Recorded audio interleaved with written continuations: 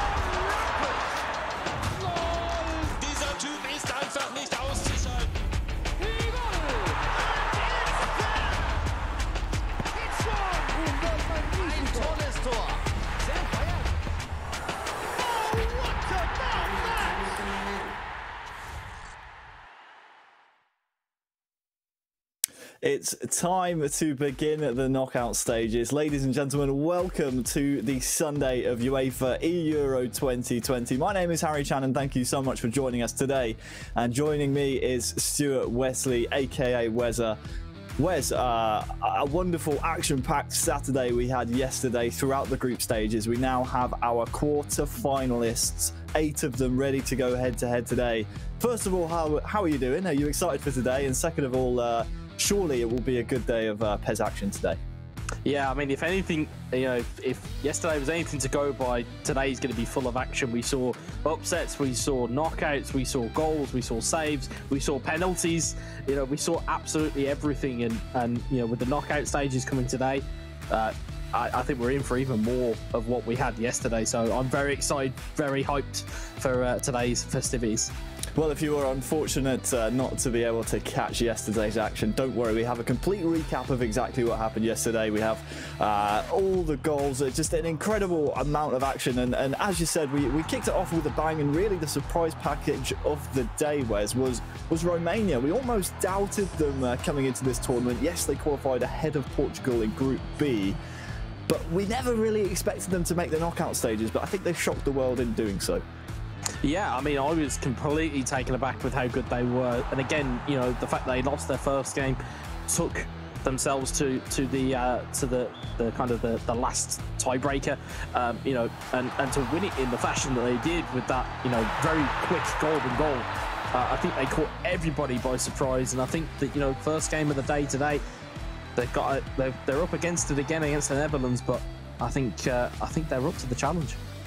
Of course, the likes of Croatia also making the round of 8, I suppose, the quarterfinals. We have 8 nations remaining. We're down from 55 throughout the qualification phase. All 55 nations participated. We're now down to the final 8. The likely lads of Spain were certainly there, but Germany had a bit of a nightmare yesterday, didn't they, Wes? Yeah, they did. They didn't really reach the level that they are probably accustomed to, and you know, when you meet a Spain that are in such good form and in the way that they play this game, they've been superb. As you can see on your screen as well, you know, we didn't really speak about Italy, you know, but they've got themselves through to the knockout phases as well. They did fantastically well to bring it back from a 2-goal deficit against Serbia. And yeah, there's been a lot of surprises, and I think we're in for a few more today. Yeah, Serbia also making the quarterfinals as expected, maybe not via the route that we would have expected them to. And well, that was one of the free kicks that helped Romania knock out Germany in the end. It took 90 minutes of the second game, but only 2 minutes in golden goal. They could not be separated after 2 games of pairs, went to golden goal, just took 2 minutes. So an incredible game and really an incredible performance. I suppose a little disappointing though, Wes, for Turkey, considering we had high hopes for them coming into this tournament. Yeah, and again, it showed resiliency more from Serbia. As you can see the goal here that we picked out yesterday, the kind of teed up volley. But, you know, it took Serbia a while to get off and running. But again, as a result, it did cost Turkey. And as you can see, one of the nail-biting penalties that we saw from Dejan Lovren, and it was a huge penalty save, which saw Croatia get themselves through. And they've given themselves pretty much a very tasty tie with France in the quarters. You see here Israel as well, that were, you know, again, they were, you know, 7 minutes away from being knocked out, get themselves an equaliser and took it to a golden goal game. And again, that game also finished in a very lengthy penalty shootout as well. Yes, 2 sets of 90 minutes worth of golden goal, 2 nations qualifying for the quarterfinals via the penalty spot. Here are the final 8 nations we will have today battling in the quarterfinals. Netherlands versus Romania, Spain versus Serbia, Italy versus Israel, and France versus Croatia. A couple of teams there, where's a couple of nations which actually were in the same qualification group, Spain and Serbia being one of them, and France and Croatia being the other. So these 2 nations will know each other very, very well. Should set us up nicely for some good games. Yeah, definitely. It should set us up quite well for some very tightly contested games. You know, you can see any one of these games going the full distance today, and you know, and that's only the quarterfinals. We're yet to figure out our semi-final and our final. So if we've got games that are going the full length in the quarters, Lord knows how it's going to pan out in the semis and the final. Yeah, a bit of a different format for you all today. We'll talk you through the process. Don't worry about it. Now, I think it's only fair to say and to show you all exactly the Booking.com schedule for today, so you guys can plan your schedule around the matches you want to watch. All the quarterfinals today look to be jam-packed. We start very, very shortly with Netherlands taking on Romania, the surprise package of yesterday in Romania. And Netherlands, who will have high hopes to go throughout the tournament. Following that, Spain versus Serbia, 2 nations that know each other very, very well in both the eFootball Pro League and, of course, throughout the qualification campaign as well. Italy versus Israel for a chance to make the semi-finals, to face either France or Croatia. That comes a little bit later on today, so you can plan your schedule accordingly. You won't want to miss any of the games. There are some really tasty matches, and then of course we have the semi-finals later on today, where it's going to be, again, it's going to be a great day. Is there a particular match in there? I think I know the one you're probably going to pick out, but is there a particular match maybe that whets your appetite more than the others? Well, I think from a competitive standpoint, you know, if I was looking at a game to pick out, it's going to be Spain versus Serbia. But as we've said, at this stage, there's kind of narrative across all of these games. You know, I'm quite interested to see our first game as well between the Netherlands and Romania. Didn't really see the best of the Netherlands yesterday, but they still got through their stage. Through their group, and Romania again, they had that power of recovery. They got themselves through. They gritted their teeth and they battled hard, and now we're going into game one of quarterfinal one, and it's going to be a pretty interesting tie. So we'll shelf the other quarterfinals for a while. We'll just talk about Romania versus Netherlands. It's our first featured match of today. I think you summed it up perfectly. I don't think we saw the best of Netherlands yesterday. Yes, they made it through the winner's side of their group, so it's, you know, relatively simple for them, but it's not the high-scoring performances we expected out of them. Do you think Irma and do you think Panias of Romania will be able to maybe surprise them early on today? It's an early game for them. It's an early kickoff. They are the first match of the day. Do you think maybe that might surprise the Netherlands coming into this match? Yeah, I think it may just catch them a little bit cold. We know the experience that the Netherlands possess in their side, but again, that Romania showing from yesterday, it shows they can score goals. It shows if they get into difficulty, they know exactly where to get themselves out of trouble. And I think that might catch them cold a little bit for the Netherlands. But, you know, we may see kind of a handbrake taken off of the Dutch bus, if you will. We may see that get some momentum and roll. I think this is a fairy tale story for Romania. I think it's only fair to you all that we show you the players who are representing the Netherlands, the players who are representing Romania. They fought so hard since all the way back in January throughout the qualification process. Let's meet them. Let's meet the players from the Netherlands and Romania.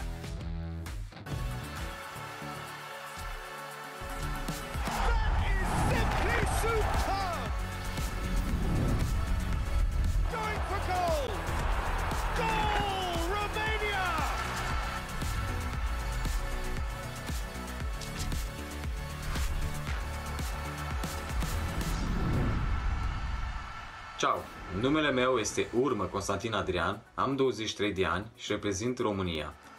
Gamer tagul meu este NGU Urmă 43. Are semnat Never Give Up Urmă 43. Hi, my name is Cristian Radu, my gamer tag is Paneas88 and I'm representing Romania. Joc în eSport de 10 ani și sunt un jucător profesionist din PES 2017. I played this game for almost 20 years now. My teammate is a very strong player. It's a great honor to play amongst him. Este un jucător foarte talentat, foarte bun, care m-a ajutat foarte mult în a îmbunătăți jocul meu. Drumul nostru înspre turneul final a fost unul foarte greu, având o grupă grea cu jucători foarte buni și jucători profesioniști, precum Portugalia, Slovenia, Scoția, Liechtenstein. Adrian Urma played very well. He beat Portugal 2 times. Dar datorită colegilor mei din națională a reușit să trecem grupa de pe primul loc și suntem foarte mândri. It's a very nice feeling to represent your country. I hope we will do well in the finals. Eu cred că să câștigi eEURO 2020 ar fi cel mai mare vis al meu și în același timp ar fi o onoare să reușim să aducem trofeul eEURO 2020 în țara noastră, România.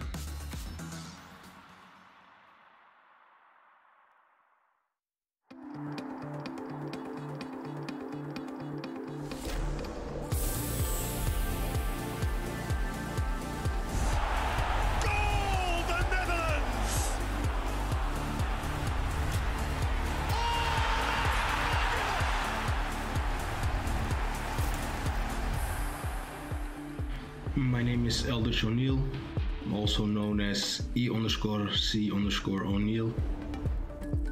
My name is Jos Sonneveld, also known as Indominator, and I am representing the Netherlands. I've been playing esports competitively since 2013. I'm a professional player for Manchester United FC as well and compete in eFootball Pro. I've been competing in several national and international tournaments. When I was younger, I always had the ambition to play for the Dutch national team as a footballer, but to be wearing this orange shirt through this way is like a dream come true. We were pretty confident in our skills, and we already said before when we knew the groups that we should top the group. There were some tough games. I think that the toughest one was against Sweden. In the end, we won that game. My teammate Aldrich is a very tactical and mentally strong player. He has a similar way of playing style, which is good for us as a team. He's a very strong player, and I can have my faith and put my belief in him, so that's good. Indominator and I are known as very great players in the world. And the thing is, we have never won a big competition. It's always almost. Very great if we could win the eEURO 2020 tournament. Personally, I think that will be my biggest achievement in my life. Hopefully we can achieve this goal, and we will celebrate this hugely.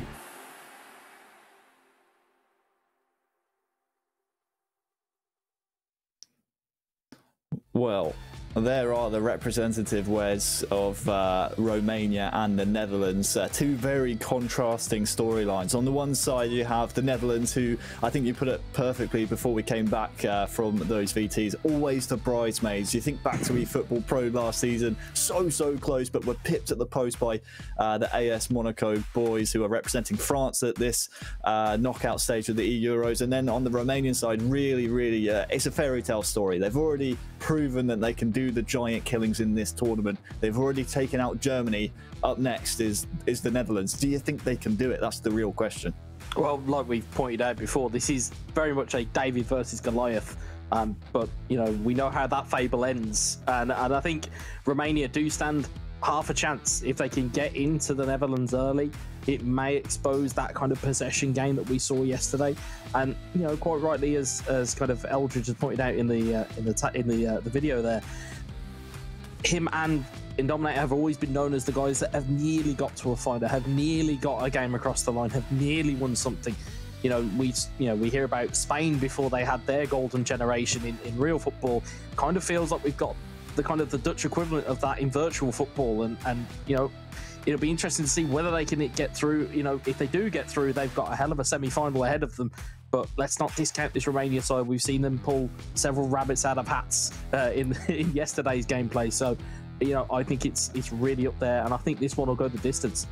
Would you say this is a tougher test for Romania? And this is not discrediting Germany at all, because obviously the German squad, very good, solid set of players, but this Dutch setup, it's just Indominator and O'Neill. They can work in tandem. They've worked in tandem in the past. Would you say, because this is such a close-knit pairing of players, would you argue maybe that this is more of a difficult task for Romania to overthrow?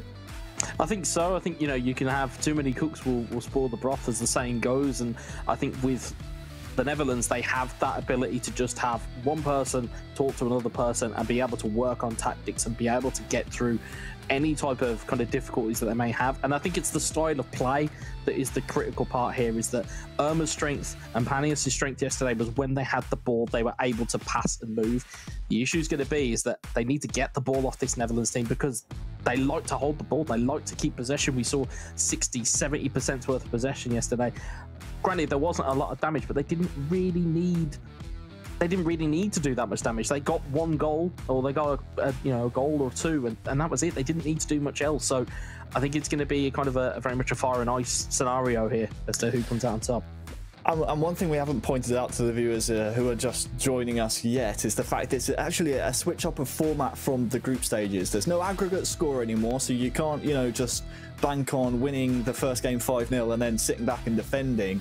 It's a best of 3 matches. So if you win the first 2 matches of PES, obviously you switch sides from home to away in the second and vice versa.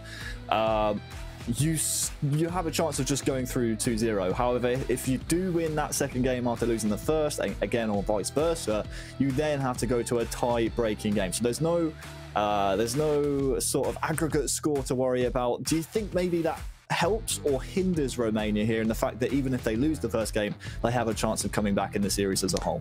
I think it actually helps them in a bit of a strange way. They're able to kind of throw off the shackles if they do lose that first game. They're able to throw the shackles off and go for broke in the second and potentially third game. I think it'll kind of hinder the teams who were very defensive in their play styles yesterday. You know, you look at Israel later on today. That's where that type of change in the structure of that series, that's where that's going to come into real play. But obviously, of course, first things first, we've got Netherlands versus Romania, and I can't wait. Of course, if your eyes are wandering to other quarterfinals coming on later today, you can head on over to eEURO2020.com. All the information you need on your favourite nations is right there. But now it's start time for the Netherlands and Romania. They take centre stage for the first time today. It will be Netherlands attacking from left to right. They are the home nation in this first game of this best of three. Eldridge O'Neill up first against Panias, who yesterday actually proved to be quite a worthy competitor for his adversaries. And something that you picked up from that little message from Romania is the fact that he feels, in Irma being one of the more experienced players, that Panias has actually helped his playstyle and helped him himself improve his game and really almost sharpen the sword that Romania have to bring against the Netherlands here. Yeah, and that's the strange part of this, is that these star players that we're so used to seeing, it sometimes needs a fresh set of eyes to take a look at what you're playing with and actually improve your game. You know, I've had several sessions with other people who have highlighted to me kind of flaws in my own eFootball PES game, and all of a sudden it does make you that much of a better player. And again, the fact that Irma's, you know, highlighting the fact that Panias has showed him some key aspects to his game that he can improve, I think it's a wonderful sentiment, but it also highlights the type of player that Panias is. Well, it will be a difficult task in front of Panias here. He has the Manchester United player Eldridge O'Neill to go up against in game number one. A great player and a strong player in his own right, but I don't think we saw the best of him yesterday. Had to play very, very possession-based against Montenegro. It got the job done, but certainly not in the fashion that maybe some of the Dutch fans at home would have expected. But it got the job done, Wes, and that's the important thing. Yeah, and that's the thing. In these knockout phases, these knockout games, you just need to get the job done. You know, come hell or high water, you need to find a way. And this Dutch team has found a way during the groups, as we see Van der Beek. Yeah, real chance here for the Netherlands. Van der Beek is, well, trying to steal his way through. Shouts in the stadium for maybe a penalty to be given, but it's a bit early for that sort of nonsense, says the referee. So it was a fair play. Panias, though, continues the charge, but once again, one of his players drifting offside. It's been an eventful opening few moments here, Wes, and it's pretty much the type of game that we expected. We didn't really expect Panias to just sort of roll over and show his belly, but Eldridge with the majority of possession so far. Yeah, it just seems to try and just be getting himself into the game. I feel that there's, strangely, I feel there's a bit of nervous energy. They are first game of the knockout phases.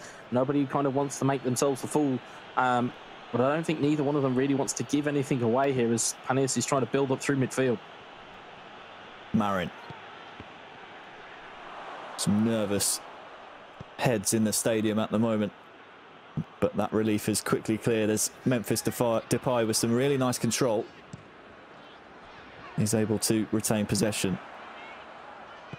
Van der Beek, who has been a regular starter for Eldridge, his compatriot in Dominator, prefers to bring him off the bench, but that's where the subtle differences lie in this type of competition, with nations having so many players behind the sticks to choose from. They can differ in ideas. It's swung in, headed down. Van der Beek and Berghuis both trying to chase the ball there. De Roon. And this is good territory here for Eldridge. This will frustrate Panias as a ball is drilled in and he's brought down in the area. The referee, well, he's having none of it. That's a contentious decision. And Panias, I feel, has just gotten away with one.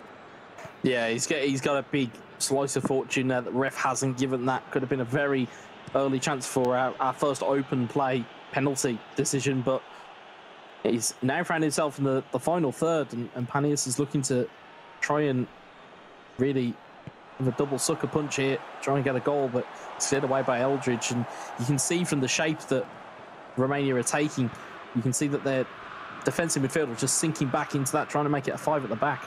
Memphis Depay is charging down that far side. Will result only in a corner as half-time is on the horizon. It's been a good game so far. Swung into the front post.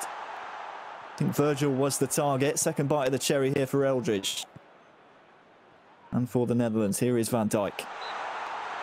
To De Jong. This will be a free kick now.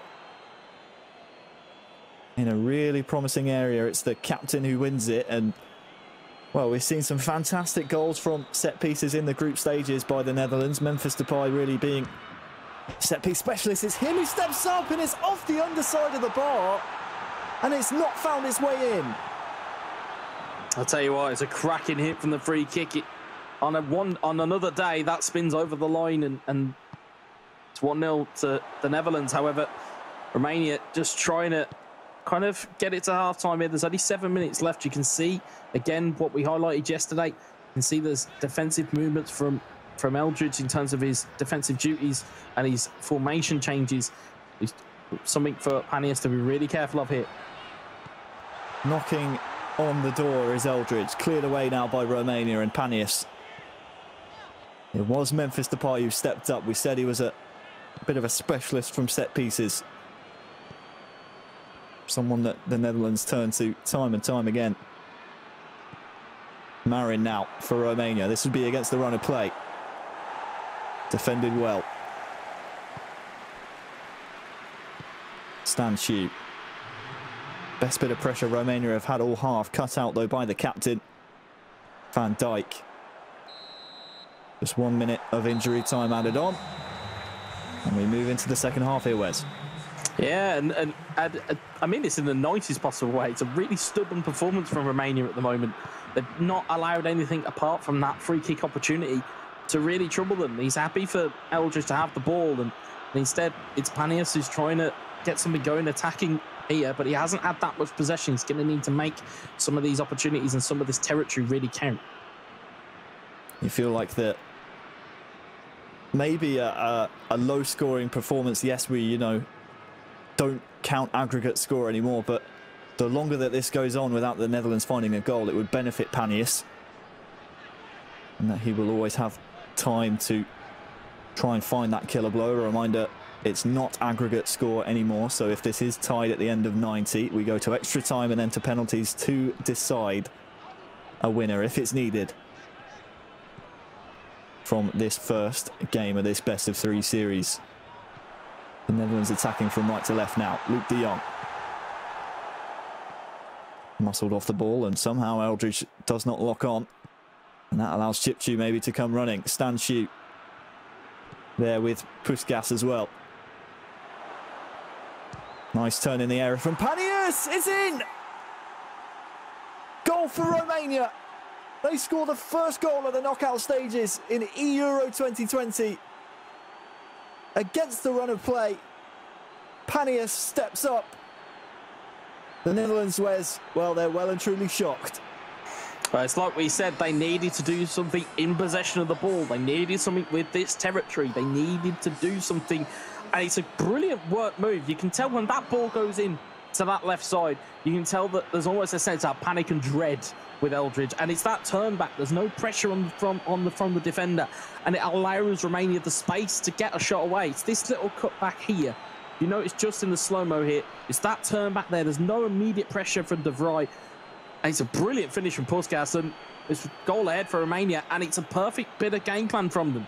They don't now need to go and push. Panias' game plan to allow Eldridge the ball kind of has bore some fruit here, and now you can see there's an attacking switch from Eldridge, which means there's going to be a bit more pressure applied from the Netherlands.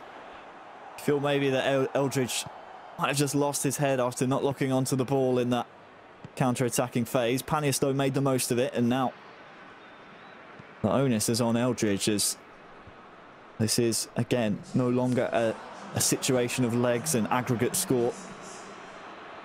We have to have a winner in game number 1.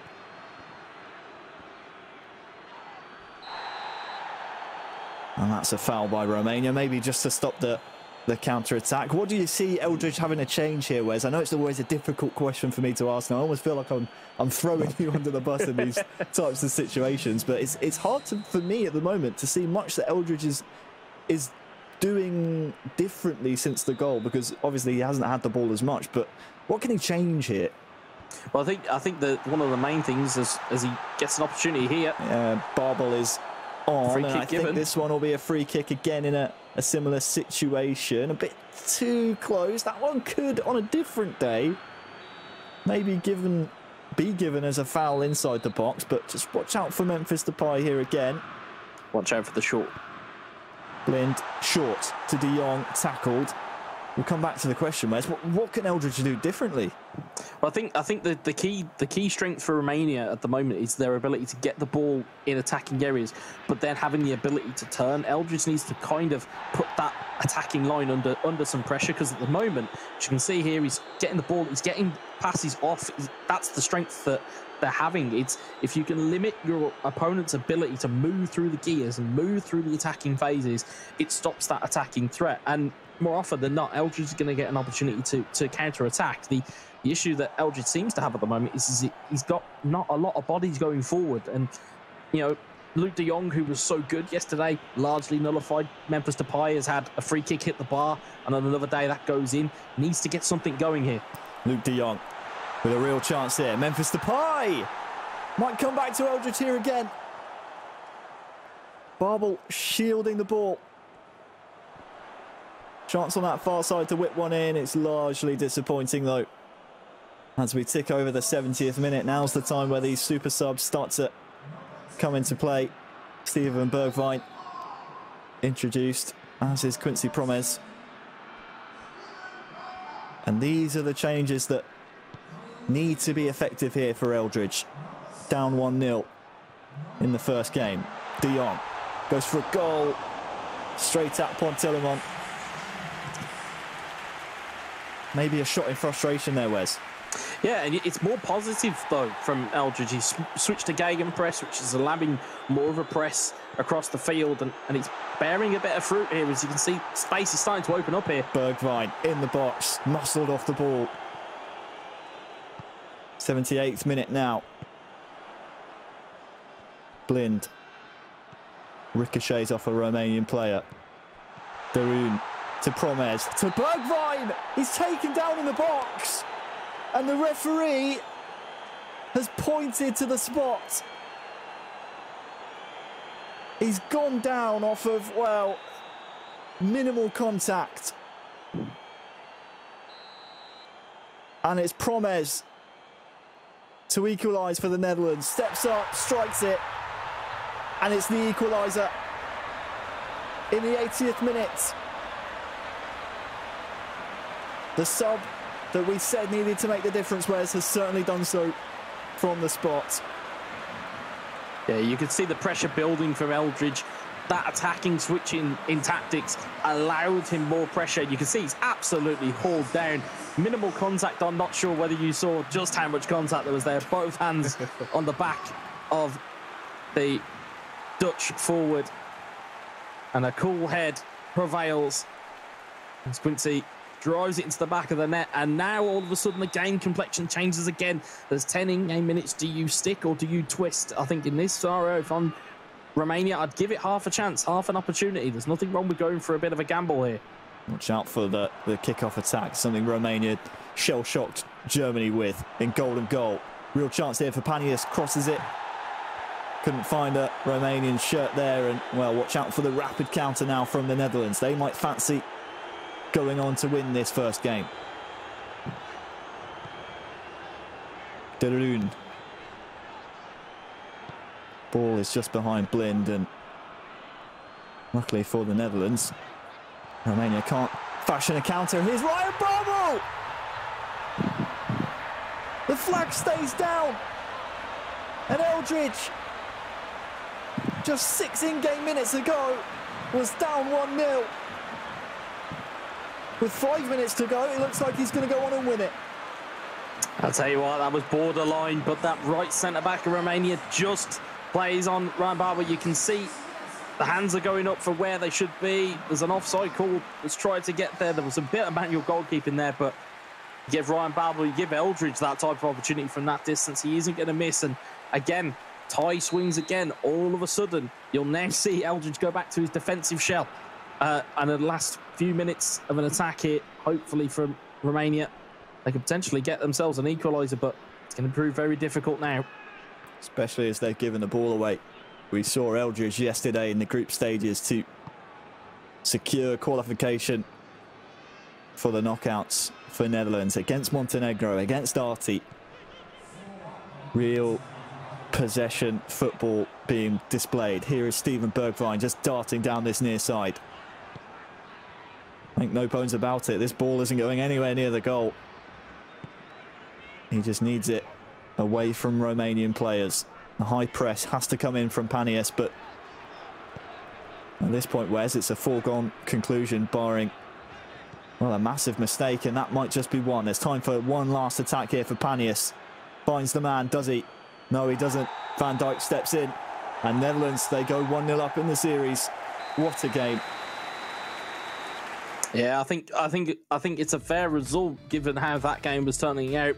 You could see the possession was king, and it was only through those substitutions. It was a smart play. We've seen it so many times in eFootball PES, how important your substitute bench is, and again, to full effect from the Netherlands, they've made that work. And I think it was a bit of a cynical foul from Romania. Maybe they sensed that goal was coming, and the penalty just kind of delayed the inevitable. But you could sense as soon as that goal went in, that kind of confidence went from Romania. And again, it was a brilliant through ball from Eldridge to make it 2-1. Well, we'll take a look at the replays from the match. And I'm quite actually excited to see the penalty decision. I mean, it started with the first shot in anger.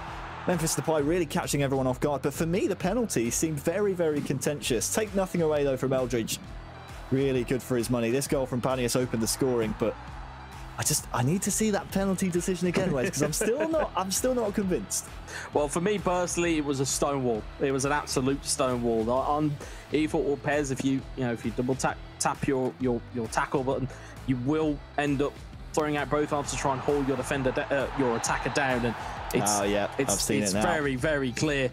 But what was also clear was how cool this penalty was under pressure. Finds the back of the net and set the comeback rolling. Set it rolling indeed. And then Babel, it's another contentious decision. Was he onside? The linesman says yes, and you can see it there. Times his run absolutely perfectly, maybe a millisecond earlier. And that one is flagged by the assistant referee. Here are the match stats delivered by FedEx. 61% possession for the Netherlands. The only shot of the game for Romania was their goal. So you could say, based on the stats alone, where it's probably a fair result in game one. Yeah, certainly. I think the one that kind of rings true from the match stats is just how accurate these shots were. You know, we saw so many teams yesterday being very wasteful with opportunities and not getting shots on target, whereas we've seen two teams there. Granted, Romania's was only their one goal, but again, it took some composure to get that finish on target. And the same goes for Eldridge. The amount of pressure he put that team under, to have 5 shots and all of them be on target means you're testing the keeper all times. So, you know, I think that's the kind of the stat to really take home from that. And the fact that 60% possession or 61% possession for the Netherlands as well. Again, possession proving to be king at this point. Yeah, Pantilimon certainly coming under fire. Do you think, for those tuning in for the first time, just seeing Romania's performance in that one game, do you think that does them justice? Because Panias was leading for, you know, a good 60 or so in-game minutes of that match, but just fell short in the last 10 or so. Yeah, I mean, I described it in the commentary. It's a case that was a really stubborn performance from Romania. It's almost like they know what the job is, they know what they're trying to do and what they have to do, but it's executing under pressure, in game time, in game management, and I think it kind of undersold how good Panius was as an opponent, but I think Eldridge will probably tell you that's probably one of his toughest games so far. It's almost unfortunate, really, isn't it, for Panius that we don't get to see, as we take a look at some of the results at home, a lot closer from the poll, Wes, than I thought it would be. It's almost unfortunate for Panius that we're not continuing the aggregate score. You know, the rules change here in the knockout stages. It's best of 3. It's only the game wins that matter. So throw the aggregate score out the window. It's almost unfortunate for him, isn't it? Because that 1-goal deficit going into, you know, a game against Indominator for Irma, who we're about to see, he would almost fancy that game, wouldn't he? It's almost very unfortunate for Romania. Yeah, I mean, you know, we do have the best of 3 rule today, and yeah, that would be slightly unfortunate, or is slightly unfortunate for them. But I think Irma is still going to relish the challenge against Indominator. I think that's going to be a fascinating watch. There's no doubt about this. It's going to be a tactical game plan from Indominator, but he still has to, with the rule change, I think it also hinders the Netherlands now. They can't come out and just play defensive. They have to go and score goals. They have to go and push the kind of game to get in front in the first place. So I think it kind of hinders the Dutch a little bit here, and I think we could see some fireworks in this game. Yeah, it will be, of course, a third game if Romania were to win their next match. We're just waiting to jump into it, and worth reminding you, of course, this isn't just a short-term rule change. This wasn't sprung on the players. They all knew this format coming into the tournament, so it's not like we've just thrown up a curveball to these nations last minute. Should be a really nice game, though, coming up. Let's try and set the scene for those first-time watchers of eFootball, Pez. Indominator, captain of Celtic FC in the eFootball Pro League, hasn't had the season he's wanted so far. Last season fell short with Dutch teammate Eldridge O'Neill at the final hurdle. They've been known as the nearly men of PES Esports for quite some time, and well, he comes up against Irma, who really has been the star man for Romania so far. Yeah, he really has, and as you can see, NGU in his username, he's said in the opening video package that it stands for never give up. He's going to need that mentality here as Depay gets through and free on the wing, cross the ball in and cleared away by Irma. Early pressure then on the Romanian side, who have switched to the home nation in the stadium. Goes for the acrobatic at the front post. Not sure that's the, well, intended type of finish that Virgil will look for. And Indominator, I mean, I've had the chance to even commentate events with him as well. He's such a great PES mind. He has a chance here for maybe a chance early on within the first 5 in-game minutes, but his mind is constantly thinking about tactics. So something for Irma to worry about here. Maybe there's a chance in behind. He snatched it away. And that's what De Jong can bring. The assassin just sneaking in behind like a ninja. The goalkeeper maybe dwelled on it, Wes, but I mean, it's a mistake at the back for Romania. Yeah, you can see, and you could see from the previous move, you can see that Indominator was looking for that inside ball, that inside trickery. And to be fair, there's 2 options and there's 2 ideas to this. You're either looking for an inside pass where the defender doesn't track it, or you're looking for an inside pass where the defender does track it, but he ends up getting a ricochet. And to be honest, Indominator has to be live to that ball, so it is a tap-in for De Jong, and it's a bit of a blow for Romania, but they're coming back quick. Definitely a defensive mistake, but you're right, take nothing away from Indominator. He forced the chance, and well, the Netherlands, they might smell blood, and Indominator really wants to prove his worth here. Look out for Gini Wijnaldum here through, pretty much, and it's a second. 2 goals for the Netherlands, and the Indominator is turning up on the big stage. We've seen it time and time again. Can the Netherlands go all the way? They had to get past Romania first, but well, they have 1 foot in the semi-finals. But you can see the issue there. That was Romania's left back has gone out to meet the challenge. What's then happened is that defensive line has then had to shift across, which has then left so much space out on the left, and again finds Berghuis in the middle, and 2-0. I mean, it's a complete defensive collapse there for Irma. He will not be happy with it, but Indominator certainly will be. He's 2-0 up. This is pretty much his to lose now in terms of the way that Indominator will play this game. I'd imagine it will just be very possession-based. He won't want to lose the ball. And again, like we said yesterday, it's win at all costs.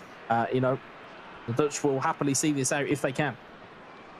Well, it's nothing like the Irma that we saw yesterday so far. Granted, hasn't had too many opportunities to get the ball in his possession, but I think now we have to see what Irma is really made of. We've seen him blow teams out of the water. You think about his game yesterday against Bosnia and Herzegovina, winning by almost a cricket score. Now we have to see the other side, the professional side of Irma. What can he do to try and get his head back in this game number 2? He will, of course, have heard the result of the first game. Would have been watching with anticipation as his teammate has left him with quite the task to do.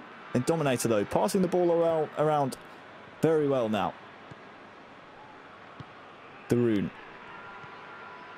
Wijnaldum, who, of course, set up that goal we just saw, which made things very, very complicated for Romania. I say complicated, Wes. It's only complicated because they can't get the ball right now. The task is simple: score 2 and you're back in the game. Yeah, but that's the thing, though. It's like we said, they are, you know, Romania are the most damaging when they have the ball. The issue is he's trying to get that ball back and seize on the mistake. Now Irma has the ball. He's going to have to do something with it. He's got 5 men up, and he's going to need to find a pass. And again, it's a bit lackluster compared to what it was yesterday. You know, those passes aren't as crisp. And meanwhile, the Netherlands are through again here. De Jong wrestled off the ball very physically. The referee happy to let that one go. We're still in the first half, of course, in this game too.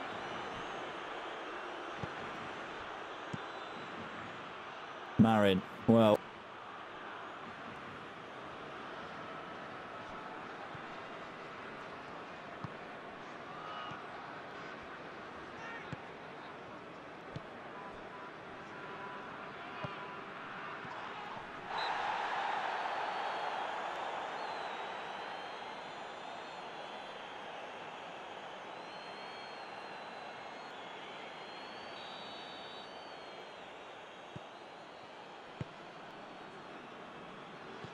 that ball, and you see here now they're in the final third. Ball asks a lot of Wijnaldum, but he gets there. Darun. Berghuis looking for De Jong. Might have just been offside, but either way, it's Romania. And Irma now with the ball. Chipchiu.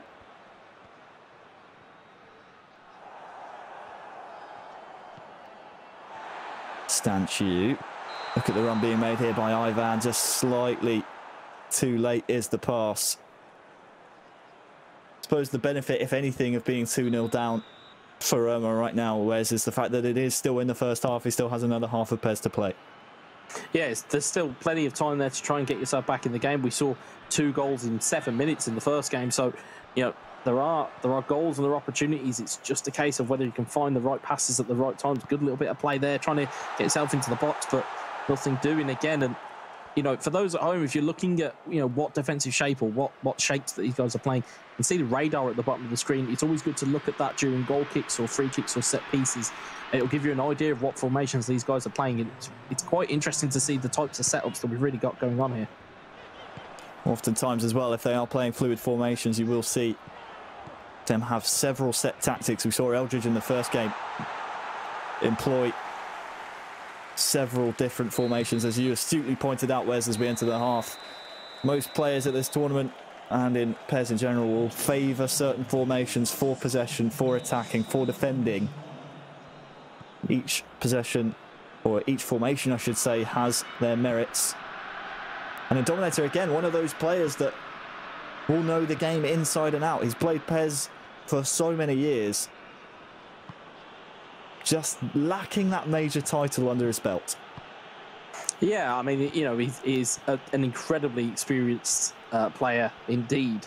And we talk about the kind of the fluid nature of formations. It can sometimes be, even if you're not playing with a fluid formation, you have the ability to switch in-game without a pause.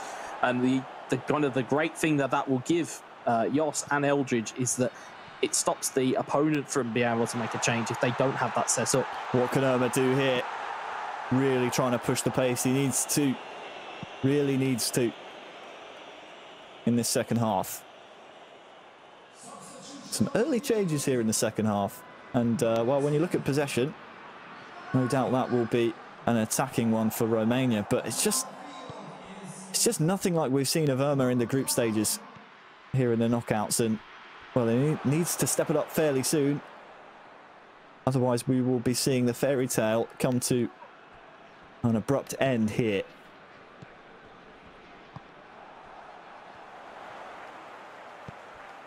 Here's a chance for a counter. Plays one more into Ivan. Through one-on-one. Really needs to score this.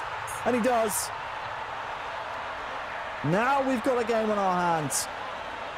That was the goal he needed. It was really good play. You'll see here, as he starts this off, there's 3 men moving forward. And again, it's Van Dijk that is left in, trying to mark what felt like a phantom body. He completely leaves the runner, and it allows Puskas to get the ball in. And it is that man again. Is he? I believe it was Ivan again. Yep, it is that man Ivan again. And all of a sudden, game on here for Romania. They could see a little bit of a light at the end of the tunnel, but I'm sure Dominator will be wanting to get that digger and shut the light down as Depay makes his way in. Memphis Depay reinstates the 2-goal cushion.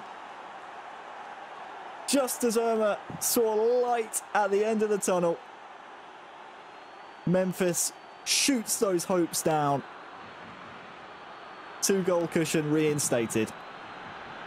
They always say you're most vulnerable when you've scored. As everybody starts to relax, everyone just takes a moment to breathe. And the Dominator was not happy with conceding that, you can tell. And it was a wonderful bit of play here. De Jong finding an inside ball. Depay all alone, a little bit of manual goalkeeping, but again, he's took the shot early, which means that Irma can't set himself. And Depay reinstates that Dutch lead. Well, 30 in-game minutes for Irma to get 2 more. Wants an immediate reply here, won't get it though. Or will he? Puskas has a chance here. Nothing doing. The Dominator slams the door shut once more.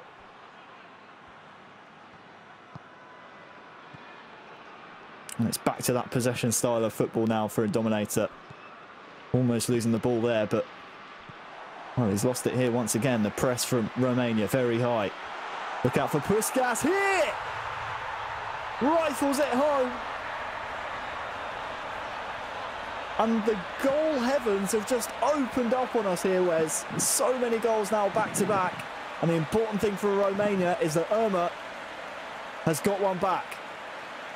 It's brilliant play as well. Again, it's Romania using the ball as we said they needed to. They need to. When they have possession here, they've got to be able to use it. It's a great finish into the corner. Keeper would be and all ends up. And again, now Irma needs to be careful not to concede too quickly from the kickoff. Needs to be very careful. Well, of course, pause is in session here, so these 2 nations will be making their changes. No doubt for a Dominator it will be just some maybe fresh legs in the midfield to counter this. That might be a contender for goal of the day, Wes, purely based on the fact it was so precise and so accurate, but also had the power to push it past the keeper, who was beaten at his near post. Yeah, it was a great finish, all things considered, but it's defensive frailties again for Irma. Luke de Jong here is onside. It's in. Goals galore. 4-2. And Luke de Jong holds his run so well. He was offside for just a moment. Has the patience, cool as you like. Irma just cannot seem to defend after he scores. Yeah, but you can see there, like you said, you saw that kind of double movement. It was from De Jong goes too early, realises he's gone, stops his run, allows it to get back on side.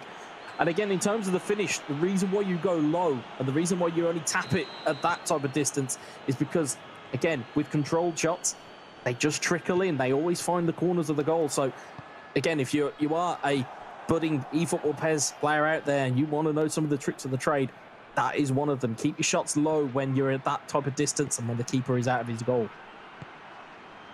Of course, anything on target there probably would have beaten the keeper. He was lost at sea. Brought him out to try and close down the angle. Here is Puskas. Ivan, he's got one already. But the ball really needs to keep finding the net here for Irma. It was a nice back heel to set up Puskas. It'll be a corner. I think the goalkeeper might have had it covered even if the defender doesn't get in the way.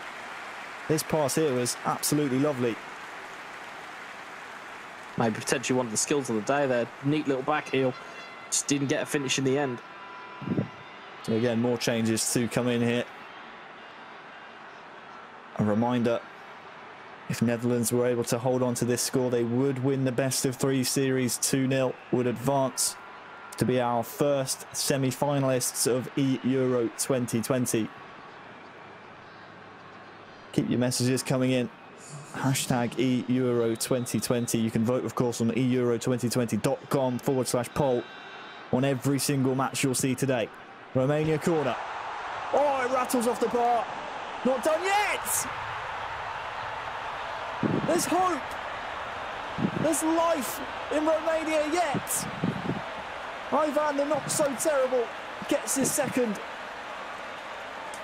And how does this one find the net, Wes?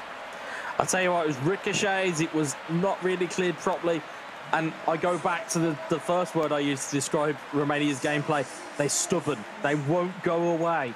And if they can just defend these last 15 minutes and get themselves a goal, they'll take it to extra time and they'll take it that one step further. They're not out of this by a long shot, but they've only got, what, 13 game minutes plus stoppage time. They're going to need something special. Well, well, well. 4-3. And Dominator still in the driver's seat in this series and in this game too. 53% of you thought that Netherlands would take this one and advance to the semi-finals. Right now that looks good. But Irma recently has been in the ascendancy and all of a sudden there's a few mistakes creeping in here for Indominator. Oh, we've seen from the gameplay with Celtic in eFootball Pro that Celtic have sometimes been prone to a little bit of a late collapse. Hopefully it doesn't befell their captain here. But Irma will do everything in his powers to try and unsettle him as neat little early ball. Into Puskas. Man is here as well. Puskas! Vital block. That one was destined to find the pay dirt, but well, that block by Virgil van Dijk might just win them the game. It's not over yet, though. Here comes the corner.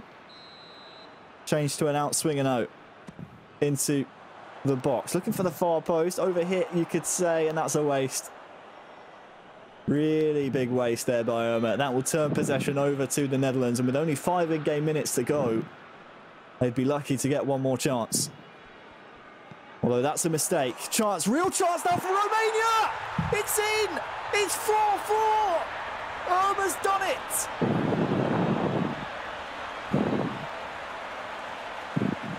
It's a mistake by the Netherlands. And it's in! There's just 2 things to say about that. One, it's almost comical defending from Indominator, and we've seen it before. No sooner did we say, hopefully he doesn't have a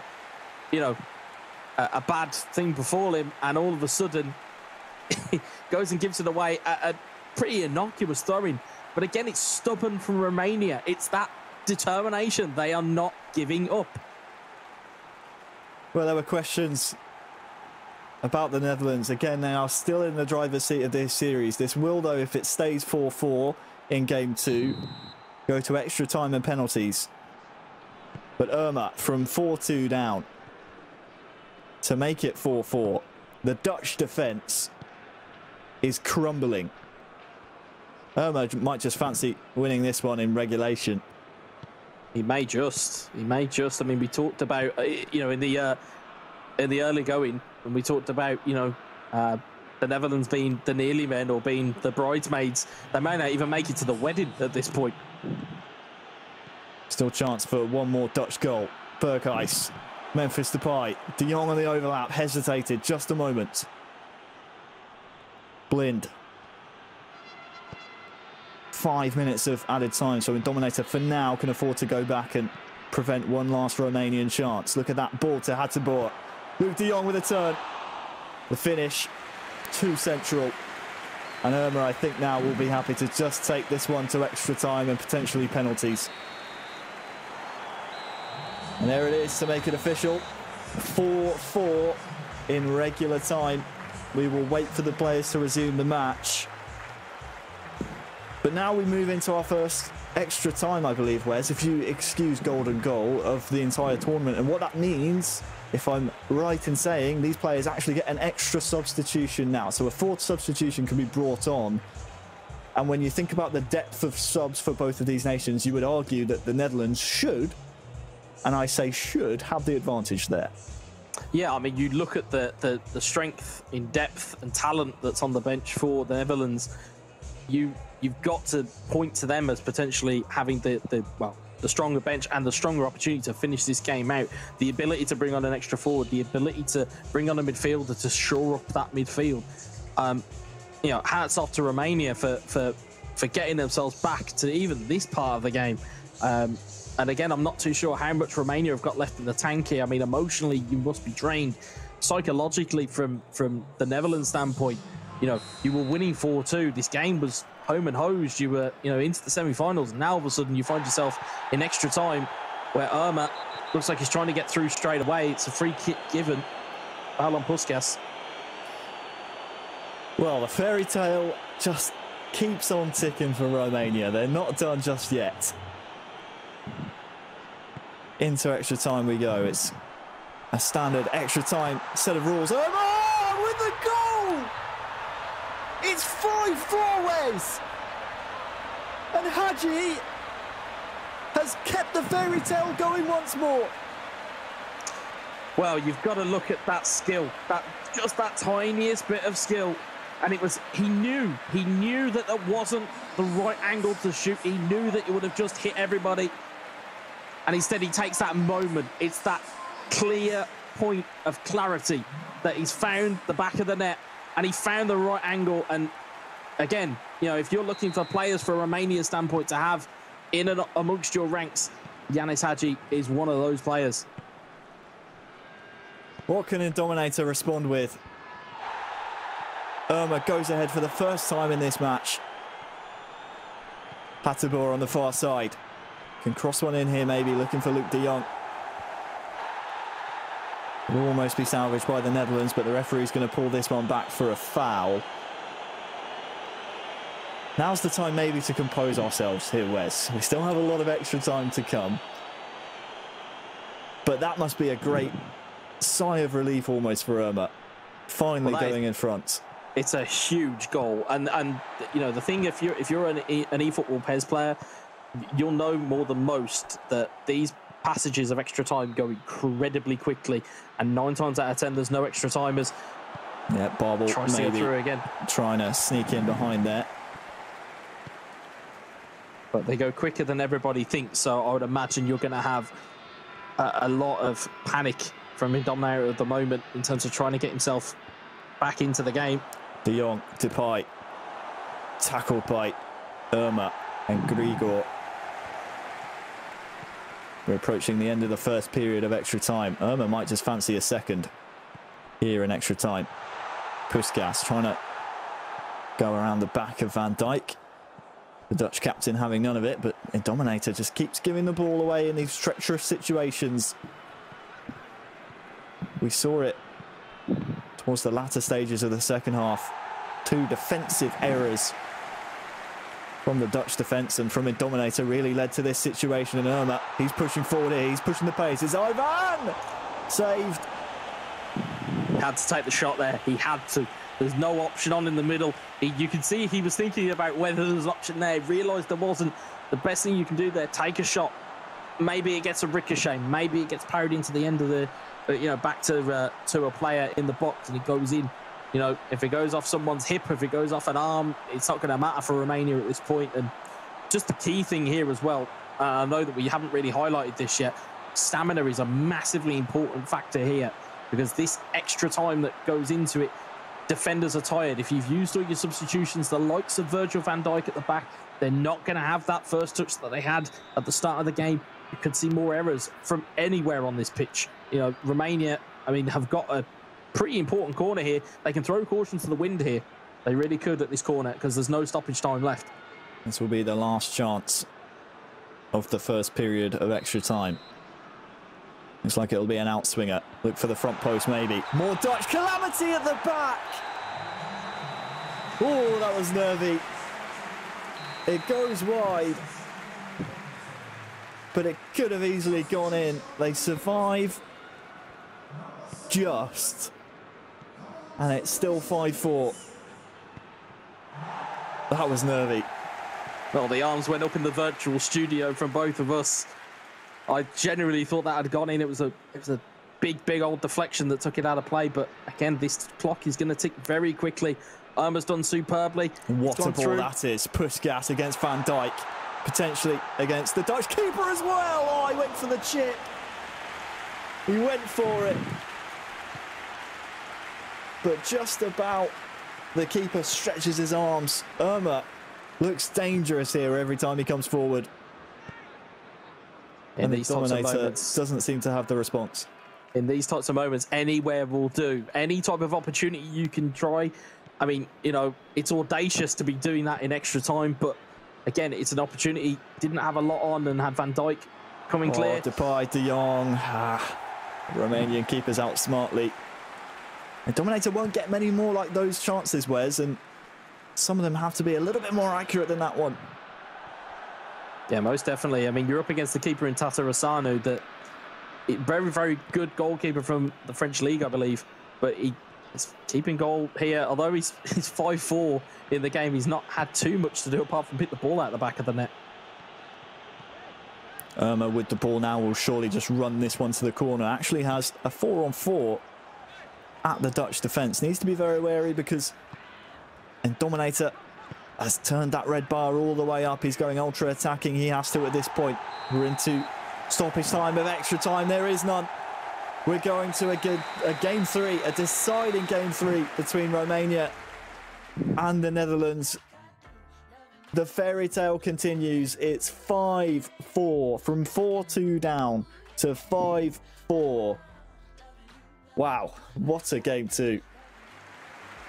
Massive and a brilliant fight back. 4-2 down.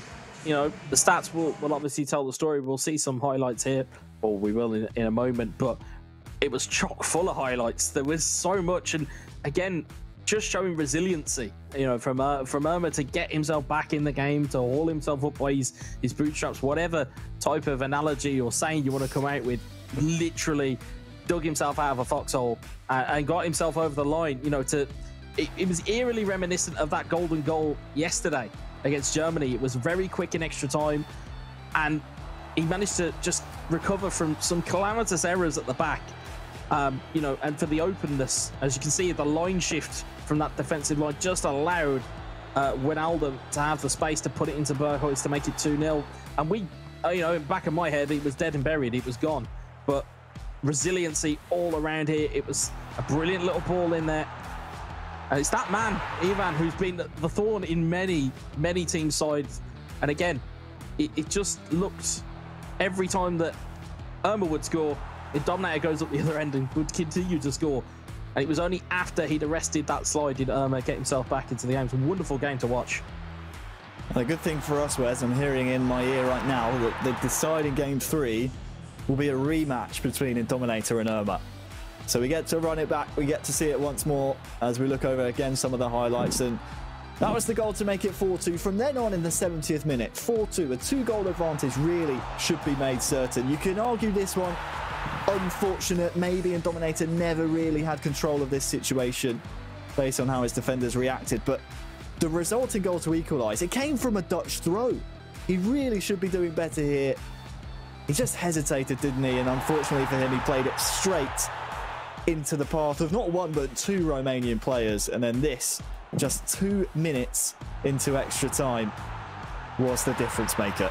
It's that dummy. It's that key dummy just to allow himself an angle. If you look there as well, 12 shots from Romania, 90% shot accuracy. Again, tested the keeper to the absolute hilt. And again, although possession was there for Indominator, we've said it time and time again, and we will continue to say it time and time again, possession counts for nothing if you don't put the ball in the back of the net. And although we put it in 4 times, Romania very much took a Kevin Keegan-esque approach to the game and just wanted to outscore the opposition, and that's all Irma could do. It was just score more than Indominator. And now we're in game 3. It's a completely completely different set of circumstances. You know, you could argue, as we're kind of seeing from some of the other casters, we're back to 0-0. We're back to square one. There is no going to be any pressure on Irma to try and win a game. It's now just a case of, can you beat Indominator? And vice versa for Indominator. There's no more, I have to defend a lead. It's go out and win the game. That's all you got to do. Is the pressure on Indominator more than Irma here? I think so. I think if you look at how Romania have conducted themselves, if you look at the way that they are looking at this tournament, and in terms of the route they have travelled, I think they are looking at this as a free hit. They're seeing this as one of the games of the tournament. They're looking at this as just, let's see how far we can get. We'll put our names up in lights. We'll get it. You know, we'll get our names on the map, so to speak. Whereas the Netherlands, we forget that the Dutch Federation came out and chose Jos and Eldridge. There wasn't a qualification procedure. There was just those two guys getting picked. There's a lot of pressure on those two boys. We want you to. We went out, we handpicked them. Obviously, the Manchester United player, Eldridge O'Neill, the Celtic FC captain, Indominator. Right now, are staring down the barrel of a gun. I mean, it's fair to say, you know, at this point, it's just a best of one, and both teams are even. But it's almost not like that at all, based on how Irma was able to come back in that game too. The psychological advantage here in this tie-breaking, deciding game 3 is most certainly in the favour of Romania, and we could be about to witness, Wes, another giant killing from Romania. And the thought of that in my mind is just thinking back to the draw show where we said that, you know, the nature of the eEURO competition is we might see these minnows come through. And this is, you know, not calling Romania minnows or calling Irma, because we know how experienced he can be, you know, a new face in the scene by any means. But it's just the potential to have knocked out Germany and then within a game of knocking out Netherlands in the knockout stages. They're definitely the surprise packages of the tournament. Yeah, and without doubt, they have been the surprise package. You know, I started off yesterday's broadcast by calling, Bosnia will probably take them out and that'll be that. Completely turned every type of form book on their head. And now all of a sudden, we're in this scenario where we are staring down the barrel of another high-profile knockout. I mean, it would be, Wes, technically the third team, because if you think back to the groups, they were drawn in a group with Portugal, and Portugal couldn't beat them in groups. Yeah. Yeah, and that's it. I mean, we've seen just how good and resourceful this team can be. You know, they don't really have a star player in their ranks. You could maybe argue Yanis Hadji, but they don't really utilise him. Now you can see from the poll. Look at this, Wes. You can see there the whole swing of momentum. You know what that is? That's recency bias, is what that is. They haven't seen the first game with Eldridge, but look at that, the swing. It was 53% of you at home, and don't forget, you can head on over to eEURO2020.com/poll. You can vote on all the games you're seeing today. 56% of you now. It was 53% in favour of the Netherlands. 56% of you now at home think Romania will go on to win this deciding game 3. And to be honest with you, I don't blame you. I know it's a bit of recency bias, but I don't blame you based on the way that game 2 went. Yeah, because it just, if anything, for Irma, and I'll try to talk about this on the kind of the mental standpoint. For Irma now knows that if he goes goals behind, he knows that he can get those goals back against Indominator. For Indominator, he knows that if he takes a lead, he's got to be ultra careful now, because he knows that Irma can strike back. So you've got to think there's wind in the Romanian sails right now, and the Netherlands could be flagging a little bit. And it is the pressure of the tournament. It's not just you know, it's not just turning up and playing. We said this yesterday, you know, it's all well and good. You know, you don't just get sore thumbs, you get tiredness, you feel pressure, you feel fatigue. And these guys are no different. And I think Irma here is going to have a big old job on his hands. You can see he's gone ultra defensive very, very quickly just to steady the ship. He may even try and take this extra time or even penalties. We just don't know yet. Well, here we go then. The first match of the knockout stages goes to a deciding game 3. The winner of this match takes it all. It's Indominator of the Netherlands attacking from left to right. They will be the home nation in the stadium, so they'll have the virtual crowds backing. But Irma will not care about that one bit at all. Here comes Indominator to start off the first half quite brightly. And would you say early attacks here, Wes, mean a lot? I know we just saw, you know, Irma come back from both 2-0 and 4-2 down, but would you say Indominator, a key start for him, would be huge? Here is Berghuis. Can't get it before the byline. Would you say first attacks mean anything? You know, taking the first strike on goal would be a huge mark on the game early on? I think so. I think the earlier you can get your first attack or first successful attack, the better. You know, your players are full stamina, you know, they're near enough full stamina. They're going to be probably at their best they're going to be throughout the rest of the game. You can see that the first touches of defenders are a lot better. You can see that the passing in midfield is a lot crisper, whereas tired legs will kick in later on in the game. So, you know, take your chances early and then go from there. You've got to really take your opportunities very quickly here, and the quicker Irma can get in to Indominator, the better, and vice versa for Indominator. He's got caliber of players. He's got Memphis Depay, he's got Berghuis, he's got Ryan Barber, he's got loads of players. It's just a case of what can he do with them. Well, look at this, a mistake maybe from the Dutch defence. They were able to right the wrong there, though, and now they can maybe charge down this near side with Luc de Jong. De Roon. Berghuis with a nice run in behind. Tackled in the box, fairly, says the referee. Comes back to De Roon. Oh, de Jong in behind, but too many Romanian bodies there. Made it too difficult for Indominator. And it's back to square one. I think the thing Romania needs to be careful of is that, and I've just noticed it in that passage of play there, but it's great from being from a broadcast standpoint. You can see these types of things, you know, with cold blood running through your veins. But Depay is peeling off of that defender at the side. So if that cutback is on, Depay is going to be free. So Romania needs to be very careful. Of course, those runs in behind for Memphis Depay will be something that Indominator will look to exploit. Here he is. On the ball now, trying to combine with Wijnaldum, who gets a sore one. And that will allow the ball to run all the way through to the Romanian keeper.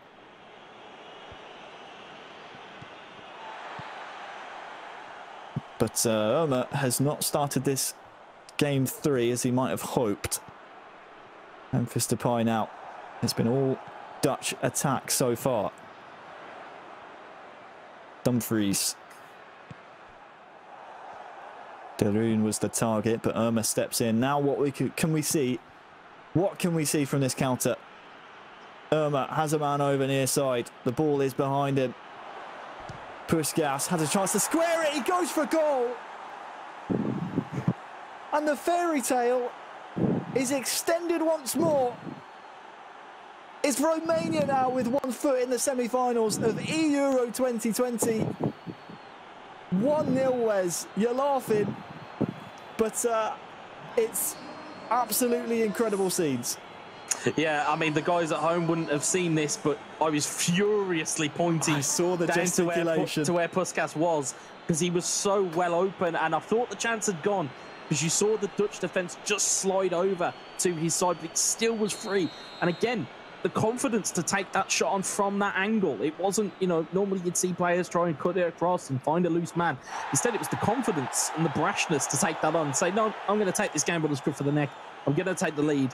And again, we're saying about possession. You know, we saw it famously a while ago with Barcelona and Celtic, where, you know, there was a Celtic victory. It was 2-0 in real football, where it was, you know, Barcelona had 80-something odd possession, whereas it means absolutely nothing, does possession, unless you do something with it. I'm going to sound like a broken record at some point during today. The limbs were everywhere while you were trying to point out Puskas. Look out for Indominator, though, with Berghuis. Lovely back heel to De Jong. What a find. It's De Jong with the finish, but credit the assist here, Wes, because this is great vision, great skill, great execution, and a great comeback. Yeah, great piece of skill, that is. Brilliant little back heel. And again, it's that kind of penetration we've been asking for. It's the back heel, which just opens it up for Luuk de Jong. And Tatarusanu just caught out his near post. He'll be disappointed, the goalkeeper, but again, Indominator's not going to care. He's back level, and again, something for his trouble, really, of getting possession up so high. He now has a goal to his name, and again, now Irma's got to regroup. So it's as you were. Ivan to Puskas, back to Ivan. Puskas again. Well, the referee's had a look at that one. Has waved it away. Now, Stanciu.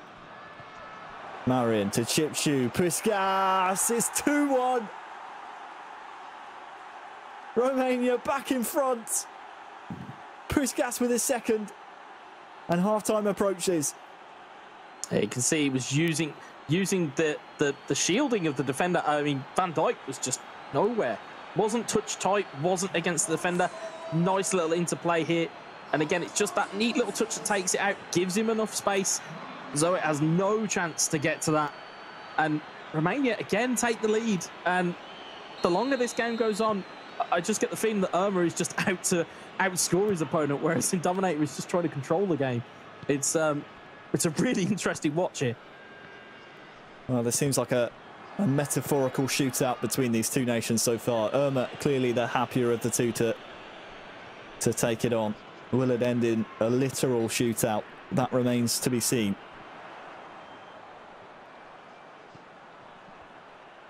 Maybe just expecting Van Dijk to step across his man to prevent that chance even happening, but just a bit of hesitation once again from the Dutch defence. They've been less than impressive, and look at this. Ivan's in once again to make it 3!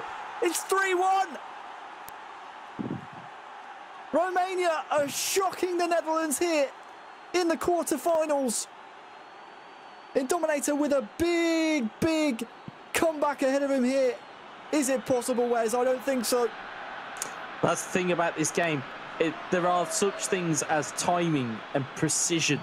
And he could have just played that ball immediately. And we've seen Irma do it where the ball hasn't quite gone through to the man. It's then just bobbled out and it's just gone for a throw. It hasn't really been a chance. Instead, he waited. He waited for the run of Ivan. And all of a sudden, finds himself 3-1 up. And what a time to score as well. Added time at half-time. He's only got 45 minutes virtually, and they're in the semi-final. And he gets the kick-off in the second half, so no chance maybe even for Indominator to try and get an immediate response. He will get possession back here, but because of the second half kick-off being in Romania's favour, that will certainly play on the mind of Indominator, who just seems to be forcing things here. Needs to settle down. The same rules apply to Indominator that applied to Irma in game number 2. He still has a second half to get 2 goals back. He's proven he can score at the very least 4 against Irma, as he showed in game number 2. So this one is not over by a long stretch. Here is De Jong, tackled by the Romanian defence. Van der Beek, nice to find De Jong. Huge block. A tight angle. It was a good block. Headed in. Good touch by Babel, but he is offside. The Romanian bodies on the line at the moment for Irma have just been absolutely relentless and impossible for Indominator to find a way past. Well, he's starting to build his own yellow wall here. There's only 55 minutes on the clock here. He needs to be careful he doesn't go too defensive too early. But at the moment, seems to be in control, but slide tackles are starting to come in. Needs to be careful. Don't want to lose your defensive shape, not at this time. And just managed to get the ball free and clear. And surprising for me that Matthias de Ligt is not playing. I suppose it's Nathan Ake is the preferred option to go with Virgil van Dijk, but it's quite surprising he's not in the starting lineup. suppose it's a bit late to be thinking about those kind of changes at the back, as the damage has already been done for Romania. But one thing I have noticed for Irma, no nonsense defending. If it's in a troublesome situation, he gets it out, gets it up the other end of the pitch. It really is no nonsense. Yeah, you can see he's just starting to throw in little challenges around the place now. Starting to just stop, right, using that physicality that we've always talked about with stat balance players. Just finding the right ways to get about it here. Is a nice little dummy in through to Puskas. Lets it run. Here is Puskas with one to find. Can he find him? Goes for the chip, actually, I think. Not sure if that was a cross or a shot. Either way, it trickles out of play, and you say, I suppose to use the terminology, Wes, he's making a bit more of a scrappy game of eFootball PES here. Would you say that benefits Irma and Romania here, being 2 goals up, or do you think that might lead to more opportunities for the Netherlands? Well, if he's engaging in the dark arts, he needs to engage in it at the right part of the field. You know, if it's in Dominator's half, you throw in a tackle or two. You know, if you're at the back, you make sure you don't throw in a challenge. Instead, use the body. You know, use a body. You know, a body kind of shot almost to get your players on the ball. So, you know, if he's bringing him down, say here, around these types of areas, you should be okay. Anywhere near it's a goal, and I think you're going to cause yourself more problems. But you can see there he's just pushing. He's pushing Dominator into the places that Irma wants him. So it's more a case that he's almost convinced Dominator to play the game that Irma's used to. Good bit of territory here for Irma. Dominator trying to press, and, well, smartly, Irma is just going to play this all the way back, and now Irma can start to frustrate Dominator and maybe start to pull and, well, force mistakes such as those by the Dutch backline. Maybe Dominator putting that out on purpose, do you think, Wes, maybe to change some things formation-wise, purely based on the fact that pause is cued here as well? Yeah, I mean, I think he's got to change something. He's got 19 minutes, and we are in a shootout scenario. He needs 2 goals, or his country are out, and he's got to do something.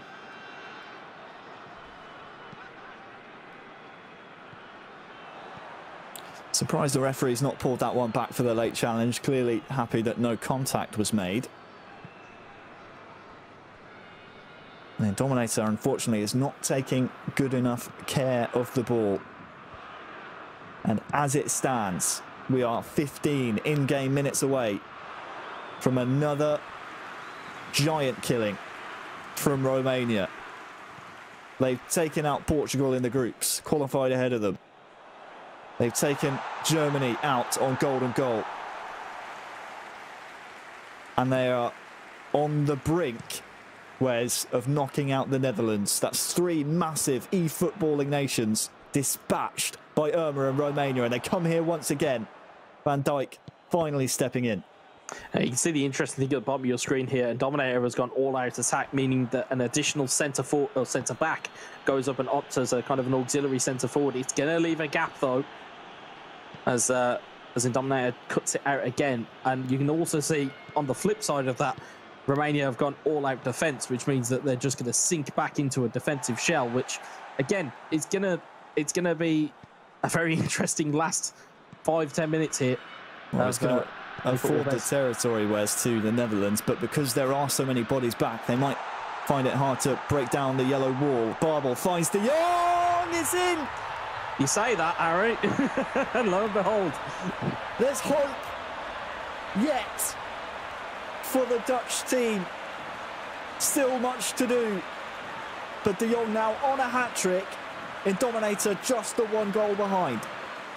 You can see it's good play. It's patient from Dominator, and again, it's the pressure from Irma. He's pulled the centre-back out of where they naturally sit, so he hasn't tracked the runner. It leaves De Jong wide open. You can see De Jong's movement just pulls out to the left-hand side of your screen there. Wonderful outside of the boot finish, and 5 minutes for a very nervy end to this game. Well, well, well, Irma, how's your nerves? Cannot afford to give the ball away here, because a player of Dominator's nature will know that there's still one last chance available in this game. If Irma makes a mistake, if Irma slips whatsoever, There will be a chance for Netherlands still to keep their eEURO 2020 hopes alive. As it stands, Romania going through, but there's the mistake we're talking about. Yeah, we can see there it's just creeping in. It's a terrible touch by Depay though, Wes. Time's not on his side. 1 minute added on. I think Romania, they've done it. The Netherlands out in the quarterfinals. Romania are into the semi-finals. It's another giant killing by Romania. From 1-0 down in the series, they come back and win the best of 3. 2-1 after a 3-2 victory in game number 3. Well, well, well. What do we say about that, Wes?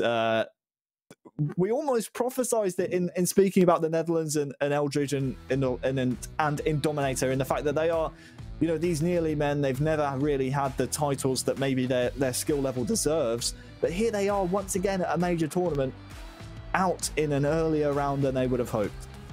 Well, here's the thing. You can have all of the talent in the world, but I don't think anybody ever deserves anything, especially with how they play today. I mean, you look at how good Romania were, and again, it's those powers of recovery, and you've got to, as Adam is kind of prophesizing here, you've got to talk about the mentality that's there.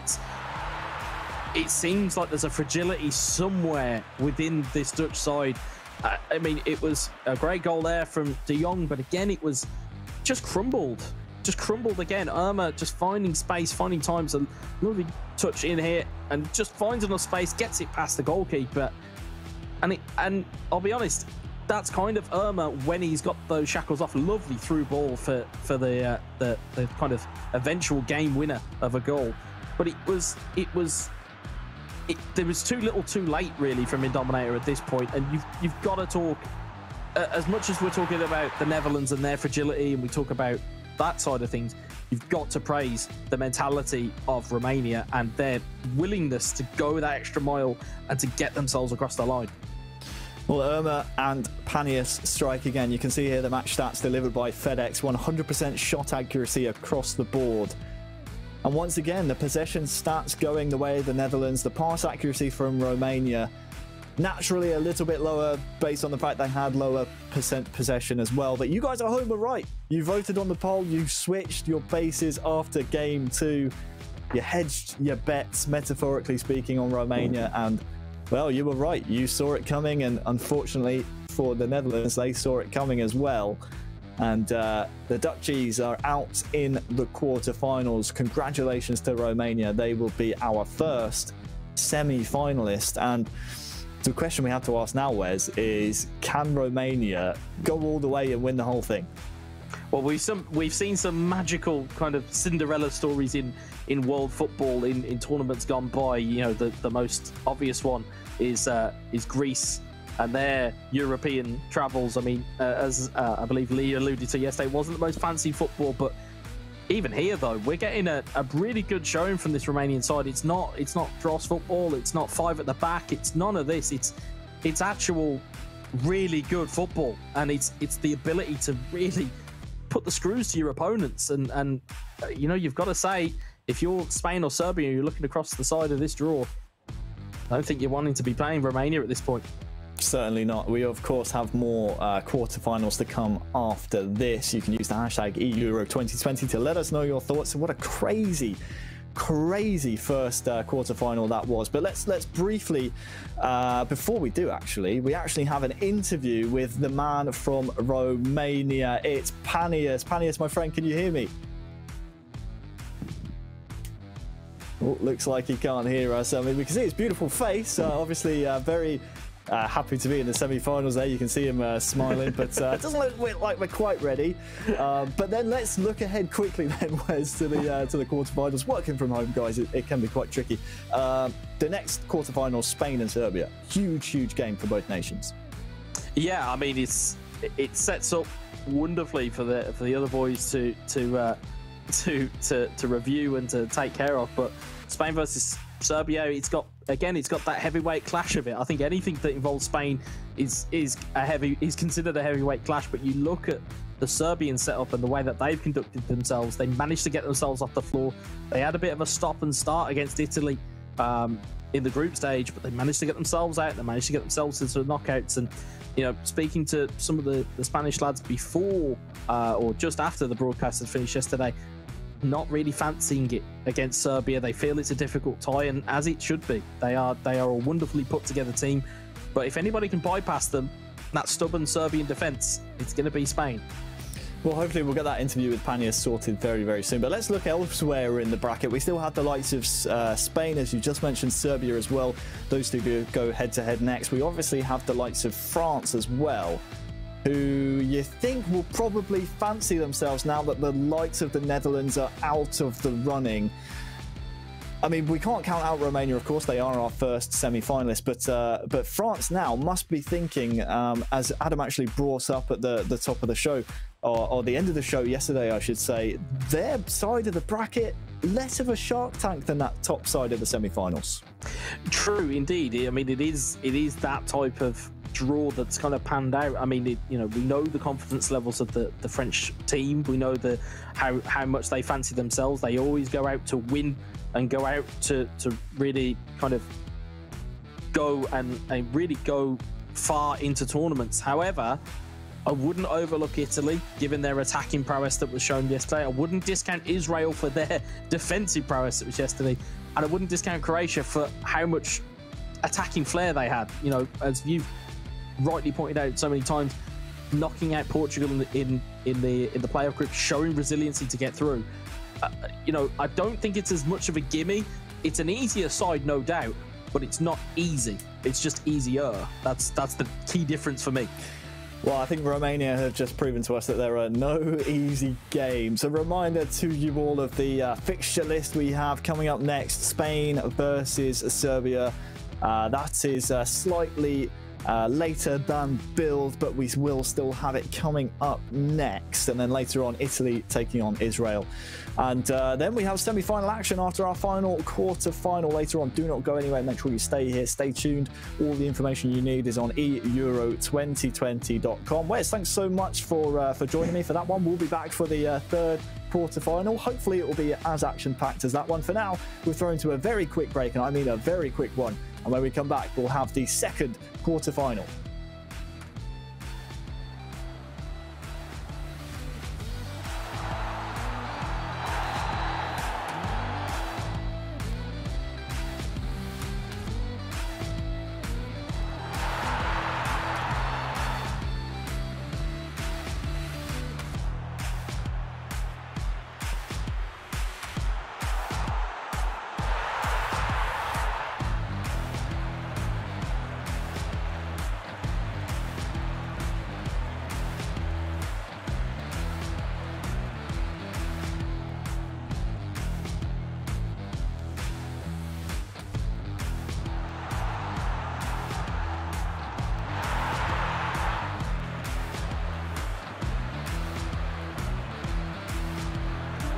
Players, many of them friends, some foes during the league season, now united for a single cause as they carry the hopes and expectations of a nation, the most unbearable, thrilling of emotional roller coasters.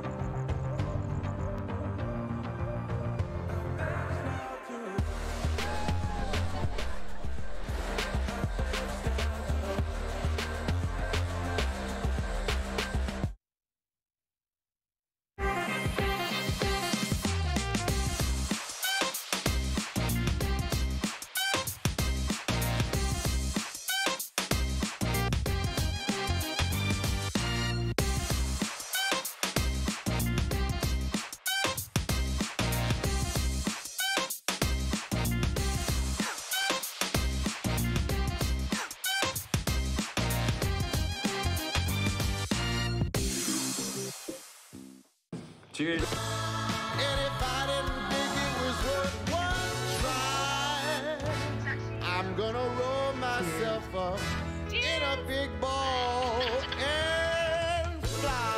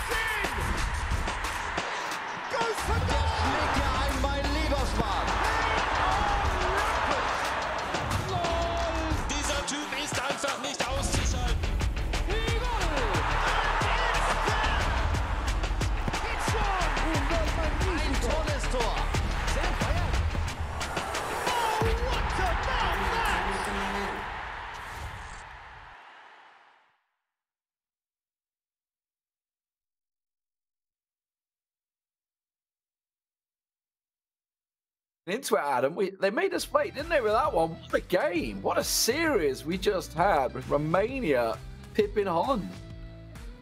Yeah, it's going to be a difficult one to go next on, to be honest, because that was an absolute barnstormer, wasn't it? Well, luckily, we have an absolute cracking game coming up. It is going to be Spain versus Serbia. Potential for a lot of goals. There's a lot of history already in this tournament between these teams. They did face each other in the qualifying groups originally, and it was Serbia that came out on top. And Spain are going to want a bit of revenge for that, because they were forced to go through the entire playoff series because of that single defeat back in March. And Adam, I think there's a bit of revenge required for this one. Yeah, you can talk about revenge.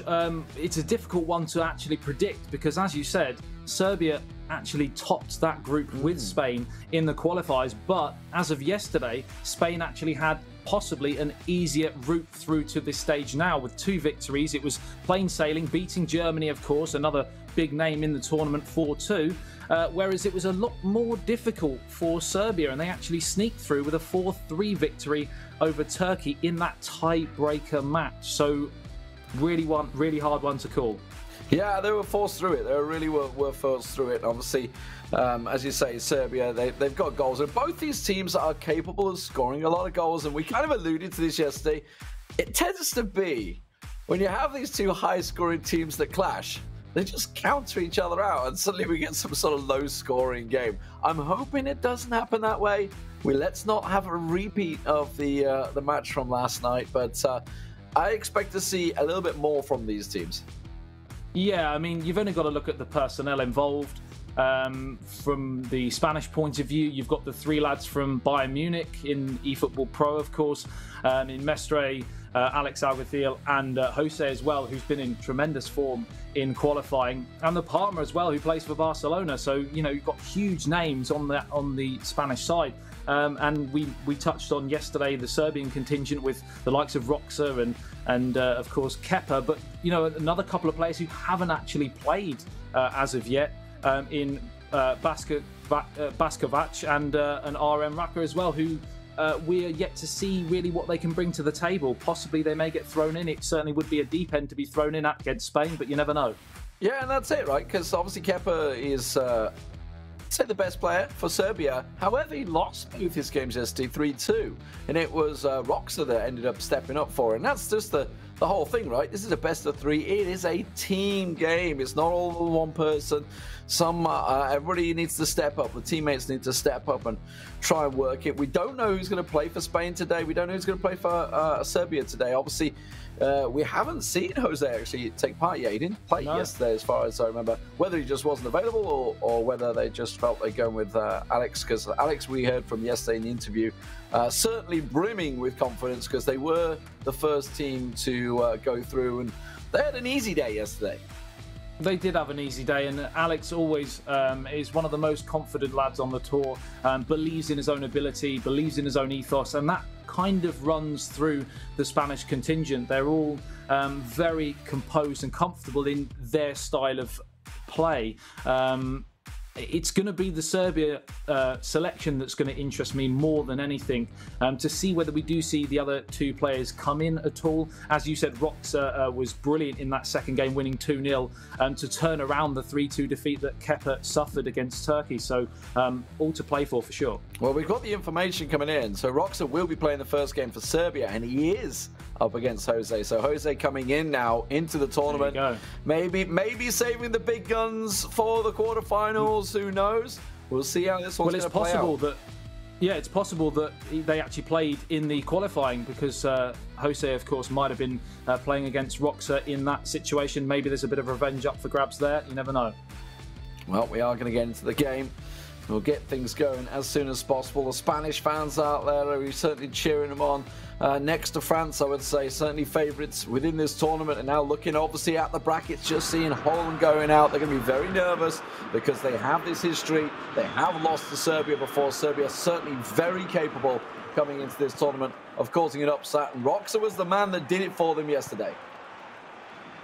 Yeah, he was indeed. Roxa, of course, playing for FC Nantes in the eFootball Pro, and Jose for Bayern Munich, as touched on already. So they have huge, big tournament experience between the pair of them. But it's an early chance here for Jose. A stunning fingertip stop there from the goalkeeper. Yeah, obviously the Spanish colours prevalent, the red, while Serbia playing in the white. That's a little flick in, but the keeper will meet it. An early chance. My God, a nearly chance given away. The keeper. Oh my word! What a disastrous start for Serbia. I'm just wondering what the keeper was doing there, and that is a moment. Well, we touched on whether Jose would come in to the Spanish team for today after not playing or not featuring really at all yesterday, and well, he's shown what he can do. What a stunning opening 5 minutes from him, and he's had Roxa completely shell-shocked here. I don't even know what he was thinking. I mean, obviously there was the danger of the player next to the keeper, right? So he didn't want to pass it close, which is what he tried to do. And then he's like, I need to clear it, panic, straight to the man in the middle. I mean, that's some volley. Yeah, hit it first time, no messing. So Spain will take the lead, 1-0. Jose, just about the dream start. You can have this one for Isco. 6 minutes gone. We were talking about the early goals yesterday. They can be punishing. Let's see whether he can turn things around. He did start off ultra defensive. Obviously, we're going to see the Spanish player doing the same from the kickoff. That's a great through ball. The defender meets him. And this time, it's a clean clearance for Spain. Indeed it was, and we're only in the second game of today. Plenty to go in terms of those 90 minutes of action, but we could have just seen the Sokar goal of the day already. It was some hit on the volley after a real defensive mix-up at the back for Serbia. 10 minutes gone here, and it has been pretty much all Spain. Roxa needs a big response now. Yeah, the Spain, cheeky little flick, almost got the intercept, but Spain will keep possession. And this could be the story of the game. We'll find out, of course. Last time they did meet in March, it was 3-2 in the first matchup to Serbia, and then 2-2 later on in the month. So plenty of goals to be had. Don't expect this scoreline to stay stagnant at 1-0. And that's a great through ball. Spain are already away. He's got the pace. Has he got the legs? Can he get the finish? No, it's just come back off the post. No, oh, it's just gone wide. A hair's breadth away from a second there for Spain as Morata burst through the rear guard, and it was a great stop in the end, tipped onto the crossbar by the looks of things, and then the follow-up coming in, headed just the wrong side of the post, and Serbia living incredibly dangerously right now, but they've got a chance for an instant response from that attack down this left-hand side, and it will be Kolarov to possibly swing it into the danger area. That he does, in towards the far post, but headed away brilliantly. I think it was PK in there. And now a chance to counter. This is end-to-end, ebbing and flowing. What a great game so far, Lee. Yeah, both looking deadly on the counter-attack, that's for sure. As Roxa will now have to slow things down and work it down the wing. Left wing worked out for him once. He's just given that ball cleanly away. Now Rodrigo looking for Morata. We saw Morata doing massive things for Alex Aguasil yesterday. Getting, I think, a hat-trick for him. This time, though, it will be a simple clearance. As I say that, the keeper just can't seem to clear his lines at the moment. The Spanish putting a lot of pressure on. A little nudge in the box, nothing given. Yeah, that was a risky moment there, hard in the mouth for the Serbian fans there. It looks like the two teams are starting with a 4-3-3, looking at the graphics at the bottom of the screen, as Serbia start to build another attack, and it switches out towards the right-hand side. Real chance here for Serbia for 1-1, and he's done it. What a great response from Roxa. 26 minutes gone, and it is well and truly game lit on fire. That's exactly the reply he needed. After an early goal, you've got to get something back in that first half. Just give yourself that confidence. And Roxa seems to be oozing with confidence this tournament. Had a fantastic day yesterday and seems to be continuing on that this morning. You never know how a player's going to be from day to day, but looks like his confidence is still rock solid. Not going to get motion by the mistake. It was a clear player mistake that caused that first goal, but he's corrected that now and can just reset his mind, and more importantly, just won the ball back from the kickoff. That's a great start, but he's lost it already. A goal apiece from two of the most creative midfield players on the pitch. Isco, of course, for Spain, and Tadic for Serbia. And that was a naughty challenge there coming in on Morata. And it will be a free kick to be taken by Jose. And Busquets stands over it. 81% passes completed for Serbia, compared to only 61 for Spain, which is a little bit surprising as he plays it back towards Busquets. And now Azpilicueta picks it up. Plays a lovely 1-2 down the right-hand side. Chance to cross it into the danger area. Headed goal was off the crossbar. How on earth has that not gone in, Lee? Oh, my word. And how did he not get the rebound? It's not cleared yet, but it's gone for a corner, I believe, now. That's just, oh, look how close it was. Off the crossbar, off the post, and then out. Well, that's what you call riding your luck. Let's see whether he can get away with it. The corner's still set.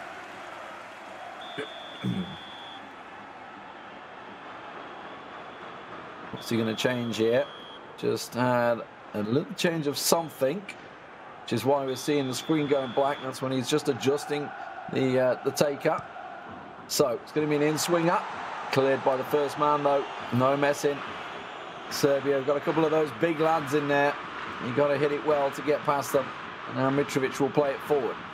Milinkovic-Savic for Roxa through the middle. Should work it well at the moment, but it's looking good. The build-up play here for Roxa. He's definitely got his confidence back. Yeah, he has, and they've got another chance here. Just overhit on the pass. Something that, of course, Serbia utilised a lot yesterday was the physical attributes of Mitrovic up top. Be interesting to see whether they continue with that game plan. I think you picked out, Lee, a couple of moments with the long ball over the top, and he was certainly the target man. We'll see whether it continues. There it is, sends it. Tries to put a stamp on it. Didn't quite work out this time, though. Has to just recover. Maybe reading into the almost direct play that the Spanish player Jose is working. The keeper's got to be quick to that one, and we'll beat Morata in the chase as it's launched back upfield. He's not hanging around here. He's starting to send it. I think he's starting to realise exactly how the Spanish play. Obviously, we've had almost a halves game, so he stopped doing the short defensive passing and build-up. Instead, he's sending it to the big men. Yeah, there's certainly no risk-taking after that early goal conceded, after that pretty horrific defensive error. But yeah, he certainly shored things up a bit at the back, and going forwards also looking much more promising since the equalising goal. It's definitely far more even now as we tick towards the end of the first half after a very fast start for Spain. I mean, it is one thing I would say that the Serbian team will have going for them within this game is obviously we have the stat balancing going on, and the physicality is the difference. Well, there never has been a lot of physicality on a Spanish team. They've always been fairly short but very athletic players. But Serbia, absolutely, they got some big boys in there, and I think Roxa's realising the potential that he has. Yeah, it's something that Barcelona possibly suffered from in the eFootball Pro. Similar sort of players, similar sort of gameplay as well. When they go up against the likes of FC Nantes, believe it or not, who Roxa plays for, as the ball gets played in and headed away. It looks like that might have gone out for a corner. This is a big chance here for Serbia, for the big men again. Seeing if he can pick out Mitrovic in there, or where's he going to go? Switching it out was Tadic, who's going to take it this time. Kolarov, of course, with that left foot. Swings it in nicely. There is the header. The keeper met it. Oh, and he's very unlucky there. Lalic almost on it. It hasn't been cleared yet. Milinkovic-Savic, the man from Lazio, trying to work it through. Was he Lazio or Napoli? Damn it, I can't remember now. I've actually questioned myself now. But either way, I zoned out anyway with your commentary, so I wasn't really paying attention. End of the first half, and it was it was quicker than we usually get, Lee. He is Lazio. I was right. My first choice. Always go with the gut. I know, right? I was thinking, hang on, it was definitely light blue. Anyway, Roxa, after the first sort of pressure, and honestly pressure he put on himself, has certainly got himself back into this game nicely. And you've got to argue he's starting to look the more dangerous as this game is progressing. In this second half now, he's attacking from left to right. It is going to be Spain, Jose, though, that will win the ball back, but instantly loses it. And Roxa starting to apply that pressure and turn the screws. Yeah, 50 minutes gone. As you said, it was all Spain for the opening 10 to 15 minutes or so in that first half. But since then, Serbia have really come on strong and are looking like the dominant force here. And Jose's got some questions to answer here. Well, that's a really bad position to lose the ball. He's got the big man in the box. There's another one arriving. He could just go for the cutback. That's what he's looking for. Oh, he tried to go straight for goal in the near post. And, well, the keeper wasn't going to get beaten in that tight an angle. But you've got to respect the chance he went for. It's feeling like a sinking tide here at the moment for Spain. They've really got to do something to change things because they are suffering here. Free kick, corner kick, sorry, to be taken in. It's in towards the near post. And it's headed wide.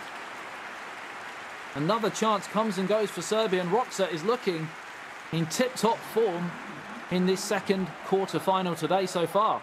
And he's looking deadly from the corners as well. He's obviously got those big plays. He knows he's got a big chance when the corners come up there.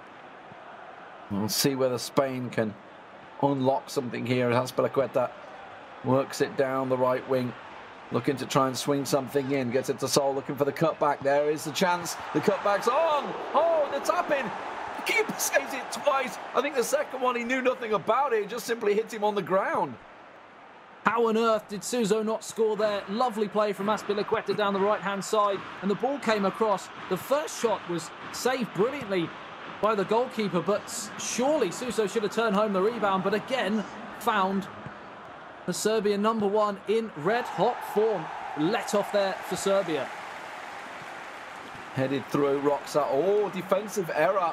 The Spanish player's going to latch onto it, but the defenders are back in numbers. It's still Spain on the attack, though, as he tries to light one off. Another defensive error. Disaster. Oh, my word. It's a calamity after calamity. What in the world was going on at the back there? That was about 3 or 4 errors in back-to-back.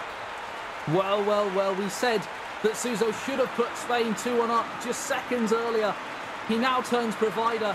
and the cross was turned home by Rodrigo by the looks of things. But really, Lee, that was, as you said, a real defensive calamitous period of play there. What on earth was going through his head as it ricocheted past two defenders and just a simple tap in the centre of the goal.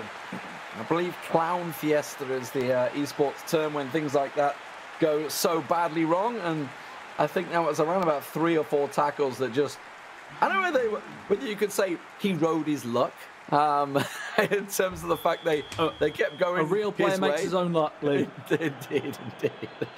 But we're back, and of course Serbia are trailing once again, arguably against the run of play, despite Spain's big chance they just had a moment ago. But it's not done yet, because Serbia are looking to cut this one back. Can't quite get rid of it just yet, and it's still under pressure, but Spain will ride it out, and looks like they're going to try and play it out from the back. Up towards Morata, now out towards Isco on the right-hand side. Good challenge, though, coming in. And Serbia come again, looking to respond for the second time in this match, because they were on top for large periods, but they find themselves behind. But it's in towards the near post, and brilliant defending again, this time by Piqué. Mitrovic was there for the tap-in, but luckily, as I say, Piqué gets in front of it. Cut through once again. Is still really working that left wing at the moment. Trying to get something through, maybe go through the middle. Try a cheeky chip in there. Oh, for the header! The keeper came to collect. It was a massive goalkeeping error there. There was no reason to come off his line like he did. And Luka Jovic will just tap it in. The Real Madrid man. Well, this is a game of mistakes so far, as the goalkeeper came to collect. Didn't get anywhere near it, but the defender as well left it for the goalkeeper. They were both in no man's land, and it just dropped onto the head of the Serbian international, and he powered the header into an empty net, and it is all square again. What a great game we've got here. A quick reply as well, much required. Again, though both Spanish goals have come from big Serbian mistakes by Roxa. So the fact that he's still kept himself in this game is a credit to himself. Like to shake off that mental berating yourself effectively when you make these errors, to get yourself back in there, and you can just like, I'm right, it's now I got a chance, now I'm back in it. I've managed to fix these errors, but we are seeing tired legs on the back now, so keep your eyes on those fitness bars, because we're starting to see some very tired players out there. There's a real strong challenge in the box comes through, but it will simply go for a goal kick. No messing with the shoulder barge. Yeah, and you mentioned tired legs, and that is, of course, the cause of a lot of the bad touches we're starting to see creep into the game, and those bad touches cause errors, cause goals, cause drama, and potentially almost another one there, as Serbia, of course, went more attacking for that second goal, but it seems to have evened itself out a little bit here now, as we're all back to square one again. Chance for a break for Spain, but it was quickly dealt with, and Alcacer's going nowhere there as he goes back to Dimitrov. Oxa, nice little bit of skill there, reading the interception, just sidesteps it, and now Kolarov, oh my god, Kolarov is dead to the world. He's got nothing left at all. He's been, the bursts of pace he's been giving down that left wing are gone. That was a solid 2-footer from Rodri. Counters on. Spain counter. It's out towards Isco on the left-hand side, plays it into Asensio. Now tries to sneak it through. Good defending in the end. Just managed to get a stud to the ball to divert it away from the Spanish striker. Busquets finds Isco again on the halfway line. Now Mitrovic picks it up. He's got numbers to the left and right. He goes to the right for Jovic, but going to go all the way through to the goalkeeper. Chance goes away. It looks like we might be destined for the first draw of the day in this one. I think he just saw the run a little too late, and in the end, Jovic just checked his run to make sure he wasn't offside. You can see what he was going for. Just a couple of moments remaining in this game. It's been a lively one, that's for sure. But Roxa has met the challenge of Jose coming in as one of their star players. And now, with a final chance, you know what? Fling it all out there in the dying moments. Leave it on the field. Don't come into this game thinking you should have done more. Well, I guess he's going to be thinking that, because obviously the errors that he created, but he has corrected those errors. Both players were defensive for a brief moment there. So it looks like they're happy for a draw in this game. Of course, it will go to extra time penalties, which is what I think they're both looking towards now. Yeah, they'll be happy with that. To get to extra time now, they can go again almost completely afresh, and I believe they get an extra substitution as well. And there you go, Tadic coming off, and Zivkovic coming on for Serbia. Doesn't look like Spain have used their substitution yet, as Asensio picks it up, and he looks to turn towards goal. It's a free kick in a fairly dangerous position, and Lee, I believe we saw a goal from Pjanic yesterday from a similar sort of range. This is Bosnia range, wasn't it? This was the goal of the day yesterday. In fact, it was literally right there. Let's see if he fancies it. It was top bins yesterday. It's Busquets. He's just going to play it short instead. I don't think Busquets really had it in him to go for a belter like we saw yesterday. Bit of an anti-climax there, Lee. But there may be a fancy finish to it nonetheless, as Rodri tries to work it in. Rodrigo couldn't quite manage to get it through.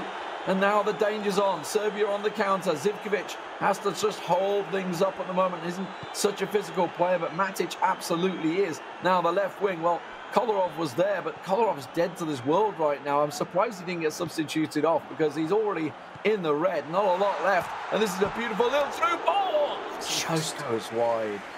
Oh, what a chance. You mentioned Kolarov. Fatigued. He is a mere passenger at this moment in time. And Spain came again down that side. It's come off the outside of the post. And much like David Alaba was used yesterday for Austria, they've utilised Kolarov almost too much. If you go into extra time, you're then going to struggle, as we see the Spanish change now coming in. I think Thiago, the man to be withdrawn. And it's going to be interesting to see whether Spain actually look to attack down their right-hand side to utilise that fatigue from Kolarov. I think, was that an individual instructor I just saw for Kolarov there to remove tight marking on Isco? It looked like it. It looked like it. Yeah. And, it makes sense. It does make sense, because if you go too tight with, when your energy levels are low, you're going to get turned very easily. And it's gone all the way out of play for a goal kick. Yeah, certainly something that the players will look to do as the tired legs creep in. Yeah, I mean, Wes has pointed out in our internal chat, obviously Kolarov is being kept on because he is the free kick master. So if there's a chance, and we have seen some wonder kicks, that he's got a wicked left foot, that man. Absolutely. But this is a chance for Serbia building just after half-time, sorry. Just before half-time. I get my words out correctly. I was right the first time. I keep second-guessing myself today. I don't know what's going on. That's a great ball through, but the keeper's there. I hate to harp on about it, but if I'd gone with my gut with 3x3, we would be all right.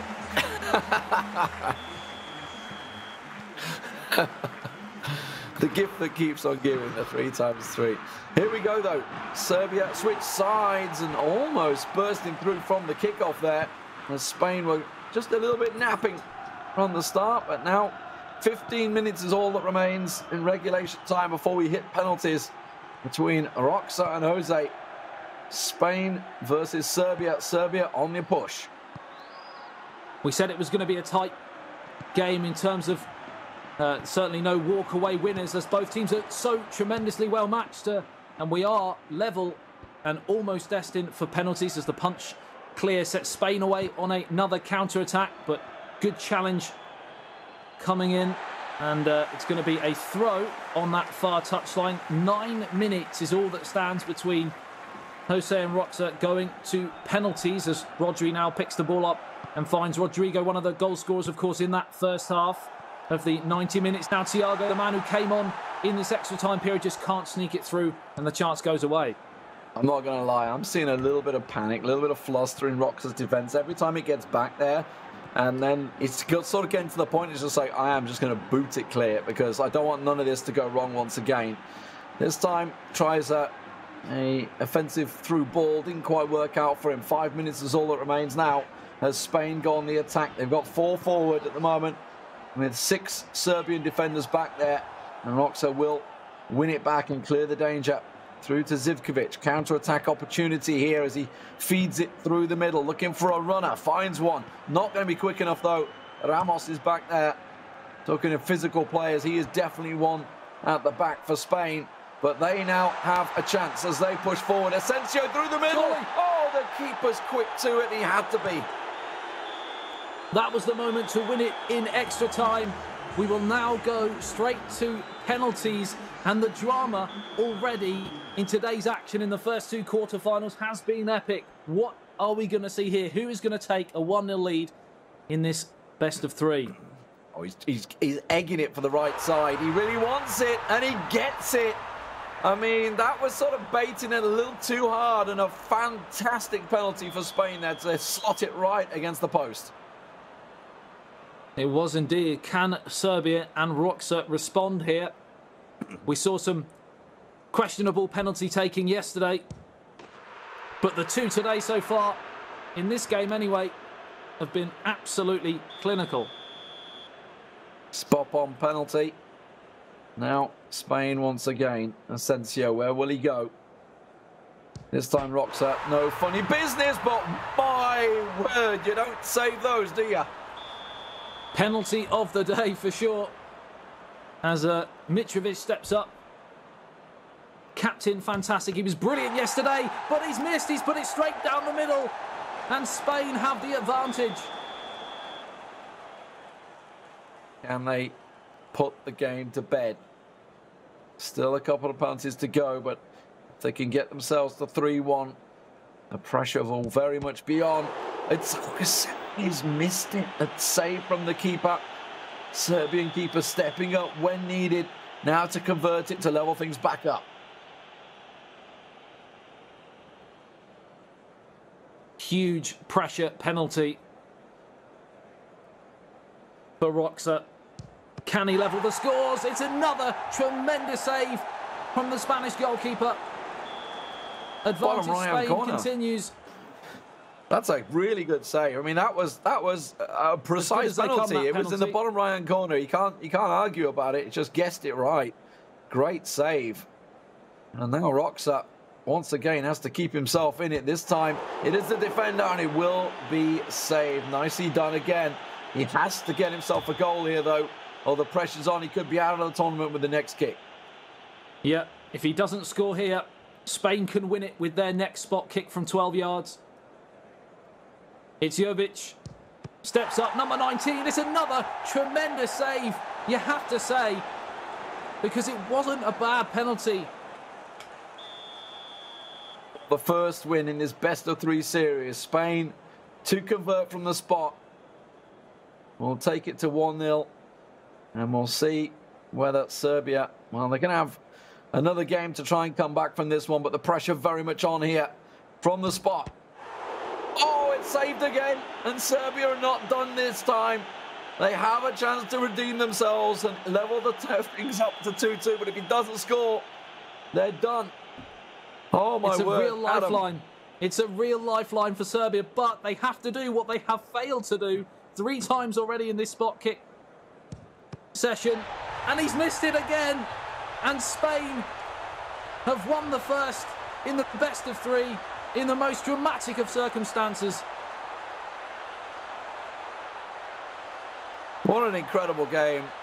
2 errors from Serbia create 2 goals for Spain, but every time Roxa had an answer to it, but he just failed at the last in the penalty shootout. Just couldn't quite have an answer. 2-1 Spain will win the first matchup. It is a best-of-3 series. The aggregate score does not count. There'll be nothing carrying over. Good job because they drew. It does mean it is simply Spain are 1-0 up in the series. And of course, just need one more game to take it. Let's have a look at some of the highlights. It was just such a defensive squabble, and look at that. I mean, it was a good hit. It was a good hit, but it was an open goal. Yeah, it was a great hit, but you've only got to look at the mistake that caused it. And we touched on in-game comms that the mistakes coming late in the game were due to the tired legs, etc., and the panic setting in. But you can't make excuses for that after 5 minutes in the game. But he responded well, Roxa, and he obviously drew himself level on the 25th minute. A lovely flowing move and a great finish with the outside of the left boot there. In Spain, they hit the bar, they hit the post, they hit everything. They tried the best to put the game to bed. This one, I couldn't believe it never went in. Double save from the keeper. We got another moment in a moment where it just comes off the post and the bar. It's flicking off everything. But again, defensive errors, defensive errors. That's the story for Serbia. Yeah, both goals coming from defensive errors, as you highlighted. Well taken, don't get me wrong, but you've only got to question Roxa defensively. It'd be interesting to see how the two players approach the next game as another defensive error, really. A combination of a defensive error and a goalkeeping error to allow him too much space to get the head in, and that was the moment that sent Spain into a 1-0 lead in this best of three. Well, the FedEx stats of the day shows that obviously it was a pretty entertaining thing. 16 shots between the two teams, 70% accuracy as well for Spain with those 10 shots. So they're going to be pretty disappointed that they didn't. They actually went to penalty shootout in the end because of the amount of chances they had. Yeah, they probably should have in full time. Looking at the stats anyway, it's difficult to do that in eFootball PES 2020. Like I said, it'd be interesting to see who the two players are chosen next. I would imagine we're going to see Kepa for Serbia, and I also would imagine we're going to see Alex Alguacil in for Spain as well. But you never know. As I said, we've got the likes of the Palmer and Mestre as well for Spain, and yeah, let's wait and see. Yeah, we'll see who's going to step up for them. Obviously, it is a best-of-3 series, so you know what? If Serbia come out on top of this one, we could have a Game 3, just as we saw in the Romania-Holland game. If you missed that one, an absolute cracker coming out from Romania, knocking the nearly men out of the tournament, bless them. Holland, once again, bow out in the quarterfinals. You know, as an Englishman, we can feel you, I can have a bit of sympathy with them, to be honest. Yeah, we certainly can. We've been the nearly men for nearly 100 years. So yeah, even I'm not old enough to remember the 1966 World Cup. It's been that long since we did anything. It is going to be Kepa starting out as we expected for Serbia, and he will be up against Mestre. So it's the two we expected. Maybe we're thinking Alex Alguacil is going to come in here though. I would have expected that to kind of get the job done in two. Maybe they're looking, if it does go to that third game, then they'll bring Alex in for that all-important tiebreaker. But, I mean, don't get me wrong, Mestre is still a fantastic talent for Bayern Munich. But I would have thought Alex would have come in for this one. Yeah, I mean, we don't know, obviously, like we say, they've got to be history. They've played each other before. Serbia came out on top. We don't know how that went, and maybe there's maybe Mestre's better against Kepa in the past. Exactly, yeah exactly. Kepa's obviously there's something in there. I mean, these guys have played each other countless times across multiple tournaments, so they're well aware of each other's abilities and who can do better against that player. Obviously, we saw it yesterday with the French team. Full ultra defensive setups targeted at players. Like we may well see something like that, but obviously Serbia need to come out on top and get themselves a win here to stay in the tournament. They do, and we're going to have to question the mentality of Kepa yet again, because he didn't have a great day yesterday in terms of holding leads. So if he does go in front, can he hold it? Because if he lets another one go and we go into a third decisive well, we won't go into a third decisive game because it will of course be 2-0 to Spain. So that is the big question on Kepa's shoulders right now. Yeah, possible squad rotation, as Wes has pointed out, because both Palmer and Alex did play yesterday. They're just, they got 4 fantastic players within that Spanish lineup. They can just rotate through. Whether they've just saved these guys for today, or whether we'll see more of them later on. Obviously, Spain at the moment 1-0 up, looking with one toe in the semi-finals. But Kepa had a fantastic performance yesterday. Did lose both his games 3-2, but we know he's certainly a capable player. Serbia playing in the red, Spain in the white. Yeah, we touched on squad rotation. Of course, it is a very, very long and grueling day, both physically and mentally in terms of concentration. So possibly that might be why, as the first shot in anger comes in, the squad rotations may be in place as it's in towards Mitrovic again, the danger man. It's just too overhit, but certainly, Lee, looks like a game plan to target the big man early on. Yeah, get those physical stats in action, go for the big man. Almost working out for them, just a little too heavy a hit there. I think the keeper would have...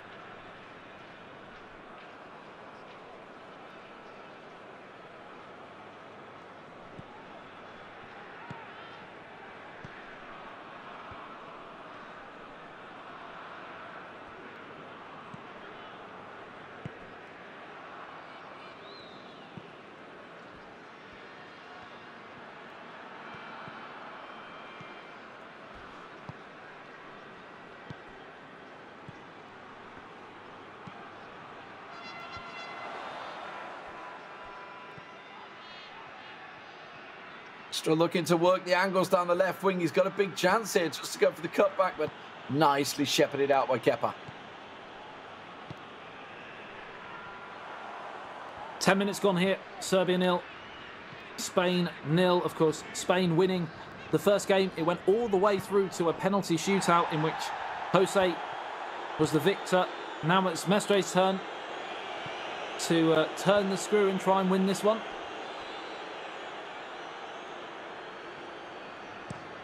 Not really a shot in anger coming out from Spain in the opening 15. More importantly, no errors for Serbia to cause those chances. That one flicked off the defender's heels, but the keeper will clear it. And look at that, sends it. Is he offside or not? I don't know, but oh, it was a poor first touch that give it anyway. I wasn't too sure, but Mitrovic very sloppy in his first touch. Yeah, he had acres of space. All he had to do was control the ball, and he had a good 4, even 5 meters between him and the last defender just to race through on goal. It wasn't to be, but that certainly goes down as probably, even though we didn't even have a shot, the biggest chance of the game so far. Not quite the enthralling spectacle that we saw in that first game, but we've still got time lead. Yeah, there's only 20 minutes gone, and let's not forget that Spain are coming into this one with a lead, so there's no reason for them to put too much pressure on themselves looking for those early goals. Meanwhile, Kepa needs... Oh, my word. That's... Oh, naughty. That's a physical one. Prison sentence. Absolutely nowhere near the ball. Really late. It's going to be at least a card. Yep, a booking for Milinkovic. Just welcoming Morata to the game there. As Azpilicueta finds Rodrigo. Now back to Rodri. Now finds Isco. Great interception from Nemanja Matic, but Spain have it back here. They're pressing, looking for the opening goal of the day here. Working well. Some really good defending coming out from Kepa at the moment, but that ball just a little straight. Wanted to try and work the angles, but wins it back in an important position now in the midfield. He's got a lot of options open, looking for the left, looking for the right. Where's he going to go? Straight through the middle. He's got one off to the right. Just tries to go for goal and just pulls it wide. We saw that so many times yesterday, flash into the back of the net from very similar positions. Unfortunately, he just couldn't quite get the whip that was needed to bring that inside the post, but promising stuff again for Serbia, and looks like Kepa is on top at the moment. Certainly putting the pressure on still. Yet to see a real shot from Spain as they try and work it forward. That's going to get challenged in the midfield once again, and the defenders are there to clean up for Kepa as he sends it down the wing. And almost a loose pass in the middle, and it will in the end be given away, but he wins it back in style, tries to set it through the middle, and we're going to go pull back now. The defender, the goal referee would give play on, but that was a very late tackle, and it's going to be a Serbian free kick. Yeah, this game is far from pretty at the moment. We're seeing the grueling tactical side that you of course still need to have if you're going to go all the way in a competition. You can't always play right at the peak. This wonderful flowing football that we know and love. This side of the game is just as important as Mitrovic now has the chance to swing it into the danger area, but they need him in the centre because he's the target man. Now finds Tadic. Wonderful little maestro he is. The left foot shot. How on earth has he put that wide? Biggest chance of the match, and it's a gilt-edge opportunity wasted. And a beautiful little shuffle of the feet as well as he tries to reposition, but again, another massive chance. We just had a glimpse of the possession stats there, sorry, the pass stats. 68% pass complete for Kepa right now, and that just shows how direct a style football he is trying to play right now. He's just sending that ball and trying to get the big men on the end of it. Doesn't care whether it doesn't quite connect or not, just launching those through balls. You can see how quick the game he's trying to play against Spain, and it's working so far. He is getting the chances. Yeah, very direct, very physical, and Spain are struggling to come to terms with it at the moment, but important for them. It's still level, of course, that gilt-edge opportunity from Tadic. He just snatched at the shot. Will he get a better opportunity in this first half? I doubt it. I just wonder if it's purely down to how confident he is that he will win the ball back, because so far we've seen Kepa being fantastic in the midfield and defence at getting that ball back at the moment. He's just trying to draw the Spanish players towards his defenders as he now goes for looking for that counter-attack, but the back four is solid as you like for Spain. That is, if there's any physical players, they're all at the back for Spain, and that's where he needs them at the moment as Serbia continue to put the pressure on, but Spain finally look to build an attack of their own through the middle. 1-0 to Spain in the best of three. This is the second game. We are deadlocked at 0-0. This is so hard to call at this moment in time as the referee brings the first half to an end in this stalemate second game. It's had a lot of action, but not in front of goal. You know, I think I figured Kepa's defensive tactic out. My players are bigger than yours. I'm just going to run into you. And mine will stand up, yours will go on the floor. That seems to be how it's going. It seems to be working, Lee. So hard to complain with that. Well, Mestre from the kickoff, looking to try and get something here as he works it through. There is a runner, but again, put on the floor, put on the floor. And it's like watching the old Chicago Bulls versus Detroit Pistons. There's a bit of history for you that nobody will ever get. At the moment, though, Kepa working his way through once again. Big chance here, and it's flicked off the rear end of the Spanish defender for a corner. And we saw how deadly Serbia were from the corners in the previous matchup. Yeah, with the result of this game, questions will be asked about squad rotation, of course, as Serbia haven't utilised the other two players in their team, whereas Spain seem to be sharing the responsibility across the tournament so far. And it seems to be the main man, Kepa, or the main men, should you say, Kepa, and Roxa as the header comes in. The collar-off cross was not dealt with defensively from a Spanish point of view, and really, it's another chance that on another day, Kepa scores. Keeper had to be hot on his heels there, De Gea, making sure it's clear. Let's have a look at what Kepa's going to do this time as he swings it back in. This time it's dealt with, no problem.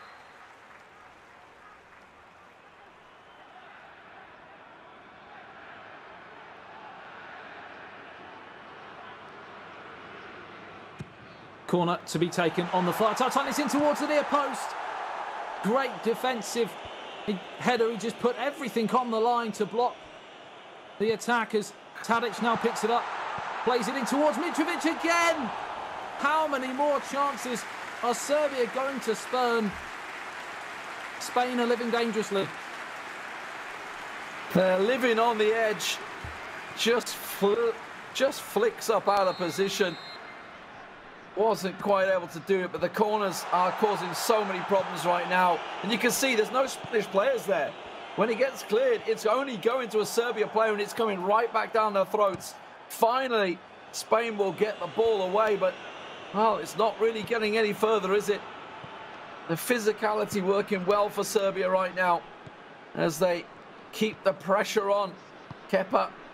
But all this pressure has still yet to get himself a goal. It's eluded him so far. Will this be the chance? Again, it goes wide. Oh, it's starting to feel like one of those games for Serbia, and you've got to start to wonder whether your luck is just not going to be in. And we know in eFootball PES 2020 that momentum can be a huge thing. If you do not take your chances at this level, you bet that the opposition is going to get at least one chance between now and the end. And I wouldn't be surprised if Spain were able to overcome this task because of how, you'd have to say, poor in front of goal Serbia have been. Yeah, they've had the chances, but they've squandered them so often. But this direct football is working well for Kepa. That tackle, though, works through. And I think for Spain, he just needs to get a hold of the ball, get a bit of passage and play going, which is what he's trying. You know, the tiki-taki that the Spanish teams are fabled for just hasn't been really able to get going because Serbia, oh, that's a late one. That is a late one. Okay, it's a little far out possibly for a shot though, I think. Well, based on yesterday, you never know, Lee, but that was certainly taking one for the team.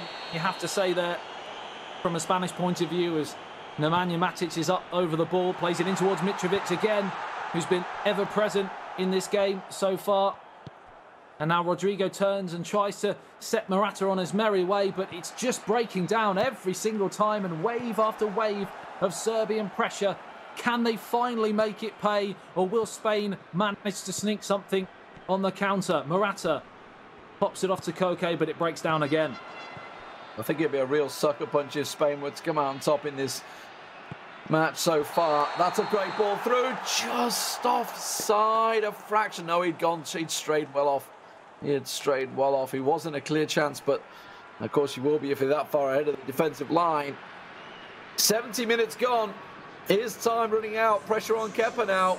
Obviously, well, it is classed as 0-0 this matchup, so we'll go extra time and penalties regardless.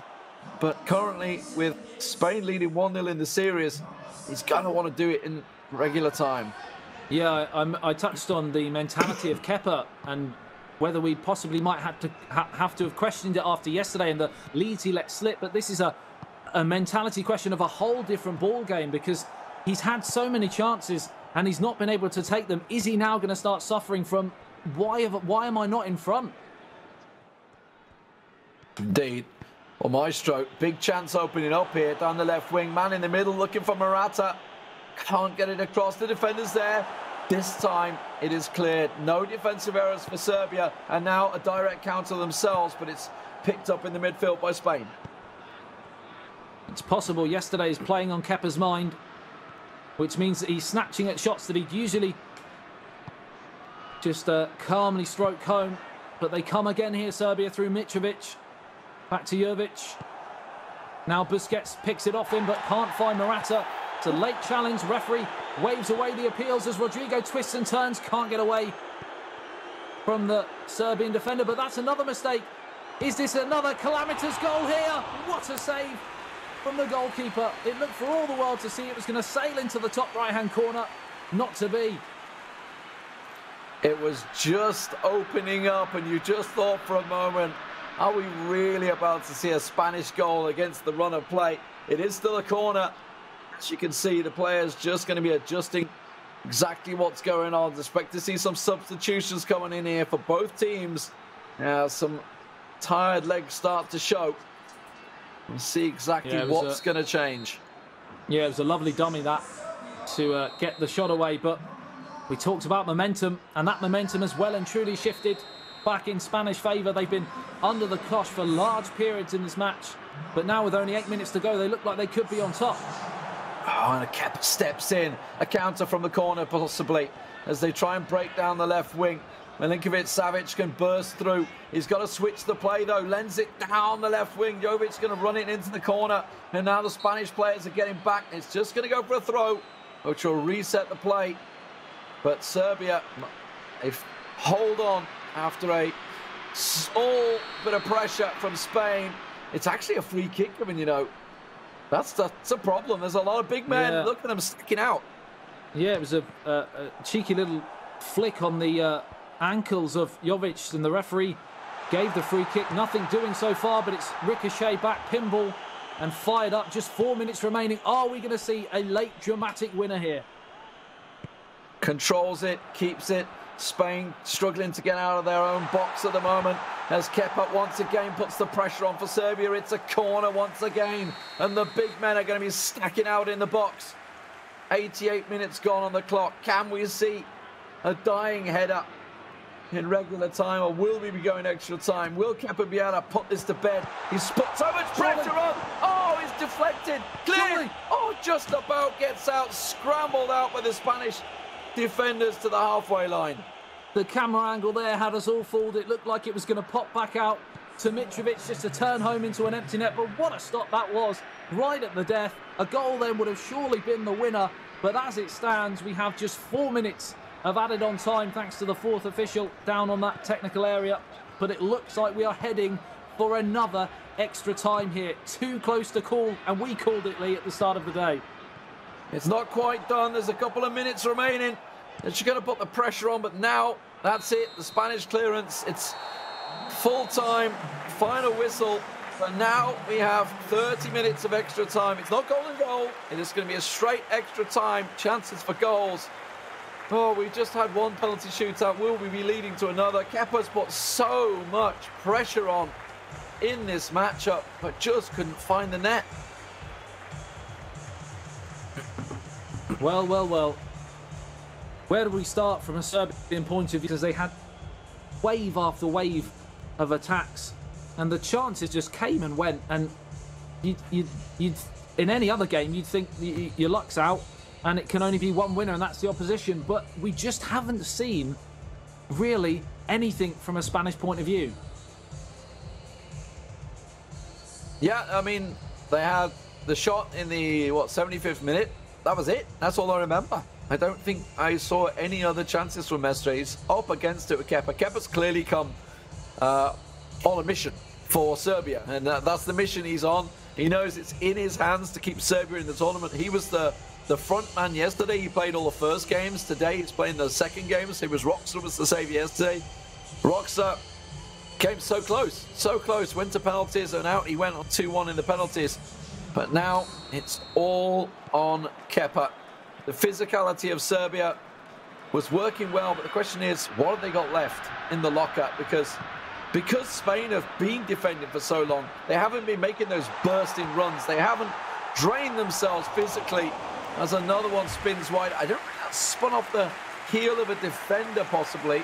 Let's have a little look at the shot. No, I think he just spun it wide. You asked the question, will we see Spain come out in extra time with fresher legs? And the answer so far has been business as usual. It's been Serbia dominating, but Spain, of course, now have the ball through Sala. Now Rodrigo picks it up, plays it through in towards the penalty spot, but hacked away. We just need to see more from Spain going forward. They seem to be, I know they're 1-0 up, of course, and maybe the game plan is to stifle the game and try and nick it in a penalty shootout or the odd mistake. You never know. Well, we're seeing mistakes there. Serbia finally struggling to clear the lines, but Spain putting a bit of pressure on from the kickoff. Didn't quite work out as he wants it, though. As now we see, once again, Serbia on the press. Trying to go direct style. That's a good through ball. Just checked out at the last for Spain. Almost certainly would have been a clear one-on-one. 100 minutes on the clock. Serbia 0, Spain 0. It only tells half of the story because it's been largely dominated by Serbia. Can they finally unlock the defence? Yes, they can. Manual goalkeeping, not to be on this occasion.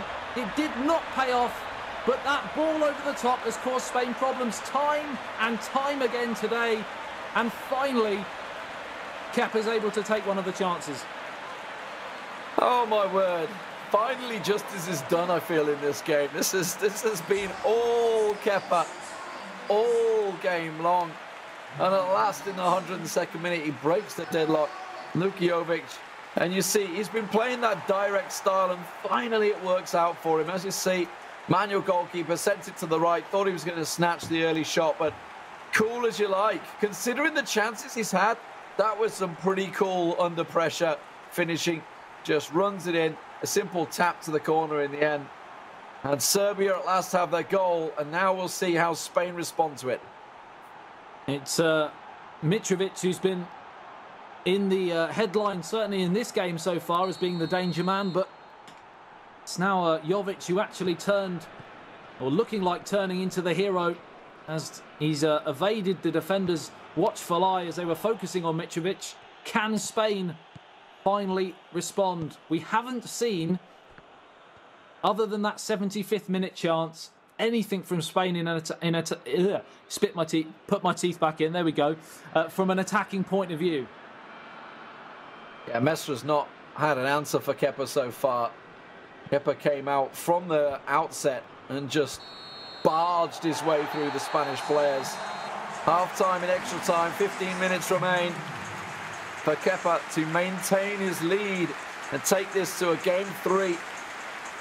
As Serbia look to fight back in this one. And in fairness, they were always chasing it in the first matchup, but Roxa certainly put a lot of pressure on. And in all honesty, the goals that he let in were kind of his own fault. So we haven't seen a great deal from Spain, I feel, today so far. No, not enough from me. And we question the selection.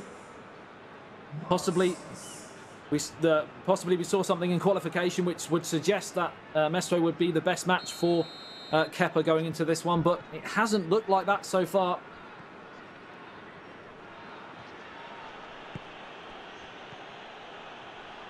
From the outset, Spain, there's a massive chance on the left wing. Oh, gone wide. Did the keeper have hands with? Did it come off the defender? I couldn't tell.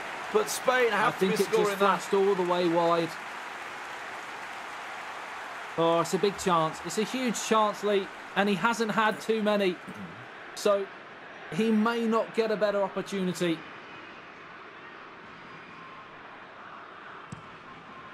And Kepa taking his time for the first time from the goal kick there, realising no reason to rush, no reason to push it, but he's going straight through the middle and keeping that pressure on. I was somewhat surprised to see that pass after he'd already slowed things down, but maybe trying to catch the Spanish player Mestre off guard.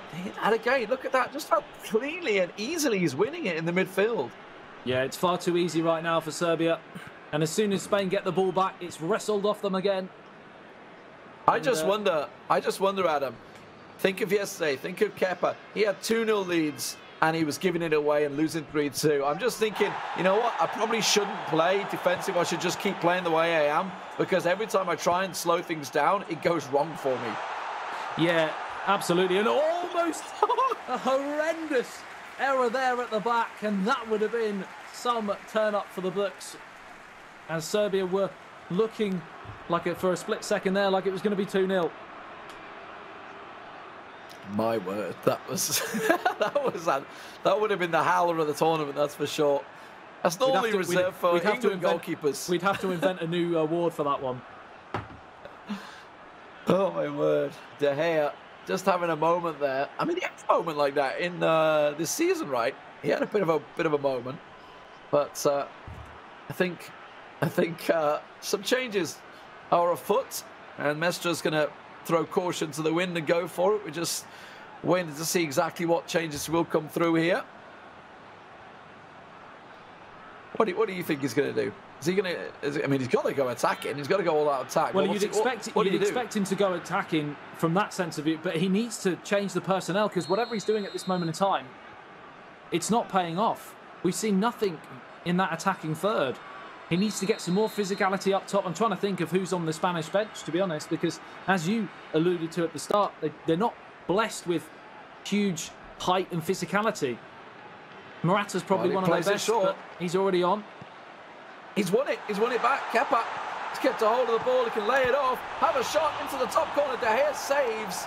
It's still not dealt with. Finally, it goes to the hands of De Gea. He's got to send it. He's got 3 minutes remaining here, but it's instantly Kepa that wins it back, and that is the story of the game. Every time it touches the midfield, Kepa gets it, and Mestre can do nothing about it. Yeah, of course, we are all doing this from our respective homes, so when we are in studios, we can usually see what's going on tactically, formations and personnel. But unfortunately, without that information, we can't see what's going on. It is just a pause. It has finished here. 1-0 to Serbia. And it is well and truly honours even. Where do we go from here now, Lee? Yeah, I mean, I'm almost certain we're going to see Kepa playing once again. He looks like a man on a mission right now. I think the fact that it was only 1-0 is somewhat surprising. The chances they had throughout that. I mean, if you think of the amount of chances that he missed, that he really should have scored. And Mestre looked like a rabbit in the headlights. I hate to say it, but he really did, because Kepa was just on a mission that game.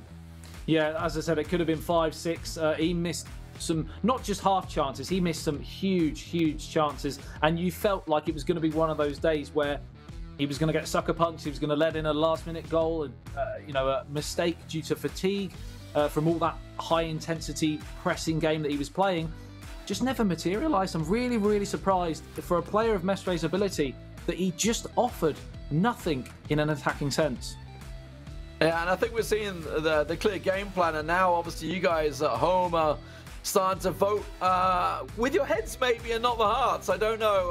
57% now thinking Serbia will come in. maybe as Harry said earlier, it's people tuning in and seeing Kepa's act.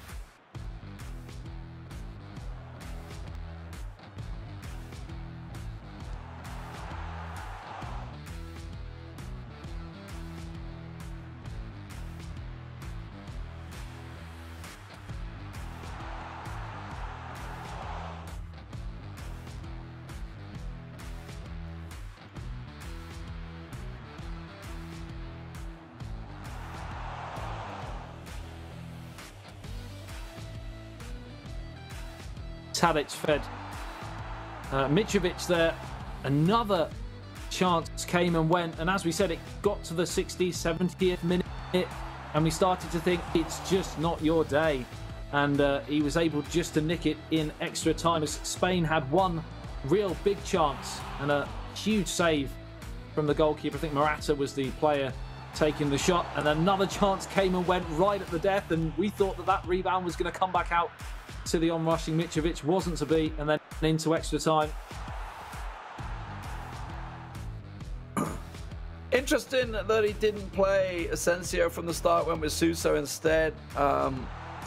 Maybe a question there, but again, that was the goal in the end, and it was a long time in coming, but it was taken coolly. He could have snatched it, could have rushed it, considering the chances he'd had and chance he missed. 13 shots to 2.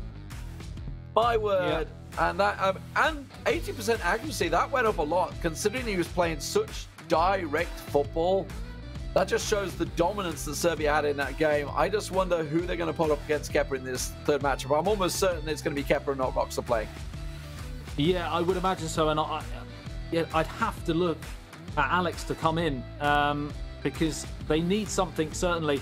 And interestingly about that goal, we touched on in comms the manual goalkeeping side of it. Sometimes it works, sometimes it doesn't, but the best players often can tell from an attacking point of view when manual goalkeeping is going to come in. And if he sort of came across to that near post, he just waited, delayed the shot, it left the whole goal wide open, just a calm finish in. And that goes to show, especially considering the chances he'd missed, and he snatched it a lot, he did really well on that occasion. Yeah, I believe it was Roxa in the first game that made a great save, using the keeper manually, getting it across the side. So, like you say, sometimes it works, sometimes it doesn't. If it doesn't, I mean, it was a clear-cut chance for him anyway. So, the fact that it doesn't really change anything. So, game 3, Serbia fight back, bite back. And the first game went to a penalty shootout. I just wonder who is feeling the more confident right now. Kepa certainly is going to be brimming after that one. He just dominated, manhandled Mestre. I don't think we're going to see Mestre up against him again. I think he wants to have a break and a shower after that one, because he was sweating bullets trying to defend all those shots. Yeah, he was in a real battle for sure. And it's weird because he looked a little bit out of his depth almost. And I'm not too sure. I'm seeing the third matchup here, and it surprised me. I'm not going to lie. Mestre's back in. Mestre's back in, and he's up against Roxa. I mean, that's left me, as well as you, considering our faces are on screen, a little bit perplexed, because I wasn't sure about.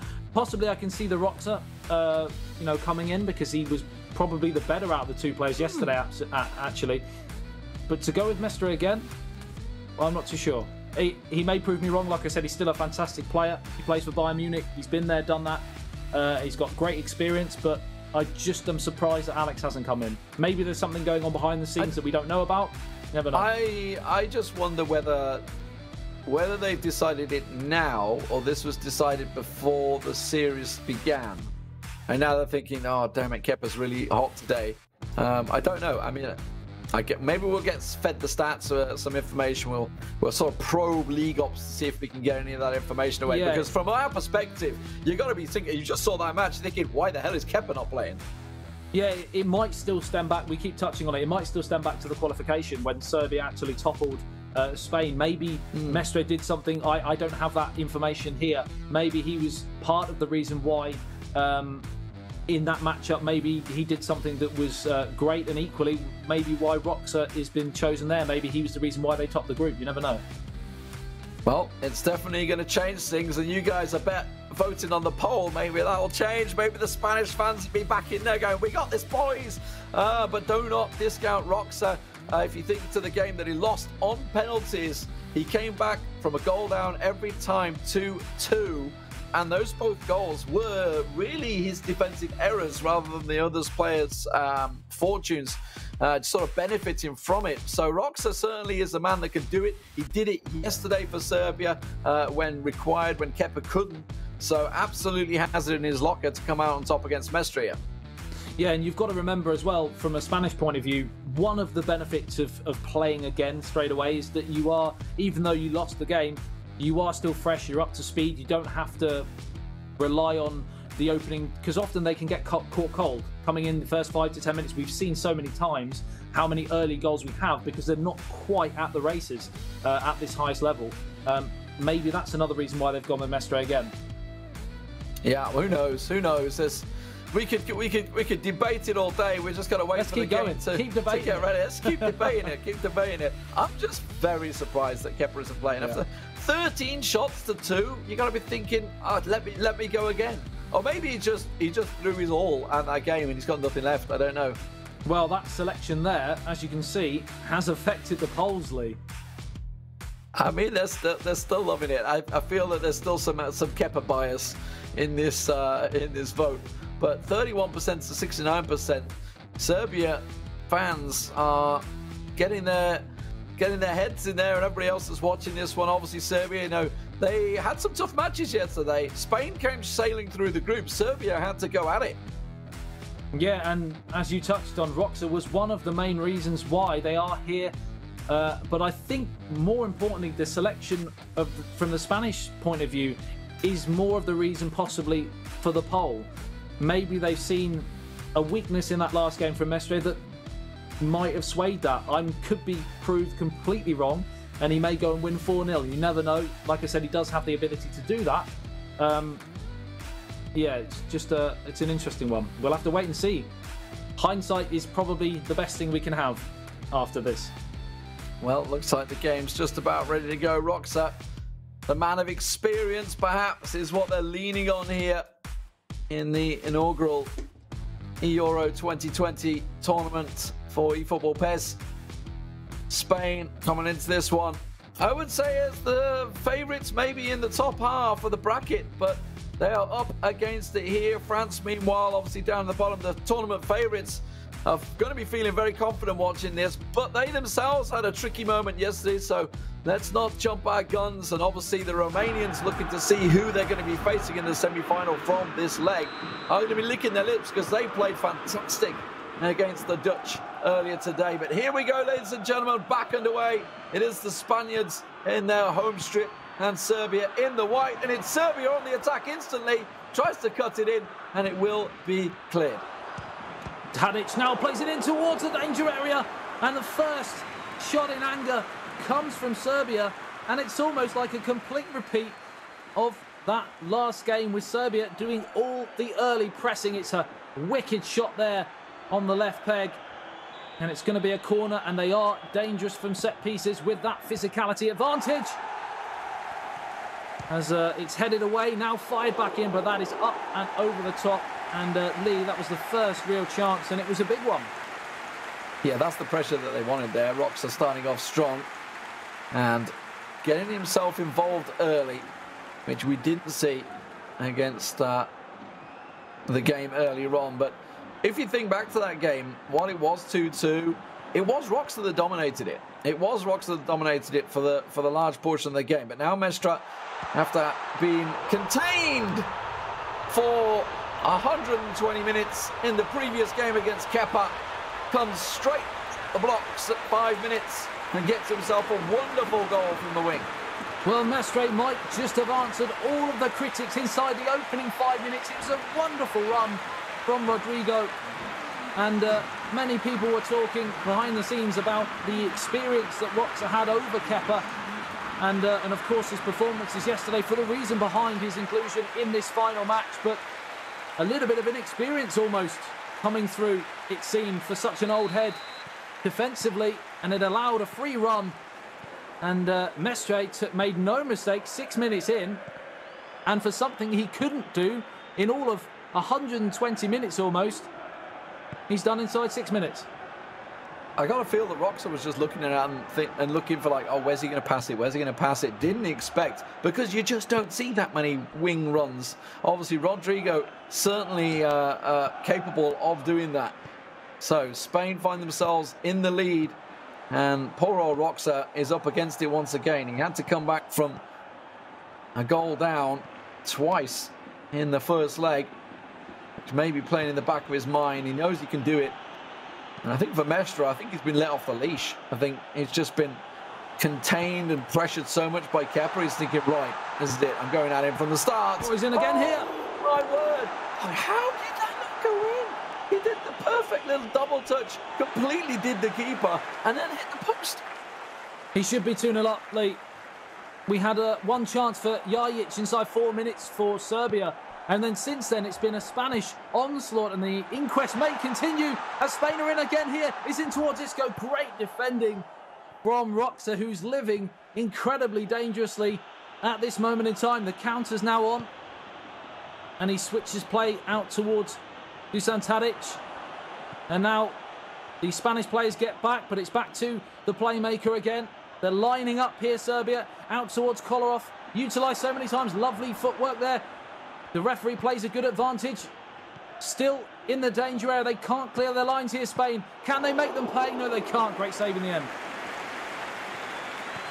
The pressure from Serbia back on. It's where it needs to be, but he's got to be careful about this counter-attack that Mestre's finally been able to develop for Spain. He's been contained for so long that I just feel that the bottle top has been released, and Mestre's exploding onto the pitch right now.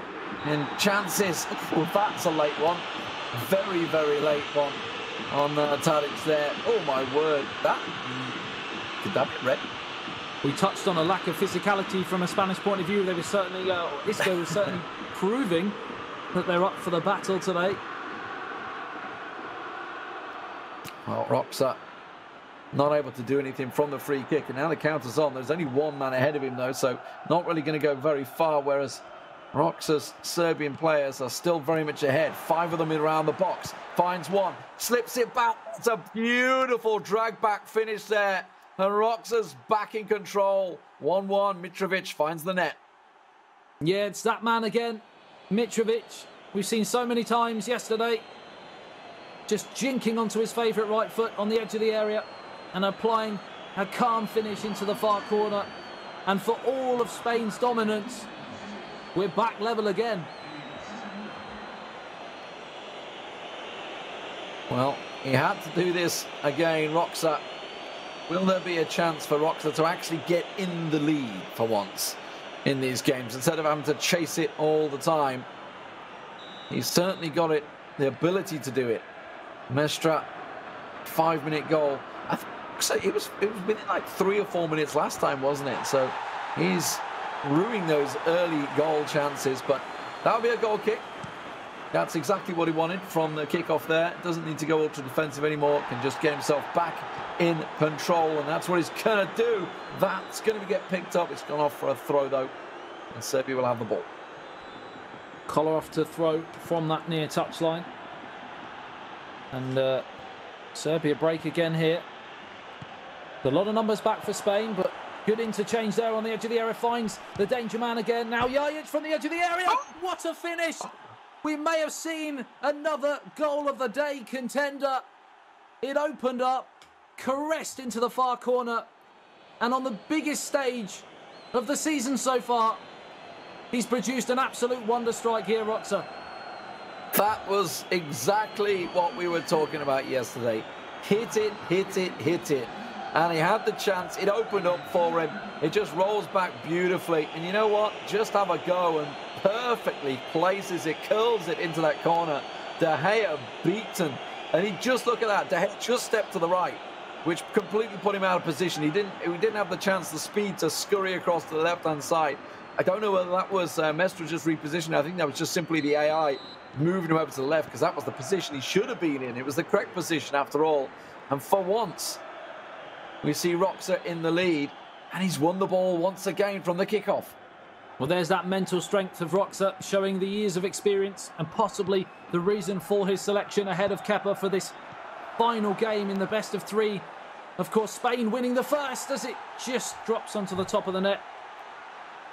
And I just can't call it at the moment.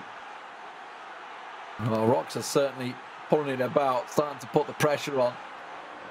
By all rights, you know, you score a goal, you should be under pressure from the kickoff, but he won that back and had a shot within a moment. Oh my God!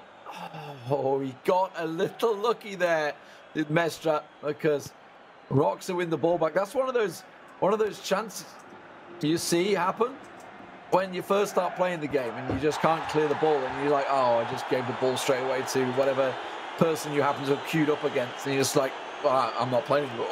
But that's not the case. The league give up. Well, none of these players will be giving up at this moment in time as we tick towards the end of the first half. It's been toing and froing like the tides of the sea at the moment. Just can't call it. Spain went 1-0 up, and deservedly so. But Serbia came back, but there's a mistake and a chance for an equaliser. Oh, what are they doing at the back? Well, it was Roxa that made the 2 defensive errors previously. Let's not dwell on the ball back there. I think is probably the best case for him. I've got to assume that Kepa's in his ear, talking to him during this matchup, and just thinking, oh, don't do that, don't do that. Well, don't do that. But this time the keeper meets it. Mitrovic is there, and we'll get the ball cleared out as we approach half-time. It was another mistake there from Roxa, and Spain were in again, and they're in again here through Rodrigo, the goal scorer. What a finish! We are seeing goal after goal, which might be contenders for goal of the day, because that is an absolute thunderstrike again. Burst in the net with the power. He hit that one absolutely through the middle, but the keeper, well, he's not going to save that. That was a thunderbolt. A thunderbolt coming out from Mestre, and just as we approach half-time, 2-2, just as it was in the first leg for Roxa, he is getting some deja vu once again and thinking, surely this can't go to penalties. We have a whole half ahead of us, though, Adam. This game is cooking up to be a stormer. It really, really is. We said we can't call it right at the start of the day, and we are into the 3rd game, Lee, and we still can't call it. We've no idea. Well, we're getting some skill of the day, some goals of the day. It's all coming from this matchup at the moment. That one, that will not be a contender. A corner given early for Serbia here. They have a lot of pressure from the height and physicality. They send one in, it's cleared, but it's only gone to the edge of the box. He tries to send it in, he collects a leg, and it will bobble kindly for De Gea. I thought we were going to see another absolute bolt from the blue again, or bolt from the white on this occasion, but it wasn't to be. It took a few deflections en route to take the sting off the ball before it nestled into the gloves of David De Gea. But Serbia come again. It's just got a little bit frantic now as we tick towards the final third of this final 3rd game, as Morata finds Rodrigo. One back though by Serbia. Nemanja Matic brings it away, gives it away again though. Thought we were about to get a 3-by-3 moment there for a second, but Serbia. I'm saving that for later. Foul from Spain there, but not going to count for much. It was back in their own half, so a little bit of afters on Matic as he goes down, the captain. So Serbia, plenty of time, no need to panic. 1-1 in this best of 3 series. Winner takes it all, goes through to the semi-finals versus Romania. They're sat waiting. Oh, the cutback was there. It's still loose. It's found the corner, and Serbia back in the lead. Well, well, well, it's that man again, Mitrovic. They just can't keep him down. He's the 2nd of the day.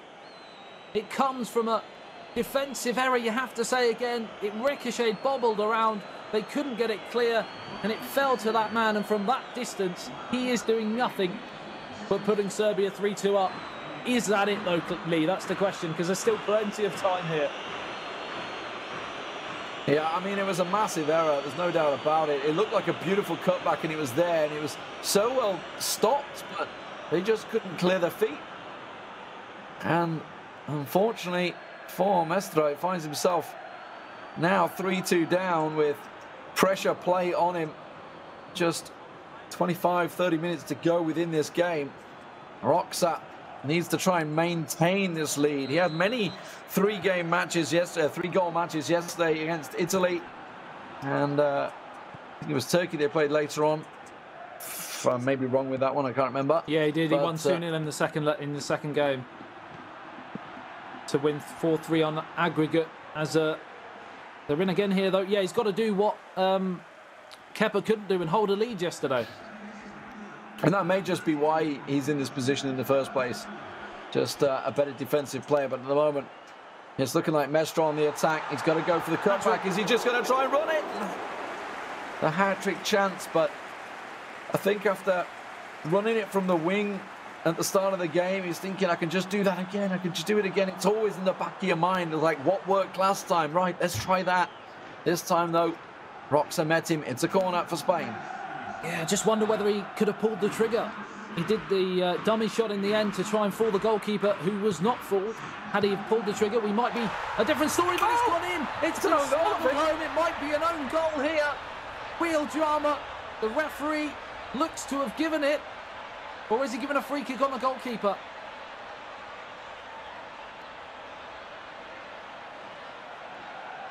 That's an own goal. That's his own player. It's turned home. It's surely going to be a goal. The referee have just seen point back to the halfway line.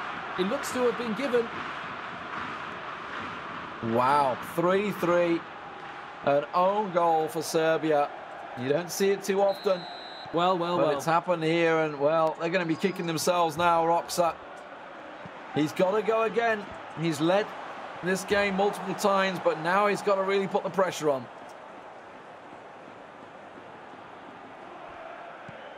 .64 minutes gone here. 3-3.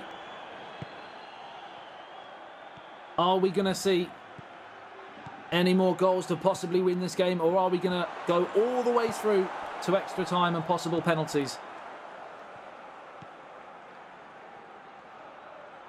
Mestre in control. Let's see what he can do as he tries to drive it forward. That's a great ball forward, cut out well, but it's gone straight back to the Spanish player. Gets himself a bit of space, just a small tug on the shoulder, I think, was what did him in the end. And Roxa still struggling to get it clear, and it's getting very messy in the middle of the park, Adam. Kolarov can't get anywhere near Rodrigo. It's played through.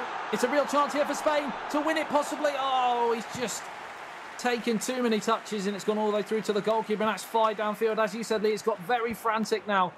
Both teams know that a mistake here could be curtains for their tournament. Well, the goalkeeper, bit of panic moments there, to head out for a throw-in. Just 18 minutes to go in this game. Launches it down the wing. Inside, Roxa looking to cut it through. That's a great little turn. Finds himself space. Looks to lose the man. It goes full spin. Oh, he swung a leg at it. He's put it wide. How on earth has that not nestled into the back of the onion bag? Because the defender tried to make the block, but he left space open at that near post. And David De Gea is a very happy man. Just 15 minutes to go for extra time and penalties. This game will be concluded. 10 minutes of real time. Mestre for Spain on the attack. Started off with a beautiful goal from Rodrigo. Can't quite muscle it through. And Serbia once again on the counter. Down the left wing, as it's so often been with Kolarov. Working it into Mitrovic, who looks dead on his feet right now. They've got to look towards the front men. They can't get past that Spanish defence. Resolute for probably the first time today from a defensive point of view. But now they turn down the other end. Oh, it's a late challenge. The referee plays a good advantage, though. It's Rodrigo. Now he brings it back, I think, for that earlier infringement. Another nasty challenge.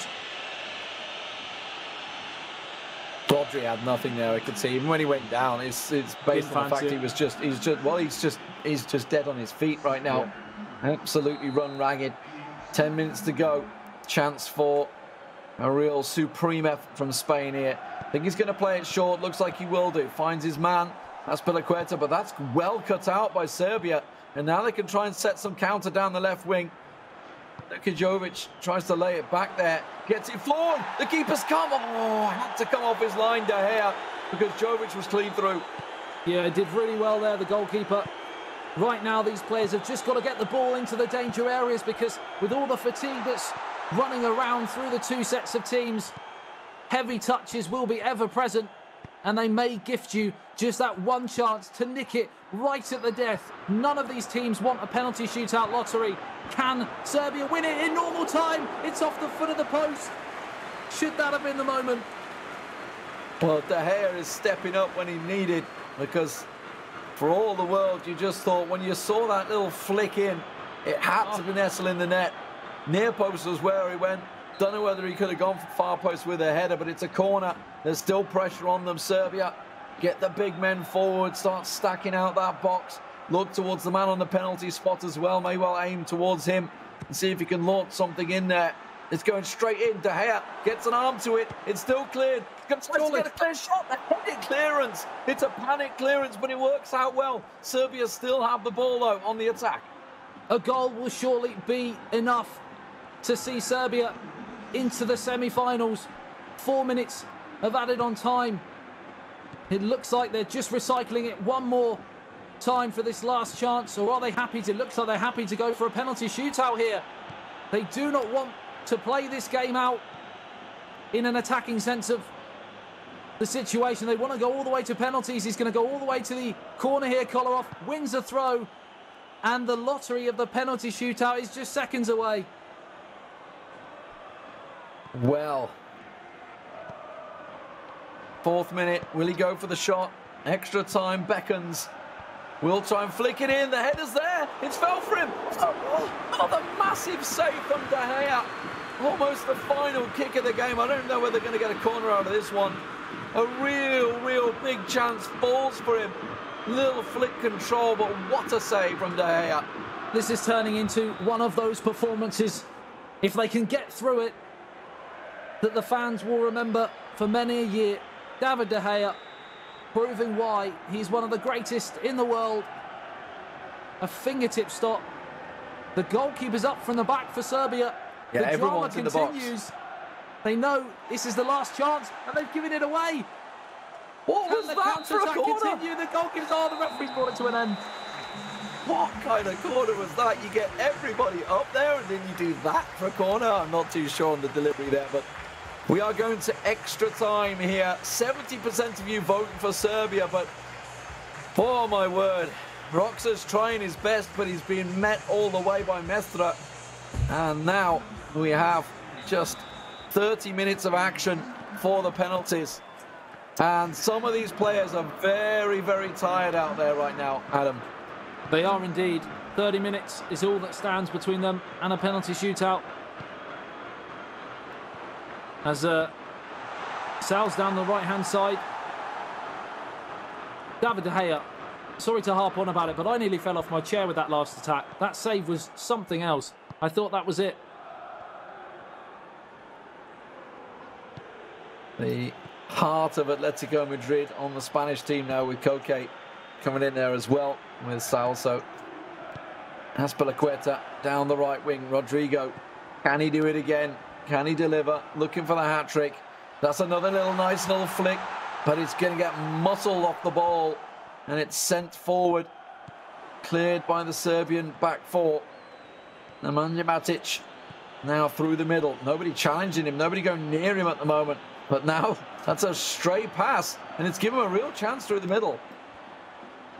Rodrigo picks it up, tries to skip away. We said, Lee, at the start of the day that this had to go down as probably the tightest of all of the games in the bracket, and we are now sat here in the third game at 3-3 in extra time.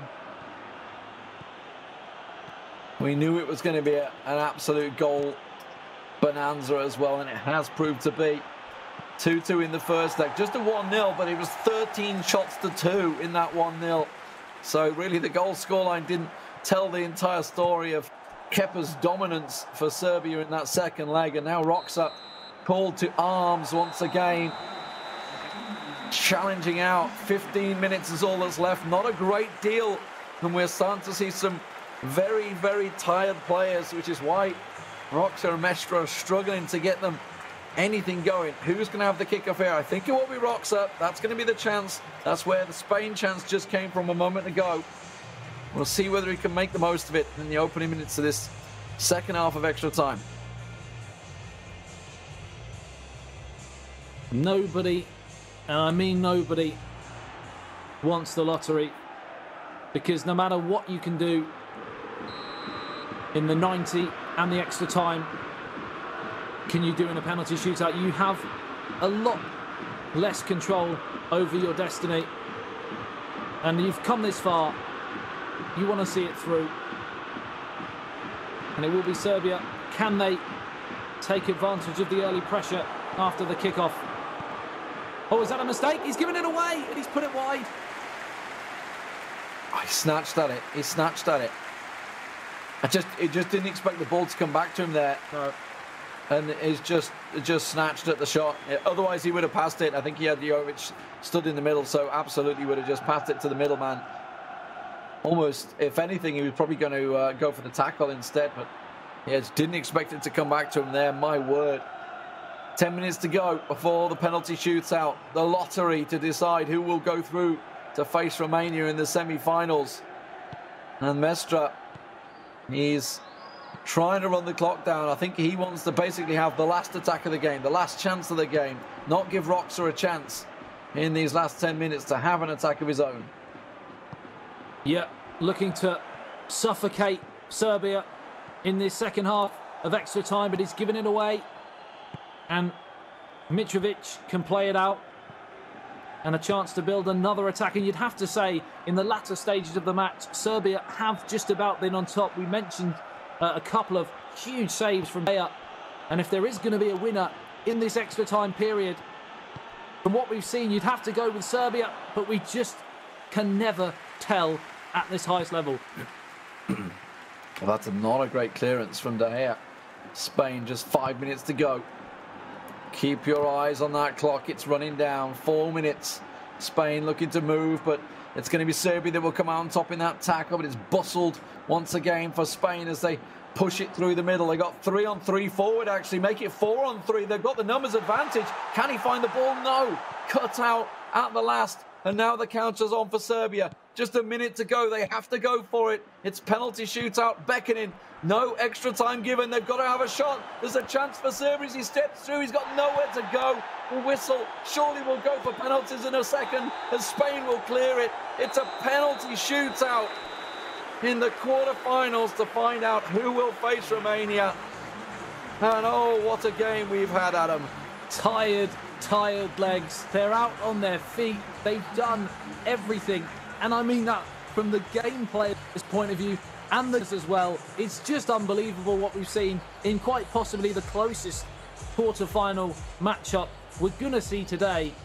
It's gone all the way, and it's now going to be decided on a penalty shootout. It's going to be heartbreaking for whoever gets knocked out here. Oh, well, Roxa has already had one penalty shootout today, and he lost it, 2-1. I don't think he's going to be too impressed about having to have another one here. Oh, my word. Mestre, though, this is the first time for him. The pressure. I can imagine the adrenaline dump these players have at this situation to keep your country in this position. Yeah, it's a lot of pressure on their shoulders, the whole weight of the nation. Here's the thing about the selection about Mestre. Possibly, he may be tipped as the best penalty taker of the contingent as well. I don't know this, of course, but it's possibly why he was selected to be in this situation, because they knew it was going to be such a tight game. Maybe they were expecting a possible penalty shootout as well. I mean, that's some next level thinking if they're playing for a penalty shootout. I'm reaching here, Lee. Yeah, give me a definitely break. definitely reaching, I believe that. We'll see who's going to step up. De Gea had some absolute heroics in the matchup. We'll see whether he can rise to the occasion in this penalty shootout. He certainly did for Spain in the first leg. If you just tuned in, well, you've missed some belting games. Romania taking down Holland in an absolutely explosive matchup in a best-of-3 series. That went all the way, as well as this one. We had a 2-2 score draw in the first game between Spain and Serbia. It went to penalties. That was won by Spain 2-1 in the end. It was a close penalty shootout. And then Kepa in game 2 took it 1-0. And now we're back to the penalties. And it's starting off with a fantastic save for Serbia. Advantage Serbia if Roxa can score here. But he's up against a man who has been in tremendous form today. David De Gea in the sticks. He's put it wide. Oh, he was baited. Absolutely baited by Mestre, who set his goalkeeper to the right, pointed to the left and said, yes, stick it there if you can. And he puts it wide. What a disaster. This time, Mestre, where's he going? Down the middle? No, slots it in. It wasn't a well-hit penalty, but it goes in because it was guessed the wrong way by Roxa. Well, here we are. 2 down for Spain, 1 on the score sheet, 1 down for Serbia. Can they level the scores? He's baiting him again here. Pointing to the bottom right, but leaving space to the left. Is it going to be second time around? No. Tadic fires it in. Was not phased in the slightest. The mind games. That's what this penalty shootout's about. Mestre, oh, no messing. Powers it home, 2-1. That was some hit. Now, can he level the scores here? This time, side to side goes David De Gea. Serbians number 7 fires it in to the bottom right-hand corner. Honours even. Much needed goal, that one. So 2-2. On to Mestre. Where will he place it? He's thundered them in the last 2 times, but this time it's met by Roxa. Guessing it right. It wasn't a clean hit, the first one for Spain, so not too surprising. And Mestre's at his games once again here, Adam. Yeah, he's pointing down to the left-hand side. And this is the business end of the penalty shootout. This is where one miss, one goal can be so crucial. It's going to be Jovic. It's a goal and Serbia lead. And they know that a miss now for Spain sees Serbia into the semi-finals. Oh, the mind games were perfect. It's going to be a quick hit from Mestre. Where will it go? Left or right? Straight down the middle. It's saved! Serbia go through. And the Spaniards are out. Heartbreak for them. But you've got to say, Serbia, I feel, deserve it. Unbelievable what we've seen so far in this tournament. Germany out, Netherlands out, Spain out. Where do we go from here? Well, they're going to be going through to face Romania in the semi-finals after they themselves knocked Holland out. We've had so many shocks throughout this one, Adam. But Serbia, oh my word, they pushed it to the limit. All the way. Mestre's mind games in the end. Let's have a look at some of those goals. This beautiful first goal, and we had some real highlight moments throughout this match. Yeah, we saw some. I mean, if you could pick certain goals just for looking at one game for a tournament, it had everything. There were so many great goals in this one.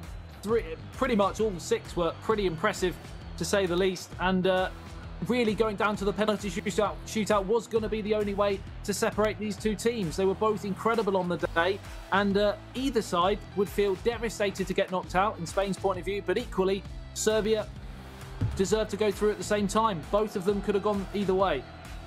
Fantastic goal, this one. Just sets it back, hit it, send it, stamp it, done. Beautiful stuff. And you thought, oh, okay, Serbia going to start taking control, but then this hit just before half-time completely turned it. An absolute belter into the top corner. Yeah, I wasn't sure which was the better goal, actually, out of the 2 that Rodrigo... I think he got a hat-trick in the end. I may be wrong, but this goal was brilliant. And I think he scored one afterwards, which was equally as nice as well. But obviously that was sandwiched with a Serbia goal to put them 3-2 up after probably the only below-average goal of the day, as Mitrovic tucked home. This one, it wasn't a Rodrigo. I mean, I guess he could try and claim credit for it, but definitely nowhere near that one. It was sadly definitely an not own goal of for the day. Serbia. And in the end, the penalties were saved by the Serbian. And more importantly for Roxa, redeemed after losing his first penalty shootout. But you can see, just as it was in game 2, 13 shots for Serbia, this time to 5 for Mestre. He only had 2 in the game against Gepa as well, so just 7 shots across the 2 games, whereas Serbia clocking up 26 across those 2 games. You've got to feel that justice has been served for the Serbians. Yeah, absolutely. Over the 3 games, even though the scores were completely level, you'd have to say in terms of chances, especially I'm thinking back to the second game, the chances missed from Kepa, you'd have to say they edged the 3 games as a whole. So you'd have to say, how many times do I want to say have to say, but you have to say they probably just about deserve to go through. You have to say it. You just have to. You have to say it. If you say it, you have to say it. Obviously, that moves us down to the lower half of the bracket. We now know that Romania will be placing up against Serbia. But obviously, down in the lower half of the bracket, we have Italy, Israel waiting to play out in the next matchup. And then France versus Croatia. France now hot favourites, has to be said, for the tournament, as both Spain and Germany all knocked out. Big surprises all day long here, Adam. This is the matches coming up. Italy against Israel at 1:30. And then France, Croatia. And then, of course, we're moving straight into the semi-finals at 4 o'clock. Romania versus Serbia. Impressive, impressive matches. I think we're going to go to a quick break. And when we come back, we'll be jumping straight into that next match. Italy versus Israel. Any last remarks, Adam? More of the same, please. This has been incredible. It has indeed been incredible. Let's go to a break. We'll see you in a moment for game number 3 of the day. 11 players, many of them friends, some foes during the league season, now united for a single cause as they carry the hopes and expectations of a nation, the most unbearable, thrilling of emotional roller coasters.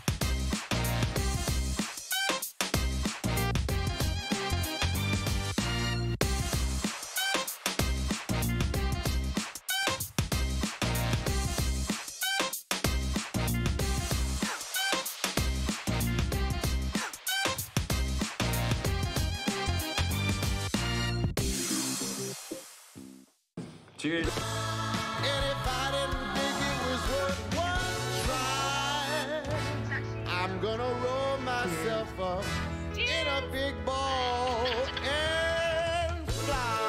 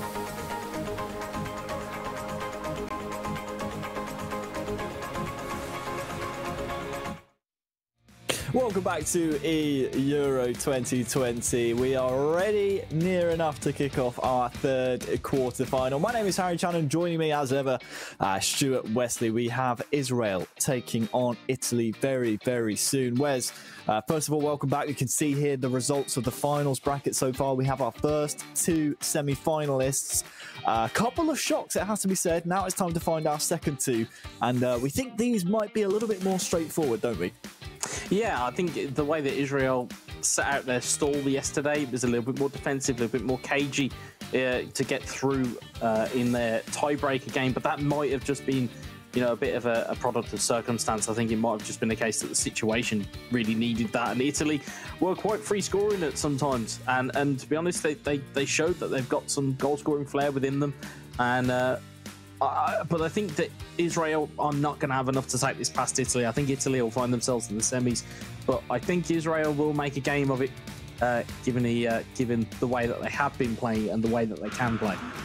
I mean, we've been really impressed with the way that Italy have played so far here at the eEURO 2020 finals. We almost doubted their pedigree, but Italy being such a strong footballing nation, it's translated well into the e-footballing world as well. We have Oreld, who we were able to speak to yesterday, representing Israel. Obviously went undefeated throughout the qualification process. They scored one loss in the qualifying group, so they're not completely undefeated. Italy, though, I believe, have yet to lose a game in the eEURO competition themselves. So really tricky opponents here for Israel, Wes. And, well, Alonso Grey Fox here early on with Bonaventura trying to push in to the box towards the goal. But this will be a tricky game, really. And also, on the flip side, maybe a potential banana peel for Italy to overcome. Well, we've seen a couple of upsets already. We'd arguably say that the two kind of underdogs, if you will, have made it through to the semi-finals already. We may see a third here, but I just think Italy are going to have enough here. They've got enough physically around the team. They've got some skillful players as well. Again, if they use kind of Ciro Immobile as a little bit of a lightning rod up front, and make it a bit more joy out of this Israeli defence. However, of course, you've got Zahavi on the other side, who's going to make a, try and make short work of Chiellini and co at the back. So it's going to be interesting to see how this all really plays out as ball goes out of play for an Israeli throw. A lot of interesting personnel on both sides. Obviously, the Italian stars, the likes of Dabur, who will actually get onto the ball here for Israel. And of course, don't forget Zahavi up front was one of those key men that you look for, and one of those types of players in a stat balance mode like this that when all stats are balanced apart from the physicality aspect, he's almost, again, I want to use the same term that you just used, maybe a bit of a lightning rod and the focal point of the Israeli attack. So don't be surprised to see Oreld maybe try and target him whenever he can. Here he is on the ball at the moment, the Israeli number 7. This one will come back for an Italian free kick. A reminder to everyone at home, of course, we are straight into this quarter-final. We're a little bit behind schedule, but we still want to hear your thoughts. We want to know who you think is going to win. You can vote on the result of every single game shown here at the eEURO 2020 knockout phases. Just head on over to eEURO2020.com/poll, and you can let us know who you think is going to win. I can imagine, Wes, the poll results might be a little one-sided if people are tuning in for the first time and are maybe looking at these nations in terms of footballing ability. But, I mean, we've already seen so far in the knockout stages, that is not entirely the case. We already have Serbia, I suppose, upsetting Spain, and Romania waiting in the semi-finals as well.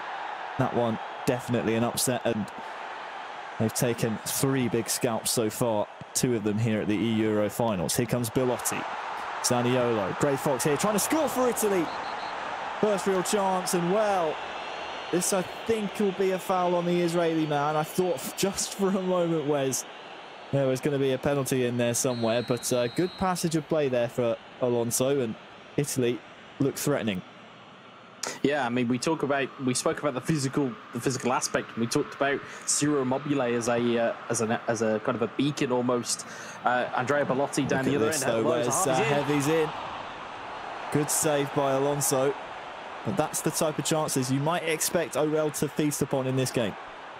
Yeah, and the thing with this, they've got a very similar makeup as Israel in terms of how Finland set up with just Timo Pukki as their real out ball, as you know, as Israel clear the ball there. You know, you look at them kind of having that talismanic figure up front, and if he doesn't have a good game, you think that Israel may kind of suffer a little bit as a result. But at the moment, they're getting Zahavi into the game. They're using Dabur as well, so you know, it isn't just him on his own. So it's they're starting to move the ball about. Israel's looking really good here. Try out to Dabur, and it's so close off the post. Luckily for Italy, bounces right back into the hands of Donnarumma.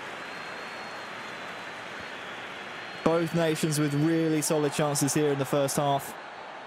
And Orelda's won the ball back with bits on. Sabas just let it run, unfortunately, there.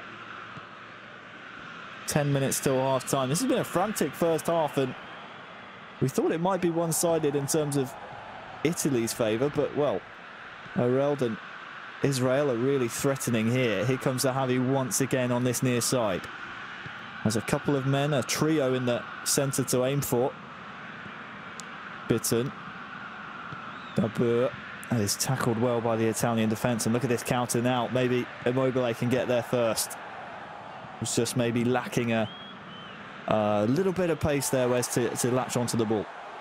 Yeah, and that's kind of where the key really is although there is physicality up front, you're looking for Immobile, you're looking for Belotti to just play players in. You know, we saw Zanolio, who made so many darting runs yesterday, and I think he even had a hat-trick against Serbia, if I remember rightly, was a fantastic runner off the ball, and I think that's where Italy's strengths are. They've got Bernardeschi on the bench as well, I believe. So they've got, you know, they've got weapons to use. It's just how they utilise them at the moment, being nullified by this Israeli side, and Israel just feeling their way into the game, and you know, Orel will fancy his chances in the second half. So the first half ends goalless. A reminder, these are best of 3 matches, so no aggregate score to worry about. It is Alonso Grey Fox representing Italy in the classic Azzurri blue, and Orel representing Israel. Look at that, it's gone all the way through actually to Belotti, could score, chips it over the keeper, and what a finish that is!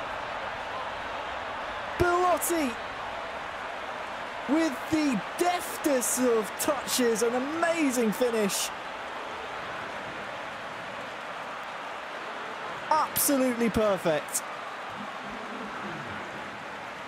Well, this is what we talk about. We talked about the coolness and presence of mind of these players. We saw it all the way through yesterday. We saw, you know, how adrenaline was carrying players.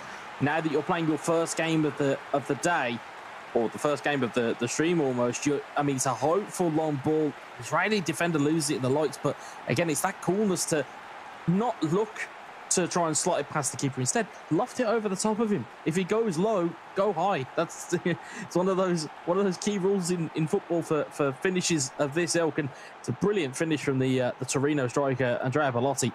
Brilliant finish. It's tricky to get it up and down when you're that close, not only to the goalie, but the goal itself as well. But, I mean, credit the pass as well from the back, the backspin on it. I know it was on a plate for the on-rushing Belotti to take it in his stride, but it was right on the money, just as the finish was. So, Italy strike first in this encounter. This is quarter-final number 3. A place in the semi-finals at stake in this best-of-3 series. What do Israel have in response? It'll be interesting to see how Israel bounce back from this. It's not really a situation where we're used to seeing them in. And, of course, we saw a lot from Grey Fox yesterday in terms of his capability of keeping the ball and nullifying a game. It may be slightly unfashionable, it may be slightly on the boring side, but it's effective. It does the job. You know, we keep saying about qualifying by any means necessary, but Israel still find a way through. Lovely touch. Again, blocked away. The touch and the turn was there. The finish only met an Azzurri defender. Bonaventura now maybe can bring the ball forward. But credit to Orel, he's responded fairly well. Still not sure that we've seen the best out of him just yet. He's had a couple of threatening attacks, but it's often in areas such as those where Alonso Grey Fox is able to step in for Italy and nullify any form of forward progress.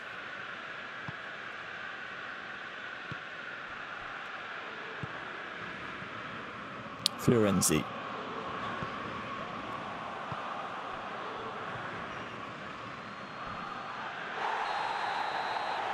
And the referee's going to bring this one back. It was good shielding from Nacho, Wes, but Florenzi just a little bit too eager and actually went through the back of him there. Again, it's a tackle just to stop any real threats coming down that left-hand side. There's 25 minutes left though, so it's going to be time for changes soon enough. As we see that Bernardeschi coming on for Florenzi, so Florenzi takes a booking and he's immediately substituted. So you can see the kind of method in their madness. They don't want to go down to 10 men. I don't believe we've seen the sending off yet in the tournament, or at least on the stream. So it's you know, it's a tactic they seem to employ where it's just take one for the team and then sub them out, and you know, you can go again. Fair play has been at a paramount here in the virtual competition, of course. It's good to see. At the same time, you are at a disadvantage with 10 men, so it's not something that you particularly want to aim for. Italy under a bit of pressure by the high press of Israel. Grey Fox got to be careful here, playing possession football. And it's one back by Israel. Hemed finds Nacho. It's a bit of space here, loves it. Nice little layoff there to Solomon, but the chance is gone. Zahavi is able to win the ball back though. Look at this, Solomon on the ball once again, fresh on the pitch. Lays it off to Cohen, might look for a shot here soon. And the chance once again goes begging. You're just looking for maybe a shot there. O'Reilly coming forward once again, Zahavi. Nacho. Solomon the target. Alonso steps in and survives another attack.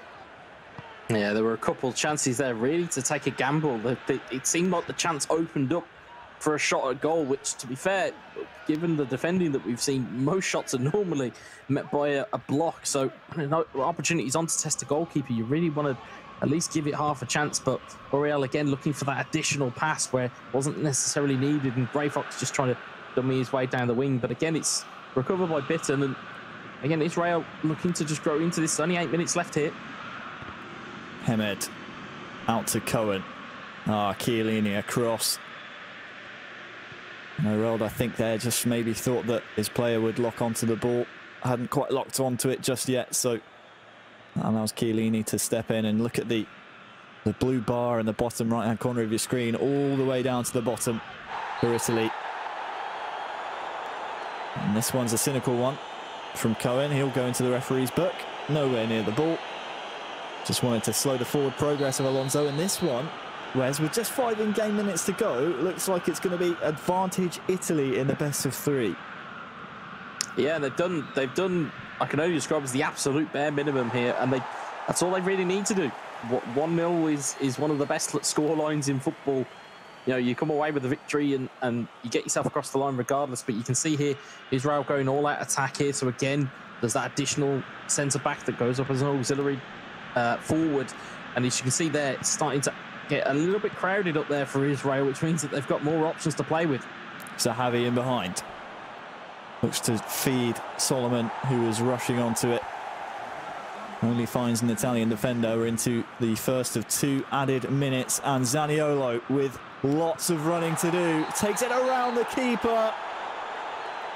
Well, the crowd is screaming for a red here. I'm not sure if it'll happen, Wes, but it's certainly going to be a free kick.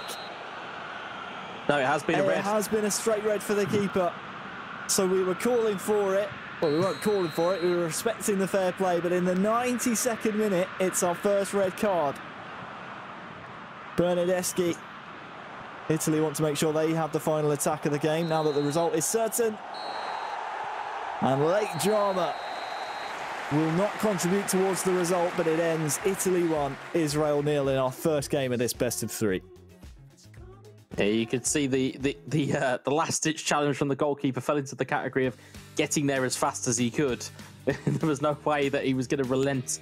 And with it being last man, it didn't make much difference, of course, because it was very much the last minute of the game. But yeah, it's a solid industrial performance from Italy. It wasn't too flashy. There wasn't too many kind of moments of brilliance apart from the goal. There was a decent kind of set of opportunities here, but it's a beautiful pinpoint pass. You talked about that backspin, hits the ground and spins back up. It's a lovely death finish from Andrea Bellotti, and Alonso Gravehouse will be very pleased to have that one going to the back of the net and carries 1-0 lead into the second game. So it'll be interesting to see who steps up for Italy now.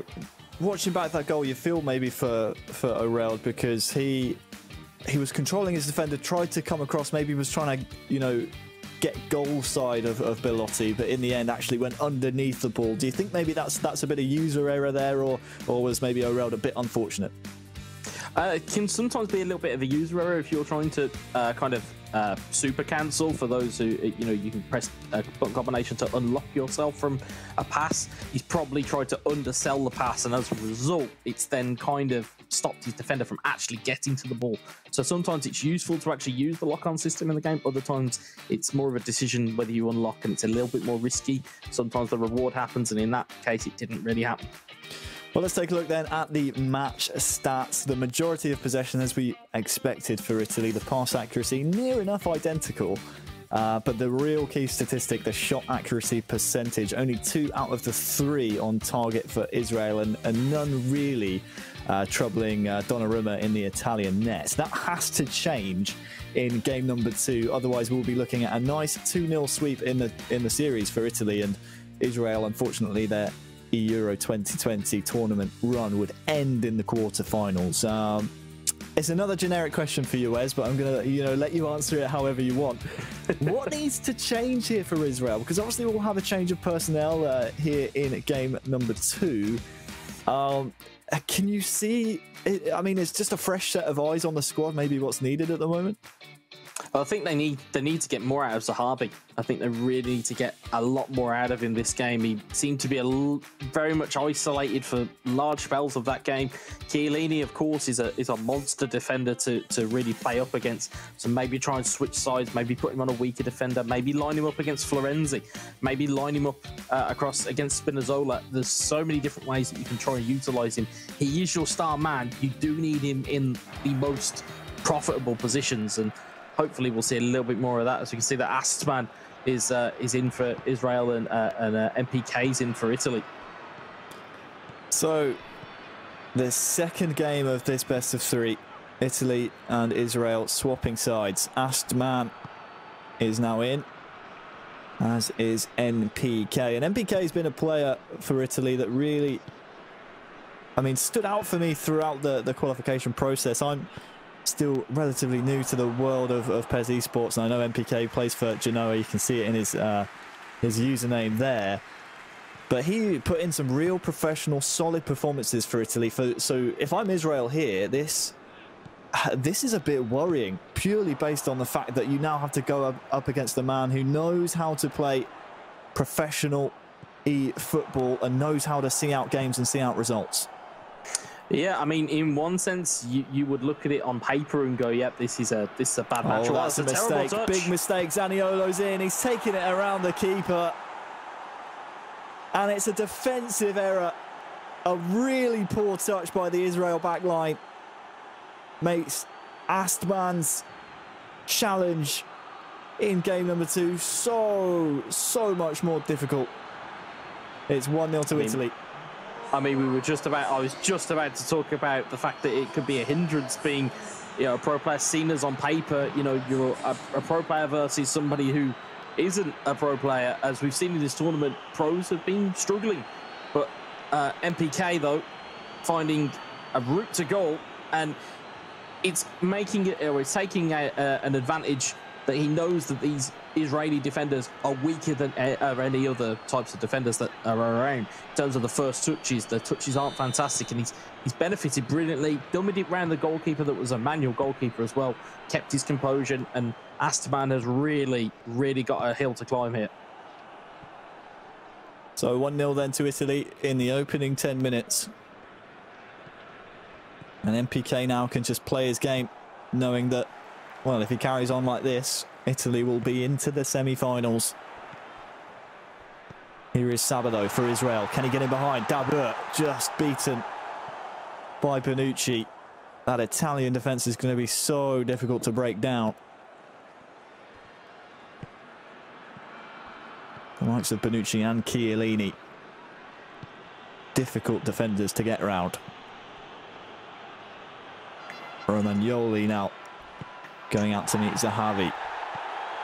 Referee's played an advantage here. MPK, I think, wants this play to stop purely based on the fact that Kayal, who is controlling currently, was threatening to get in behind. So just watch out for Kayal on this near side.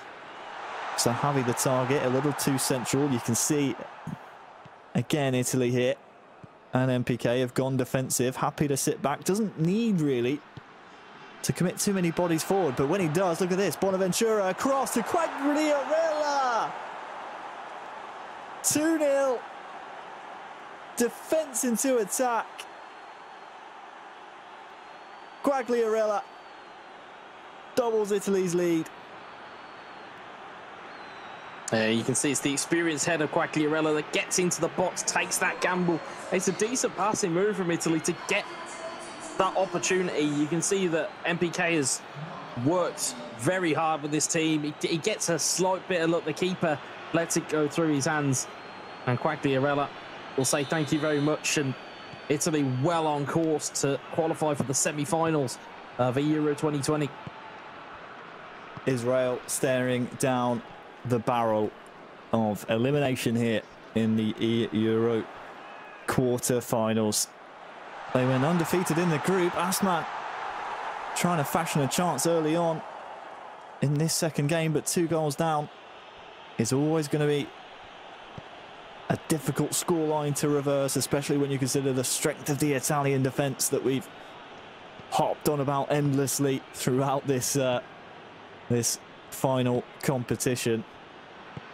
Back in Group E, Israel 22 points out of 8 matches, 7 wins, 1 draw. But you feel maybe they haven't faced the competition levels that they eventually have met here in the eEURO 2020 finals. The goal before half-time would give Astman a little bit of hope, though.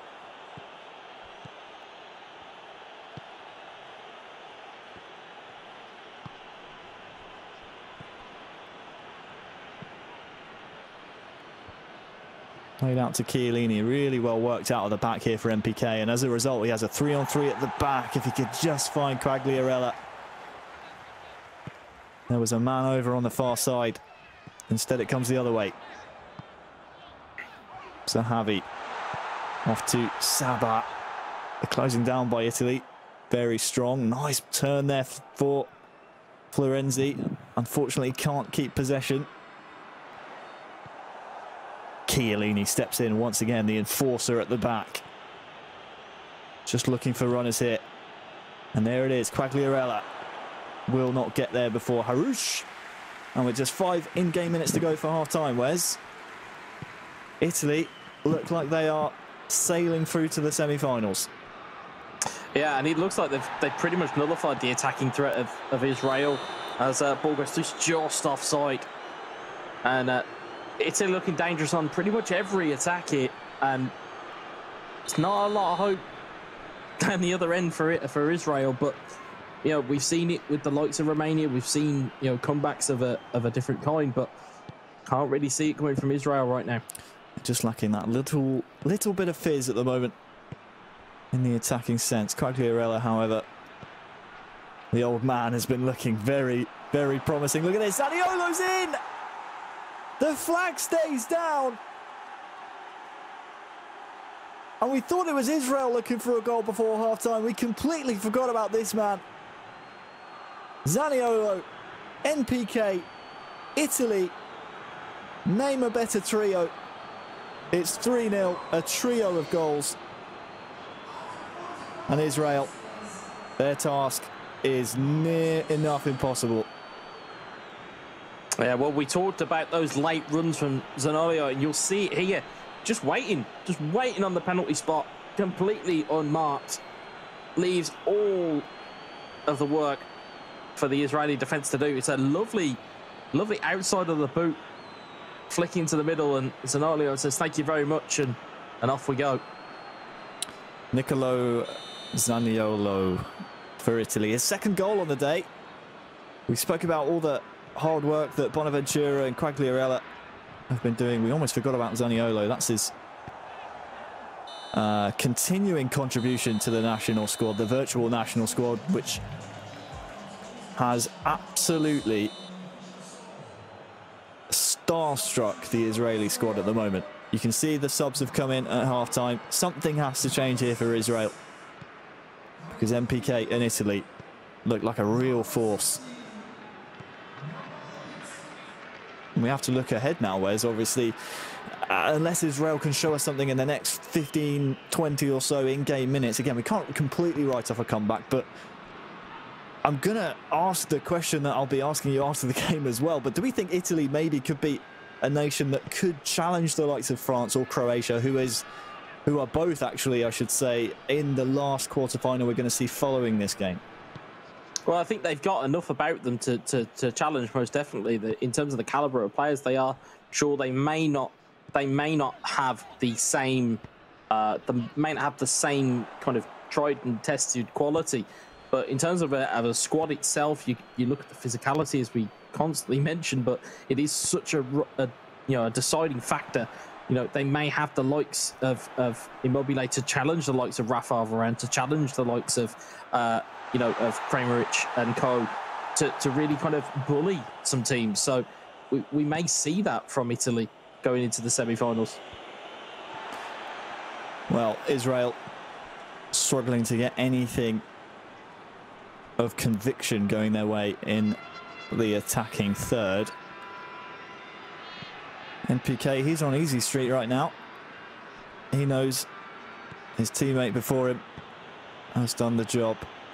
He's doing his job.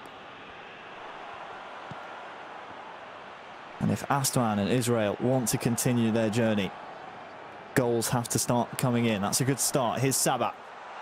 Sprays it out to De Boer. A little bit wide. Is the chance gone? Oh, great save. Donnarumma called into action for the first time really in this game, and that very easily could have been 3-1.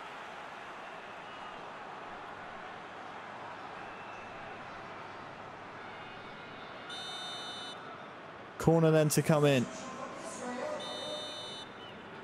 Astman and Israel just reminding us that they are still in this competition. I mean, we've seen some fight backs over this tournament over these 2 days. Well, you're looking for some type of recovery powers of a biblical proportion here. And MPK, he wants more goals. Yes, he's up 3, but he's happy to attack as well. Quagliarella is looking a little leggy, but look at the men over on this near side. Florenzi chasing. Somehow gets the ball first. Belotti, back heel, Florenzi. Beautiful, beautiful goal. Somewhat fortunate, as we'll see in the replay, but it's nothing less than MPK's performance has deserved. Italy 4, Israel 0.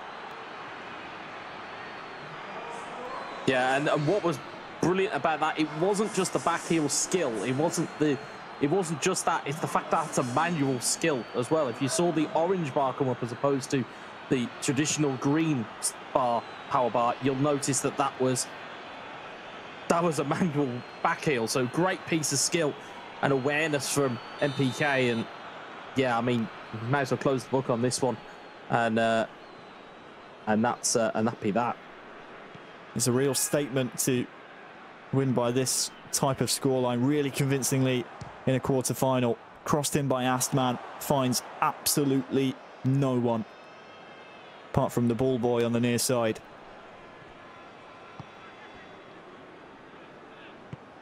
This has been a real professional performance. I can't think, other than that one time that Donnarumma was called into action, that Israel were able to fashion the types of chances that we are so used to seeing them produce throughout the qualification groups, throughout even the groups here at the Euros. They were able to fashion some types of shots, even though they weren't able to always convert them into goals. We just haven't seen the output here in either match from Israel. Yeah, they've just not really been able to get Zahavi into the game and really put any kind of pressure on the Italian backline. The Italian backline just appears just too strong. You've got Romagnoli out on the left-hand side. You've got Chiellini in the middle, and you've got Rugani, who's the younger player from Juventus. And of course, you've still got Bonucci knocking around in the Italian squad as well. So these guys have been seasoned and canny operators. It's it's a really experienced squad, and then you've got some youthful players to bring in as well. And it'll be interesting to see who really comes out of that last quarter final and provides a task or at least a challenge to Italy. Solomon for Israel crosses in, headed away. The ball will come straight back at them though. Here is Saba looking a little leggy. Bitten. Zahavi touches. Safe hands from Donnarumma. That was a real chance to maybe get a consolation. He'll have another chance here. Real gets to the byline. Once again, Donnarumma not phased, and the strength and depth of this Italian squad in terms of defence allows so many different formation possibilities. I'll come back to that as Zahavi might have a chance here for a goal. Blocked by the Italian defence again. But when you do have that strength and depth at the back, you can maybe start to play 3 at the back or a 5 at the back. Allows different tactics to maybe unlock your opponent if you do come stuck, which is, well, something we might need to keep an eye on as Italy, no doubt now, will be progressing to the semi-finals. Astman, can he get a consolation? NPK says no. He wants another crack at maybe a 5th. Quagliarella hoofs one to Zaniolo. But this one, Wes, is in the history books.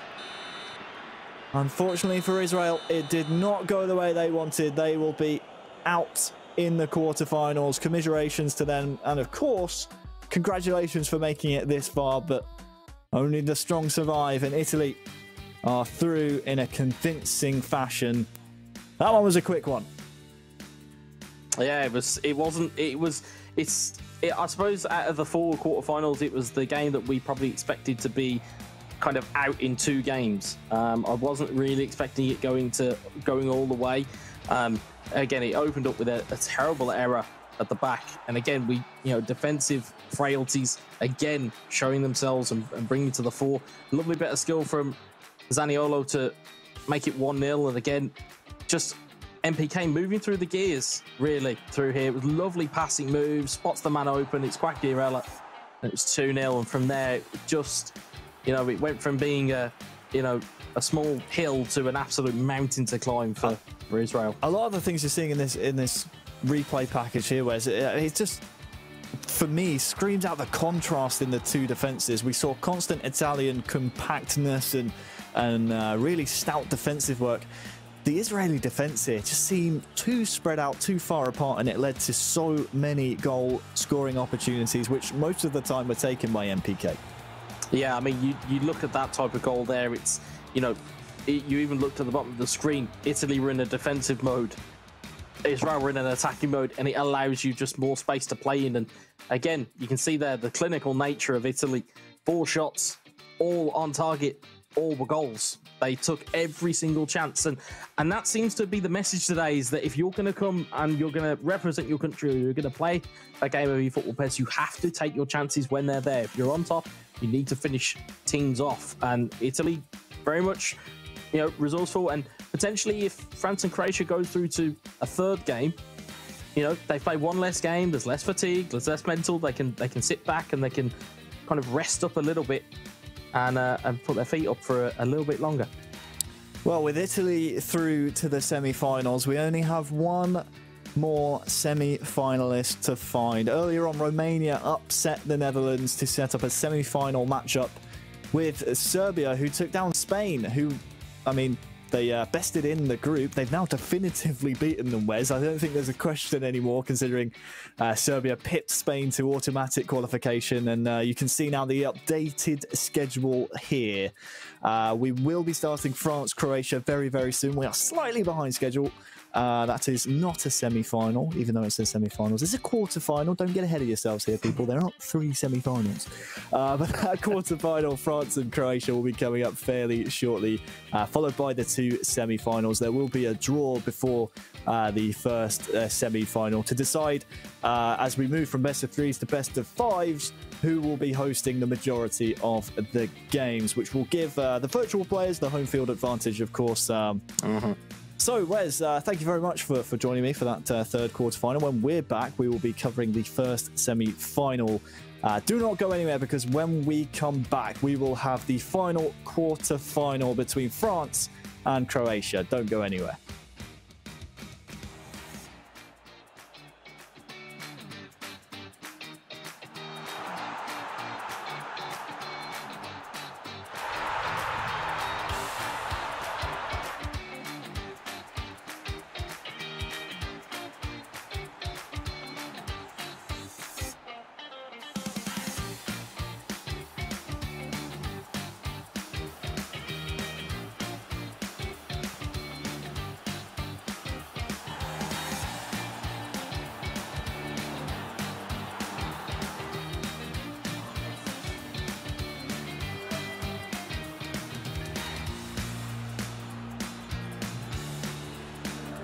Players, many of them friends, some foes during the league season, now united for a single cause as they carry the hopes and expectations of a nation, the most unbearable, thrilling of emotional roller coasters.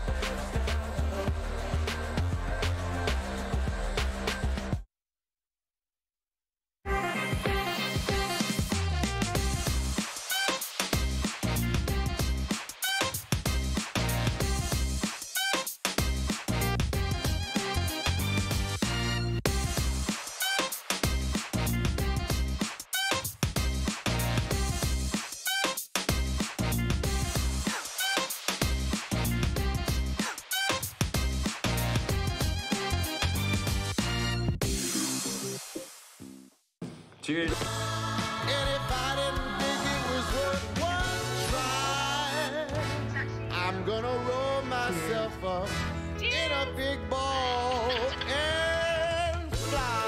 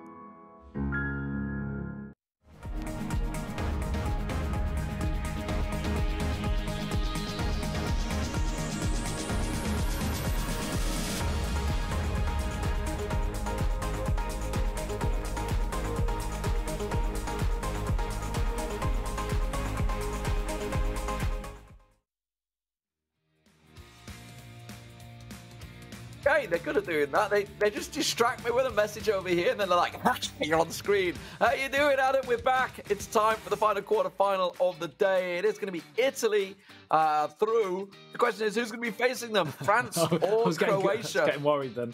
I thought Italy again. Recovered myself well. I recovered myself well. It's because I had Italy on my mind. We were expecting Alfonso, but it looks like he's not appearing. Yeah, we've got France and Croatia coming up next. Possibly, you'd think on paper, one of the easiest of the quarterfinals to predict. But of course, we saw France struggle against Austria in the group stages. But Croatia certainly struggled as well getting through. They snuck through against Montenegro, I believe, on the 5-4 sudden death penalties in the last stage. So, yeah. Yeah, schedule for today, of course, we're about to start this one. We are about 10 minutes behind schedule, but that's fine. France-Croatia will be kicking off in just a moment. And then we'll be jumping into the semi-finals starting at a hard time at 4 o'clock and 5 o'clock Central European summertime. And, of course, the grand finals at 6:15, which will be a best-of-5. Then the semi-finals will be a best-of-3. We're still in best-of-3 territory. And, of course, let's start talking about what are and what were, from the very beginning, the tournament favourites, France. We've just seen a couple of other tournament favourites, the likes of Spain, getting blown out in penalties. Yeah, Can we see Croatia cause an upset? I'm going to say I think not, but we have seen, just due to the fact that the level of talent on the other side of the bracket I felt was a little bit higher.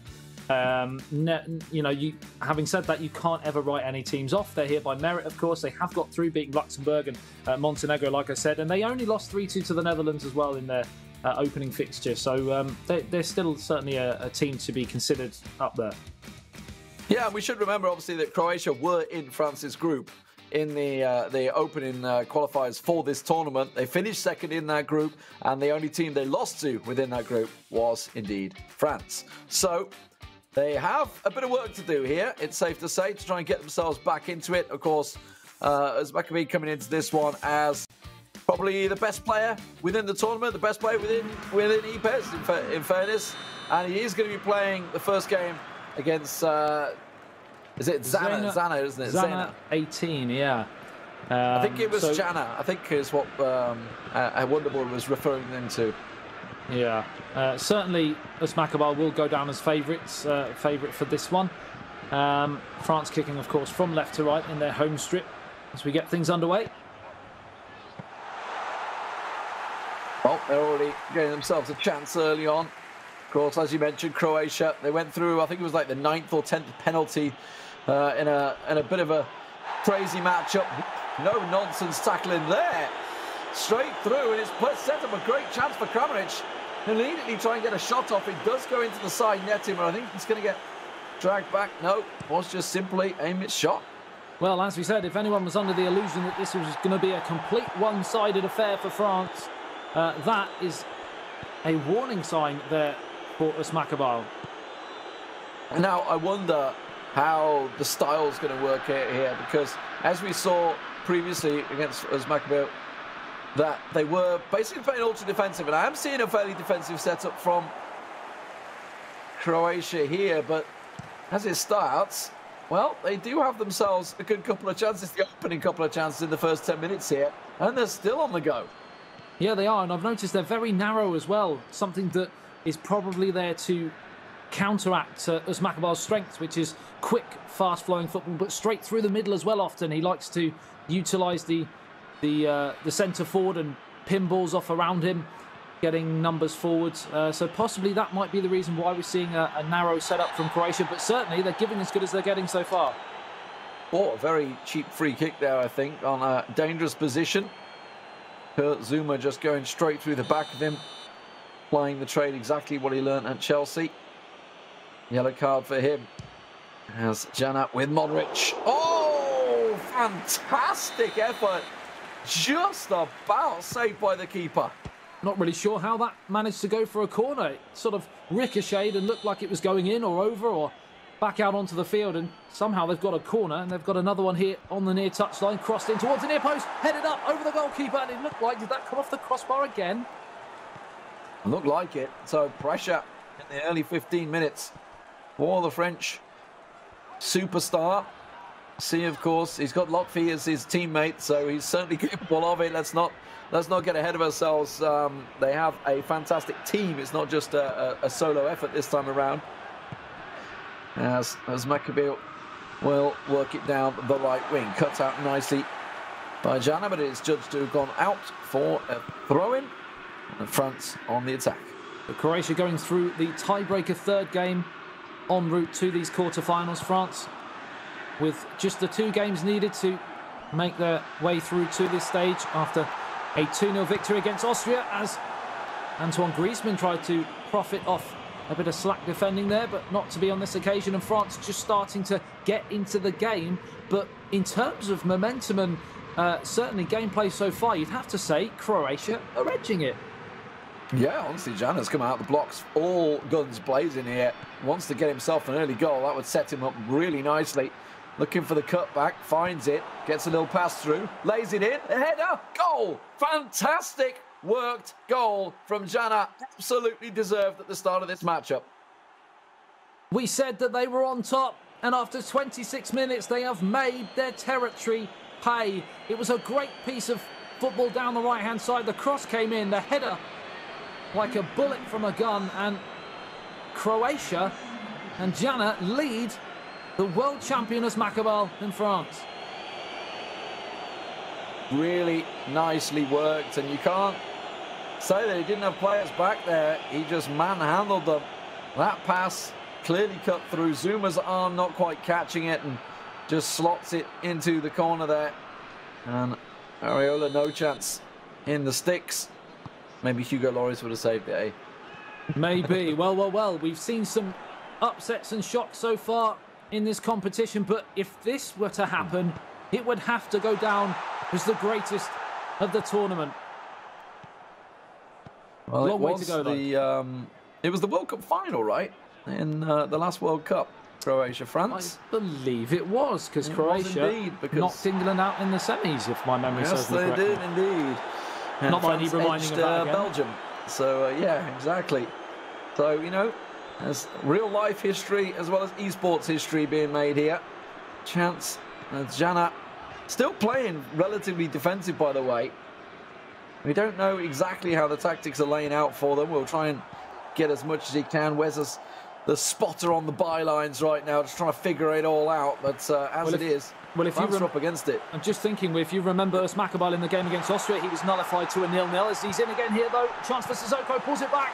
Fakir, straight at the goalkeeper. Yeah, he was nullified to a 0-0 in that first game, and it was actually Lotfi who managed to win 2-0 in the second game to send France through.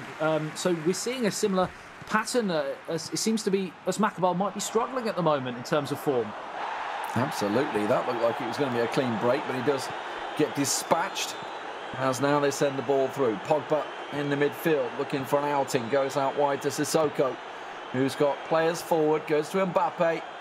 Obviously, talking about stat squashing, balancing out. It doesn't mean he's not this absolute sprinting god that he's known for in real life, but this is a massive chance. Kramaric open. He's got a player on the right-hand side if he needs him. Tries to go for it against Areola and Will just about gets away with it. Oh, Willie Roux, that missed opportunity just 2 minutes before the end of the first half. What a time it would have been to score, and that was a huge moment to go 2-0 up against the current reigning eFootball PES world champion. Oh, Jana.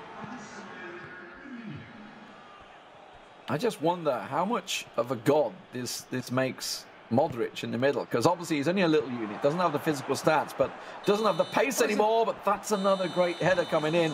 Croatia, of course, they've got the big men up front. They've got the wizard of Modric in the middle, who ordinarily would be a fairly slow player these days, because obviously he's, what, 36 now. He's going to have pace. He is indeed, and of course, as Maccabi playing for AS Monaco in eFootball Pro, a different set of players completely to France, and possibly taking a bit of time to adjust here. Free kick to be taken by Modric. Fired in, headed away. Croatia, more of the same, if you're in that camp, because not only have they nullified France, but they've looked pretty impressive going the other way, and they're down the left-hand side again here. Barisic in towards Kramaric, now pulls it back to the edge of the area, but just can't quite pull the trigger. And a first real chance to counter for France, but again, he's giving it away. Oof, that's a vicious tackle. Been given play on, and he's going to take it. Fekir down the wing, looking to cut inside. Oh, he tried to catch the one. It's going to go for a corner. So first real bit of pressure. As Maccabiel will... Oh, is he going to drag it back to the free kick? I think he's going to drag it back to the free kick. No, it will be the corner. I think it was just showing just the to book him, yep.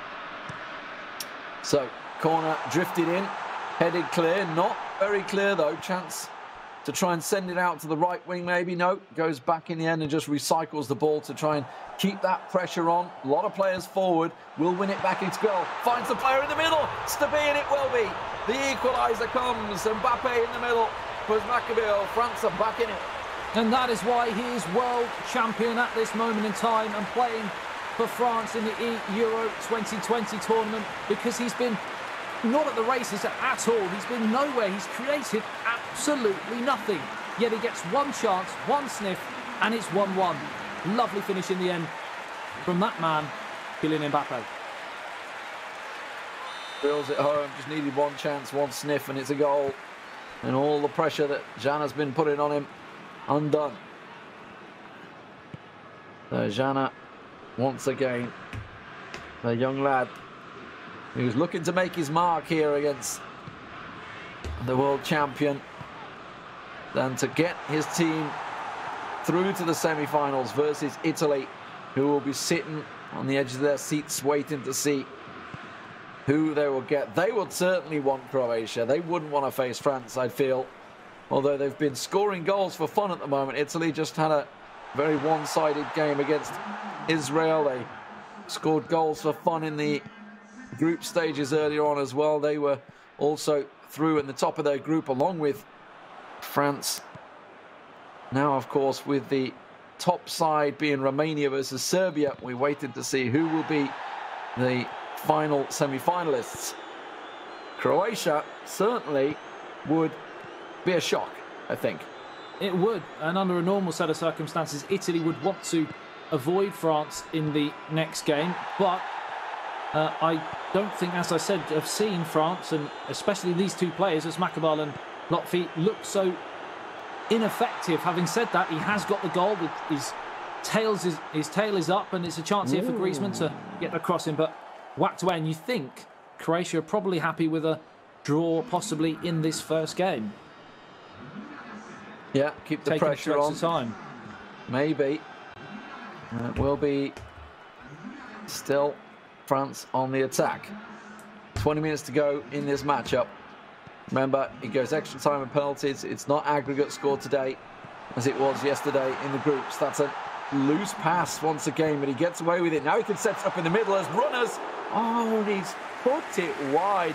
I don't think he really had the option to cut it to the near far post. The keeper was in the way, so near post was really the only option he had. Yeah, it looked for 55 minutes or so that France had done absolutely nothing, and then they scored the goal, and on the balance of play, that wonderful word momentum is back in, and they're just starting to ramp up through the gears. And Jana certainly doesn't want to give us Maccabiel any more chances like that. As you feel he may just grab that second goal as the ball gets played down this left-hand side. Another chance to whip it in towards that near post. It's in, it's there, the header's down. Saved by the goalkeeper. It was from a clean header, there's no doubt about it. Didn't really strike it as well as he'd like. Have a quick look at it, and you can see the keeper quickly gets. The player was there, and I think it was Lovren that was just in front of him. And in the end, it's actually adjudged to be a goal kick. So it must have come back off the player, or simply a miss in the end. Either way, rebounded back from Giroud, I think. Oh, that was a loose ball. He's going to be won back by the Croatians in their telltale red and white colours. Be easily recognisable. That is a nice ball through, but cut out by the defender. And now a counter opportunity possibly on, but that's a solid tackle from Tolvan on the left wing. 15 minutes remaining here in this first game. Destined for a possible extra time here.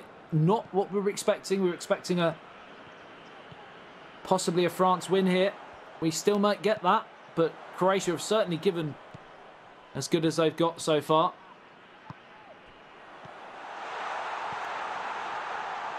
It's in towards Giroud though. He plays it across. A real chance here for France. They just can't quite find that killer touch, which has been eluding them for large parts of this game. But time running out to find a winner. It is France who are knocking on the door. Keeping the pressure on. Croatia struggling to get out of their own half at the moment. And you can see it's coming straight back at them. They keep the pressure on. France happy to just play it across the back four and take the final chance of the game. As the clock ticks down, you'll often find players will purposely delay until they know they're going to have that last chance. They know there's no pressure to come back at them, but it's kind of backfired on him at the moment as Croatia, well, that was a loose pass. Is he going to get away with it? Oh my word, the defender will get to it first. But that was nearly a real howler from the world champion. It's as close as Jan has come in this second half to find a winner for Croatia, but this is exactly what they wanted, exactly where they wanted to be in the match. Going into the final few minutes to be level and a chance to nick it from a moment of magic or a mistake. They found it through to Kramaric. He's gone down under the challenge. The referee once again waves away the appeals. And Lee, I'm not sure where you were looking, but that was a tight one. That looked like it was dead to rights. I don't know, but that's a late challenge in the end. So, yellow card for the Croatian player. Just a little aggrieved, I think, of not getting the penalty back there. So, it will be a French kick with just 1 minute to go in regulation time. It looks like extra time is almost certainly beckoning as the header comes out. Just needs to send it forward. Yeah, the whistle will go. So, extra time. Once again, Adam, we go in the distance. Well, well, well, we've seen, as we said, Germany out, Spain out, the Netherlands out. Are we potentially seeing another shock on the cards here? Well, it was Jana that came out on top in the epic penalty shootout versus Montenegro in the qualifiers, but that's a tipped header, just stuck it over him. Oliver Giroud just beats the keeper in the air. The big unit that he is tips it into the corner. This is why Asmakabil is so strong. He doesn't even have to get out of second gear really in this match, and he finds himself in front. Run down the left-hand side. When you play the ball in with the physicality of someone like Olivier Giroud, there's only going to be one winner in that battle. Into the near post. Advantage France. What can Jana do? Can he come back?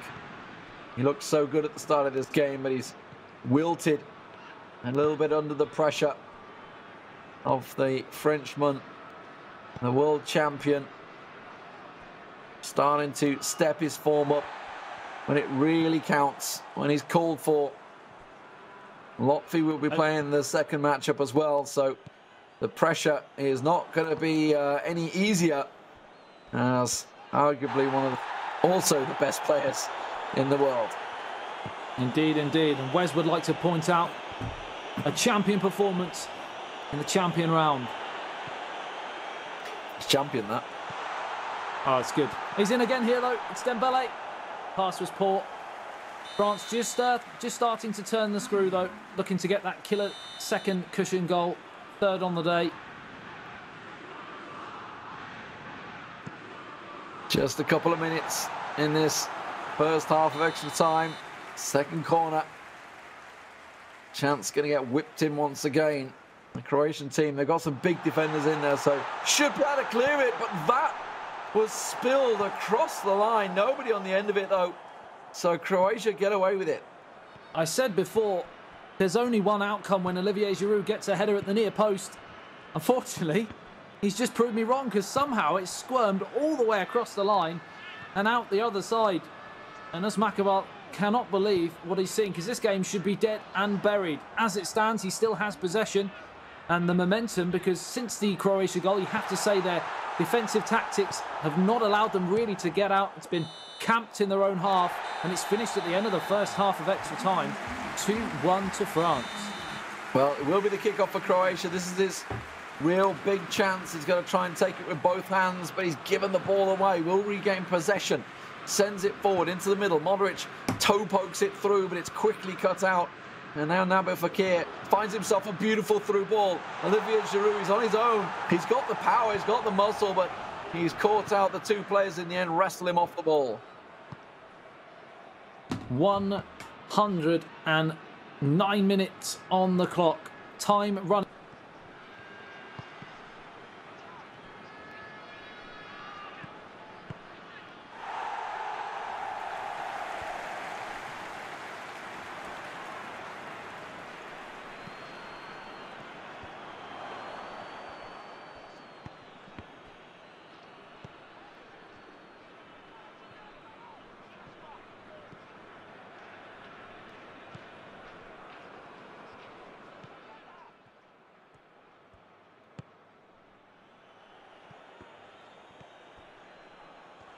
In extra time, 5 minutes for Croatia to do something. But right now, they don't have the ball.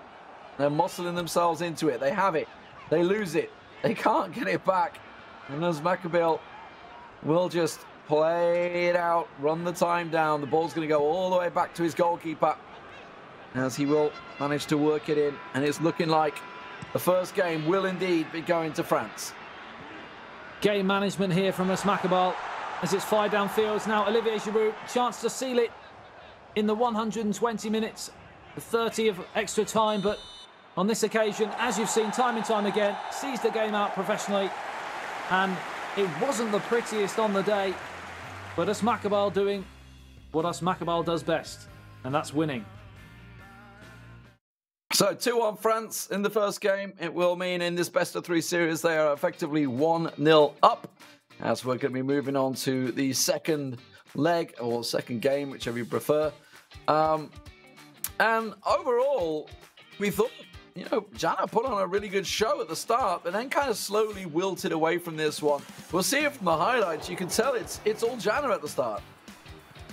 Yeah, it really was. I think he surprised us, Özmakabil. I think what we saw in the second half, the more defensive, rigid, almost trying to kill momentum in the game tactics from Croatia was what France were expecting from the start, and completely the opposite. They came flying out of the traps, got the goal, then reverted back to that tactic, and then of course it was all one-way traffic. And as soon as he got that goal in 55 minutes, you just couldn't really see where another goal was going to come from Croatia, and it was just whether France could grab that winning goal, and of course they did in extra time. But these are just the highlights from the 90 minutes. Not too many, though, in the 90. No, not too many at all. This one, where the keeper and the defender had a bit of a mix-up, but Jana unable to benefit from it. The spill just before the final whistle. Well, this one came. This was the flick in the header, Giroud, in extra time. And right from the kickoff as well. 92nd minute, right from the bat. We see it so often. Players just not quite set up for it. And you can see 6 shots apiece, pretty even in terms of stats, delivered by FedEx, of course, and 70% plus for the pass accuracy. Not the cleanest of games from either team. No, it really wasn't. It was a game that probably suited Croatia more. I believe we'll probably see more of the same from them in the next game, because they know that if they open up to France, then they could be in a whole world of pain. But it didn't work on this occasion, so whether they can find something else, or a chink in the French armour and a mistake pops in late on in the game against Latvia, you never know. I'll have to wait and see. Yeah, and of course, you know, we were talking about earlier on the Austria game where we did see Özmakabil held to a 0-0 draw.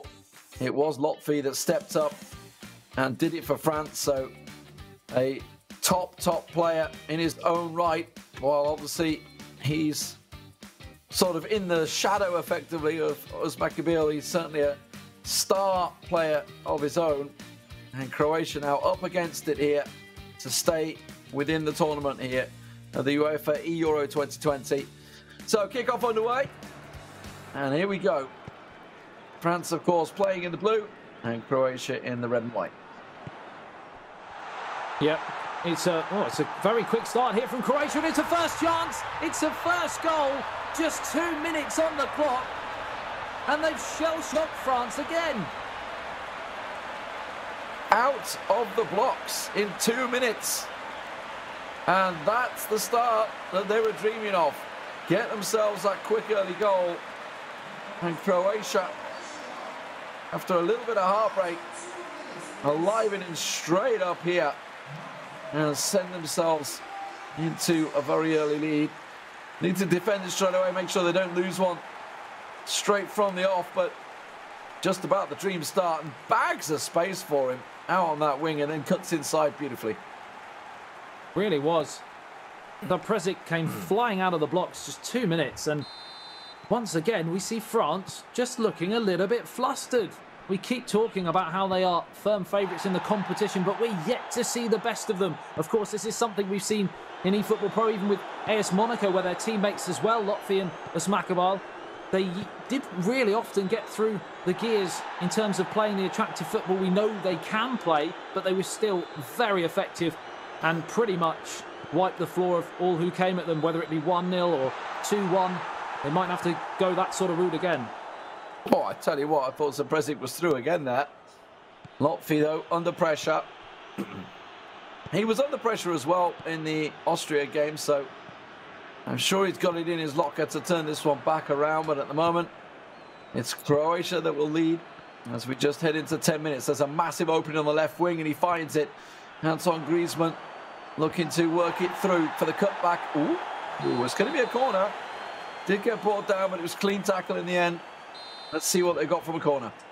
It'd be interesting to see whether Croatia actually continue with the vein of form going forwards as Kurt Zuma tries an audacious scissors volley, comes crashing up off the top of the crossbar and away for a goal kick. What I was saying before that ridiculous bit of drama was that Croatia, whenever they've tried to play on the front foot, have actually looked really, really dangerous.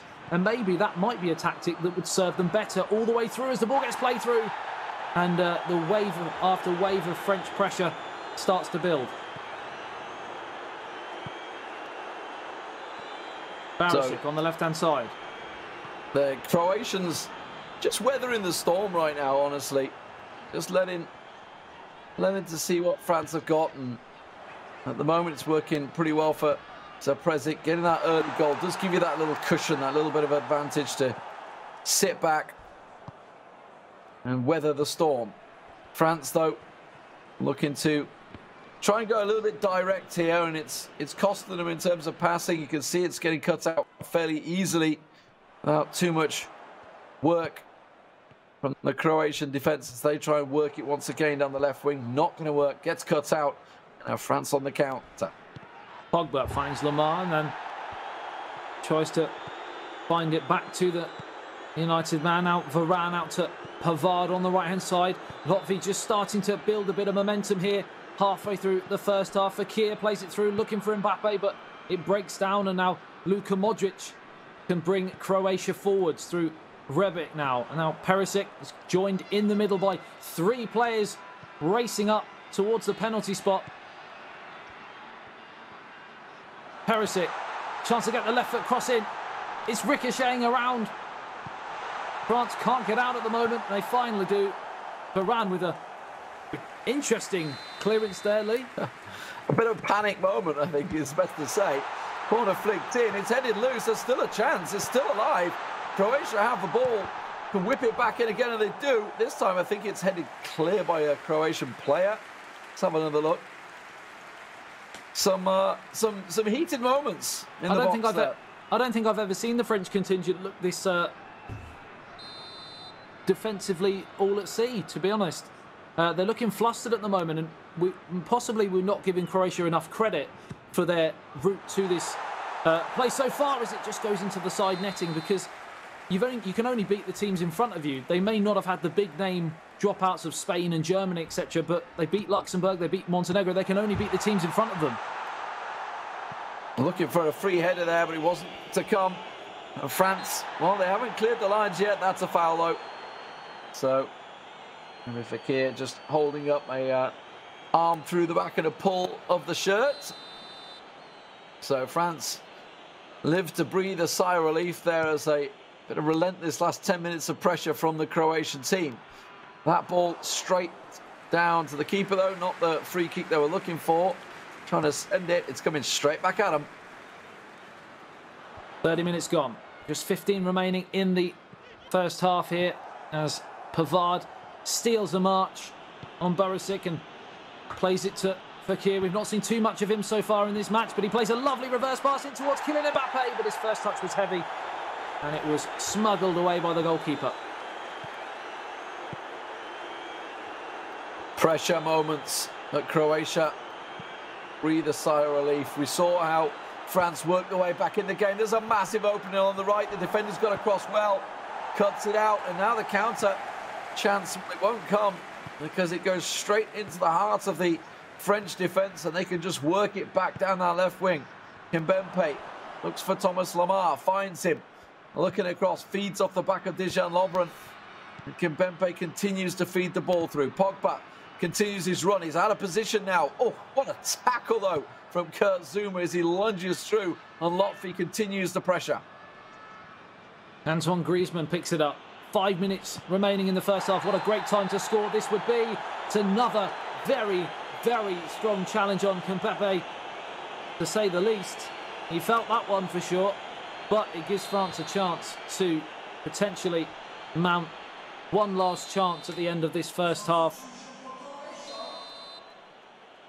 Substitution already. Interesting. So Vida bringing an extra defender on at the back there. See whether that's changed the tactic. I didn't quite catch who he took it off for, but either way, he has managed to clear this free kick pressure to try and take it to half-time. So really early substitution there before the first half. I didn't see whether there was an injury or anything, but either way, maybe feeling a bit of a change of tactics required. Maybe trying to protect that 1-0 lead. Yeah, well, Vida, the player who just came on, just gave it away in a very dangerous position and almost gave free rein for Kylian Mbappe. But the pass was poor, and it looks like we're going to end the first half with another shock result so far. 1-0 to Croatia. It was Perisic, the superstar for Croatia, who got the goal. And it was a very clean one from the off. Now France with a chance, but he can see just how much is being held up. That has to be, and it will be. Just as we saw for Croatia from the kickoff. It's France with the equaliser, Kylian Mbappe. Well, we've seen it time and time again. A team who's been completely well and truly nullified in a period of play, whether that be 45 or 90. As soon as the restart happens, it's just too easy for Lotfi, and he was caught napping there, the Croatian man. Too easy, played across, unmarked in the middle, and you do not leave number 10 Kylian Mbappe in that position alone. 1-1. Yeah, it's the reason we see a lot of the players do go ultra defensive from the start, just to protect that kick-off, but sure, they don't send players forward. But that was a really well-worked goal for France, who find themselves back in the game. And obviously, they are already 1-0 up. That's a solid through ball. I think he's offside, though. Yeah, just drifted offside. Solid through ball, though, to find him. Unfortunately, not in the right position. Yeah, one interesting thing about the French contingent is often you see with the different teams, different players have different playing styles. But France seem to have an ethos that they don't necessarily feel they need to be the most flamboyant. They don't need to score the greatest goals. They just are so efficient. They're dogged. And they found themselves behind twice in this encounter so far, and both times without even getting out of second gear. First chance, first goal. Well, that's what you get for having Didier Deschamps as a manager. As I thought France were about to let one loose, but didn't quite work out for them. Still 70% pass rate for Croatia, 77% for France there. As France start to build the pressure in this second half. Just as we saw as Mekabil doing, we are seeing Lotfi coming from a goal down and starting to gather momentum. That classic word, as you mentioned, which has so much impact in sports. And it really can give the mental edge as they start to build from left to right. The French team looking to be more and more in control as the game ticks on. Yeah, it's following the exact same pattern as the first game. As Lotfi is looking to do what Makabal did moments earlier. Lamar on the turn, tries to find Griezmann, ricochets around, finally cleared away, but they just can't get out again at the moment, Croatia. They might need to change something, otherwise I could see another 2-1 victory for France. Yeah, we're starting to see the Croatian players dropping deeper and deeper to try and win the ball back. Paul and Perisic trying to give an out in there, but that will be a throw for Croatia, so a chance to reset their players and get them forward and build on an attack here for Croatia. He's got to be careful he doesn't give the ball away straight away from the throw. It's exactly what he did. And that's just about the worst thing that could have happened, because now the counter's on and they've got even numbers. Look at this on the right-hand side. Dembele backs a pace to the cross. Gonna be, it will be 2-1. And all of that from a Croatian throw-in. And crucially, in all of that, we talked about how the game plans appeared so similar between Lotfi and Makabal, and even down to the substitution in the final third of the match, bringing on Olivier Giroud for Kylian Mbappe has worked in exactly the same fashion as it did in the first game. The fresh legs, the fatigue in the rear guard for Croatia, and he's given far too much room there, and he turns it home. And it's just a mirror image of game one. So, pressure back on Croatia. They got their goal in the opening minutes of the game. They will have a kickoff opportunity here to try and get things forward. They've been on the back foot the entire second half. Now there's a chance for them to keep the pressure on themselves. Let's see what they can do as they look to work it. Oh, instantly loses it to Antoine Griezmann, who's got space in the middle. Olivier Giroud does lose it, but I think he may have win it back. He just gets back on his feet, pops back up. Thank you very much. Away we go again. 67 minutes on the clock. Croatia know now they're in dire straits. They need a hero on the turn out towards Luka Modric, but he's not going to get there.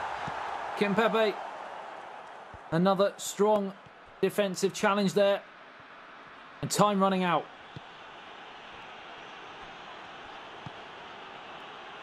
Great it's Griezmann. Ball. Oh, it has to be 3. It just slots it across for Mbappe. And it will be 3-1. Sorry for Dembele.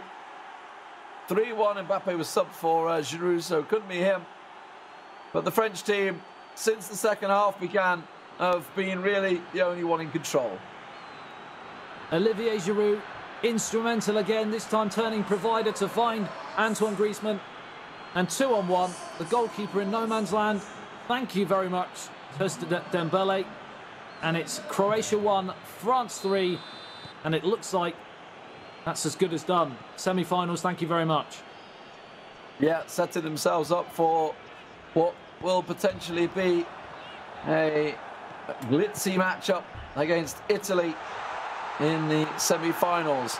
Still 15 minutes to go. Croatia, will they have a final save as they fling an overhead boot at it? What a goal that could have been, setting themselves up for certainly the goal of the day. There's a chance here, lays it across. Oh, and in the end it was just a gentle shot straight down to the keeper.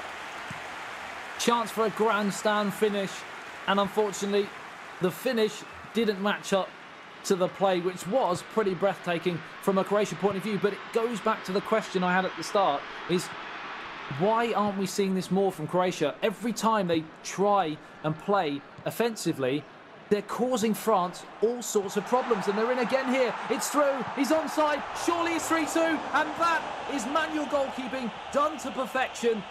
We talk time and time again about how manual goalkeeping sometimes doesn't work. We never pick out when it does. Well, that is one right there. Yeah, just off his line as quick as you can and stops him dead in his tracks. And Lotfi proving why he's the anchor man for the team. You know, we saw this yesterday. Lotfi was the man to come in and just clear things up as Makabil set him up for the starter. And Lotfi is just finishing the job. Ball through. They were briefly 2-on-1 there, and they're still chasing, they're still keeping pressure on, but the ball given away. Time is against them, Croatia. They have to get the ball forward and get a goal. There's no time for this slow build-up. 3 minutes. And too little too late, you feel now, for Croatia. That was the moment. Such a huge chance, such a huge save. We often talk about the goals scored and the skill moments, and sometimes we forget the defensive challenges and goalkeeping heroics, and that certainly was that there as we tick into the final 2 minutes of added on time.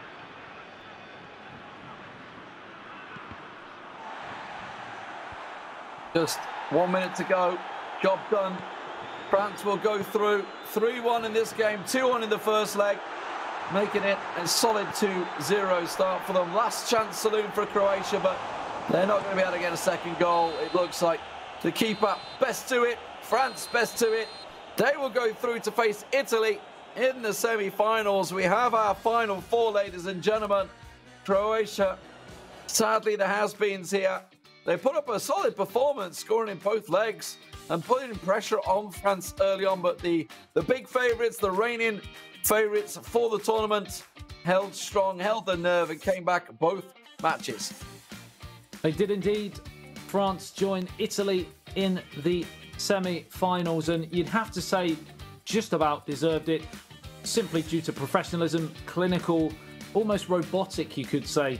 And it's just a shame, as I said, that Croatia didn't try and produce a little bit more offensively, because they did cause France some problems when they did. Absolutely. Let's have a look at the highlights. The early goal from Croatia sort of set things up. Just 2 minutes, and we see this going in. Beautiful finish, to be fair, from Croatia. Just curls it nicely into that far post, outside of his boot. Yeah, it was caressed into that far corner, and you thought, here we go, another potential upset, and then that was dashed within seconds of the restart. Happens time and time again. Players just switch off, and then the rest was history, really, other than that one late chance for Croatia, as the super sub Olivier Giroud scored one and set the move rolling for number 3 on the day. A great 35 minutes or so for him on the pitch, as you see that pass there, and then Antoine Griezmann feeds Dembele, and that was game, set, match. Thank you very much. We'll see you in the semi-finals, Italy. Yeah, the deserved goal for Dembele, who drew the 3 players towards him for that Giroud goal. And there was a final moment for Croatia. You thought there was a chance, but as you say, the manual goalkeeping coming out from Lotfi there, pushing himself out. Pretty even match overall. Obviously, the scoreline 3-1 to France, but you can see that Croatia did have the 5 shots. They had a good return rate on accuracy as well, but it just wasn't to be today. No, unfortunately not. You'd have to say, on the balance of play and clinicalness, France deserve it. But Croatia by no means let themselves down. They've done brilliantly well to get to the quarterfinals, and if you're going to go out to anyone, you go out to France. I think it's safe to say. So let's just have a quick recap. Obviously, we've had all the quarterfinals today, Adam. We're seeing Serbia versus Romania in the top half of the bracket, and now France versus Italy. Are we still calling France the hot favourites for this one? Because they've not been playing that well, in fairness. It's difficult because France are brilliant at not playing well and grinding out results, and that's exactly what they've done today. But as you mentioned, Italy, for example, who they're playing against in the semi-finals, have been electric in front of goal. They scored 4, I believe, in the last game, and have looked really, really impressive. In the other side of the bracket, Serbia were one of the hot favourites, but haven't really produced either as much as they would like, and the shock team really coming through so far would have to be Romania, who on current form are probably playing some of the best stuff on the of the tournament so far. So it's, you know, any team can win it from here. Yeah, I mean, both Romania and Serbia have been scoring a lot of goal. Irma for Romania, and obviously Kepa and Roxa for Serbia have been smashing in the goals. Obviously, Italy, they just had a high goal tally. That's why they're now sneaking in there in the Alipay top 5 goal scorers. France, of course, at the top. Germany, Turkey, Netherlands, all out of the tournament. So France look like they've got that one in the bag, barring any craziness that may happen against Italy in the next semi-final. Indeed, indeed. I can't wait for that semi-final to come and go. As I said, it could go either way. I think Italy just need to, if they can be better defensively than they have been a little bit earlier on, they could give themselves a real chance, because going the other way, they can be electric. Any major goals that you've maybe seen today? You know, obviously we've got the skills of the day, the goals of the day. What are you thinking? Does any that stands out? I mean, I guess if I think of the Serbia-Spain game. Oh, save of the day. Yeah, that's true. David De Gea, he produced 2 incredible saves in the last 10 minutes. I can't even remember the game that Spain were in. I think it might have been Serbia. It was Serbia, It has to have been Serbia. That's the only team they played. It was a tremendous 10 minutes of play from him, and that's the bit that stands out for me. Yeah, I think so. I mean, obviously, we covered that game. I also think of Irma from the Romanian side. He scored some absolute crackers in a high-pressure matchup, in fairness, against the Dutch team, where Eldridge and co were pushing him all the way. Thinking also of the Italian matchup, where we had a cheeky little lob coming out. Yes, that was goal of the day for me. Yeah. It was a wonderful pass over the top. Great first touch, deft touch, and then just the cheek to dink it over the goalkeeper in such close range as well, to get it up and down. Yeah, brilliant. Well, we're just waiting to see. Hopefully we'll get an interview in a moment. That's why we're just waiting to see whether we can get somebody on the screen for you. It'd be lovely to hear some from these players. Obviously, as much as you love our talking beautiful heads faces. and our beautiful faces on the screen the whole time, which, you know, may be looking a little weathered at this stage after 2 long days of broadcast, but it's been fantastic we actually got this tournament going in the first place. Adam, obviously we're all in different places around the world right now. You guys all within the UK, myself in Germany, but we should have all been there, as you guys at home would be watching this tournament playing out, as the Euro 2020 will become the Euro 2021 next season in real life. This will be the famous E-tournament, of course, for the tournament that never was. So they can produce some history themselves, the players, in winning it, of course. There's going to be some trivia questions. The years down the line, that Trivial Pursuit questions. What year did the Euros take part on an uneven number? It's going to happen. And then straight away, you may have the other tournament a year later. You never know. We'll see what happens. So we do have an interview. I believe Lutfi, who just obviously won his game 3-1, is standing by the Frenchman. So Lutfi, congratulations first off for reaching the semi-finals under a pressure game where you were 1 goal down. Yeah, thank you very much. It was a difficult team, very difficult opponent, but the most important was to win, to access to the semi-final, and we did, so we are very happy. Now, Lotfi, you've had some tough games coming into this one. You were the hero yesterday, effectively, where it seems that teams are putting out ultra-defensive tactics against Uzmakabil, and he's kind of being stifled. So yesterday you had to be the hero against Austria. Yeah, for me the most important is anyway to win. If we or Usma win, it's the same for me. But I'm happy to give this win to my team, and now we are in the semi-finals, so I'm happy. Lotfi, from your own point of view, possibly not the best eFootball PES that you've played this season for both of you and Uzmakabil, but Italy next, do you think you can start to see some more attacking football, or do you think you're happy just being professional and getting the job done? Each opponent is different, I think. We know that they have a special style and they are very good, but we are focused on this semi-final. It's like a new tournament in each new game. So we are focused on this, and we will try to win and to access on the final. Have you been feeling the pressure from home? Like, obviously you guys, we've been talking about it. You guys clearly the favourites now in the tournament. We've seen Spain go out. We've seen Germany go out. We've seen the Dutch going out. You guys now up against Italy with this big favourites tag. That's pressure for your nation.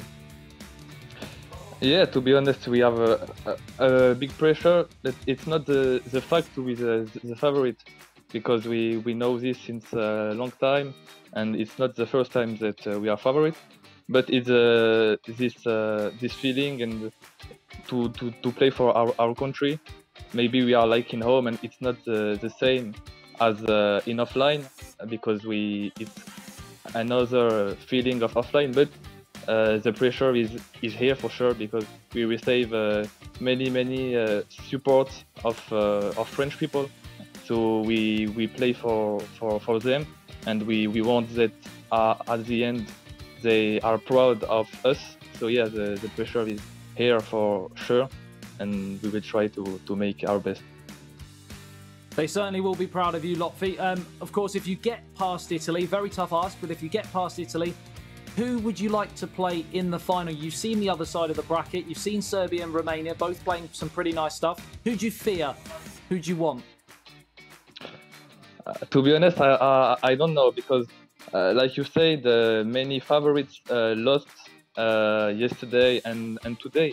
So I think we have some surprise with this eEURO, and it's good to see that a new player that we didn't know, or we know them, but not like they make this possible.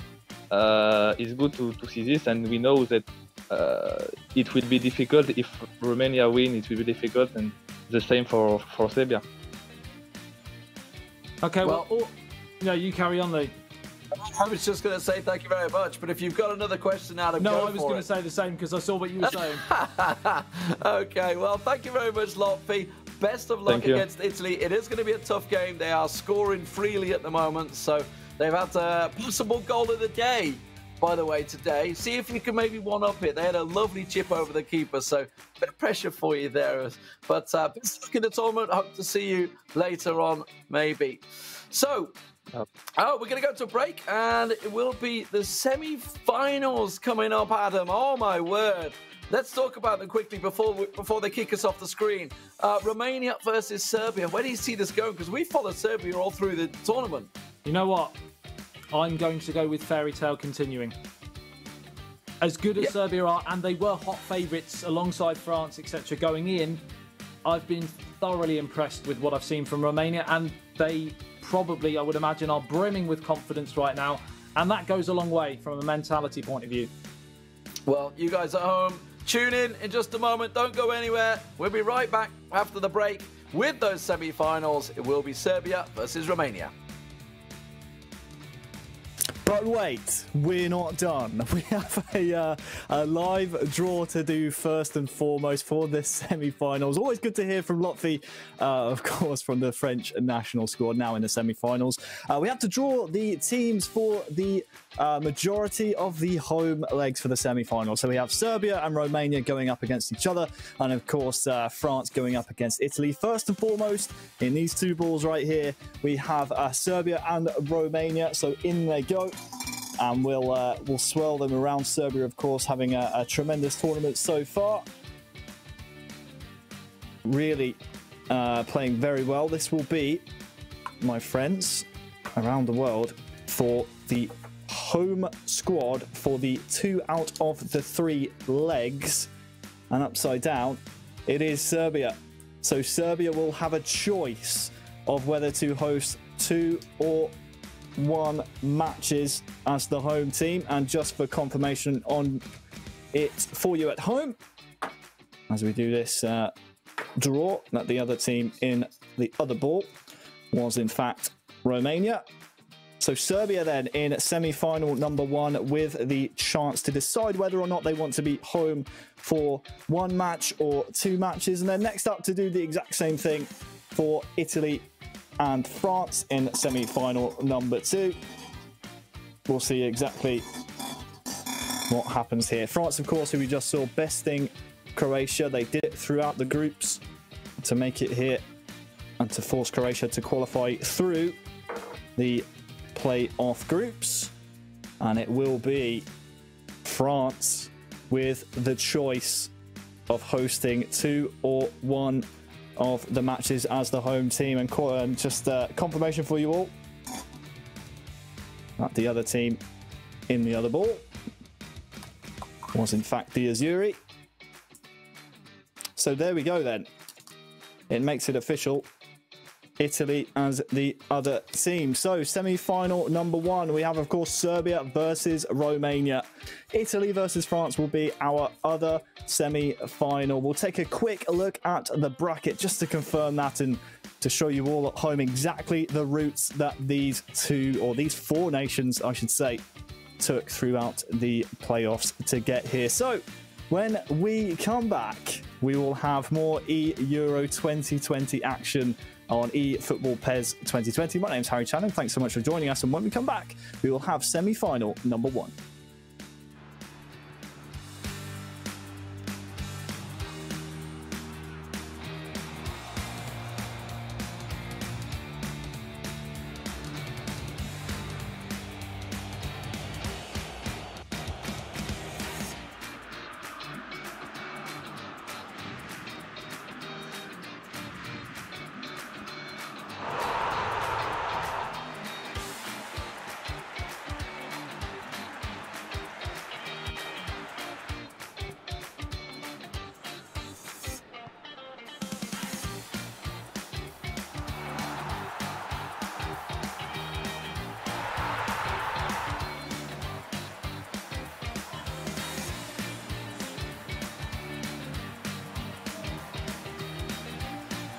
11 players, many of them friends, some foes during the league season, now united for a single cause as they carry the hopes and expectations of a nation, the most unbearable, thrilling of emotional roller coasters.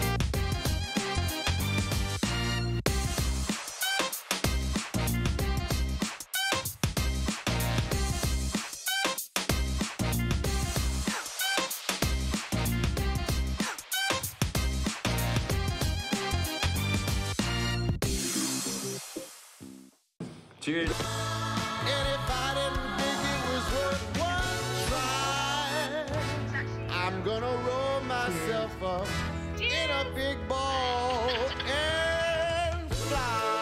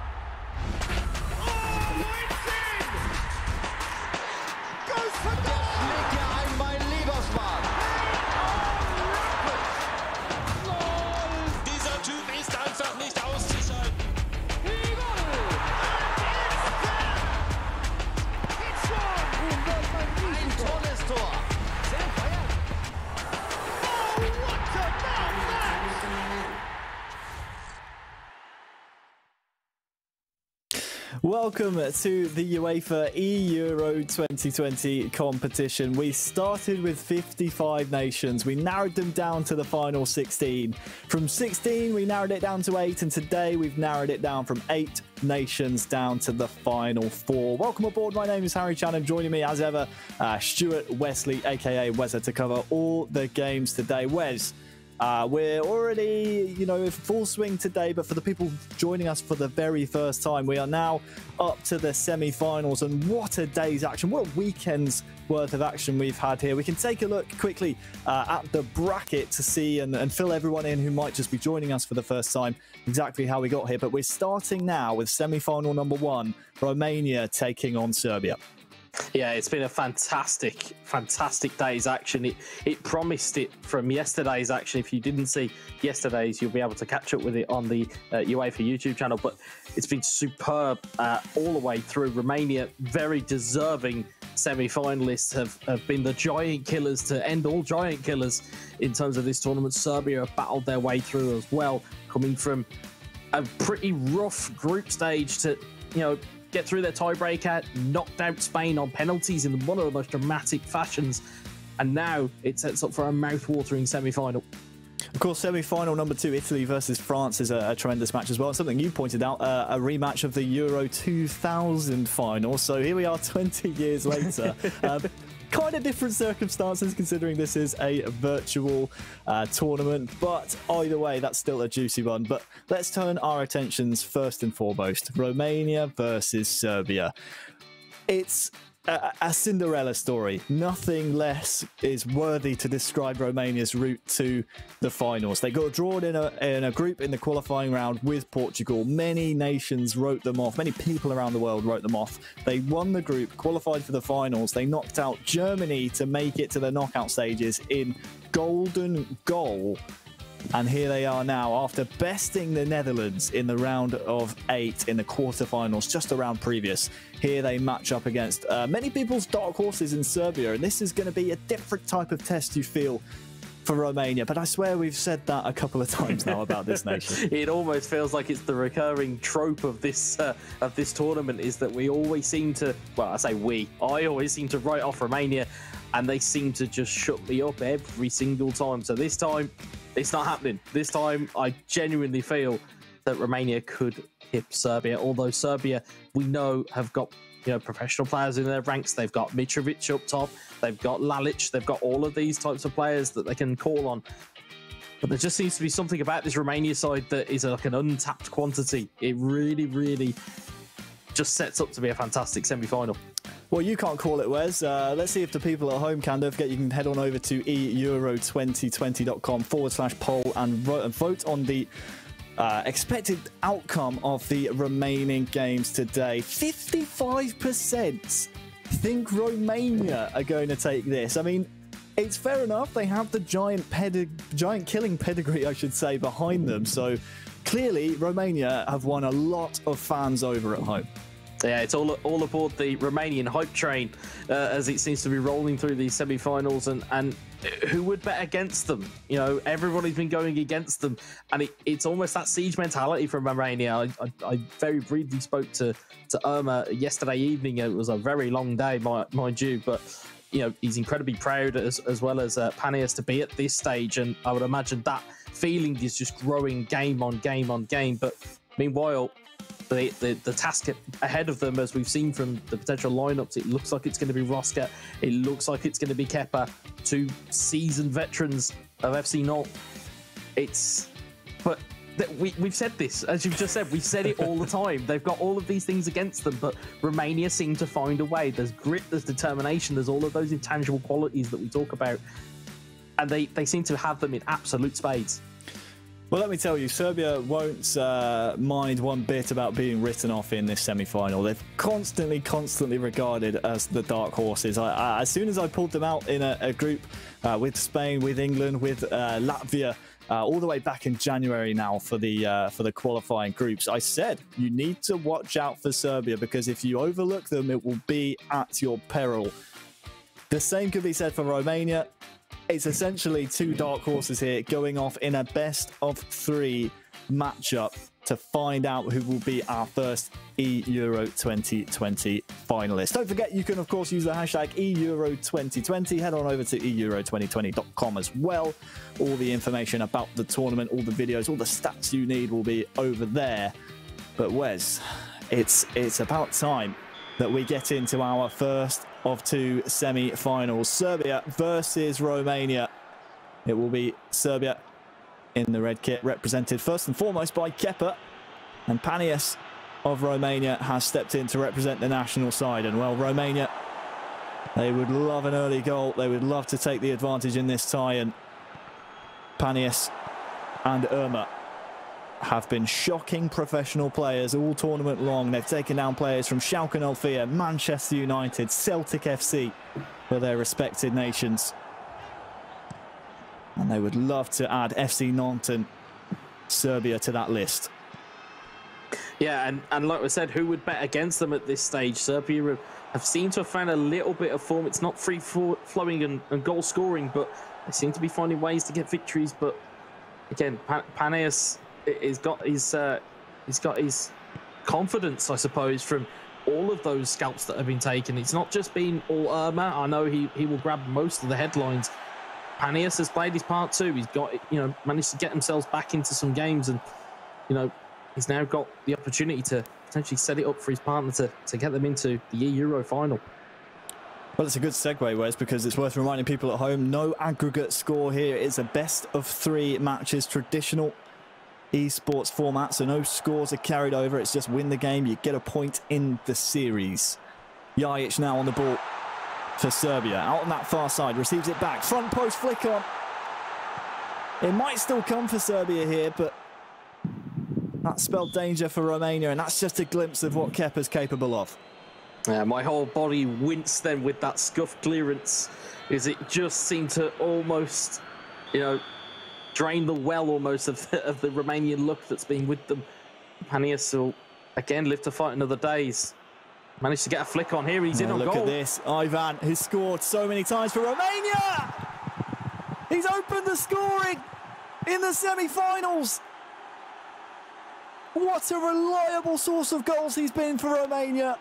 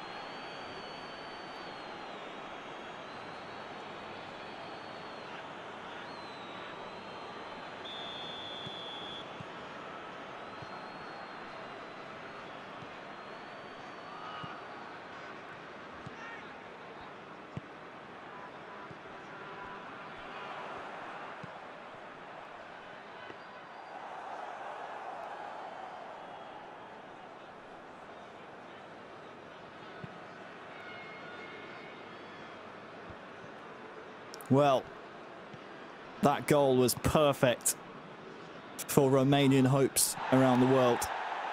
What can Kepa do in response, though? Here is Dusan Tadic, beats his man well. Delivery needs to be good.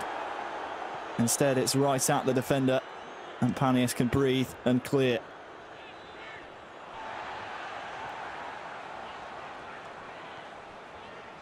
Spajic inside to Adam Jajic. Prijovic gets the shot away. And what a mighty fine effort that was, not only by the goalie, but also by the defender to deny the corner. Still on here for Kepa. Chance here, Mitrovic saved. Pantilimon does well twice in a row.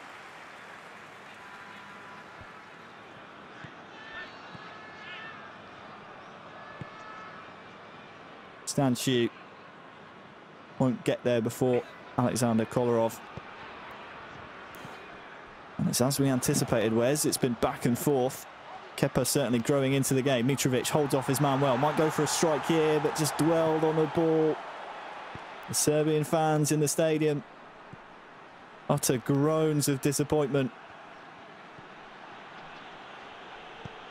Stanchu. Out to Marin. Look at Puskas here. He's through. Can he get a shot away? He can. There will be a corner, Wes.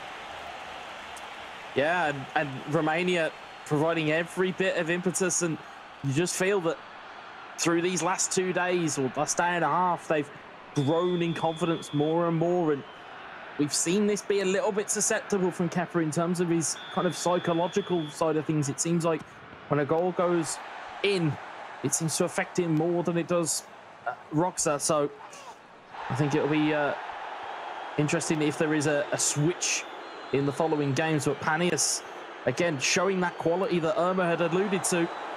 Dangerous ball swung in.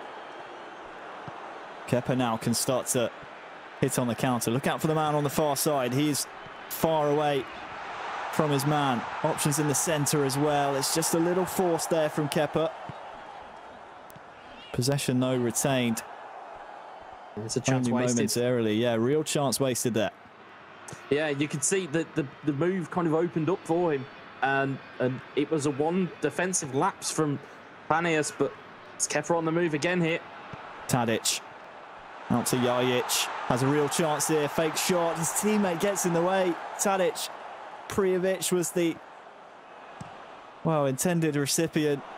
Serbian discomfort and confusion in the Romanian box means Panius and Romania survive for now, and they're just moments away from half-time.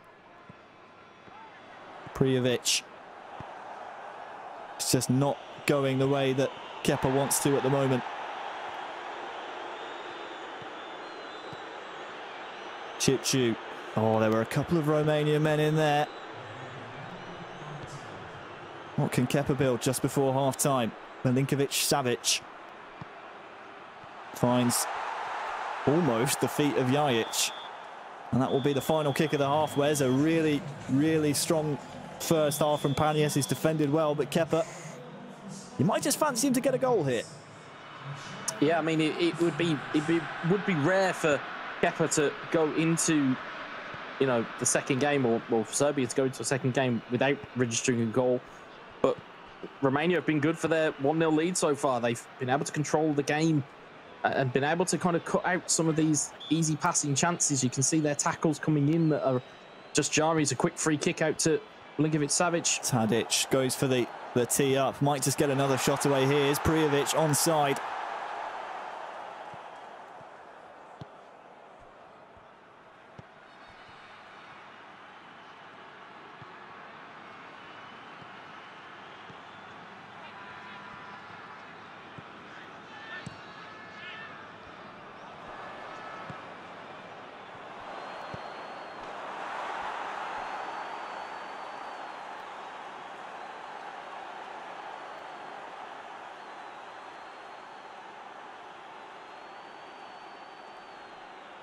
The second goal for Romania, Wes. It's that man again. It's Ivan. It's that man again. He's always in and amongst it. It's a poor clearance on the Serbian goalkeeper. It comes straight back the other way, and it takes one swift control, and it's 2-0. And Kepa staring down the barrel of sending potentially Serbia into the game, needing 2 victories.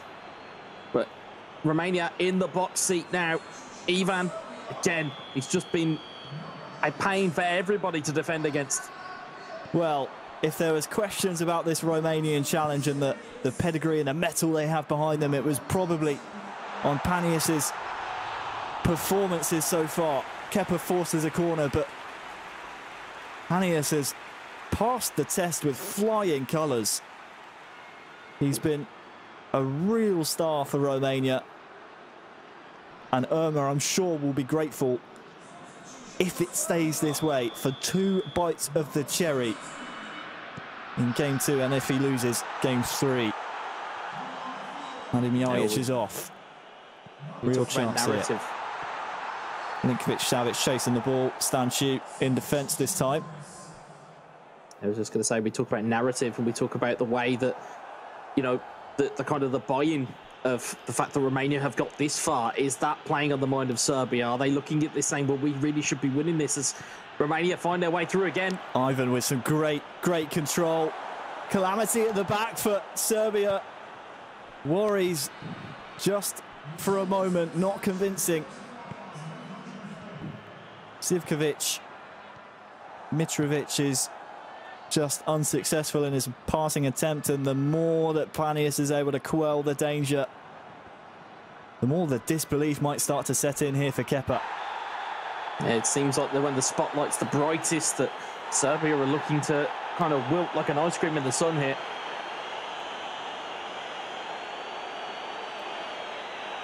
Well, the Romanian man will go into the book. That will be Stanciu.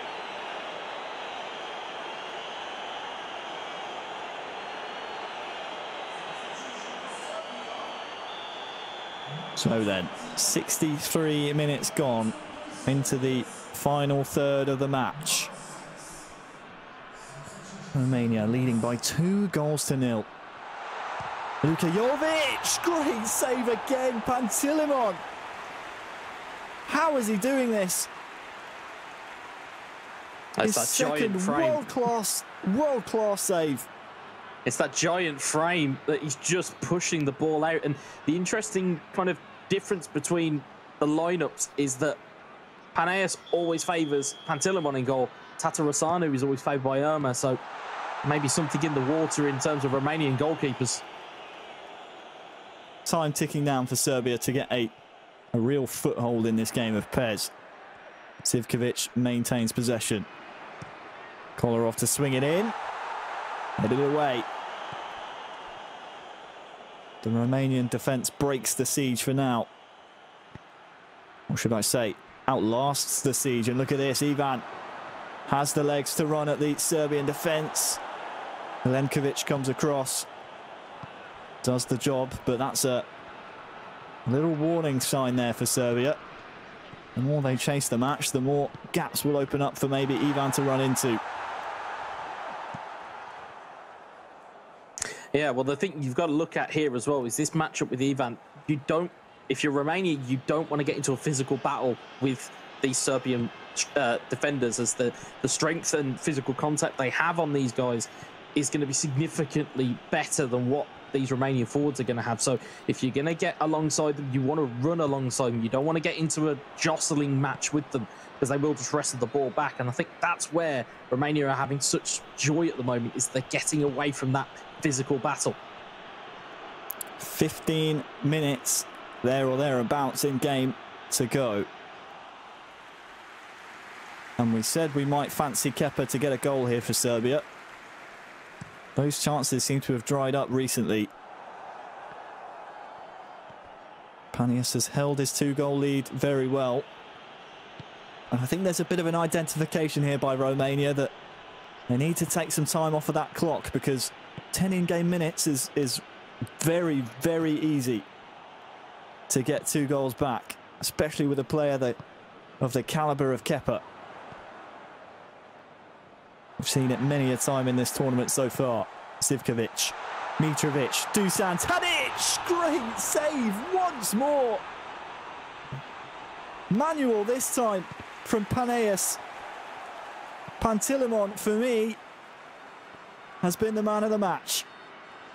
That was a huge save for Romania. And again, the manual goalkeeping of Panaeus comes to his rescue. 4 minutes left. The longer this ball stays in play, the more that clock is ticking. Nemanja Matic goes for Zivkovic. Flag stays down, and it's 2-1. Zivkovic, the first goal scorer for Serbia in this semi-final. But has he left it too late? Well, it's good work here from Kepa. Manages to work the ball, and you can see when he passes that ball off, he's held L1. It encourages your player who you're playing the pass with to run on. The defenders haven't tracked that run, and it's Zivkovic who just nods it past that humongous frame of Pantilimon. But is it too little late? Is there enough of a fight back within Kepa? Are Romania even going to allow him to play? Is the key question here. Is Panius going to be able to lock this down? Name of the game now for Panius. Keep the ball. You can see the red shirts trying to press as high as they can. That one will dribble all the way through, though, Wes, for a goal kick. Yeah, as a wise man once said to me, you've got to game the game in terms of you've got to play the way that this game will allow you to play. So if it is a case he heaps the ball up the other end of the pitch, it's great, but you don't want to be giving the ball away here. Kolarov wrestled to the ground. That's good enough for the referee. And Panius will take those all day long. Headed down as well. Tries to loft up to the huge frame of Puskas. Ball has to go forward here now for Serbia. Zivkovic is in the final third. Chance here for Kepa. Dusan Tadic, will he cut it across? He can't find a Serbian shirt. Ball still alive. Romania get the ball back. And it's advantage. Romania, they are one game of Pez away from the eEURO 2020 finals. Unbelievable performance there from Panius. It's fantastic. It was exactly as you'd want from your kind of lead-off man in an eEURO semi-final. You want to be able to have a base to go into that second game, and as you quite rightly said in commentary, it gives Irma potentially 2 bites at the cherry. And as we saw there, it was a basic goal. It was using the strengths that Romania have at their disposal, which they have all day. It's a physical knockdown. It's a pass back to the attacking midfielder, which gives Ivan the space to run forward, gets past that last defender, doesn't get into a physical battle, launches it into the back of the net. And it was pretty abject from Kepa. It was a terrible clearance, which goes to Marin. Marin finds a lovely through ball into Ivan, and again, it was 2-0. And from there, there wasn't really too much of a fight back from Kepa. It was more of the same. It was, you were looking for some type of inspiration. It just didn't come. I mean, they got a small consolation for Serbia. Here, you could see it was, it was good movement here, but it was a fantastic save. Sorry, I've mixed up my highlights there. Where it's absolutely incredible from Pantilimon. Surely the man of the match. Oh, he has to be. I mean, you look at this save here as well. Wonderful one-handed save from Pantilimon. And Panaeus did his absolute best, held out for as long as he could. And then it was this beautiful ball in to Zivkovic, nodded past the goalkeeper. Even manual saving doesn't save those. And it was a great timed run, but it wasn't enough in the end. And Kepa falls 2-1, and Panaeus, almost the hero at this point. He's came up in a very clutch situation, which gives Irma all of the impetus to go on and try and win this tie. And some people at home, or maybe joining us for the first time, might be wondering why we are, as we check out the match stats delivered by FedEx, so excited about this Romanian team. Is because we came out of the draw show once the eEUROs were announced that this is a fantastic opportunity with 55 nations being involved. We will find some new talent and a new prevalent nation within the world of PES esports. Romania is embodying that right now, and they are very, very close to a major grand finals. Up next is a change of personnel. We have Roxa coming in for Serbia, FC Not teammate of Kepa. I've seen Roxa in the past really play well in 1v1 situations. He's bronze medalist back in PES 2019 in the WESG tournament. He can get results when it's needed. My issue with his chances here is his opponent. We've seen Irma's passing, moving, gameplay. It's tricky to keep tabs on, Wes, because the amount of runs that you have to keep track of when you don't have the ball against Irma, it can really sap the concentration levels. And, well, the tide has changed here now after game one. Despite Romania taking the advantage in the series, Wes, a lot of people rate Serbia's chances. Do you maybe follow that trend? I don't actually here. I mean, I know, and again, we talk about recency bias. We've seen the kind of the metal and the mentality that Roxa has at his disposal. However, we have also seen the attacking flair, the passing, the movement of Irma on many different occasions, and I can't see past it. As much as I would love to say, actually, we're going to go to a third game here, I genuinely feel that this passing movement could be the undoing of Serbia here. We talked about if Irma can stay away from those physical battles, it's his to lose, because Ivan seems to be getting forward at will unless there's some type of tactical change from Serbia, from obviously Roxa to, or from Kepa to Roxa. I can't really see this going any other way, but I can be shocked. You know, we've seen comebacks from Serbia. We've seen them grind out results. This could go either way. It's a terrible saying to use in this scenario, but it really could go either way. We'll just have to wait and see. Don't forget, if you want to get involved in the voting, just head on over to eEURO2020.com/poll. You can have your say on the remaining matches here in eEURO 2020. So the personnel switch is in.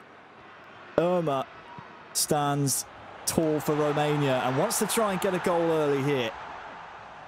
Roxa on the defensive side steps in for Serbia. Two really, really strong players for Serbia out of their 4-man squad. But this is a task of epic proportions for Roxa. He has to take it one game at a time here. He has the experience and has proven in tournaments in the past he can get results. But surely you just take it one goal, one kick at a time. Yeah, this is a different type of situation for these guys. And it's Roxa has kind of been in this scenario a lot today. It's been trying to kind of mop up the mess as he tries to get free. It's been mopping up the mess of Kepa in terms of the results being lost. And Irma's kind of finding himself in a different scenario because he's been filling that role for Panias at quite a few moments during this kind of tournament. That's very true. You've got to see how both teams are going to react here. You know, it might just be a case Irma gets one goal and just tries to sit on it, whereas you're going to see Serbia be a little bit more aggressive as the impetus is on them. If they don't win this, they're out. Look at Prijovic holding the ball up. Can't contend with two Romanian players, though. I would like to see Roxa just let loose. It's so dangerous to do that, though, against a player like Irma. You mentioned NGU in his player name, stands for never give up. That should tell you the amount of tenacity and tenacious personality about the Romanian representative here. Yeah, he's exemplified that all the way through the day. Prijovic trying to use the physicality there was Roxa, but Serbia lose the ball. Ivan, he's a danger man. This time Mitrovic is able to step in before any real damage is done.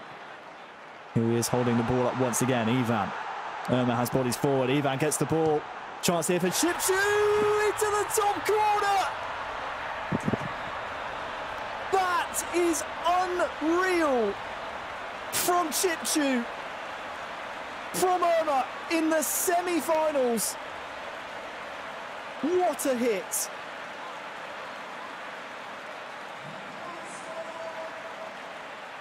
You don't save those.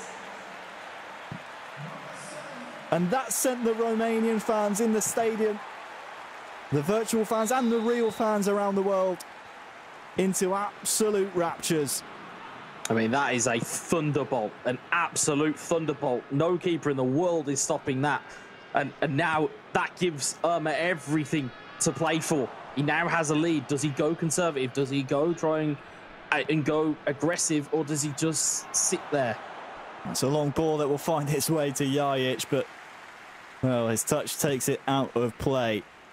We've seen this very often out of Romania. They're happy to have less in terms of possession percentage. They are saying to nations they face against, you can have all the ball that you like. We're just going to make sure whenever we get it, we're going to fashion real opportunities that are going to make you pay. Romania swing one in.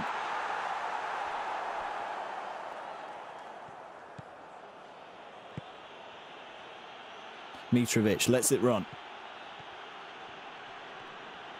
Irma brings a defender across, and that's going to maybe create a mismatch in the centre here. He needs to be very careful. Milinkovic-Savic was the target, and luckily for Irma, the defensive rotation was a good one. Yeah, you can see the general play style of Serbia is to play that ball back, get a runner going into the box that they've kind of not accounting for, and they're hoping for like a missing marking opportunity to get themselves in. Look at this, Adam Jajic on the near side. And there's Mitrovic there as well. Is he onside? The ball goes into the net, and he is. The equaliser from Mitrovic. is the goal that Serbia and Roxa really needed, because this one threatened to get out of hand. The flag stays down. It's the finest of margins, Wes, but Mitrovic just almost lazily walking towards the goal. That's a bit of a lapse in concentration maybe by the Romanian defence.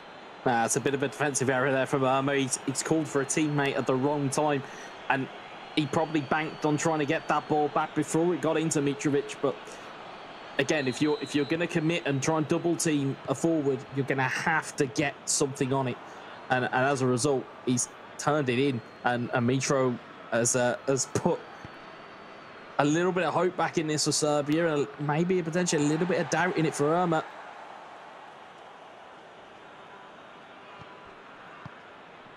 Serbia back in it then before the half, which is rapidly approaching. Roxa wants another goal. Adam Jajic here with a chance. Maybe Prijovic can stick it home. Serbia into the lead. Prijovic with the improvised finish was all that Roxa wanted. Into the back of the net. It's 2-1. It was a neat 1-2 that set that up. And again, it was, even though it was a bit of an unstable finish, he still managed to find the net, and it's a wonderful finish. And again, tie turned on its head. We are back to 2-1. And again, we talk about doubt from Irma. I mean, you know, we've seen Romania's powers of recovery. They're going to need every ounce of it again. Well, before the half, Roxa has managed to get two. Irma here chasing, and Roxa doesn't want to dwell with the goalkeeper too long.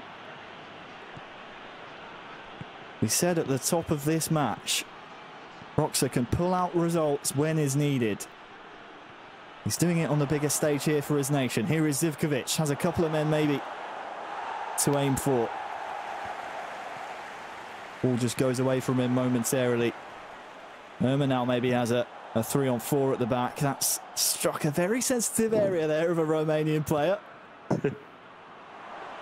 Milinkovic Savic now could cross one over. Dangerous area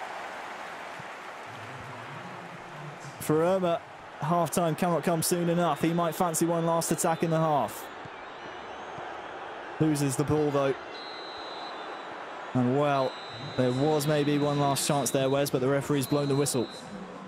Yeah, I mean, it feels like after those two goals, or at least after that first goal that Irma conceded, it feels like he's kind of playing into the hands of Roxa and playing Roxa's kind of game. And he needs to get back to what got into the dance almost. He needs to get back to that passing, moving, and, you know, mentality that he had. At the moment, he looks like he's mentally reset here. He's looked to try and dummy past the defender, but he needs to evade those physical tackles. Although he does get the ball back there, it's unsuccessful. He really needs to focus on keeping the ball for a bit.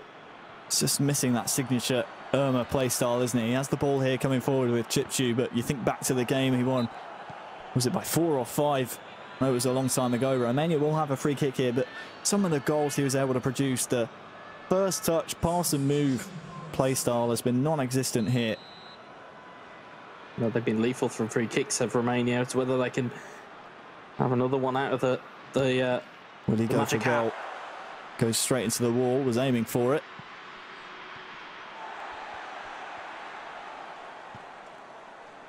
Certainly Serbia in the ascendancy. Marin now for Romania.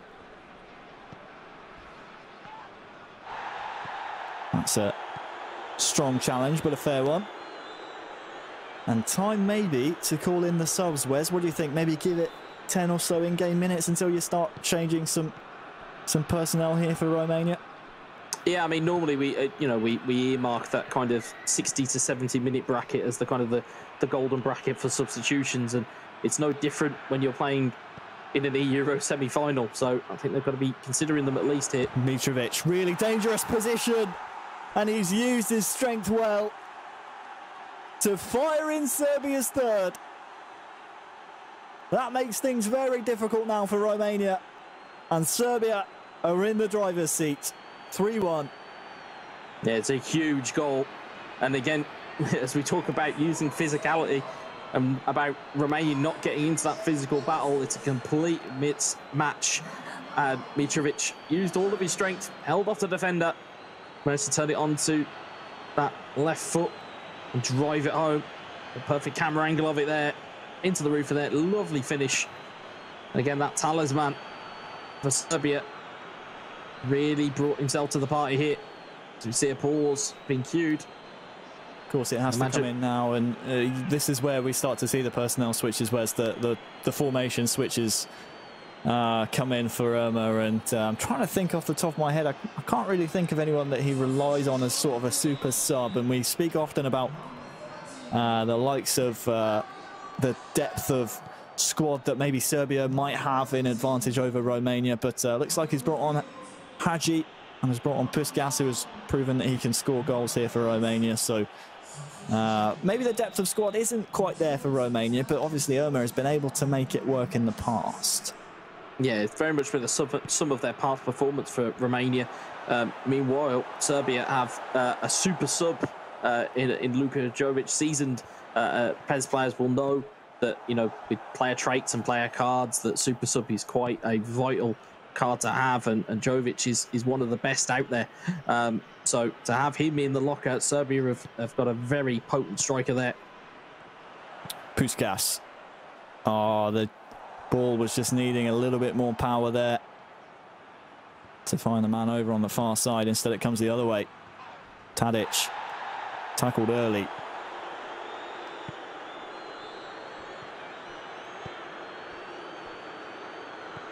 Mitrovic now chasing the ball. Plays it off to Kolarov. And Roxa doesn't need to do too much in an attacking sense. Doesn't really need to take too many risks here for Serbia. He's up by 2 goals, so you just expect him maybe to kill some clock and keep some possession, maybe get that possession stat all the way up to 70%. Yeah, and the thing is, you can kill the clock very effectively on PES. You are able to just lock a game down. We've seen it time and time again. I mean, the Italians probably, in terms of recency bias, is probably the team that comes to mind in terms of being able to kill the clock effectively.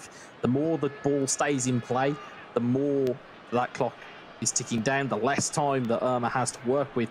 And you may start to see some cynical fouls from Irma just to break up the clock and to break it down a little bit. But see there, he does recover the ball fairly this time. Well, the earlier he gets the first goal back will make things much easier for him in the rest of the match. Dusan Tadic, though, has the ball up the other end of the pitch, looking for an ambitious ball in behind. It was a good idea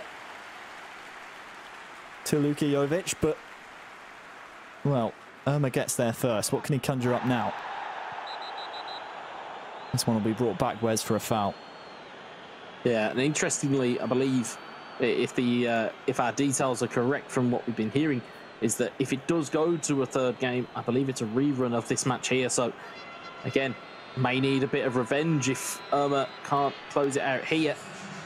Even more importantly, it'll give Roxa every bit of confidence going into that third game. But there is still 12 minutes here. We've seen 2 goals in 7 minutes from the Netherlands earlier on today against Romania.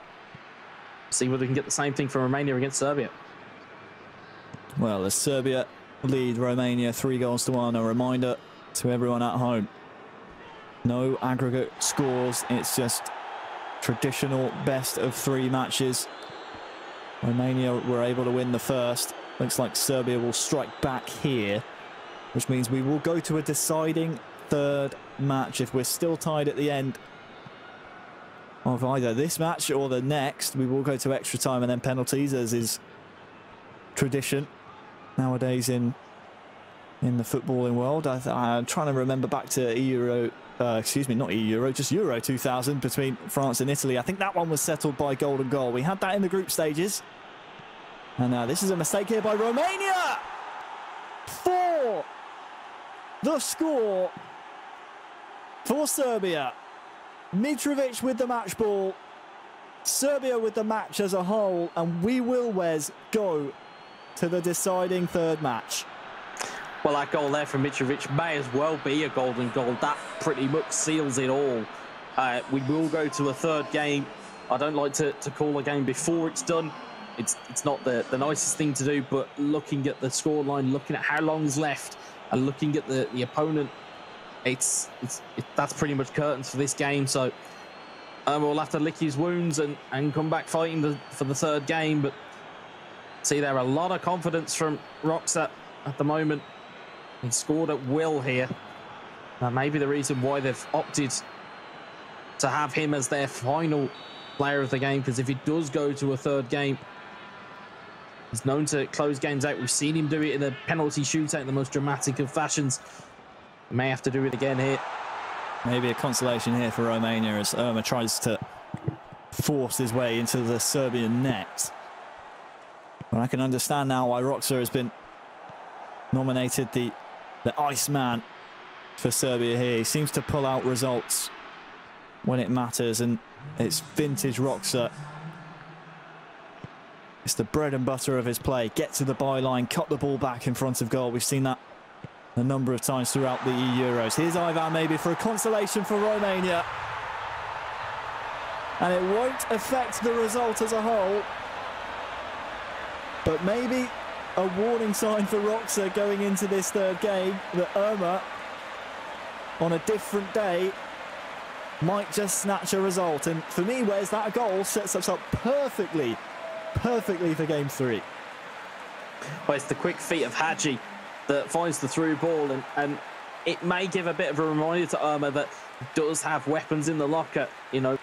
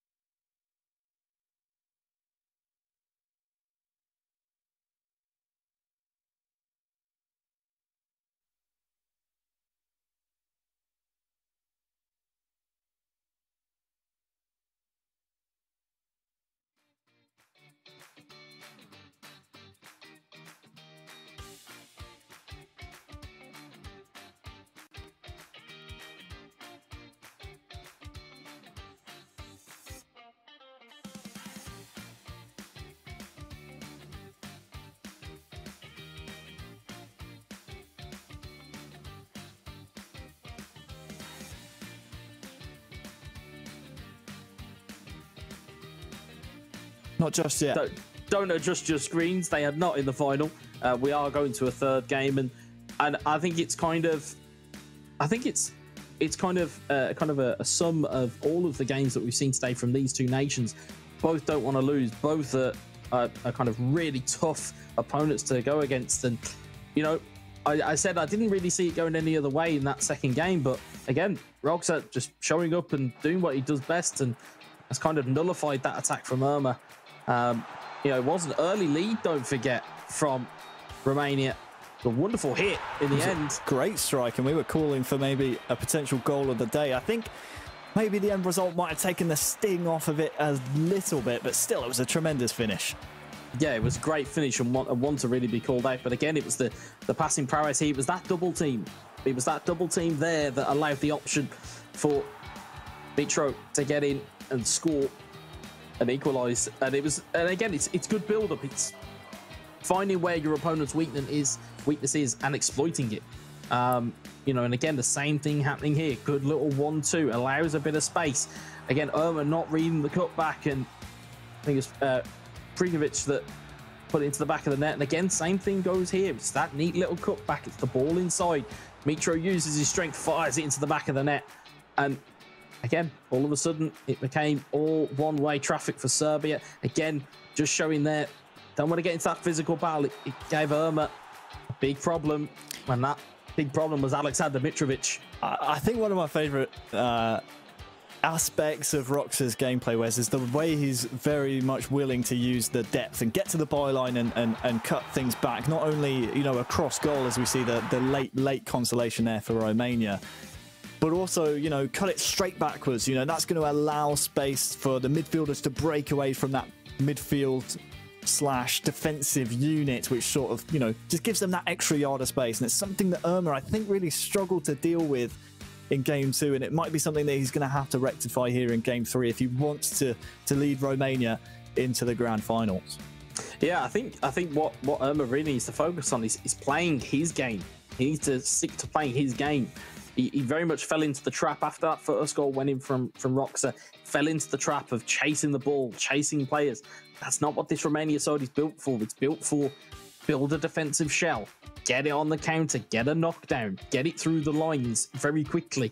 And we didn't really see enough of that from Irma in the second game. So I think it's all to play for here now, and it's all really for Irma to show up and get his game back on track. And for Roxa, it's more of the same. If you can hold up the ball, if you can use Mitrovic, if you can use Luka Jovic to great effect, you'll be finding yourselves in the finals. I think once again we come back to that questioning of Irma's mettle, and earlier on we were asking, you know, questions about Paneas a little bit. I think he's proven that he is well and truly deserving of being at this level. Again, it comes back to us circling around Irma and seeing if he can close out games and get the results like Roxa can on the Serbian side. Yeah. Reminder for everyone, you can use your fingers and go over to eEURO2020.com/poll and let us know who you think is going to be the winner in the rest of our games, both this semi-final and semi-final number 2. And of course, the grand finals coming on later on today. But first, we have business to attend to, Wes. It's a do or die game. One game of eFootball PES 2020 for Romania and Serbia to battle it out. Yeah, it's for all of the marbles. We've used that quite some time, but it is time to leave everything out on the pitch. This is the kind of, you know, we always talk about how games are cup finals. This is practically a cup final in itself. It's there for either team here. You can see Romania trying to start off in that defensive shell, very defensive from the get-go. Could Irma potentially be trying to play for penalties or for extra time? I don't think. Well, headed down by Roxa, and this was an early statement of intent, maybe, Wes, just curling away from the goal. Pantilimon has stepped in to the Romanian nets. Is that something maybe that Paneas would have just whispered in his ear a little bit and said, you know what, you should maybe be using the giant frame of Mr. Pantilimon? Yeah, I mean, it's a small tactical change, but we've seen this time and time again in eFootball PES. The smallest of changes can have a very much a ripple effect. It's like dropping a stone in the ocean, that something will eventually happen. Chips you there. Not finding a way through. Threatened to break through, but the Serbian backline, as we've highlighted before, very strong. And that physicality is something that Irma will have to try and overcome here. Mitrovic can find his man! He breaks the deadlock. It's 1-0 to Serbia in this deciding match. And Roxa working the byline once more. And it's 1-0 to Serbia. Great goal. It's the confidence to play that pass. I mean, you know, from the camera angle, we could see it. I was very much drawn to the run of Dusan Tadic, who'd pulled it right to the edge of the box. You'll see Privinic's shot here, but again, the confidence and the fact that his striker gets across his man. Irma will be disappointed to concede that. It's Mitrovic into the box at Prijovic. Wonderful finish. It's not saving those. You can be 10 foot tall and you're not saving it from there. Oh, he's lucky he was so close to the goal, Wes, purely based on the fact that that shot was always rising from Prijovic. But Roxa won't mind one bit. What can Irma do from the kickoff here? Chipchu is through, and it's the immediate reply. As we've seen so often from Irma, the kickoff is one of his strong points, and he's made Serbia pay. Well, it's an instant response, and it's something Irma really needed. I mean, we know that it's kind of quite prevalent that, you know, kickoff goals are a thing within eFootball PES, and if you can pull it off, it gets you back in the game, and it's kind of a mental reset and a reset of momentum almost. Back to square one. Well, all that hard work by Roxa undone. And it's as you were in this deciding third match of a best of three. The winner secures a final place, a grand final place here at the eEURO 2020 competition. Both nations playing their hearts out. Lovely bit of skill there. Tadic with the dummy. Went straight for goal, I think, and he's been brought down as well. Serbian fans not very pleased whatsoever, but the referee sees nothing wrong. And that's the type of trickery that Dusan Tadic can offer your squad. And it's something that Serbia have used time and time again. Yeah, I mean, you know, it was a crunching challenge from Romania. I mean, I've seen, you know, in games that I've played in, sometimes that actually gets given as a penalty after the fact. So Irma's quite lucky in terms of riding his luck here, but he's going to have to be very careful because we've seen Roxa is able to pull some tricks out of the bag. Bit of a mistake, though, in midfield. That will allow Romania to start pouring some men forward. Stanciu to Marin. Chipchu. Where are the options here? Marin back to Chipchu. He's through! Oh, it's off the post! I thought that was destined to nestle in the back of the net. But Serbia survive. Pass cut out. Maybe time for Roxa to gather himself here, but Irma wants to try and go straight down the mouth of the Serbian defence. Well worked chance.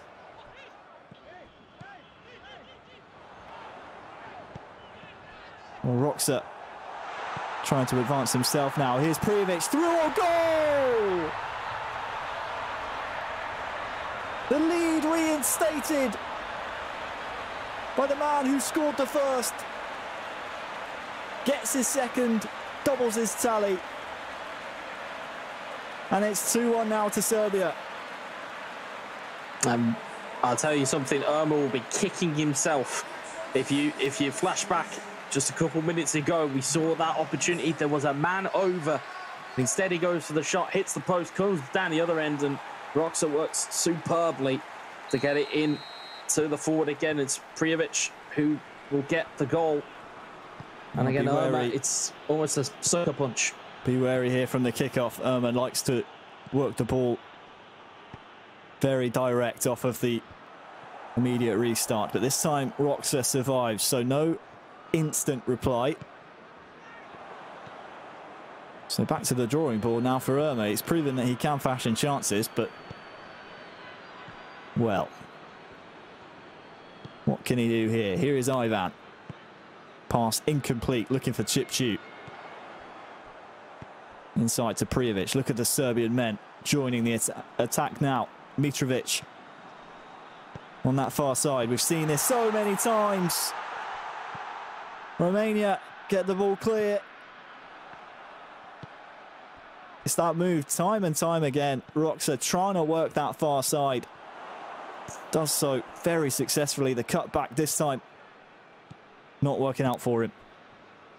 Yeah, you can see Roxa trying to strangle this game, but it's a poor pass.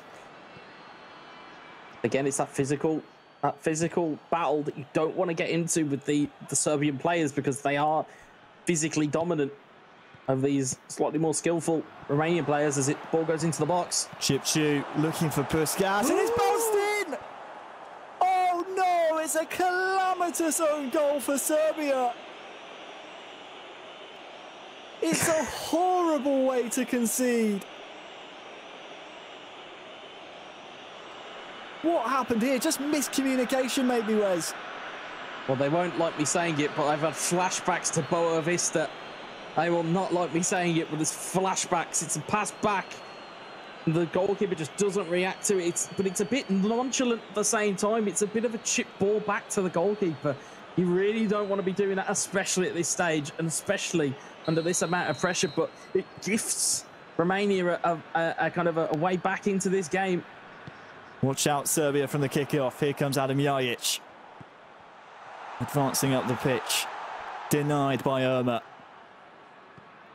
And was that maybe just a queued up input from Roxa that was forgotten to cancel? We'll never know. And either way, it's game on here. 2 goals apiece.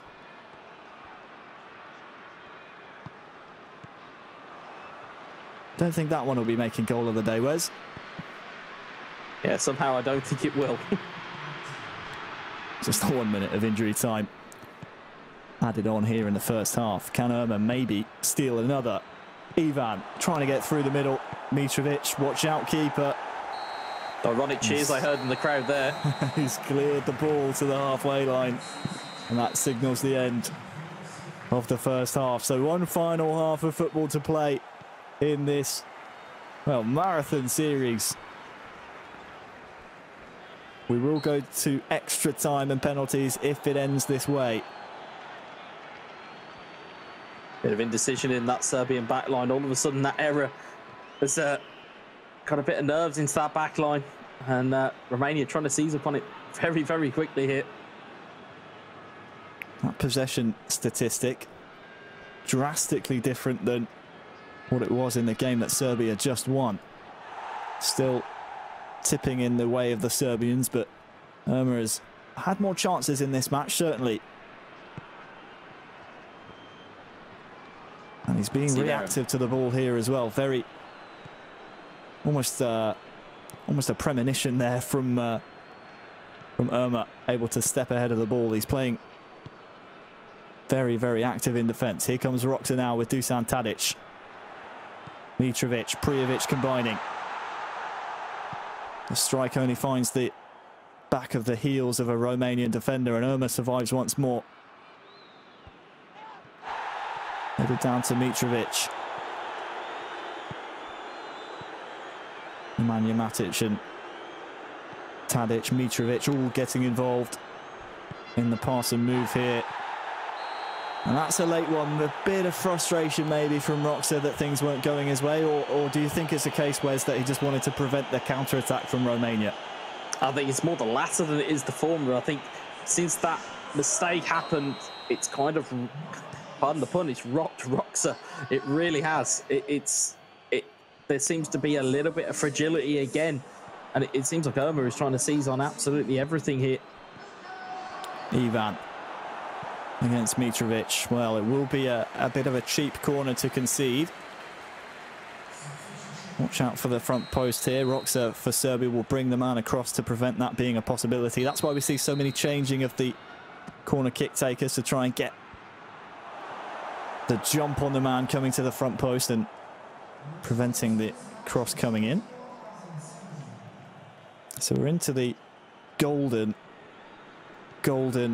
timing of the match. 60th minute now. This is where you'll start to see substitutions come into play. The super sub traits being potentially the difference maker.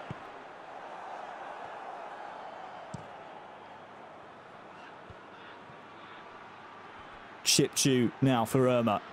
Romania, they fancy themselves in this tight. Tries to play a little bit too direct down the middle. You're shaking your fist there, Wes, because there was another option to be laid off to, but Irma keeps coming forward here. Shipchu goes for the fake shot. The Serbian defender does well. And another chance goes wanting for Romania. Luka Jovic. Tadic held his run, but, well, let's think back just moments ago, just seconds ago. Irma really had a good chance there, Wes. Yeah, it was very much angry old man yells at cloud, very much at that point in time. He had so much room down that left-hand side that he could have used.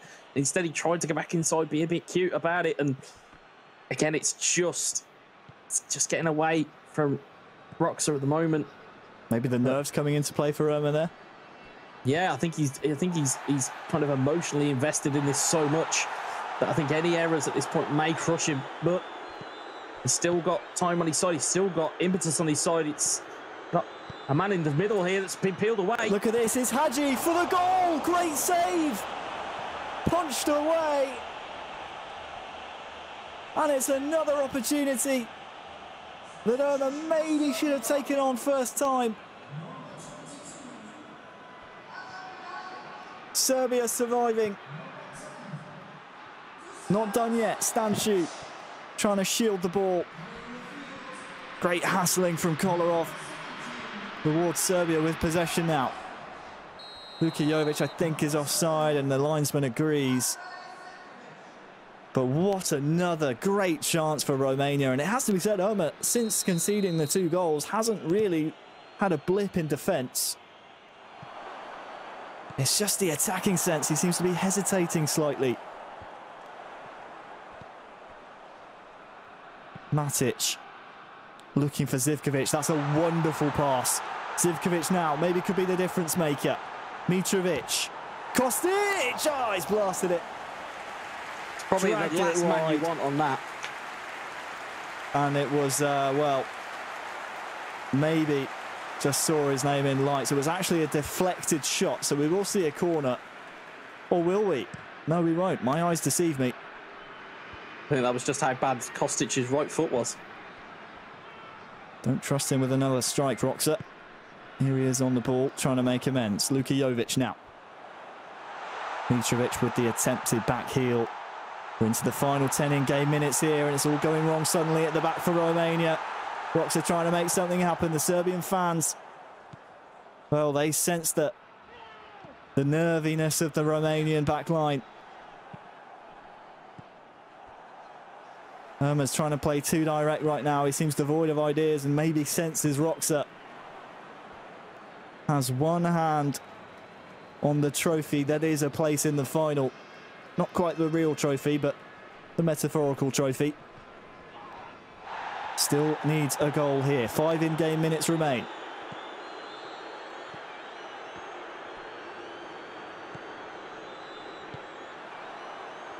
Milinkovic-Savic. Defended well by Ömer, but he's given the ball away. Luka Jovic stealing in. There's a man over here for Serbia! Surely that wins it!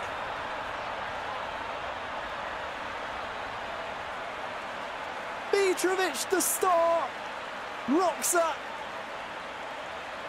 Has he done it for Serbia? I think so. It's Serbia 3, Romania 2. And you just sensed it was coming. There was foreshadowing left and right. Ömer looked nervous, and it comes from a mistake from the Romanian backline. Yeah, I mean, not since the likes of Steven Gerrard have we seen such a slip be so costly. But it's a wonderful, wonderful bit of vision. And it's Aleksandar Mitrovic one more time. And that could be the end of the fairy tale. He's pushed and pushed and pushed. But Roxa, again, showing that fight back, showing that mettle, showing that determination. And just showing those just tiny bits of skill just at the right moment. And Serbia look as though, especially from those celebrations, look as though they feel that they are in the eEURO 2020 final. Well, this elongated pause is purely Ömer shoving players up the pitch because he knows he'll only have one last chance. More than likely from the kickoff here. There are tired legs on the virtual pitch. There are tired hands off of it. This is it. One last throw of the dice. Ultra attacking. All the men forward. Hadji. Ivan. Ömer coming forward. Ivan with the ball here. Shot! Oh, it's off the post! In the 90th minute. Will still come forward here. Ömer tackled down. Roxa taking that ball all the way to the corner, no doubt. Blasts it towards the as well. Opposite byline. He's kept the ball in, and Serbia will be the first finalists of the eEURO 2020 competition. The Romanian fairy tale comes to an unfortunate conclusion. We thought they could go all the way, Wes, and well, they almost did, but for an 88th minute winner from Serbia. Serbia advanced to the finals. Romania, their journey ends here. Yeah, I mean, it's a fantastic fight from Romania to fight Serbia every inch. But it was, you know, it looked, for all the world, it looked like it was going to go to extra time. And I'm sure we will see back the error from Irma. But it's a lovely finish to start us off. 7 minutes on the clock. And all of a sudden, almost straight from the kickoff, we can still see the titles there from the previous score. It's a long ball, gets through. It's a harsh one to concede, isn't it, if you're Roxa? Yeah, it is. I mean, you know, we know they're quite prevalent within eFootball PES 2020. But, you know, we see that and those types of moments. We saw the cutback that was on. And again, with cold blood in our veins, we'd probably make a different decision. But as you can see it, right down the other end. And Prinkovic will find it again. Oh. But again, it was a brilliant piece of, well, I say it's a brilliant piece of defending if you're Romania. It's a brilliant piece of defending if you're Romania. It was great pressure though, from there, but it's a really bad individual error, and there it is. Could have easily just launched it down the line. He turns back, makes that judgment call, and it is Aleksandar Mitrovic who is at the ready. And then right in the dying embers of the game here. The second time in the game, Wes, in the 91st minute. Any other day, that maybe bounces off of the back of the goalkeeper into the net. But luck just seemed to be on Roxa's side.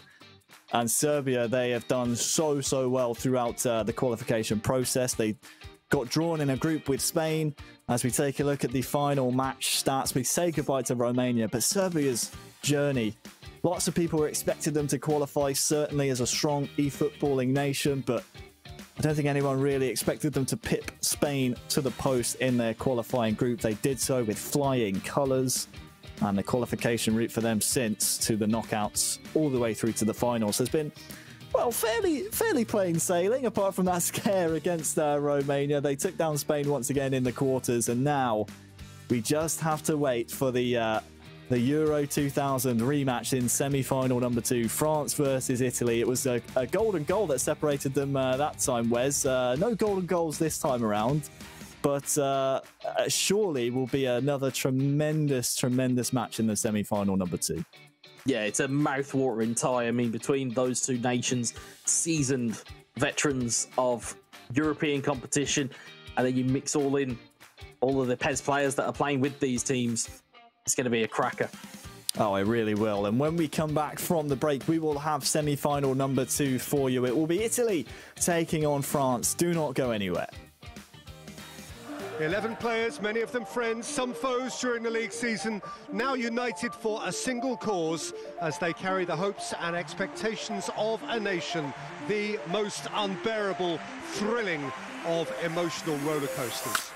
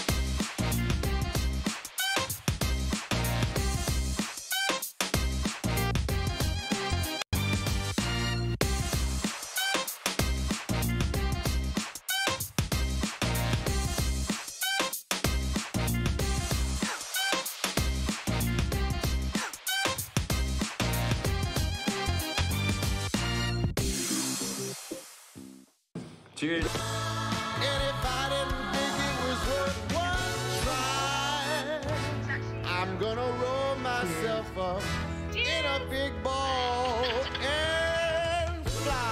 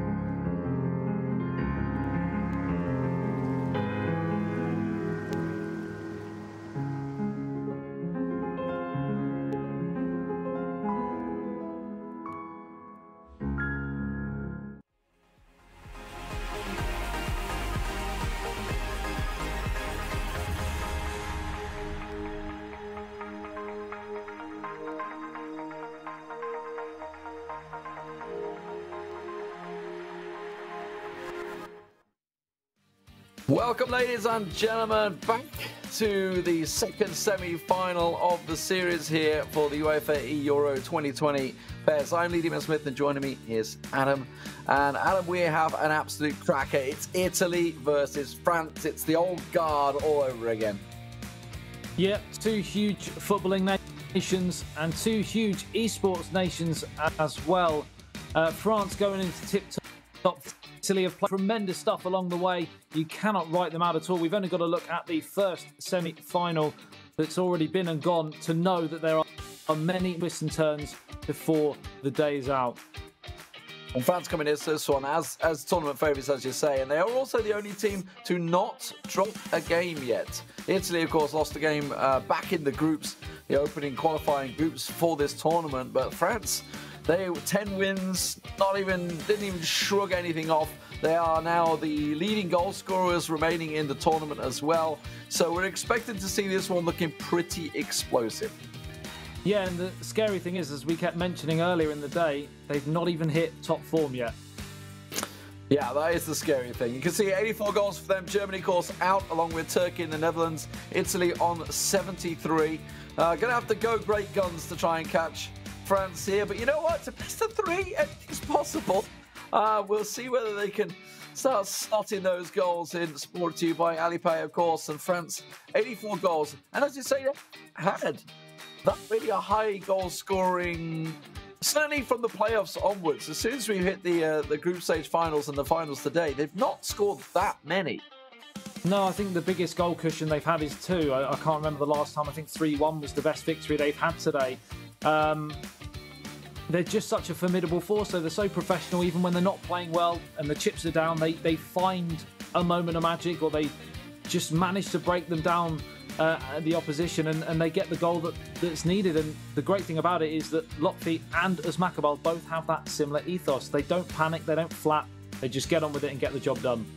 And for Özmakabal, he's kind of been targeted for different tactics.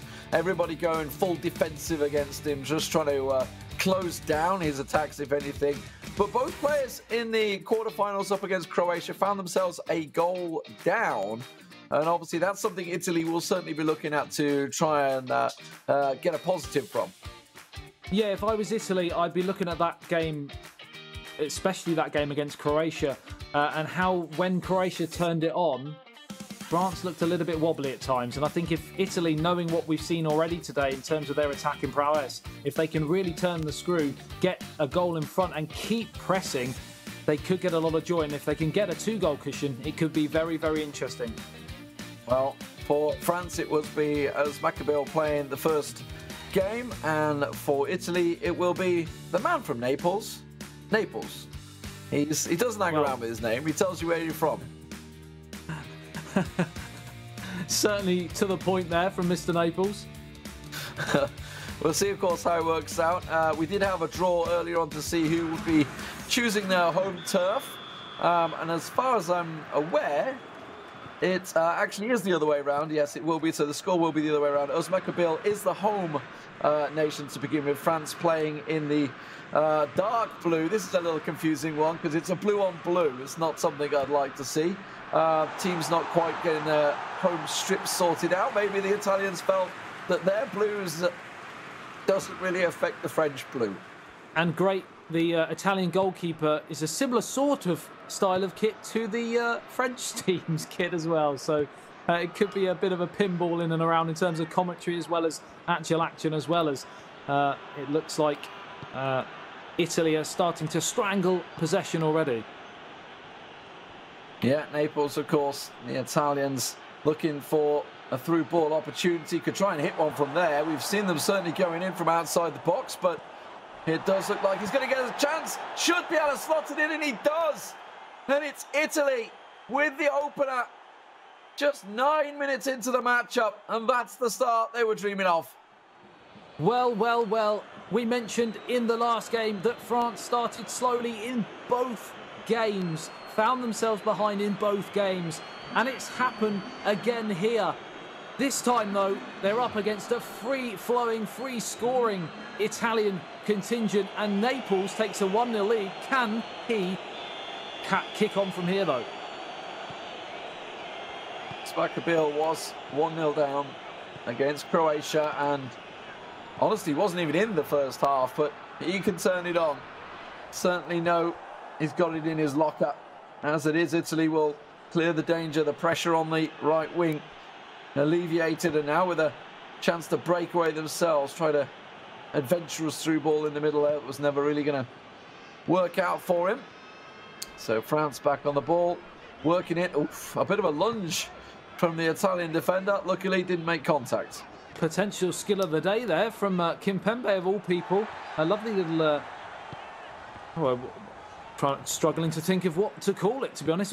He just took the game by the scruff of the neck and invented a moment of magic himself on that far touchline as Italy once again jump into a period of possession. They're really taking the game to France here, as we thought they might. Attacking is the best form of defence. They've got another chance, and it's another stunning save, this time from the French #1. They're hanging on here. We just saw a little change from Maccabil there, going a deep defensive line setup. So certainly feeling the pressure in the opening 20 minutes of this game. 1-0 down right now. Italy looking to compound that with a second goal. Got to go for the cutback. Gets a chance. There's a massive opening on the left. That's what he wanted. But it was well read by Sissoko as Maccabil sees it. And now the counter's on. Yeah, huge interception from Sissoko. Just as it looked like 2-0 could be on the cards. Now Varane racing up over the halfway line. Chance to feed it into Kylian Mbappe, who scored so many goals in this tournament so far. And of course, helping France to top that goal-scoring chart at this moment in time. But once again, Italy getting so much joy on the flanks. And it's Naples who's causing the problems. And he's in again here. It's a big chance for 2-0. What a save. How did that not find the net? He put the ball in the exact spot he wanted it. Bags of space, just needs to sit it in, but what a great save there. Areola called to arms for France. Now from the corner, Italy with Naples in charge, looking for an in-swinger, plays it along the ground, looking for the cutback, has the options. He wanted the support from the corner taker there. In the end, he's just bustled the defender too much. It'll be a free kick for France. Yeah, you've got to remember, we've said that France are the favourites, and rightly so due to the players they have. But let's not take away from the fact that Italy beat Denmark 5-1 and they beat Serbia 6-5. And remember, Serbia are in the final and the winner of this will be facing them. So it could be another matchup between Italy and Serbia. There's a long way to go before we reach that mark. As Maccabil gets a little lucky with that one. That's maybe what the champion needs. It doesn't look like it's going to be. Hope maybe a chance of a penalty there, but nothing given from the referee. Now Italy with numbers forward. A great ball, but it's just a little too weighted. Just drifted offside. Needs to be released a fraction earlier. And France with a free kick. Yeah, it looked like France had gone offensive then, and then suddenly the counter-attack happened and they got caught cold again. And this is very unlike Maccabil to see him so flustered. As Lamar picks it up on that left-hand side, just trying to get a bit of possession here, just to calm things down. As Italy have really raced out of the blocks in the opening half an hour or so. Waiting for Griezmann to get back on his feet there, I think, and didn't sort of pop up quick enough and was waiting a while. That's giving Italy a bit of impetus down that right wing, but it's coming back at them now as Thomas Lemar plays it through to Sissoko, looking for an opportunity in the middle. There's the space, that's what they needed. The chance comes, and he absolutely takes it with both hands. France back in control, all square, one apiece. You can literally take what I'm saying about Maccabil and replay what I said a year ago, 6 months ago, 2 games ago. He is so clinical. He doesn't even have to get out of second gear. It's scary. He's had one chance. That's his first real major attack. And it's back to square one, 1-1. And it was just simple, a simple mistake, in all fairness, in the middle of the park. And he got punished for it. Absolutely punished for it. And that's the danger that Naples is facing. Let's see from the kickoff if he can gain an advantage into playing out on the right wing and shuffle his players forward just across the middle of the park right now as he looks for an opening, sees it's a mistake that bumbles off. Oh my word, and he's through. The goalkeeper has to come out, and he will. Donnarumma, the big man, out to match it, because that was a clean chance for France. Yeah, Jorginho needs to get a hold of the ball in the heart of that midfield, because France are just starting to turn the screw here as we tick towards the end of the first half. I hate to say it, I know I've said carbon copy a lot today for the French contingent, but this is exactly what happened in that Croatia game for Usmakabal. Went behind fairly early and then got the goal to get back to 1-1, and then Olivier Giroud came off the bench to win it. And it's looking pretty similar so far, but of course, Italy could be a different kettle of fish. Well, just 1 minute added time for the half-time. It looks like it will come. So, all square as we move into the second half.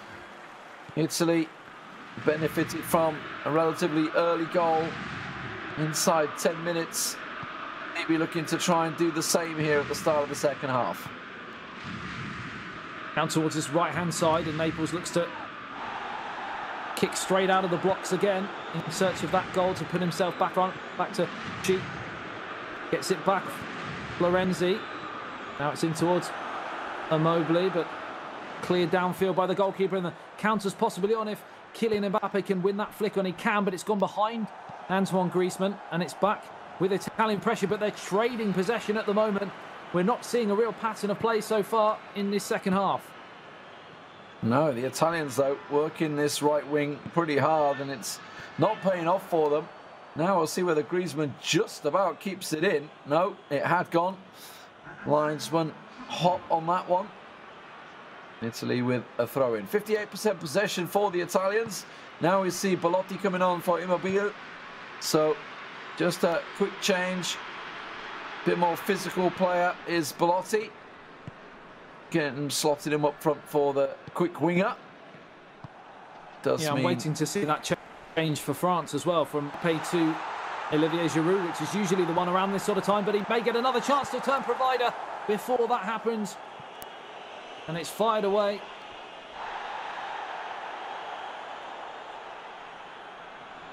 Possible foul given, but it looks like it will be a throw. So some changes coming in here. Let's see if they're the ones we expect. So it is going to be Giroud coming on. It's what we've seen throughout the tournament. And then Tolman coming on for Antoine Griezmann. And Lamar off for Dembele. Standard triple change for France. What we've been seeing throughout all the matches so far by both Usmakabal and Lotfi. So both have obviously agreed this is the best France that you can get around the 60-minute marker. I would think so. But if it does go to a third deciding game, it will be Usmakabal who play that one as well, if our stats are correct, as Italy play the ball up towards a halfway line with Jorginho, who's had a lot of possession in this second half, but they've not really made any inroads in an attacking sense. A possible chance here for Florenzi. Great challenge though, and Sissoko brings the ball away down on the left-hand side. Support in the middle from Giroud. Clattering challenge coming in there. And Italy bring the ball away, but it's very, very scrappy, Lee.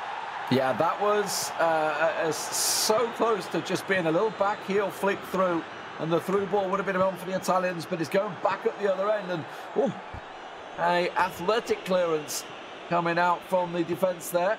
Jorginho not going to get near that one as the French continue forward. Sissoko looking for the man in the middle. Olivier Giroud, big physical presence, not able to just flick it through. And this game is livening up a little bit, Adam. 20 minutes remaining here. It is wide open now. Yeah, I feel that France need to get down the flanks a bit more and utilise Olivier Giroud's prowess in the middle, and that's actually what they almost did there. But just a hair's breadth away from making contact there, the Frenchman. And Italy live to fight another day. Interesting that Italy have chosen to go with a slightly different tactic to the games that have seen get through to this semi-final. It seems like everyone tries to adapt their game when they play against France to offensive style. But he's got the chance to counter here. It's in towards the penalty spot. Great save again. Will they rule that missed opportunity? That looked like a chance he absolutely should have taken. Massive opening down that left wing. Works it into the middle. And a clear chance on goal. Tries to go for the near post. Possibly could have gone for the far post. Who knows? But the corner now for Italy as he changes the taker. Couple of change of personnel as well. Pellegrini coming on for Zaniolo.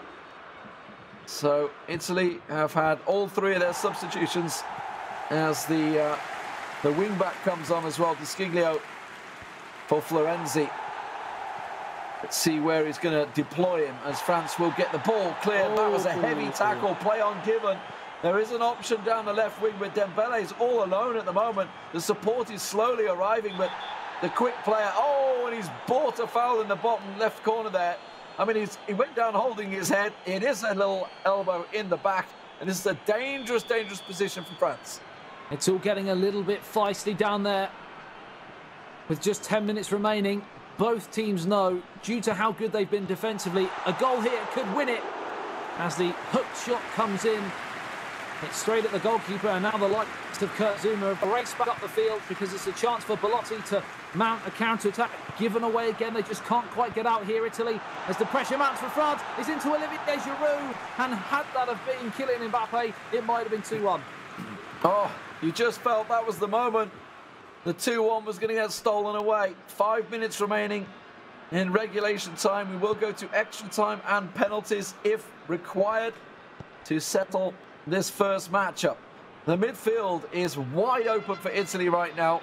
The French players absolutely deserted. I don't know where they are at the moment, but they are down the wings clearly because that's where they've just won the ball back. Dembele through to Giroud. Bags of space on the left, tries to feed it through, but wasn't read by Tolman. And in the end, Italy will clear the lines with just a minute to go. Is there going to be some last gasp drama here to win it in the 90? Or are we destined for extra time and possible penalties yet again here in the eEURO 2020 finals as the ball gets played through? Belotti plays the 1-2. Pellegrini just can't get on the end of the 1-2 pass. And it's gone to extra time here between Asmacabal of France and Naples of Italy. And what a game it's been. The calmness there, Adam. The last touch, the defender just like, I'm just going to do a pass back to my goalkeeper in the last second just to clear it. And in the end, it looks like it was this was the offside chance. It didn't quite happen. So the kickoff not working for Asmacabal. Didn't get an advantage from that one. Straight into extra time.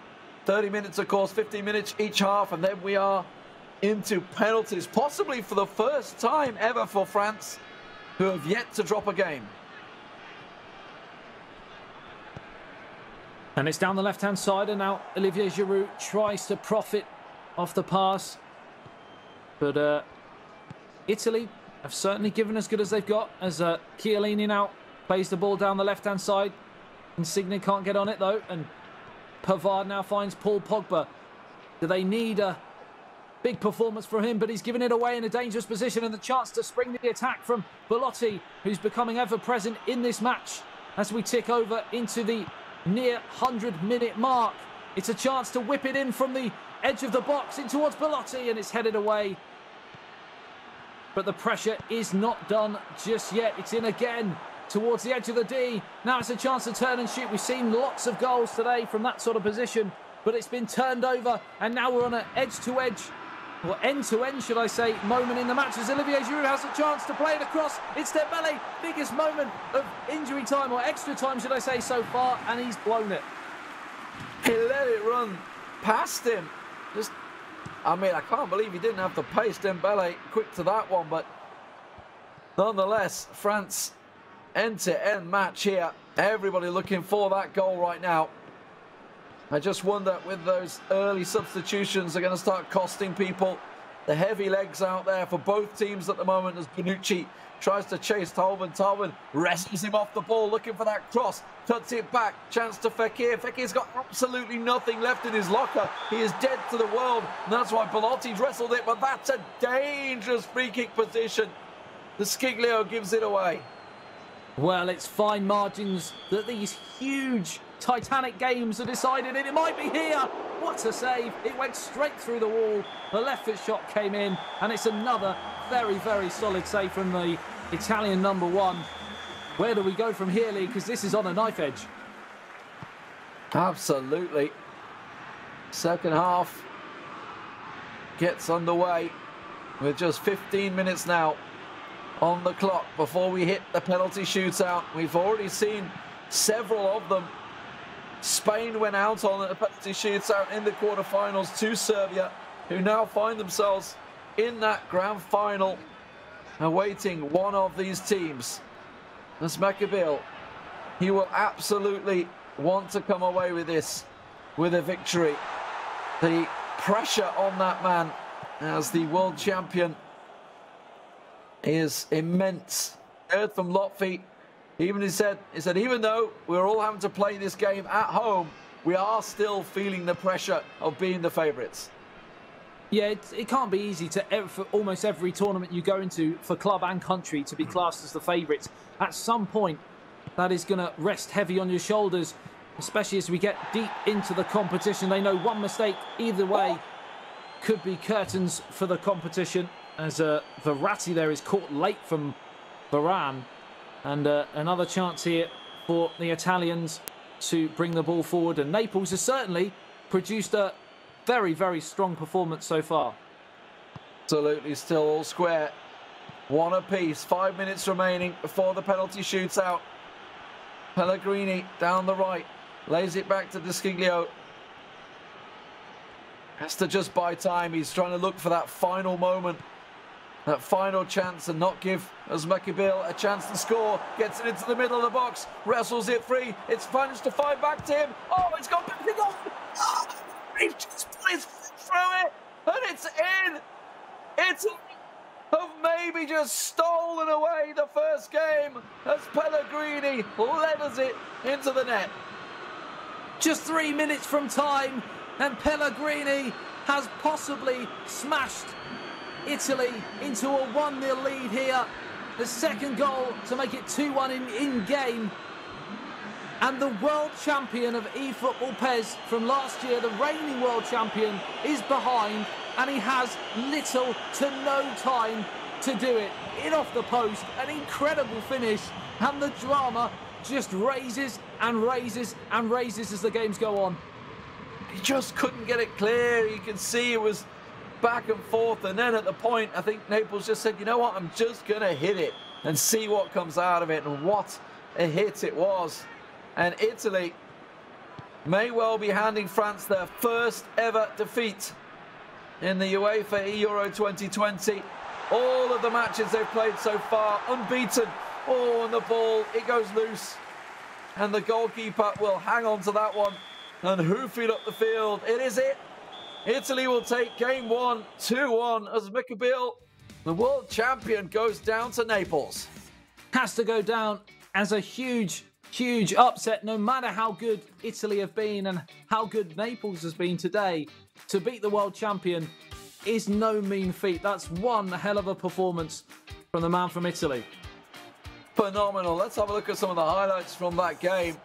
And of course, it all started off so well for Italy as well. Just inside 10 minutes, taps it past him, although it took him another 100 to get the second goal. Yeah, Özmakabil's goal was bookended, really, by the two goals right at the start of the first half and right at the end of the second half.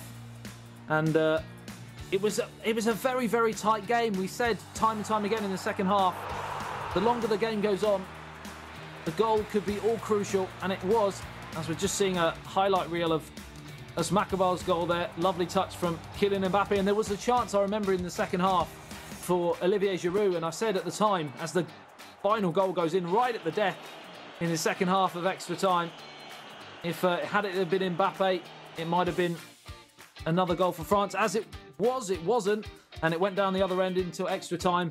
Italy taking the plaudits. 100% shot accuracy, 5 shots. These stats brought to you by FedEx. 60% possession as well for Italy, and it tells the story of the game. It was a solid matchup for Italy there. And I just wonder now, with Lotfi coming in. He's going to be playing Nikeldan as well. And for Italy, actually, you know, obviously they're a team that has 4 players representing them throughout this tournament, whereas France are just using the 2. It does look like that Italy want to use all of those players, because if we were to go to a game 3, and I got to be honest, I feel that it might be a possibility now after seeing Huge that first matchup go to Naples. Then Lotfi has got a lot on him, but if we do reach that final game, then NRK, who played earlier on today, will be making another appearance. Yeah, it's something that certain teams have done. They've sort of mixed up responsibilities and others haven't. Of course, France only have 2 players to choose from, 2 of the best players in the world, don't get me wrong, and Lotfi is certainly right up there, but he's got a big ask ahead of him now after his teammate has suffered what is a shock defeat. So, Italy back underway. I'm going to say it again, but they're playing in the blue, and France are playing in the blue. It's a bit of a clash tactic. I thought the players might figure this one out. You know, there is a home and away for a reason, but it didn't seem to happen. And it is going to be Italy on the start. They've started off with a plum, and it's another opening goal for the Italians. Zaniolo. I just can't believe what I'm seeing. I've never seen France, and these 2 players look so fragile defensively. Usually they're so calm and composed and they don't give anything away early doors, and they've conceded early goal after early goal after early goal, and it's almost a carbon copy of what happened in the last game. Like a knife through butter, into the edge, lovely jink away from Varane, and the left foot shot caressed into that top corner, and Italy yet again a 1-0 to the good. This little switch of the foot there, shuffle it over to his left foot, slots it home past the keeper, and Lotfi, well, he himself had to come back from a goal down against the Czech Republic players. See what he's got in his locker. We heard from him earlier on. He's certainly very confident young lad, expecting to get an instant reply, and does. That is exactly what the doctor ordered, Lamar, for France. Well. It's just a broken record. Rinse and repeat for what I'm going to say, because it's exactly the same thing. Lotfi did this in the game against Croatia, went behind early, just got himself back up off the ground, scored the equalising goal. The only difference is, of course, can he now go and do what Usmakabel couldn't do in the last game? And that's go on and get the second goal, as opposed to letting it go to extra time. And then, of course, in that, it's a bit of a lottery itself. Fatigue sets in, mistakes set in. He wants to get this done in normal time, in the 90 minutes.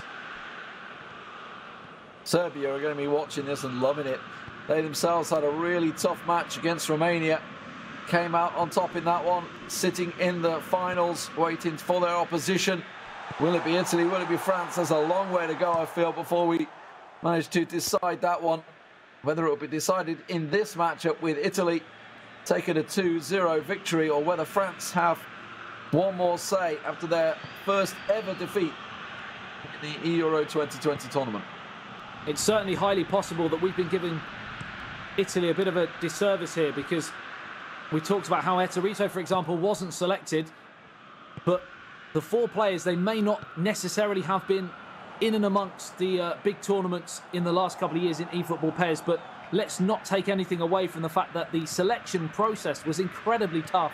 So for them to get through in a very, very strong nation that is Italy, they must be great players. And he's in again here, and Italy are back in front in the blink of an eye. This game is ebbing and flowing like the oceans of the world. It's Belotti for Italy. So Nicoldan's going to start with him. He's obviously, you've seen him coming on as a substitute throughout this one. But Belotti just edges the keeper and slots it past him. Fraction of an inch. Puts it underneath Areola. Yeah, just comes out to it. Can't get down quick enough. And Italy now 2-1 up in the second leg. France, though, what can they do from the kickoff? Belotti once again proving why his selection is so crucial for Italy. Time and time again, they've managed to find him in good areas, and they've utilised him well as well. It's a fascinating encounter now, because Lotfi is very, very good when he's in front. But when he's chasing the game, it's a bit of a different story. It's not to say he's bad, but his game plan is to get an early goal and sit on it and play very, very cautiously. Well, that's exactly what we're seeing from the Italian here. 20 minutes in, he's already keeping some possession football as they play it around the back four. Now they set themselves an opportunity. There's a runner down the right wing. Looking at Belotti, wasn't able to get it past him, and now the throw-in given. 25 minutes gone in this one, Adam. Italy, I tell you what, I don't think we've seen too much of Nico down, but he is looking a solid player. But yeah, like I said, I think we've done them a disservice in this competition. They had a pretty hard qualification and they got through that well. It's Immobile, he's in again! Oh, the left foot shot, that could have wrapped up the tie to get a 2-goal cushion so early in the match. And he's blazed it wide of the target with the goal at his mercy. Possibly just that little shrug, I think, from the defender that put him off there. Maybe looking for that quick to pull it to the right, pulls it wide in the end, and for all the world you felt that was going to be a goal, and a 2-goal cushion may well be what he needs against Lotfi, because he is certainly capable of making some big comebacks. That's a great through ball. He's got another option on the right hand side. It doesn't matter. Zaniolo can go it alone, just muscles off the defender.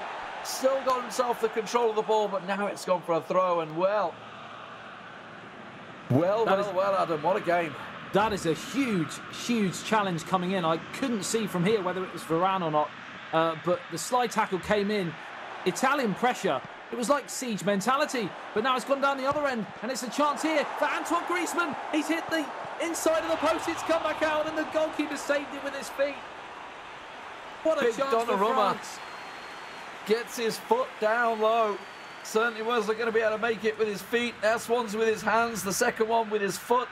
Just sticks a toe out and keeps it clear, showing why the young superstar is getting paid what he is. Now, though, Lotfi for France with the corner.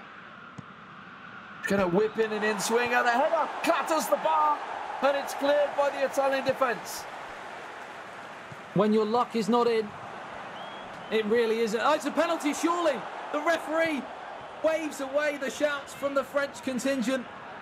He went down under a very heavy challenge. Nothing doing, stern-faced was the official. And now Italy go down the other end. This could be controversial if this goes in. 36 minutes gone. It's a chance for 3-1. It's in. What a moment in the match.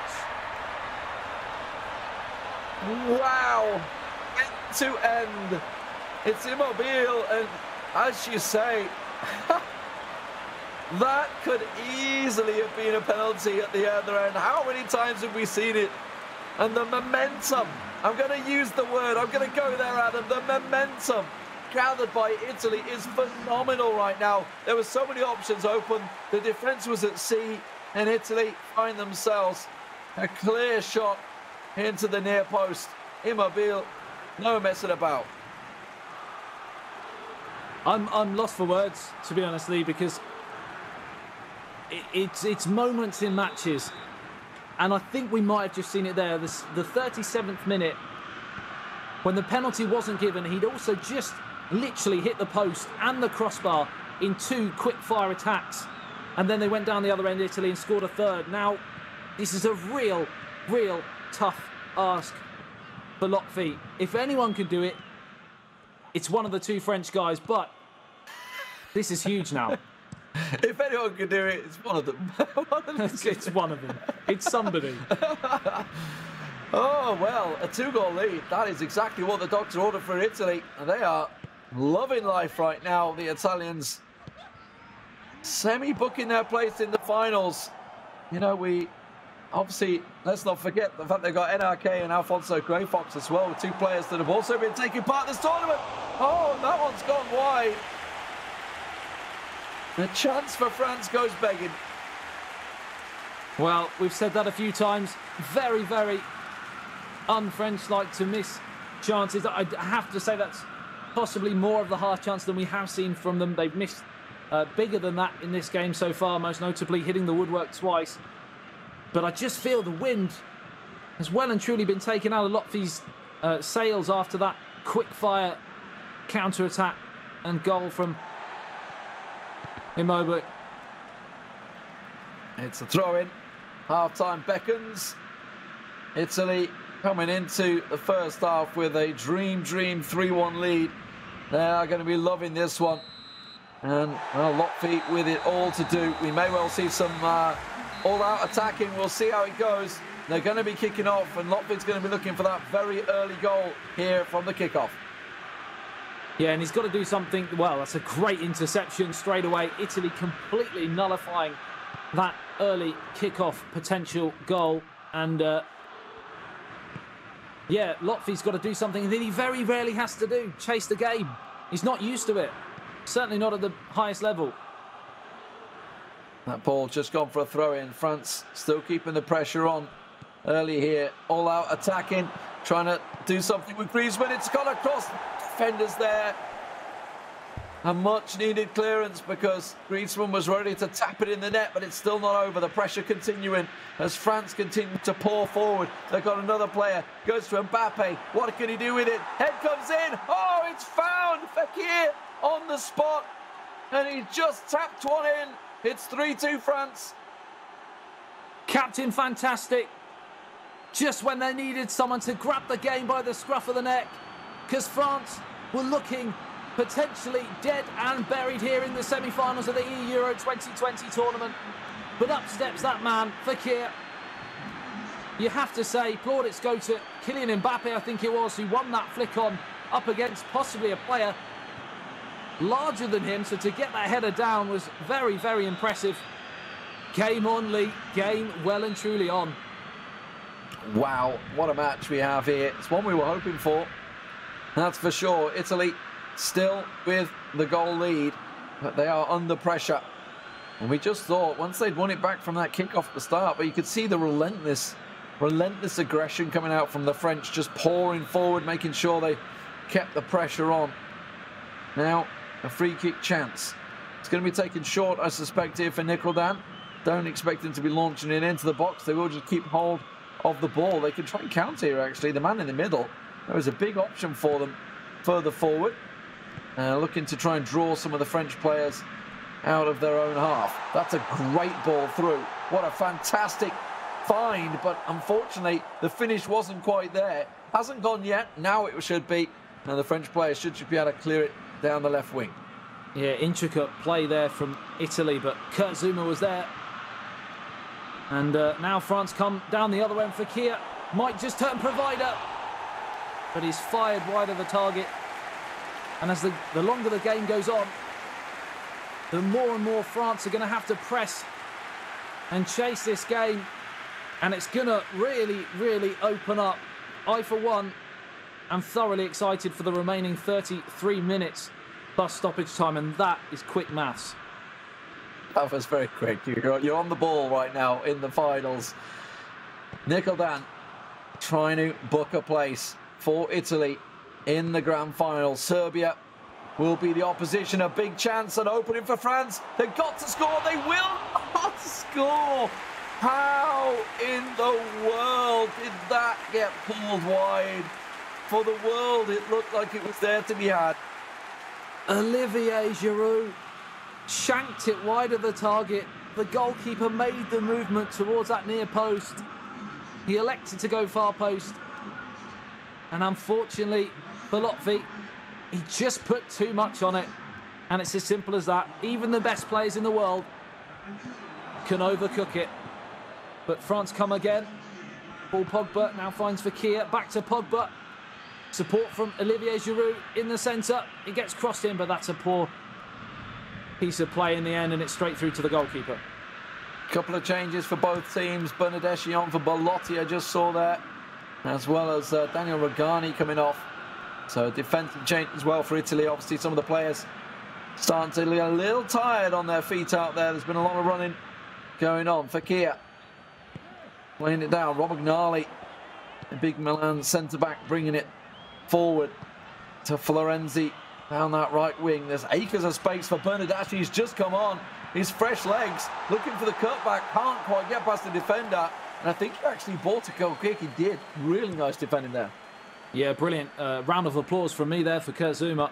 Did really, really well to shepherd the ball out of play. And now Italy come again here. Of course, another goal for Italy to get that second goal cushion back with only 20 minutes to go. Might just be the nail in the coffin as it goes out towards the right-hand side. Bags of Italian players in the box right now. He's managed to come out on top. That's a free kick. Not quite the dangerous spot they're looking for, because I don't think they're going to go for the cross. You never know. In terms of height, generally the French players are stronger. Let's see if he whips it on or whether he try and pull it close. It will be a drug back. Now is an opportunity, looking to try and get it to the byline. Any cutbacks options? No. He's getting muscled off this ball, and the French will force him away. But time is against them right now for France. 17 minutes on the clock, and when they lose the ball like that in the middle, that's a disaster. Italy come again here. Florenzi, support on the edge of the area. Oh, it's a crunching challenge coming in from Sissoko. And now they come away with it again. Fekir, the goal scorer. Varane. How far forwards is he? This could be one of the moments of the season so far. Fekir for 3-3. What a sensational chip from the captain again. He's dragged them from the dares of despair. The dares of despair. I don't even know what that is. I'm that excited. Because what an incredible counter-attack that was. And with the goalkeeper so close to him, he was able to lift it over him. Sensational turnaround. Truly down in the depths, I believe, right there. And yeah, a second for Fekir. And a chip that I don't know whether the keeper really should have had that one. Didn't quite come off his line. It's down to obviously Nicodem to try and run him a little closer. But now with 12 minutes to go, Italy on the counter, on the break from the goal kick. It's cut out. They tried to leather it into the middle. It wasn't to be. Two of them looking for the header. One of them will come out on top. Zaniolo back to Florenzi into the middle. Zaniolo waiting, but he's lost it. He was all too casual. And now France are on the break. Oh, dead belly dragged down. Free kick not given. It's going to be time given. Tolvan looking in the box. Where's the captain? That's what he wants. Here he comes. He's through. Oh, slides in, but Donnarumma this time will check the run and collect the ball. Just 5 minutes away here. And honestly, you just can't call it. What an incredible spectacle we've seen. France 3-1 down. 2 goals for Fekir has made this game level. Can they now go and snatch an incredibly unlikely winner? It's in towards the danger area. Left foot shot, saved by the goalkeeper. That was the moment, Lee. Could have snatched it. Oh my word. Well, you've got to hand it to Lotfi. He's certainly making the comeback here. A little chance. Oh, and it just came off the arm. It wasn't even the glove. It was the arm of the goalkeeper. That was the tackle earlier. We're going to see a card for Florenzi there. It's a clinical, cynical tackle. So, corner. It's not over yet. Just a couple of moments before we go to extra time. As France will look for the in-swinger. Fekir swings one in. Headed clear, but it's gone straight back to the French player. Muscled off it. Just going to win the ball back and try and take it back to the corner and recycle. They've still got a chance here. They will keep hold of the ball. The cameraman's getting excited. He's dragging away, but France are still on the attack as they pull it back. See if we can get it from the corner. The clock is against him with just 2 minutes to go, Adam. Can we find an unlikely winner now? Time ticking away. This will surely be the last attack of the match as France recycle the ball, pump it forward towards the captain. Fekir can't get it. And what an incredible spectacle we have seen in this third game between France and Italy, potentially coming up because we're level here now. Extra time. Well, the kick-off is for Italy. What sort of resilience has Nicodem got? A 3-1 lead given away. Finds himself in this situation. Absolutely can score them goals. The question is, have the players got the legs to help him do what he wants. Bernardeschi on that left wing. He was a fresh face at one point, but he's already tiring. Zaniolo's got bags of energy along with Pellegrini. But it is still Italy in possession as they drive it forward. There's a space, an opportunity. It has to be just offside. Just a little too soon. And while the ball's nestled in the net, it will be disallowed. Yeah, it was great defending just to step up at the last moment to play him offside. And Lotfi over the years has had his fair few challenges, but this really has got to be one of the greatest he's had. He's been taken right to the wire. And it'd be interesting to see whether he can actually come through at the other side as Dembele plays it forward towards Olivier Giroud. Because Nick Calden has been absolutely breathtaking today at points. This is really, really opening up now. France really starting to get their teeth into this game. They're looking for an opening as they slide it through. Well read by Tolven, but it's one back. But it's going to be a goal kick for Italy. Just 5 minutes this half. 15 minutes in the second before we go to penalties. And nobody will want that. That's for sure. Chance for France. Goes on through. Italy should be able to get members back. Oh, that was a shrug in the back.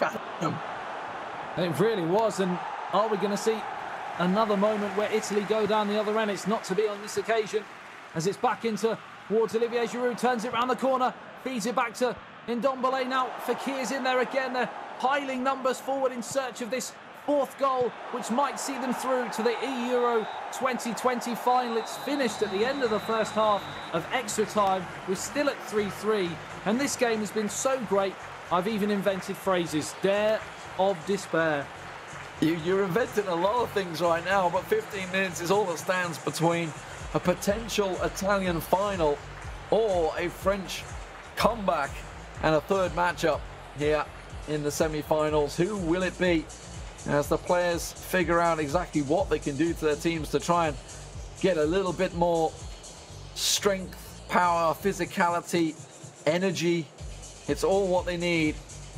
And both of them have used, I think, all three substitutions, if I'm not mistaken, early on, certainly around the 60-70 minute mark for both of them. So both will be in this situation and can't bring anyone on. Look at Pogba, he's absolutely dead. Dembele, nothing left. The French team are dead on their feet out there. The Italians are certainly looking the more lively, but it's France on the attack as they cut it across. Oh, that save could have gone anywhere from Donnarumma. It was spilled, but there was no follow-on. Yeah, France have done a lot of chasing in that last period, and that possibly may mean that Italy have got a little bit more in the tank as we head towards the final 10 minutes of the match here. Are we destined for another dramatic penalty shootout, or can one of these two teams snatch a winner as Fekir finds Olivier Giroud? Just 9 minutes remaining now, and Italy come away. Chiesa up over the halfway line. Lovely ball, almost sneaks through, does sneak through, and now it's 3-on-3. It's a real chance here for Italy. He's through surely. Oh, the pass was poor. Just needed a slightly better pass. It's still not done. Didn't go out for a throw-in. It's Romagnoli who'll play it back to Chiesa on the right wing. Italy keeping possession football, keeping hold of the ball. It can't be worked against you if you keep hold of it. And now he's working an opportunity through the middle. Oh, it was just a weak touch. You saw the through ball that he wanted, but the defender gets in front of it. And now the counter on for France. Dembele, oh, it's a naughty challenge there coming in. Nick Calden knew exactly what he was doing. I'm not sure whether he would be happy for the lottery of the penalty shootout just due to that momentum switch after being 3-1 up. But with only 1 minute-ish remaining, this might be one of the last chances. And what a dramatic winner it might be.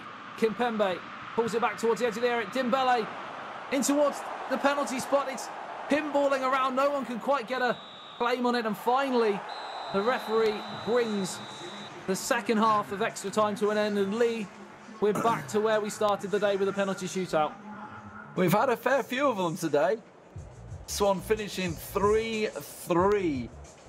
They certainly tried. Who's your money on? Oh, I mean, Donnarumma in goal is a big unit, so I got a feel that maybe he'll take it. But we haven't seen Lotfi in this stage before, but Nikoldan is going to start things off. Oh, that's a beautifully taken pen. Great penalty, but the goalkeeper was millimetres away. And now it's going to be the substitute, Olivier Giroud. He scored some priceless goals in this tournament so far. Can he do another one here? Oh, the audacity from Olivier Giroud and Lotfi. Oh, that was cheeky. That was cheeky. A really light flick down the middle. Now for Nikoldan. Where's he going with this one? We're not seeing any hijinks that we saw between Spain and Serbia, trying to edge the mentality of the opponent. This one slotted home. Some clean penalties so far, Adam. I mean, as far as penalties go, these have been right up there. And now it's a chance to level the scores for Lotfi, and it's another goal. Not quite as clinical. Bit of a scuff, but they all count. Yet to see a goalkeeper get near one of these at the moment.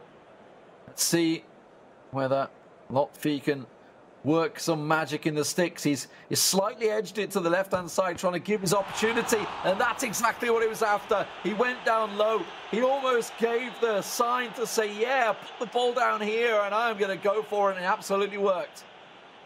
Fekir, he's got 3 goals now in the game, 2 in normal time, and another audacious penalty chip straight down the middle. Gives France a lead. Will he try one himself? No, snaps it through. And now, I mean, this is the mind games, right? Does he just stand there in the middle? Does he leave it? Does he dive? It's Pogba from the spot. Oh, he saved it. He absolutely needed it. And we're on the square once again on the 5th penalty, 5-5. And this is to win it for Italy. They are 12 yards away, 1 spot kick from a place in the eEURO 2020 final.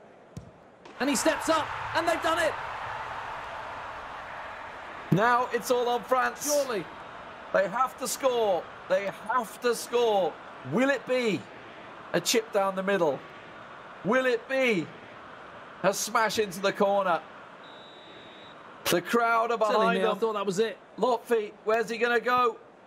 It's a straight down the middle, and Nikoldan was ready. He's tried it twice, and Donnarumma catches it. It's Italy that will go through to the finals. Oh, my word. Another favourite goes tumbling out, and France go down in the semi-finals. Well, well, well. My maths came back to haunt me again. I thought that was it with the last kick for Italy. But, I tried to save you. We still got the same team that went through, thankfully. Otherwise, a few people around the world might have been a bit upset with that. But, I mean, you'd have to say deserved on the day.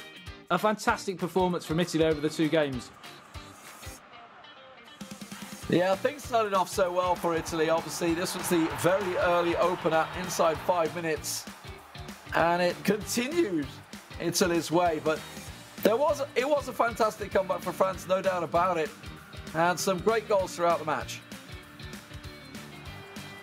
Yeah, this was the opening goal for France to level the scores.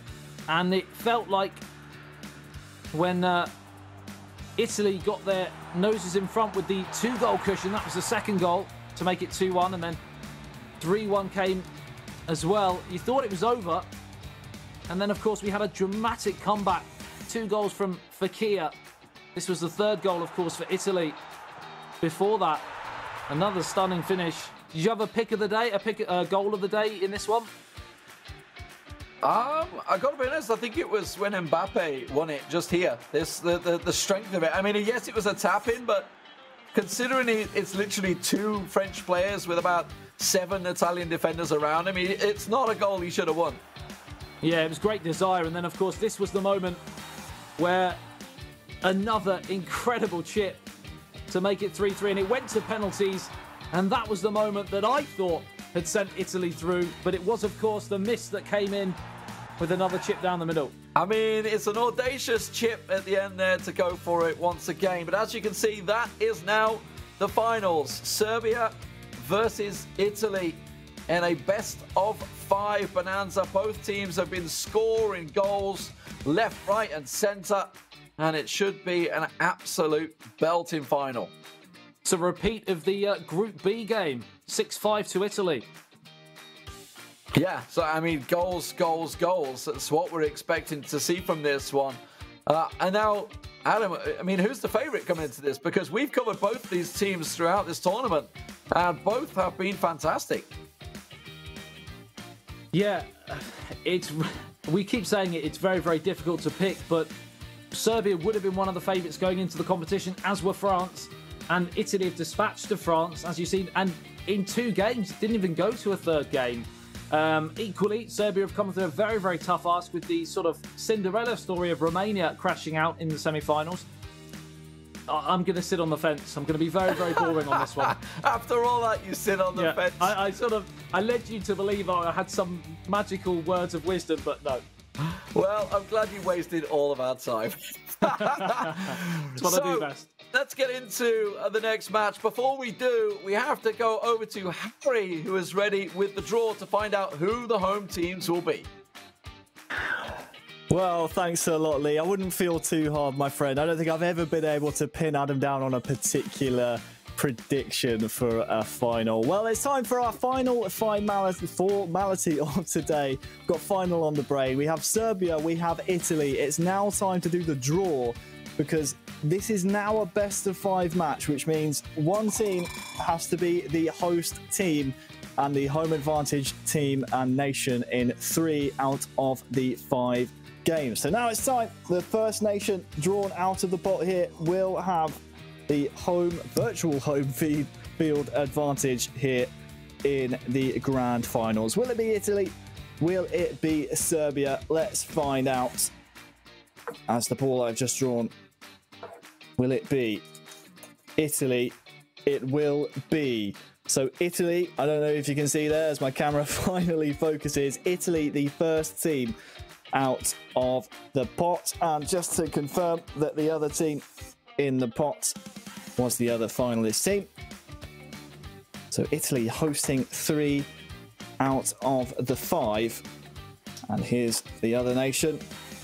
It is Serbia. So Italy hosting 3 out of the 5 in this best of 5 final.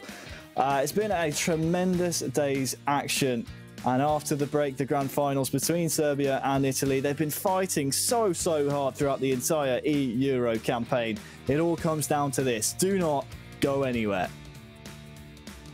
11 players, many of them friends, some foes during the league season, now united for a single cause as they carry the hopes and expectations of a nation, the most unbearable, thrilling of emotional roller coasters.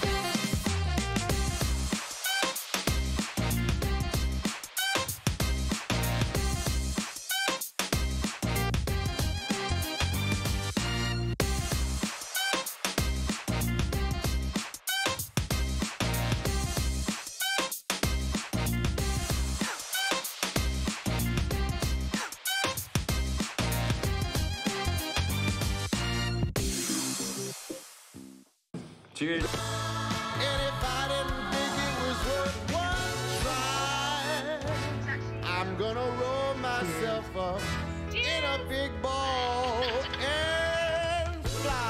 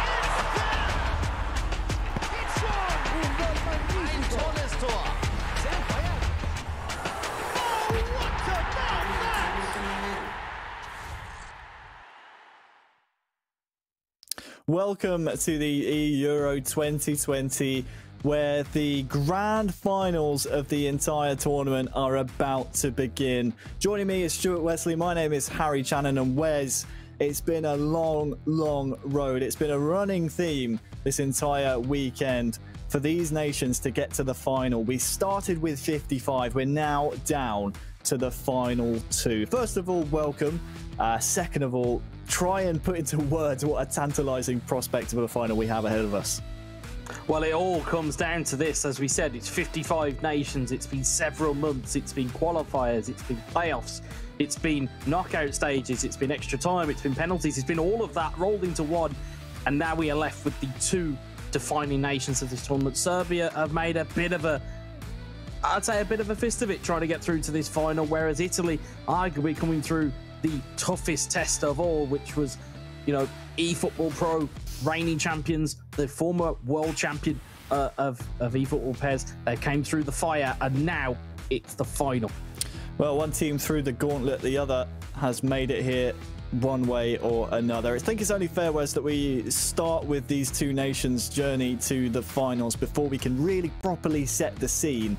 Let's take a look at Italy's and Serbia's group. Both started out in Group B. It was Italy who finished top in our group bracket style format. It would have been 2 wins and you're through, 2 losses and you're out. Unfortunately for Denmark and Turkey elsewhere in this group, that was the case. But Serbia, they made a bit of a hash of it, really, against both Italy and Turkey, finishing ahead by only 1 goal both times. But in the end, they were resilient enough to make it all the way through to the grand finals. Yeah, and you have to wonder just how much that winner's bracket game is going to play into this final. It is a rerun of that winner's bracket, and just you can just see the kind of differences in that pathway that they've had to come through, you know. And again, it could have easily have been different. You could have seen Italy in the top bracket, you know, and a kind of almost a sliding doors moment. You could not have seen this final at all. So it has been that tight for Serbia and for Italy. Well, it was a different format in the groups than we see here in the knockout stages. You can see some big names that have fallen to some of the nations we've seen here in the final 8, which we started today. Serbia taking down Romania in the semi-finals by a 1-goal margin once again. All of Serbia's games so far seem to have come within 1 goal. But Italy, really the big scalp of the entire bracket here, is the semi-final which we just witnessed. France the reigning world champions, Latvia and Uzbekistan taken out of the semi-final running. We had them as favourites, whereas in Italy have come out almost out of nowhere to pretty much steal the show. Yeah, I mean, you know, I was listening to it as almost a radio broadcast, listening to the Italy and France game, and obviously the boys did a tremendous job of keeping everybody informed, but it was a fantastic game, end-to-end stuff, and Italy just coming out on top, and you know, penalty shootout. You could probably say maybe France a little bit arrogant with those Panenkas, and you know, when the chips are down, you just put your foot through it. You don't try and play gamesmanship in a knockout penalty shootout, especially sustain the competition. But Italy, well worth their money to be in the final. And again, I think we're going to see a pretty physical team coming out of the blocks. There's Ciro Immobile, there's Andrea Bellotti, you've got the speed and pace of Quagliarella, you've got Bernardeschi, you've had Zaniolo, who's been superb all the way through this tournament. They've got weapons all around the pitch. Well, I was about to ask you in terms of the virtual weapons they have at their disposal. Talk to me a little bit about the players behind the sticks that they have. They have the likes of MPK and Alonso Grey Fox, Nickeldan as well, just really putting up some strong performances. And I think what's impressed me most about the Italian squad, Wes, is that they can just almost match their amazing opponents. It doesn't seem to be anything that phases them, despite the fact that sometimes they are underestimated, sometimes they are the underdogs. They always seem to rise to the occasion. Yeah, and I think, you know, you look at some of the pathways for these teams being created in terms of you've had some federations that have been chosen. Italy, they had a training camp. They had their best 4 players. They had, as we've said before, steel sharpening steel. They had that kind of national pride that they pushed these 4 guys forward. MPK representing Genoa in the ECR. You've got Grey Fox, who's a seasoned veteran. Nickeland. The whole cast have chipped in with performances today, and again, they are well worth their money for being in this final. Well, I tell you what, Wes, who better to hear from than the players themselves? Let's meet the players representing the Azzurri. It's the Italian national e-footballing team.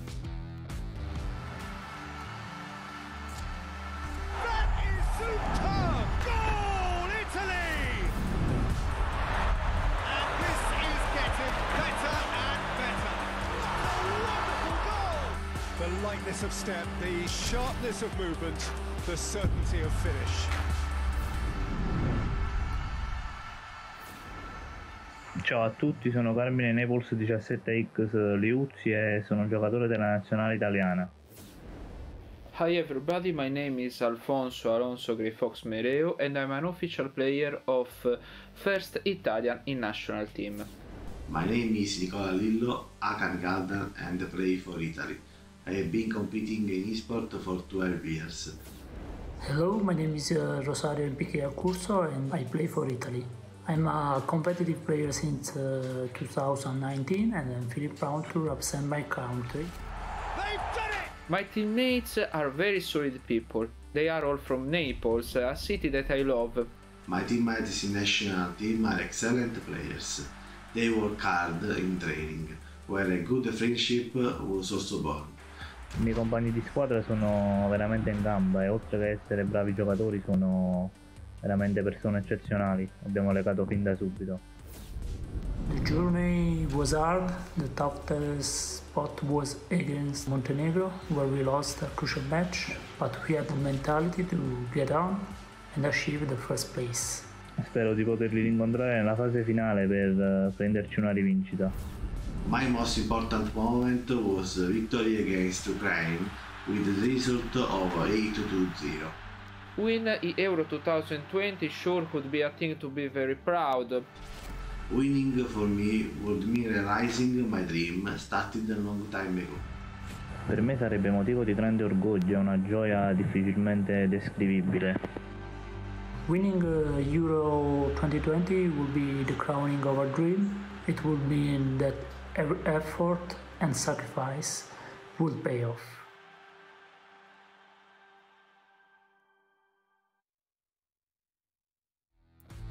You heard what it would mean to them, Wes, and there were questions, weren't there, about the Italian national squad, about the absence of some really notable figures representing Juventus in the eFootball Pro season, but this group, these lads here, have absolutely stepped up for the Azzurri.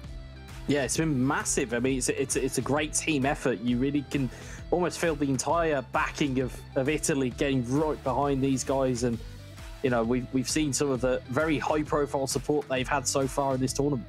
Well, one man in particular is the manager of the Italian national side, Roberto Mancini, had this message for the Italian eFootballing squad.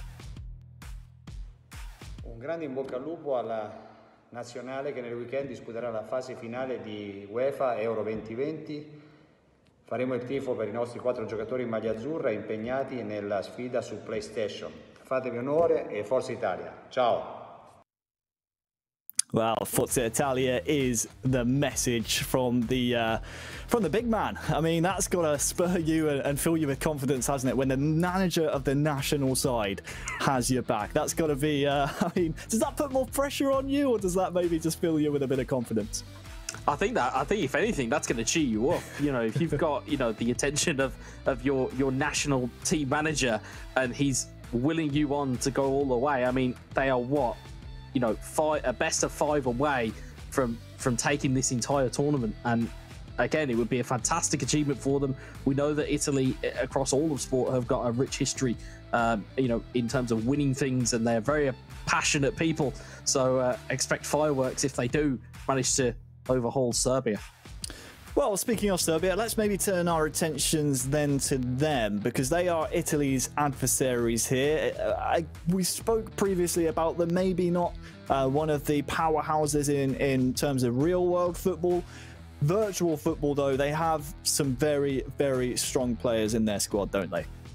Yeah, we've seen the likes of it so far. I mean, in terms of, we haven't really seen the best of Kepa. We've seen the best of Roxa being able to really dig them out of some real foxholes when they've needed to.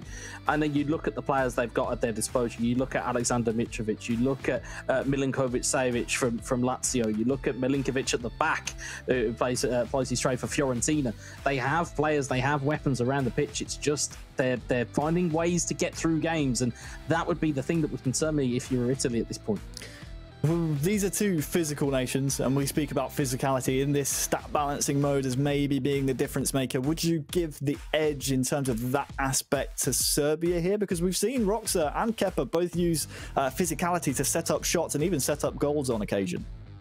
Yeah, I mean, we saw, to great effect against Romania. We saw Mitrovic holding off defenders, being able to set up goals. However, you are coming up against Giorgio Chiellini, you are coming up against Leonardo Bonucci, you are coming up against Romagnoli. These boys are not, it's not kids down the park. It's, you are playing as full-blooded Italians to coin a phrase. But in terms of Italy, they've got their own weaponry as well. As we said, we've got Immobile, they've got Belotti, but again, you're coming up against Milinkovic, and Co at the back. You've got Kolarov with his sweet left foot. There's so many intangibles in this game, and there's so many different aspects that it could just go either way. Well, as we've met the guys representing the boys in blue, let's meet their opponents. It's the Serbian national squad, who have more than just Kepa and Roxa representing them. They have a 4-man squad who helped them throughout the qualification period just to get here at the eEURO 2020 finals. Let's meet the Serbian national team.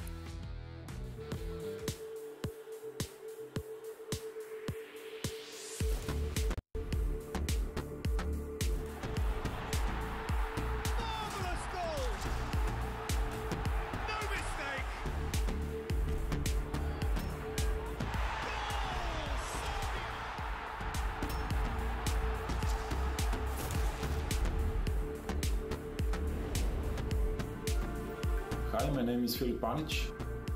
My PSN username is Baskovac. I'm playing for the Serbian national team. My name is Marko Roksic. My game tag is Roxa22. Ćao, ja sam Rema Raka. U Taci imamo igrače sa velikim iskustvom, pored toga sjajni su prijatelji i funkcionišemo odlično kao tim. My name is Stefan, nickname in PES Kepa, and I'm playing for Serbian national team. It's a big pleasure for me. I think it's good opportunity for me, for my team to show what we can do. We have two pros in the team, which makes us very strong. We are confident, we know each other for a very long time, and there's a great connection between us. Our group was a group of death. Before starting qualification, we think about finishing the first two places, but we want to finish first. Serbia are back in business. Spain was our biggest rival here. Win and a draw with them secured the first place in the group. We managed to win this group without loss, so yeah, that was a fantastic result for us. Osvojiti evropsko prvenstvo je san svakog igrača, a za mene bi značilo vrhunac svega što sam postigao u PES-u. People in the Serbia believe in us, so I hope we can win. It means a lot just to represent my country in this event, but winning it would be the greatest. Our goal is to win trophy. I believe in my team.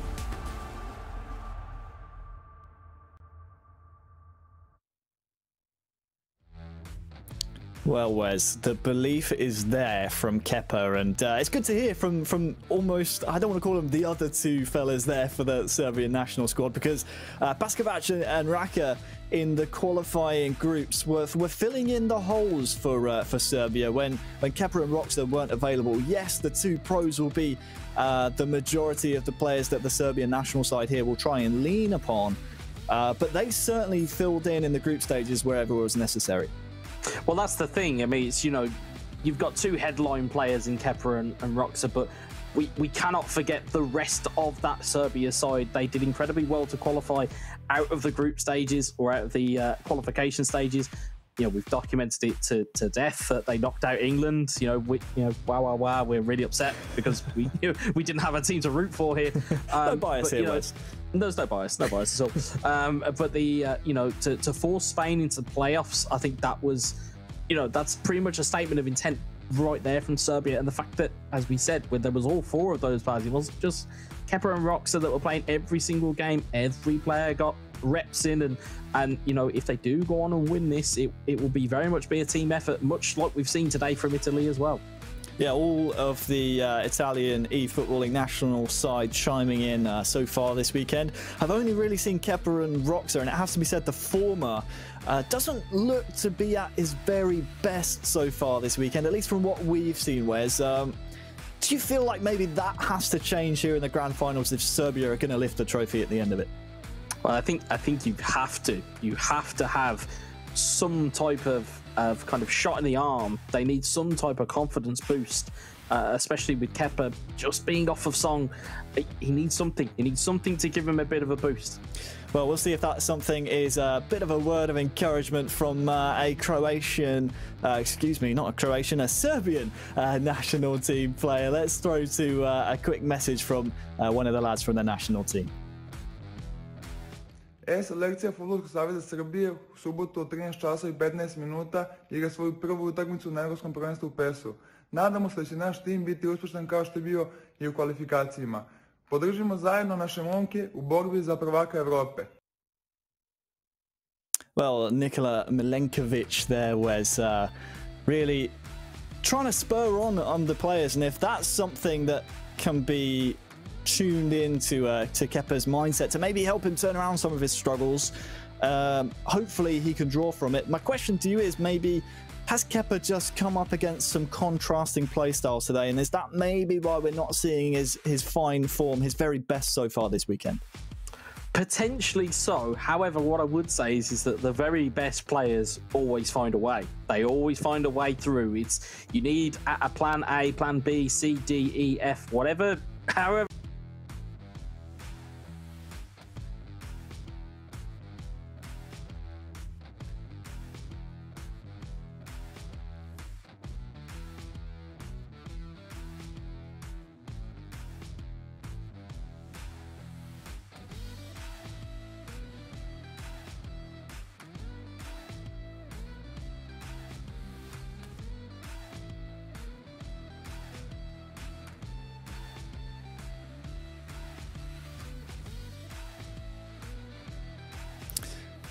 Well, here we have the Alipay top 5 goal scorers of the competition so far. France, Germany and Turkey all out of the competition, as are the Netherlands. So if Italy were to take the top goal scorer mantle off of France, Wes, it would take a large goal swing. And this is a best of 5. So the longer that this series goes on against Serbia here in the finals, the better chance Italy have of maybe knocking France off of that top spot.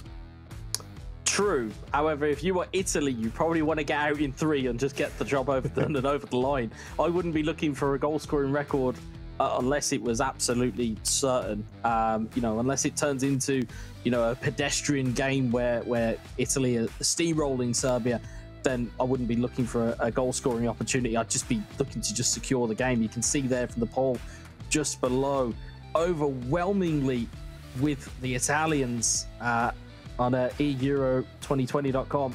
Yeah, I don't know how you feel about that, Harry. Over 3/4 of you at home think that Italy will take this one. I think they'll be hard pressed here, Wes, to be honest with you. And don't forget, you can, of course, change your votes if you need to. Just head on over to eEURO2020.com/poll. We've seen that a couple of times this weekend, haven't we? When Romania started to get a couple of games back, people were like, hang on a second. These guys are actually pretty good. So we're just moments away then from kicking off the grand finals. It will be Serbia taking on Italy, and well, it's a tremendous affair we have in front of us. And again, we have to hop back, Wes, to this long road to the finals. It all started back in January with the draw for the qualifying groups. 55 nations were involved in that, and of course, even before that, we had the national governing body qualifications to even choose the representatives to represent each nation themselves. So we are just about ready then to kick off Serbia versus Italy. And if you were watching just before we ended the second semi-final, you will know that Italy will have the virtual home pitch advantage for 3 out of the 5 games if it goes their ways. Yeah, and I think that is going to be the difference maker in this. I personally am predicting Italy in 4.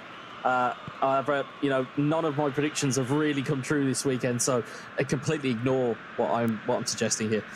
So we kick off then the eEURO 2020 Grand Finals. Strap in, it could be a long one, as this could go up to 5 games of eFootball PES 2020. Italy, represented by Alonso Grey Fox.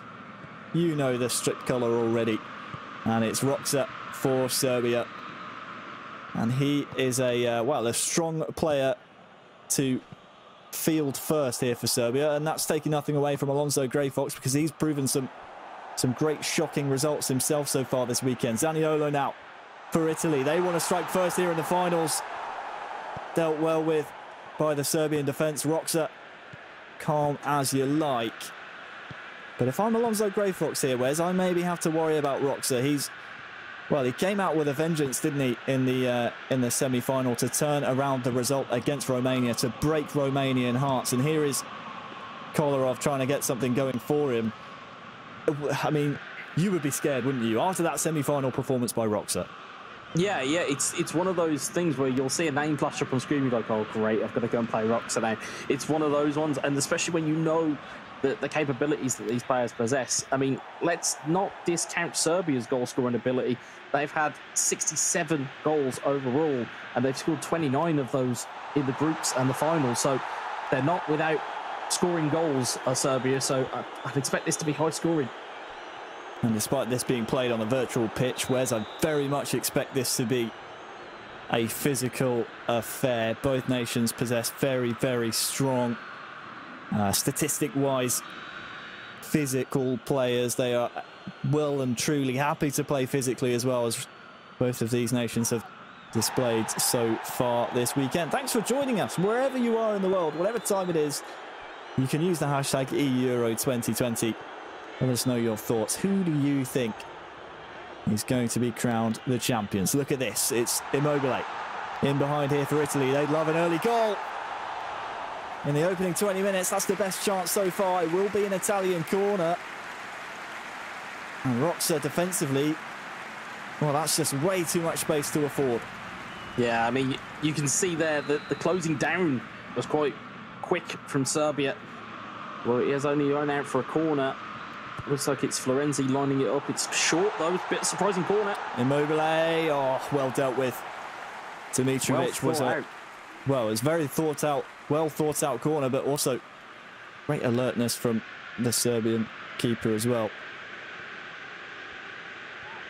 Full of trickery are Italy, and maybe that might have helped them get to the finals themselves.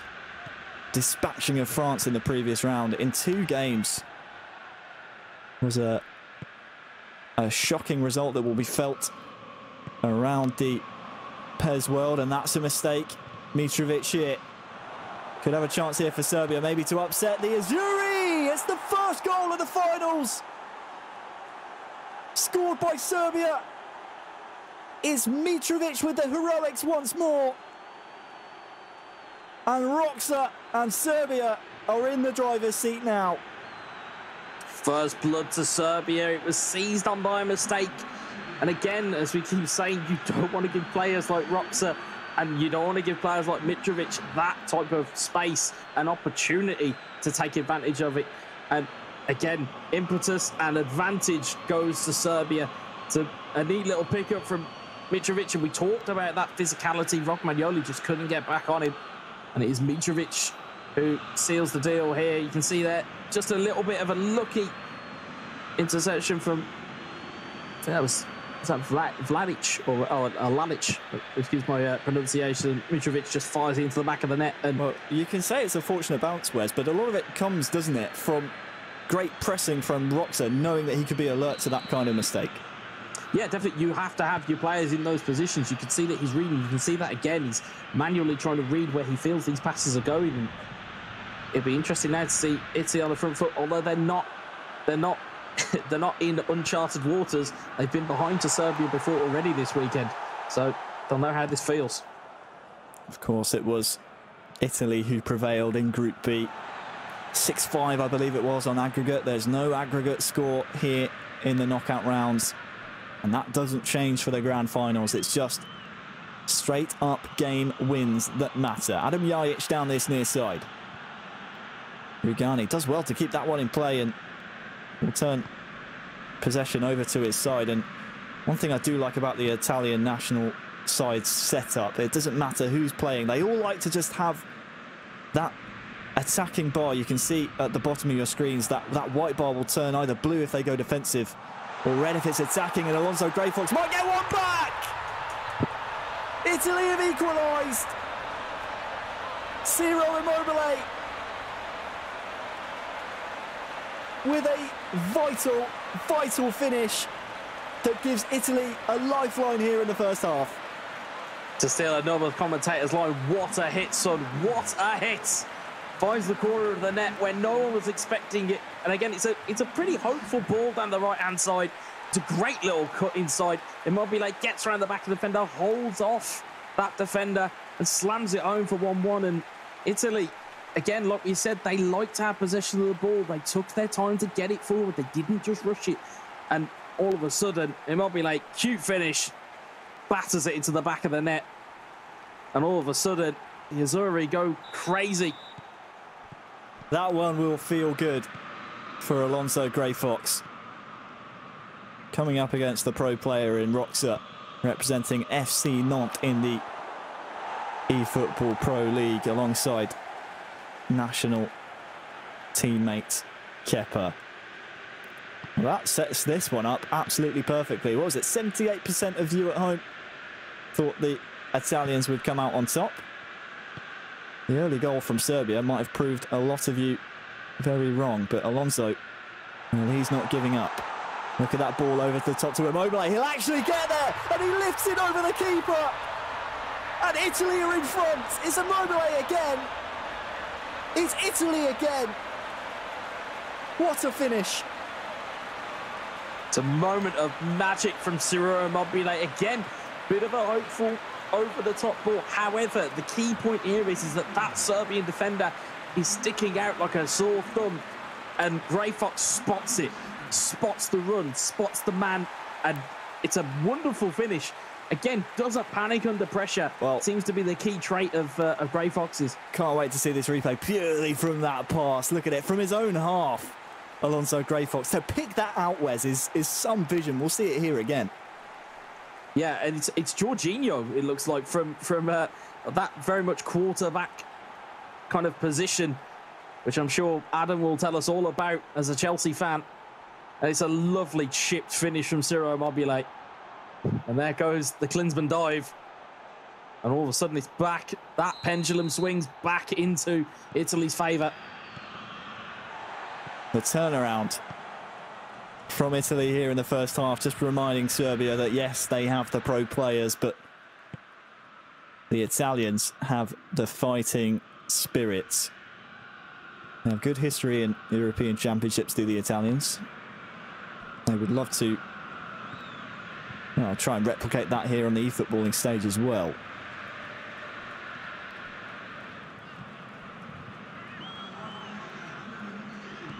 So as we approach half-time, Italy 2, Serbia 1.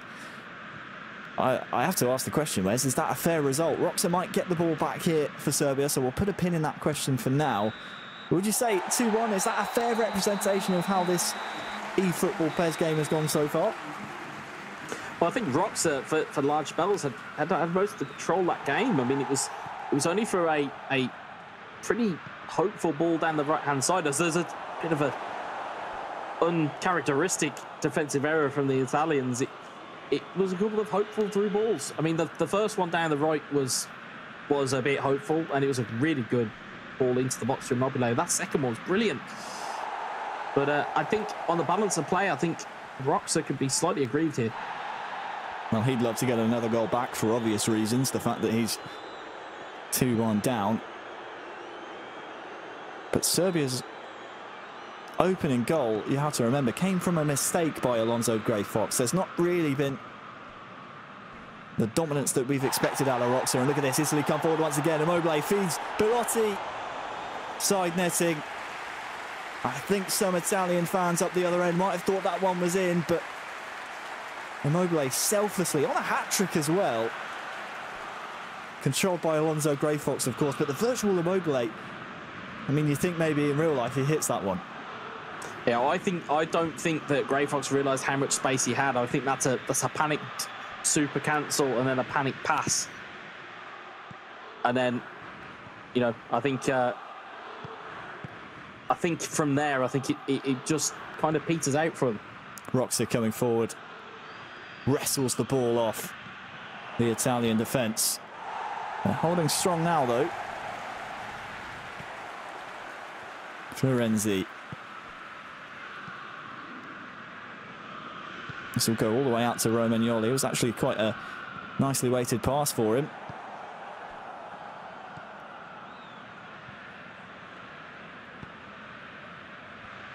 Adam Jajic.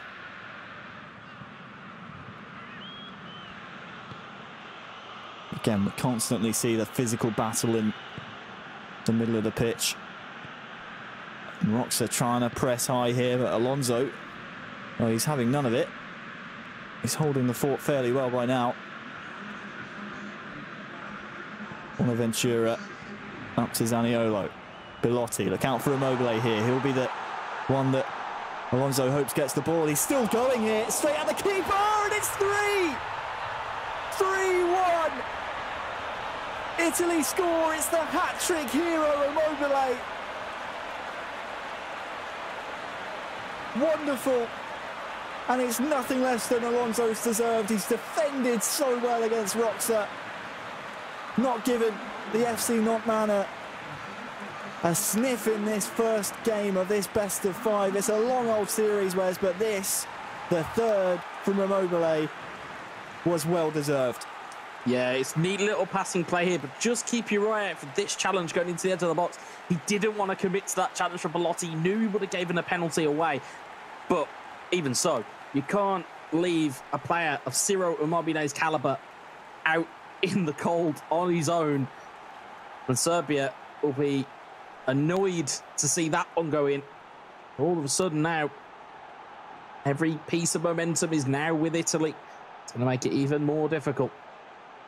And the complexion of this tie, comparatively to the one when they matched up in Group B, well, it's completely changed because there's no aggregate score to think about here, Wes, which means you don't have to worry about, if you are losing, maybe throwing away goals for your teammate to play in the next game. It doesn't matter. The scores are wiped. So does Roxa now maybe go for a bit more of an aggressive strategy here?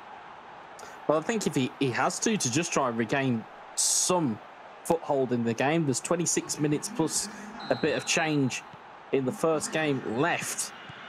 I think Roxa has got to start looking at his subs bench if he hasn't already. You can see Italy bringing in the changes, and you can see there Kostic now on.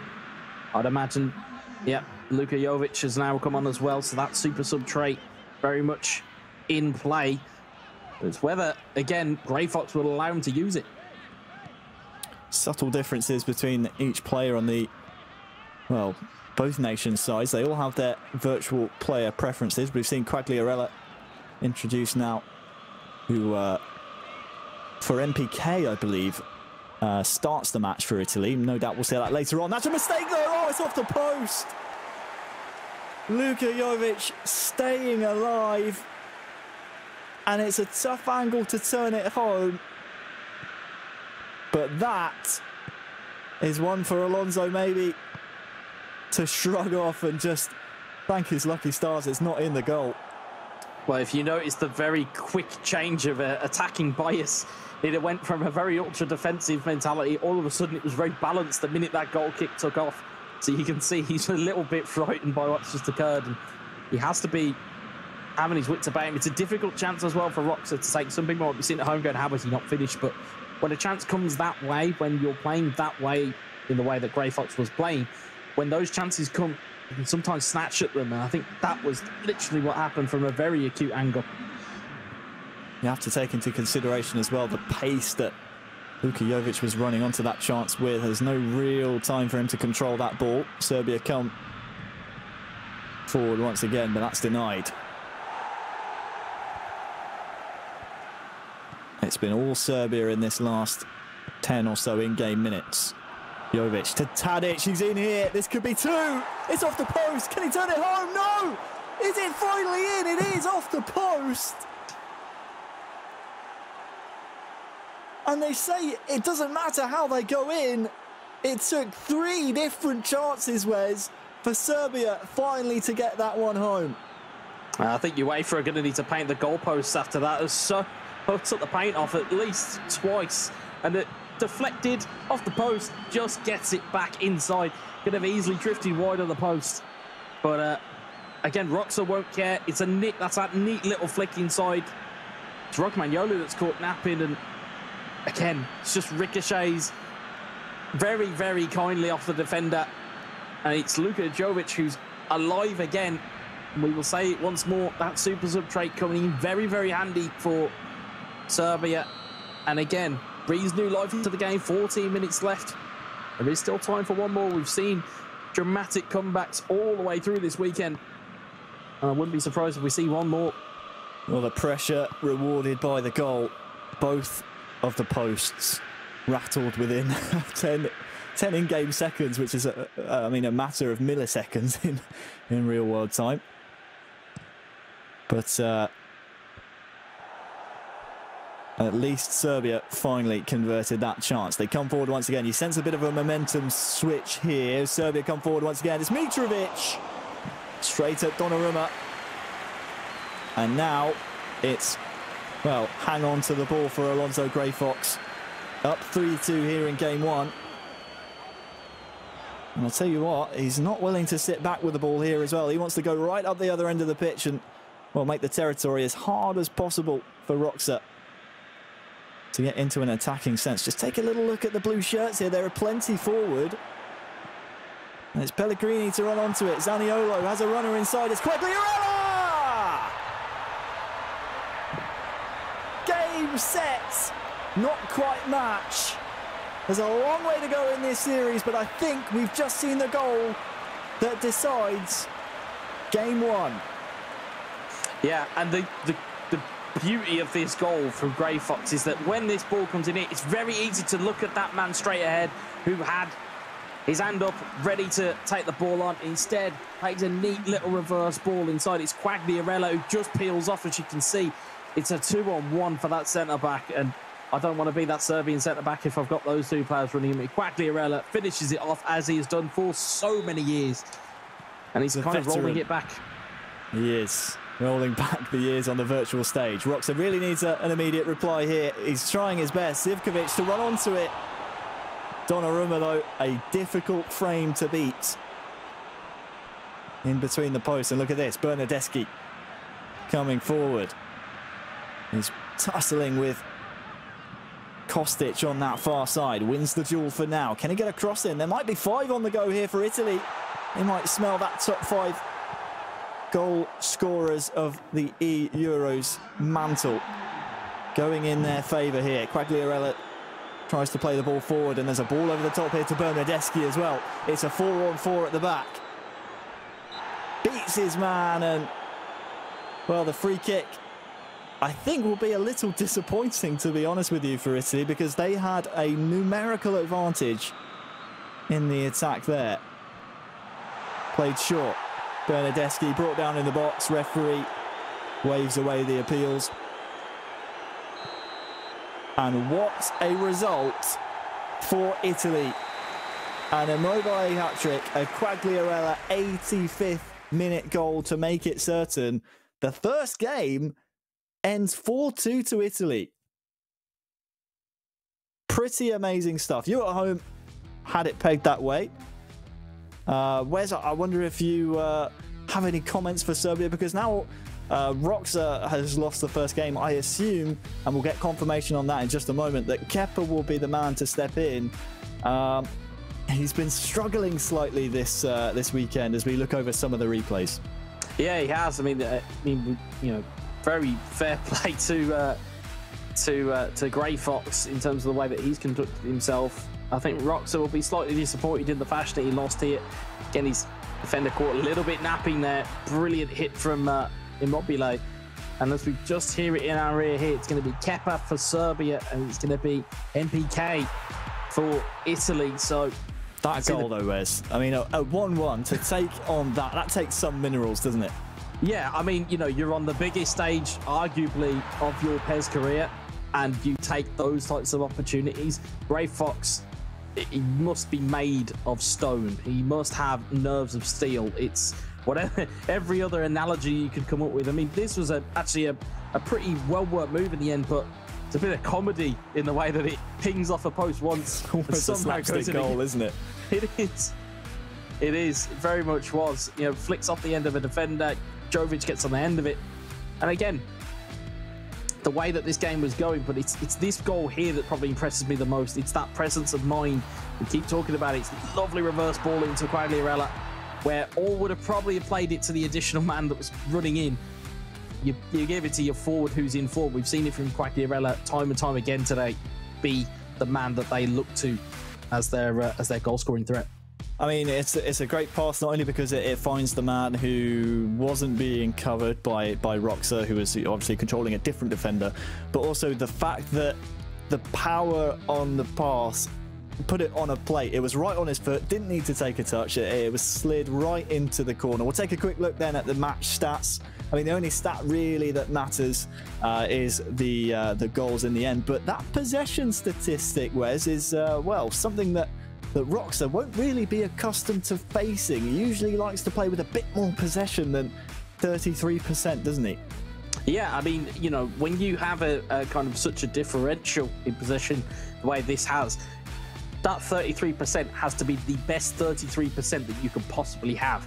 You know, playing against Italy, you're going to get starved of the ball. You're not really going to get many chances. So that possession becomes so much more valuable. And to his credit, Roxa didn't do that much wrong. It was just how good Italy were, and it was just how good the Grey Fox was. So, you know, I mean, you look at the pass accuracy, 86% against 74. There's loads of misplaced passes. Granted, there was a lot of passing around in terms of the you know, Italy's, you know, third of the pitch, but still, to have that accuracy, to be able to find loose men, it's very good from Grey Fox. We'll see whether that carries on with MPK in the second. So those were your match stats brought to you, delivered to you by FedEx. Of course, you can vote on the result of our grand finals, as you could for the entire weekend's matches. Head on over to eEURO2020.com/poll and look at that. Serbia now start to edge the poll. And if I'm not mistaken, wasn't it Italy who had quite a large margin pre-game one? So maybe there's some Kepa fans voting on the poll at the moment. There could be.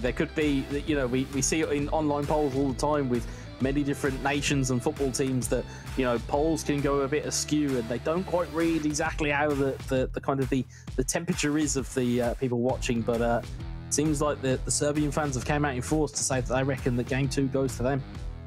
Well, they'll be hoping for their eEURO 2020 hopes that it does go their way. We have game 2 of this best of 5 series up very shortly. I have to ask, Wes, again, we've noted the fact that Kepa not playing his very best. Tactically, is there something that you saw Roxa in that game 1 do that you would like to see Kepa maybe amend? I know this is going to be a physical affair. I know there's not really much you can do if you're being out-muscled when you're trying to attack, but is there a glaring mistake out there that maybe you'd like to see Kepa bring, or a different dimension to the attacking sense that Serbia need to rely on in this game too? Yeah, I mean, we spoke at length about players taking risks, and I'm saying that maybe to reduce those risks from Serbia, because you know that the minute that ball goes, you may not see for 15 or 20 virtual minutes, and that in itself starves you of the opportunity to strike back, even if Italy do, you know, take the lead. So I think for Kepa, it's a case of find that game, because we know that Kepa is one of the best players in the world. There is no question in terms of how good he can be. At the moment, he's not showing it. He needs to bring that A game, because against the likes of MPK, he's going to have even stiffer opposition than Grey Fox, who was where he kind of lost that, you know, 3-2 in the group stage. So I think for Kepa, it's a revenge mission. It's not against Grey Fox, but it is against Italy. So he needs to really kind of make that count. Yes, he does. And thank you for joining us wherever you are in the world. Keep your tweets and messages coming in using the hashtag eEURO2020. Let's recap some of the previous results we saw, Wes, because Italy took down the favourites, the Stonewall favourites in the semi-final, the round before to get here.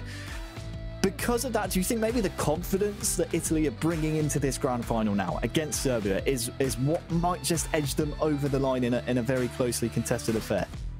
I think so. I mean, I've been a part of offline events before where you'll see big names go out and all of a sudden it then becomes, oh, well, I wasn't expecting to play that team.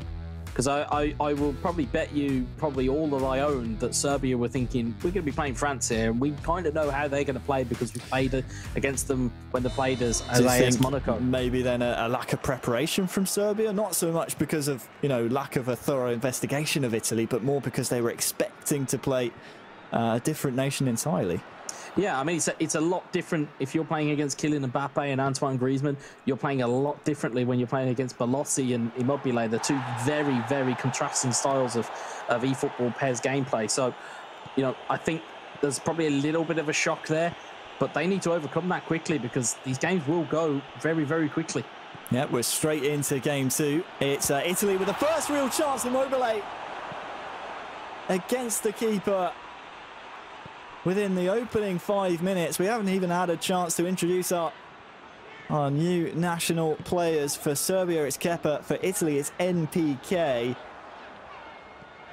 But that is just a warning for Serbia that Italy, they sense that this trophy is here to be won. Just a glimpse of the physicality. And look at this, Immobile is in behind once again. It's a great find to control. Just lacking. But Immobile, he looks lively here today, Wes. Yeah, and I think what the Italians have kind of noticed here is that if you put a ball over the top, the foot race is getting won every time by Immobile versus those slightly slower Serbian centre-backs. So you maybe look at Kepa, maybe should be playing a deeper defensive line to counteract that target or that tactic even. Because, you know, as we were saying, Immobile, a potent target for all of the Italy squad. It's not just been Grey Fox, it's not just been MPK, it's been everybody. They've used him as a very much a lightning rod. So there's an offside call. Just a touch early there from Zaniolo.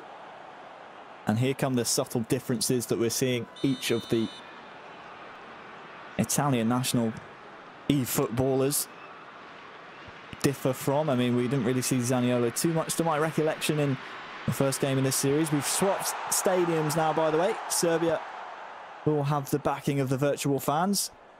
I'm sure that won't faze NPK in the slightest. He's on the attack now. As possession turns over. Dusan Tadic. Look at that run in behind from Mitrovic. Lovely chance here. Good save. What a stop that is. It's a tale of two manual saves. You can see the positioning from MPK, moving his goalkeeper just into the right place. It's a wonderful two-handed save from Donnarumma. And up the other end, Serbian #1 pulling off a monster stop to keep this game at 0-0. Corner swung in. Hits the man at the near post for another corner. Surprising we're not seeing NPK here maybe bring the man across to prevent this, well, potential front post corner. We'll see if Kepa tries to exploit it. Looked like maybe that was destined to sail in at the far post, so it had to be dealt with. Kolarov into Dusan Tadic. Lovely footwork. Can he get a strike away? He can. Sends the Serbian fans in the stadium into the raptures. It's 1-0. And it's a great goal from Kepa.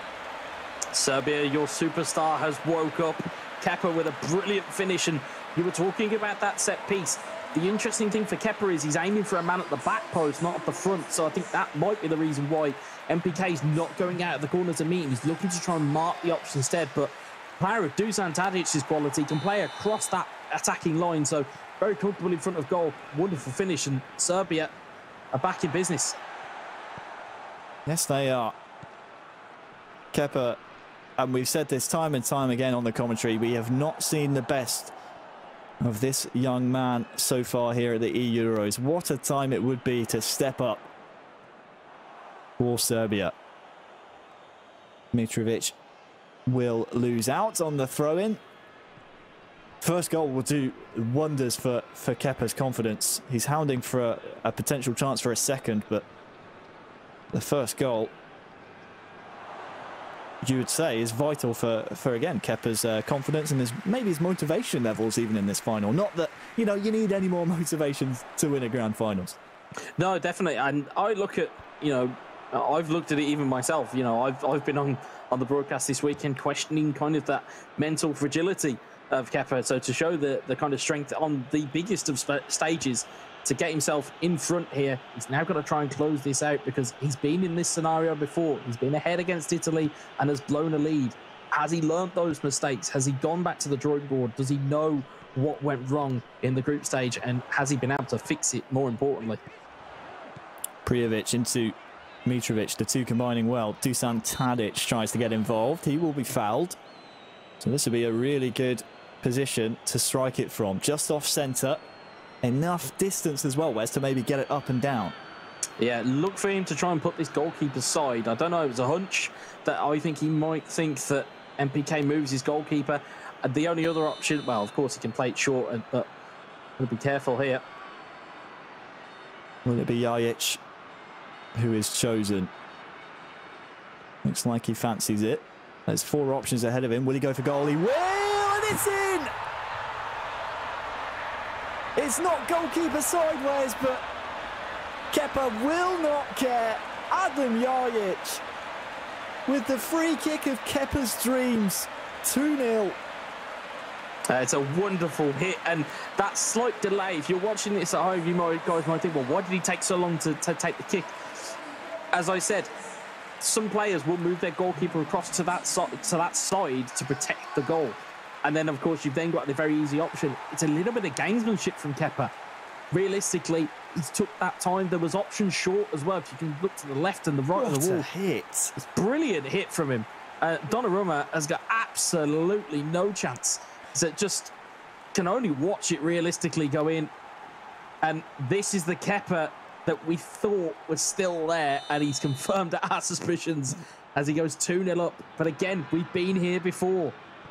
Well, you know what, Wes? That might be a contender for goal of the day for me. I didn't get to see it properly until we saw it from that angle, but to go around the wall with the curvature of the ball that Kepa was able to get, Jajic has stuck it right on the money. Doubled the Serbian lead. And now all of a sudden it's a foot race to get to this 50-50. It's not even half time yet here in game number 2. Quagliarella might be able to half the deficit here. Can he score? No, he cannot. Well, Adam, just bringing it up about that same point. We have been here before, and it is a case of can he hold it, but look at this. Adam Jajic goes for the lob. Doesn't quite get it off, though.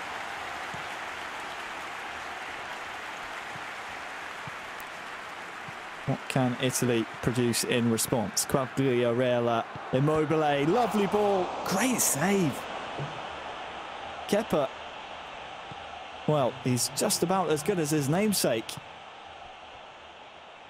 Using the manual goalkeeping there to prevent a surefire goal from the Italian forward. Here comes Mitrovic.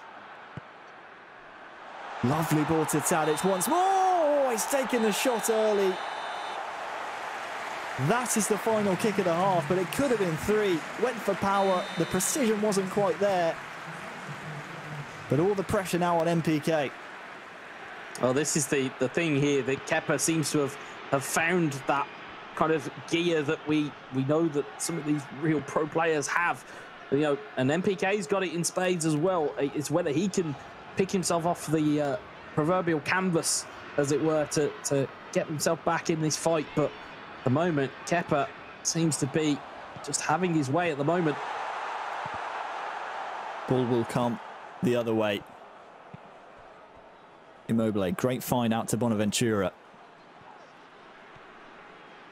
Quagliarella using his strength, might go for goal here. Bonaventura's out wide though.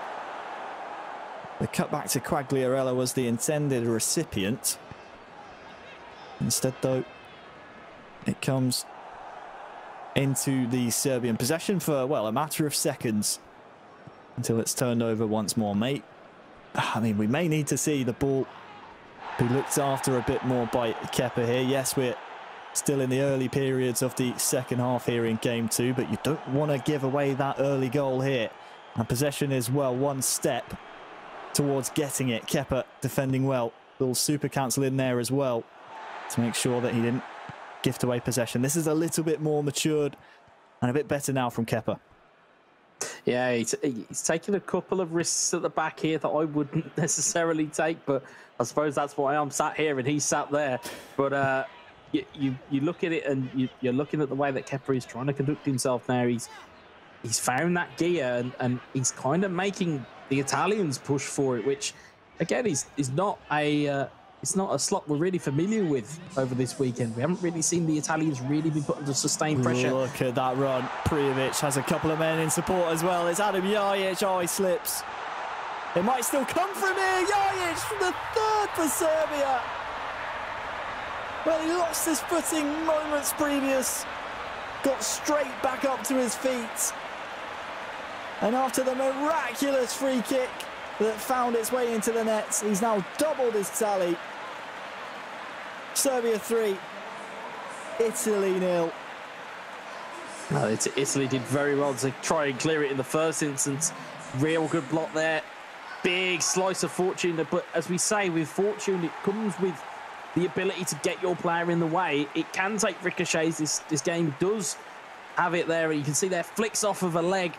One of the best cutbacks you'll see today. I say with my tongue firmly planted in my cheek, but it's Kepa is not going to care.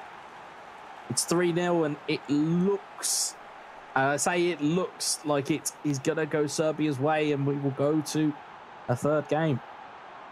Well, there's an old saying, Wes, that luck is when skill meets an opportunity. And I'm not going to use the word luck there. I would definitely say it's on the fortunate side for Kepa that the ball finds its way back to Adam Jajic. But Serbia 3, Italy 0 here in game 2. Again, forget about aggregate scores. I suppose for Italy, as a bonus, they're chasing the top goal scorer of the entire tournament. But that will be secondary to the eEURO 2020 trophy. They want that first and foremost. And Serbia might be creeping up the goal tally themselves as a man has been hacked down for Italy there. You see there, Chiesa and Bernardeschi coming on for Italy. Free kick. Played to Bernardeschi. Heavy touch in the box. Relatively simple for Kepa to deal with. And, well, it's the final we were hoping it would be after Italy took the first game. We had questions about Kepa and things almost, Wes, were looking a bit dire for Serbia when we considered Kepa's form so far, but he well and truly has upped his game. He's a big game player.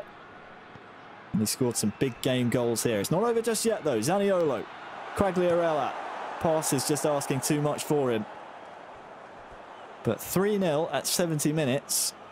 I would say about 80% of the time, Wes, results in a win. And this is a foot race now between Donnarumma and Mitrovic. Can he find the target? You know he can. It's 4 for Serbia. And it's the pressure that creates the opportunity. You'll see that man's name a lot throughout this grand finals. Mitrovic with the goal. It's 4-0.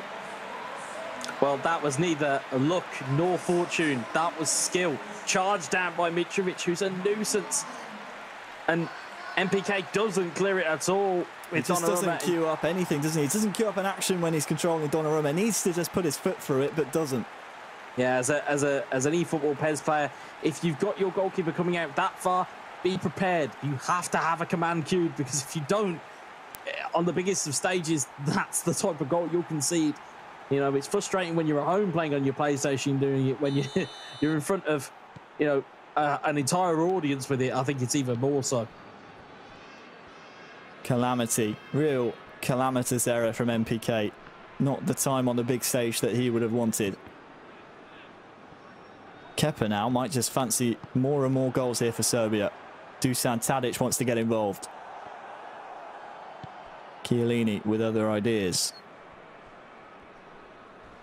Chiesa. Quagliarella. Zaniolo. Belotti. Can he lay it off to Bernardeschi? What a save.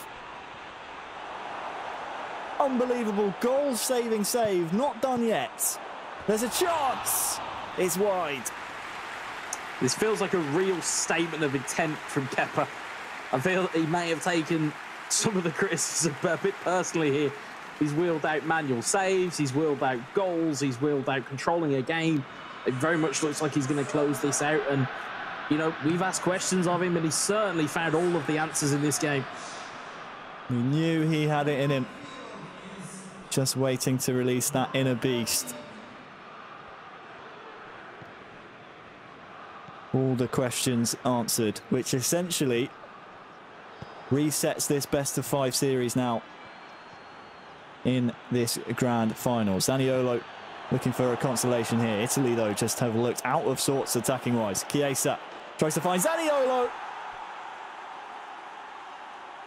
It might be too late for a comeback, but at least the travelling supporters here in the stadium get to celebrate a goal. 4-1, too big of an ask maybe, almost certainly, but at least it's another goal to Italy's tally. I was just going to say, at least it's one more in the goal column. And again, we talk about fortune there. That very much was fortune to have so many ricochets that eventually fell to an Italian foot. And it is Zaniolo who puts at least I wouldn't even say it's a question mark. It's just kind of like an end point for Italy. Unless it's an absolutely horrid collapse here. But you can see their Kolarov almost dead on his feet from all that running he's done. But you can see here Kepa just trying to sort this game out and just take it away from the Italians.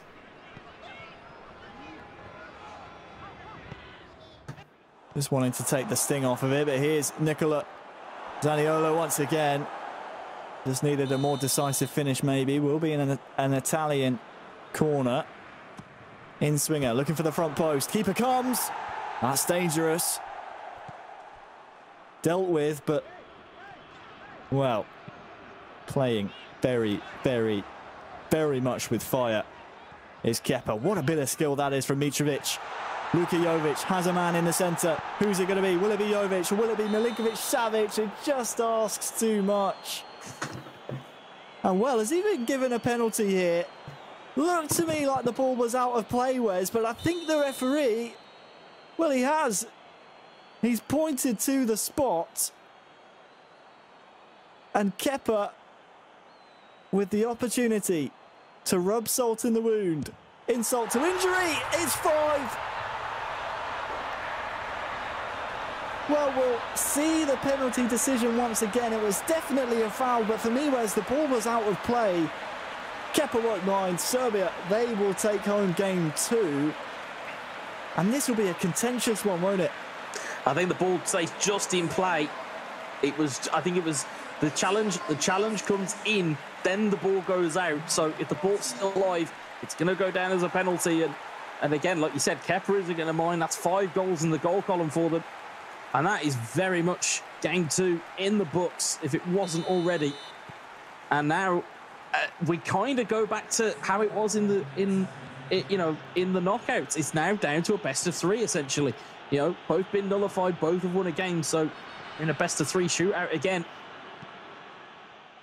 It's almost like a boxing match, isn't it? Round 1, won by Italy. But Serbia, they've rolled with the punches. Jovic looking for Mitrovic, and he really has been setting up plays left, right and centre. Mitrovic, who's, well, been a thorn in many nations' sides throughout today. He will continue to do so to Italy. It ends Serbia 5, Italy 1 in game 2.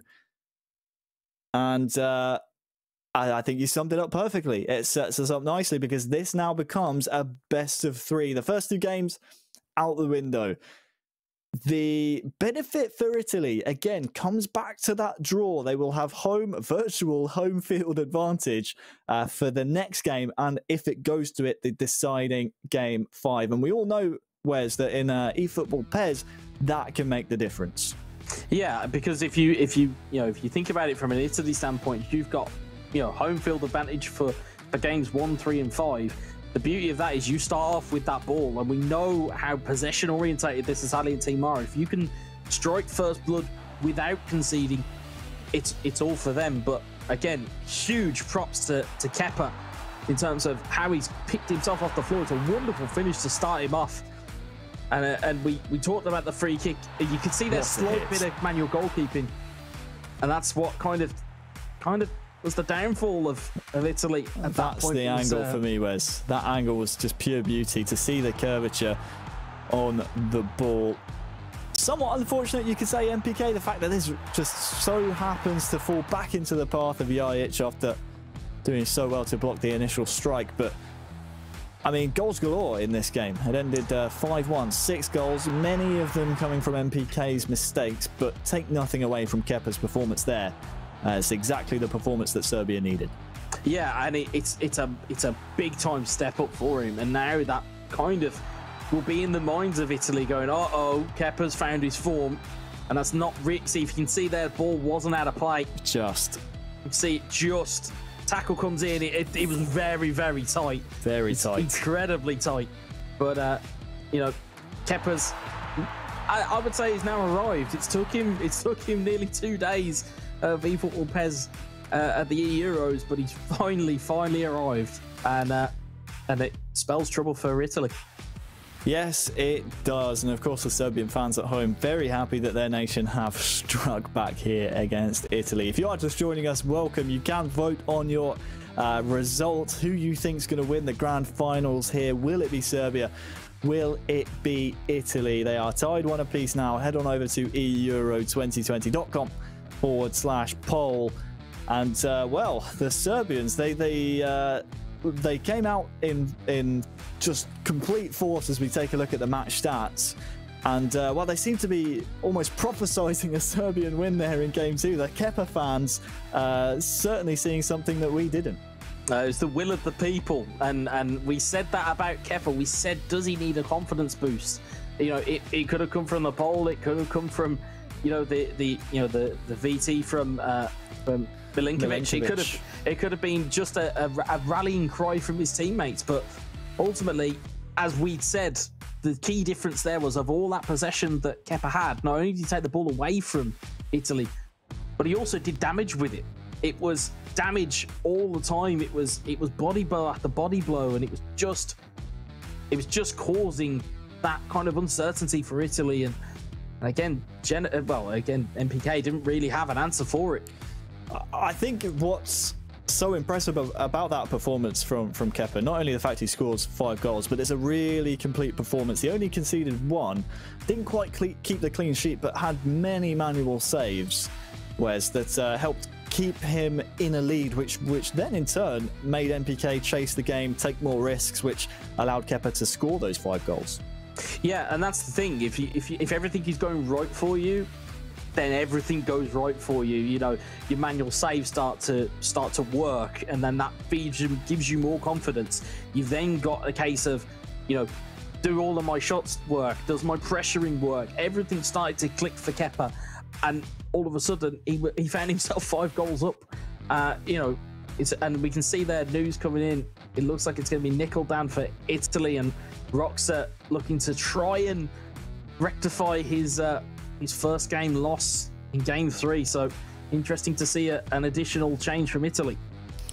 Yeah, not sure we've had the benefit of actually watching Nickel Dan play so far. Certainly not in the commentary seat. So we're looking forward to see exactly what he brings to the table. Back to home field advantage then for Italy. Can Nickel Dan make it count against Roxa? Roxa, of course, lost game 1 on Italian soil as well. You can see here, you guys at home, just for a moment there, thought, well, very much the same. I think I just saw Serbia edging out that poll by quite a big margin. So the Serbian fans at home certainly believing in their e-footballing team here. We're ready to go in the 3rd game now, the 3rd game of this best of 5. Well, as Lee's just rightly pointed out, Nickel Dan coming fresh off of a victory against Latvia will be full of confidence. And again, it's going to be confidence versus potentially a little bit of doubt from Roxa. Unless he can put the ghosts of game 1 to bed, he might find himself on the end of a sticky situation. Prijovic for Roxa and for Serbia here. Tadic actually able to corral the ball. And it's the man from game 1 for Serbia, stepping back into the hot seat, taking over the controller. Adam Jajic here, nice little feint. Look at the ball over the top there to Mitrovic.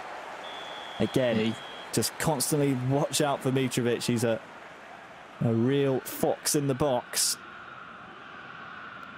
And this one will be an outswinger. Will it come to anything? Goes to the edge, actually. Milinkovic Savic. Well, I think the save from the keeper was more for the cameras than anything. Not sure if it got a deflection on the way through. It did not. But yeah, our first chance to look at Nickel Dan so far, I think, throughout this entire qualification campaign, Wes. So again, we're looking forward to what we see out of him. You and Lee mentioned that he just beat Latvia and won the game for Italy to get to this stage in the first place. So he certainly has the CV, I suppose, the history, the pedigree behind him. And Roxa, well, he's on almost a revenge mission here against Italy after losing game 1. Mitrovic now. Milinkovic Savic is offside. Yeah, knowing Roxa in the way that we do, in all the times that I've spoken to him, it's a very proud Serbian, and he will not be very happy with his first performance, and he'll be looking to rectify that very, very quickly. As you can see, top left-hand corner, early pass accuracy from Italy, 94%. They're keeping and getting used to keeping that ball for long periods of the game. It's going to be up to Roxa to potentially lay a trap and try and catch them on the counter. Nice turn, sets Belotti loose. Flag stays down, Immobile arriving. Will he go himself, Belotti? Wrestled off the ball. Yet another example of the physicality we're going to see between these two nations. Mitrovic has a line of blue shirts in front of him. to try and break the forces of Italy. Here comes Kolarov to Tadic, takes a strike, deflected straight into the arms of the keeper. Yeah, and you know, just to go back to the other chance down the other end, the reason why Belotti wasn't called, or it wasn't called for a foul, is there wasn't a tackle actually put in. It's using that natural strength of the player. You can see there's jostling at all times around this pitch, and you know, it is an ability there. It's a lovely through ball. Prijovic, will he get the finish away? Well, it might still be a chance for Serbia as Donnarumma scrambles back to his goal, but now Italy come up the other end. Zaniolo taken down, Immobile still trying to get the ball. Here he is again. Will it go all the way through to Zaniolo? The Serbian defence denies it. Look for the run in behind once again. Prijovic is looking lively. Will he get a better strike away? Went for the lob. Donnarumma equal to it, and it stays 0-0. Thing for Italy to watch out for is that every time that through ball goes over, it's their left back and right back that are playing everybody on. So the centre backs are coming forward, but the side backs aren't. So you've got to be very careful of that, especially with on-rushing players from Serbia. One to really watch out for Nikoldan. Florenzi. Inside pass, unsuccessful. I had noticed and been keeping an eye on Nikoldan's attacking bar. Was just turned up a notch into the red, so that might have been partly the reason his fullbacks were pushing, well, back so aggressively, and why his centre-backs might be thinking about joining the attack, but he's turned that down to a more neutral stance now. And he's won the ball back as Serbia threatened to maybe go on a break themselves. Bonaventura just seems to have lost its structure in the final, or previous 5 or 10 in-game minutes that we've witnessed.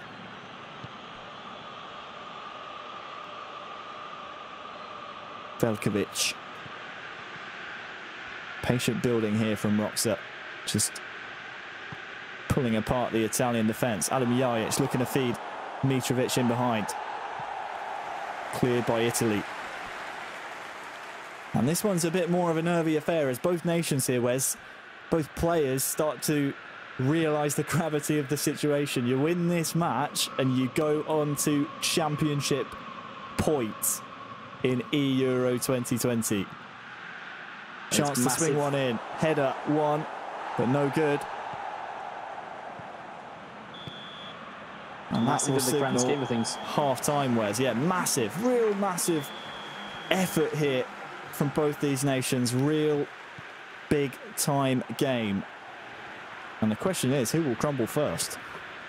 Well, I think looking at the way that Rox is actually playing, it's giving Nikoldan more time to think. And you know, some people might go, "Oh, well, actually, that's a really bad thing for Italy to have." But on the flip side of it, it is actually can be quite difficult, because you start to overthink where the attack's going to come from. Is it going to come down the left? Is it going to go through the centre? You know, who is going to attack us at any given point? And I think Rox is kind of playing this smartly at this point. It's just in the way of foul there, by the look of things. Yeah, we'll see it again here on the replay. Looked to me like he got the ball. Referee says he got the man first, so Nikoldan let off the hook. Tadic goes into the book, but immediately wastes possession, and that's another sign of nerves from the Italian representatives. And well, Roxa, despite not having the home pitch advantage so far, has looked the more likely, and hopes to give the away fans and Serbian fans around the world of eFootball something to celebrate.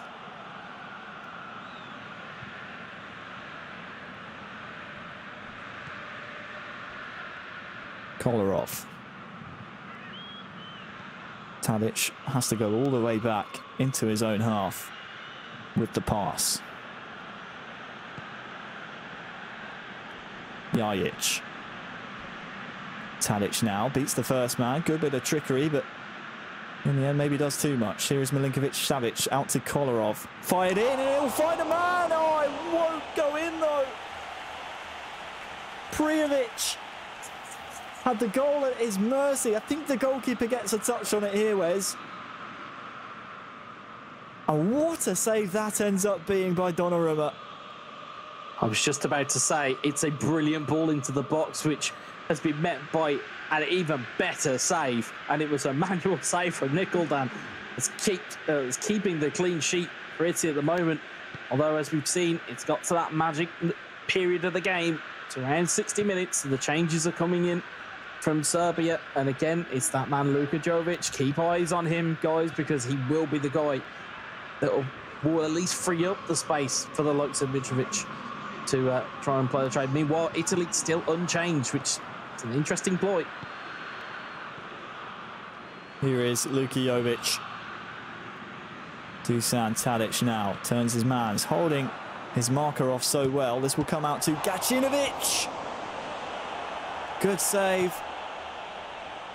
Donnarumma has been such a weapon. We speak about weapons, Wes, but when you have such a great goalkeeper in net as well for these stat-balanced teams, especially a tall one like Donnarumma, as this one will be brought back for a foul on Bonaventura, it can be the difference maker. It can be, in the end, what decides if you win or lose a game. Yeah, you live by the sword and you die by the sword. And at the moment, Serbia giving away the ball in a very, very promising position. Wouldn't be surprised to see this getting passed short, potentially down the line for a cross into the box. I mean, for all we know, Italy could pull out an absolute worldie of a strike and pop this into the top corner. It can go either way here. It really can. And this type of period of the game, it's pretty critical for them to get themselves ahead. It would be a bit of a goal against the run of play here, you feel, if Italy were to score. Probably too far and too wide for a direct strike. So look to, as you said, maybe play it short. Goes for goal. Well, it's on target. Not far enough in the corner, though, to trouble Dimitrovic.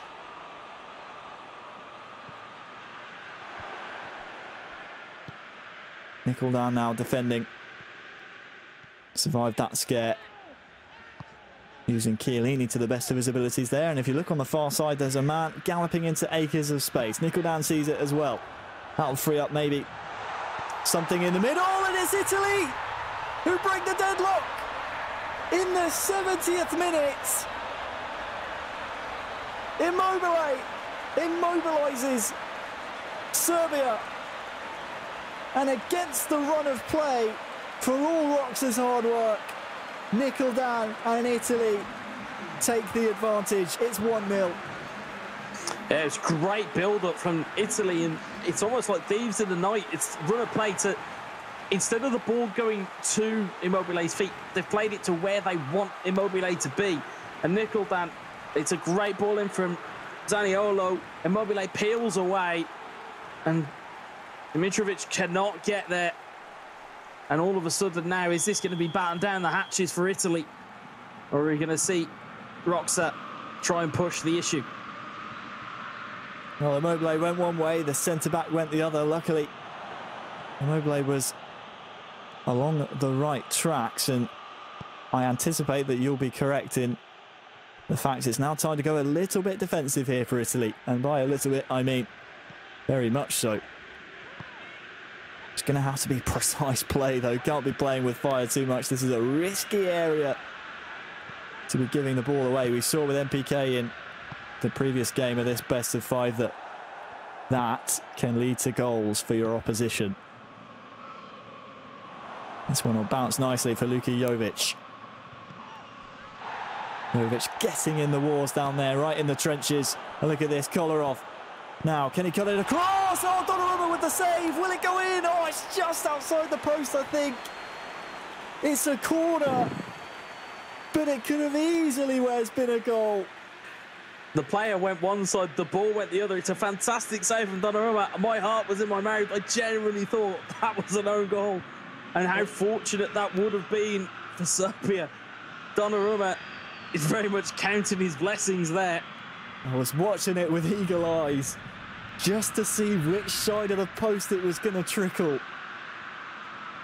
And Italy hang on for now. Donnarumma, by the way, with an amazing stop throughout all of that. He's been sensational for Italy, as has Nicholdan, surviving wave after wave of attacks. Be careful at this corner. Swung in, centre circle. By centre circle, I mean penalty spot. It's been a long day. But the important thing for Italy is that nothing comes of the corner.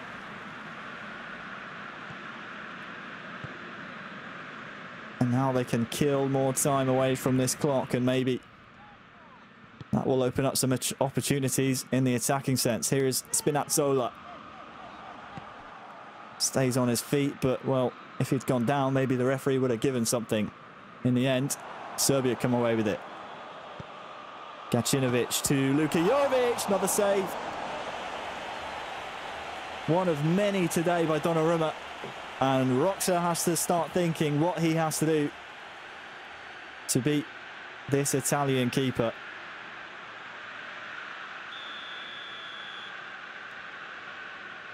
It's another corner for Serbia. Outswinger. Flicked on, but Nicholdan is first to it. Italy surviving. Gacinovic. Kolarov. Can he find a man in the penalty area? There were several waiting. The ball will come right back at Italy here. Not quite all out defensive for Italy at the moment, so you sense maybe Nicholdan fancies a counter. But it's all Serbia right now. And look at this, Bernardeschi winning the ball back. There's plenty of stamina as well, Bernardeschi. 89th minute. Zaniolo. Bernardeschi. Immobile, straight to the corner, no doubt. And, well, Nicholdan would have been hoping he could have chewed a bit more time off the clock. The referee's assistant holds up the board. The number is 3. Cynical. That is cynical. And might Immobile be seeing an early bath here. Just a booking.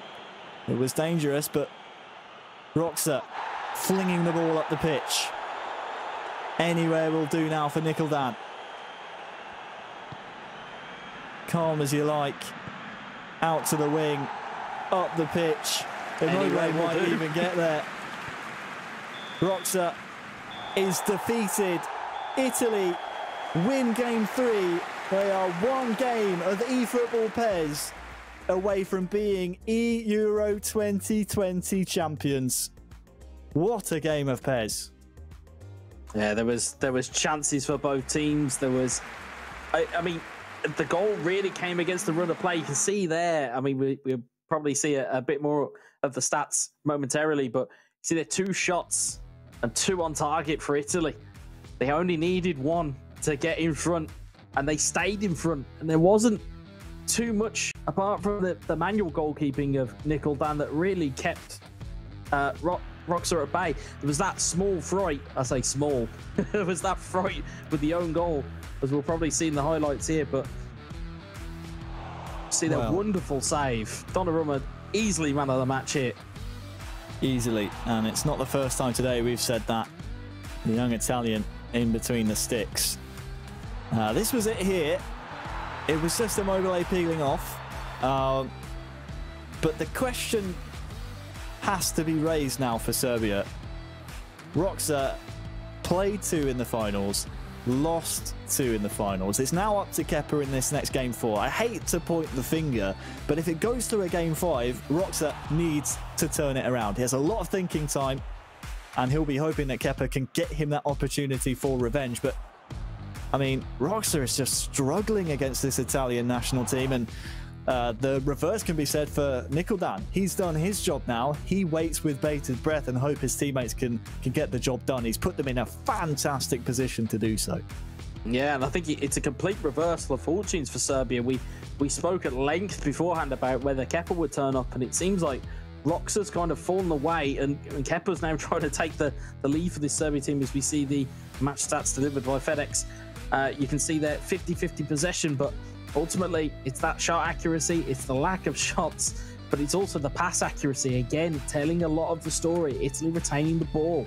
Like, you know, it's one thing to maybe people at home maybe moaning about, you know, possession style of play, but you still have to find those passes. You can only play possession football if you're a very good passer of the ball. And this Italy team are finding ways and are finding loose men all over the place. And Serbia, they found an answer in game 2. They've now got to find an answer in game 4.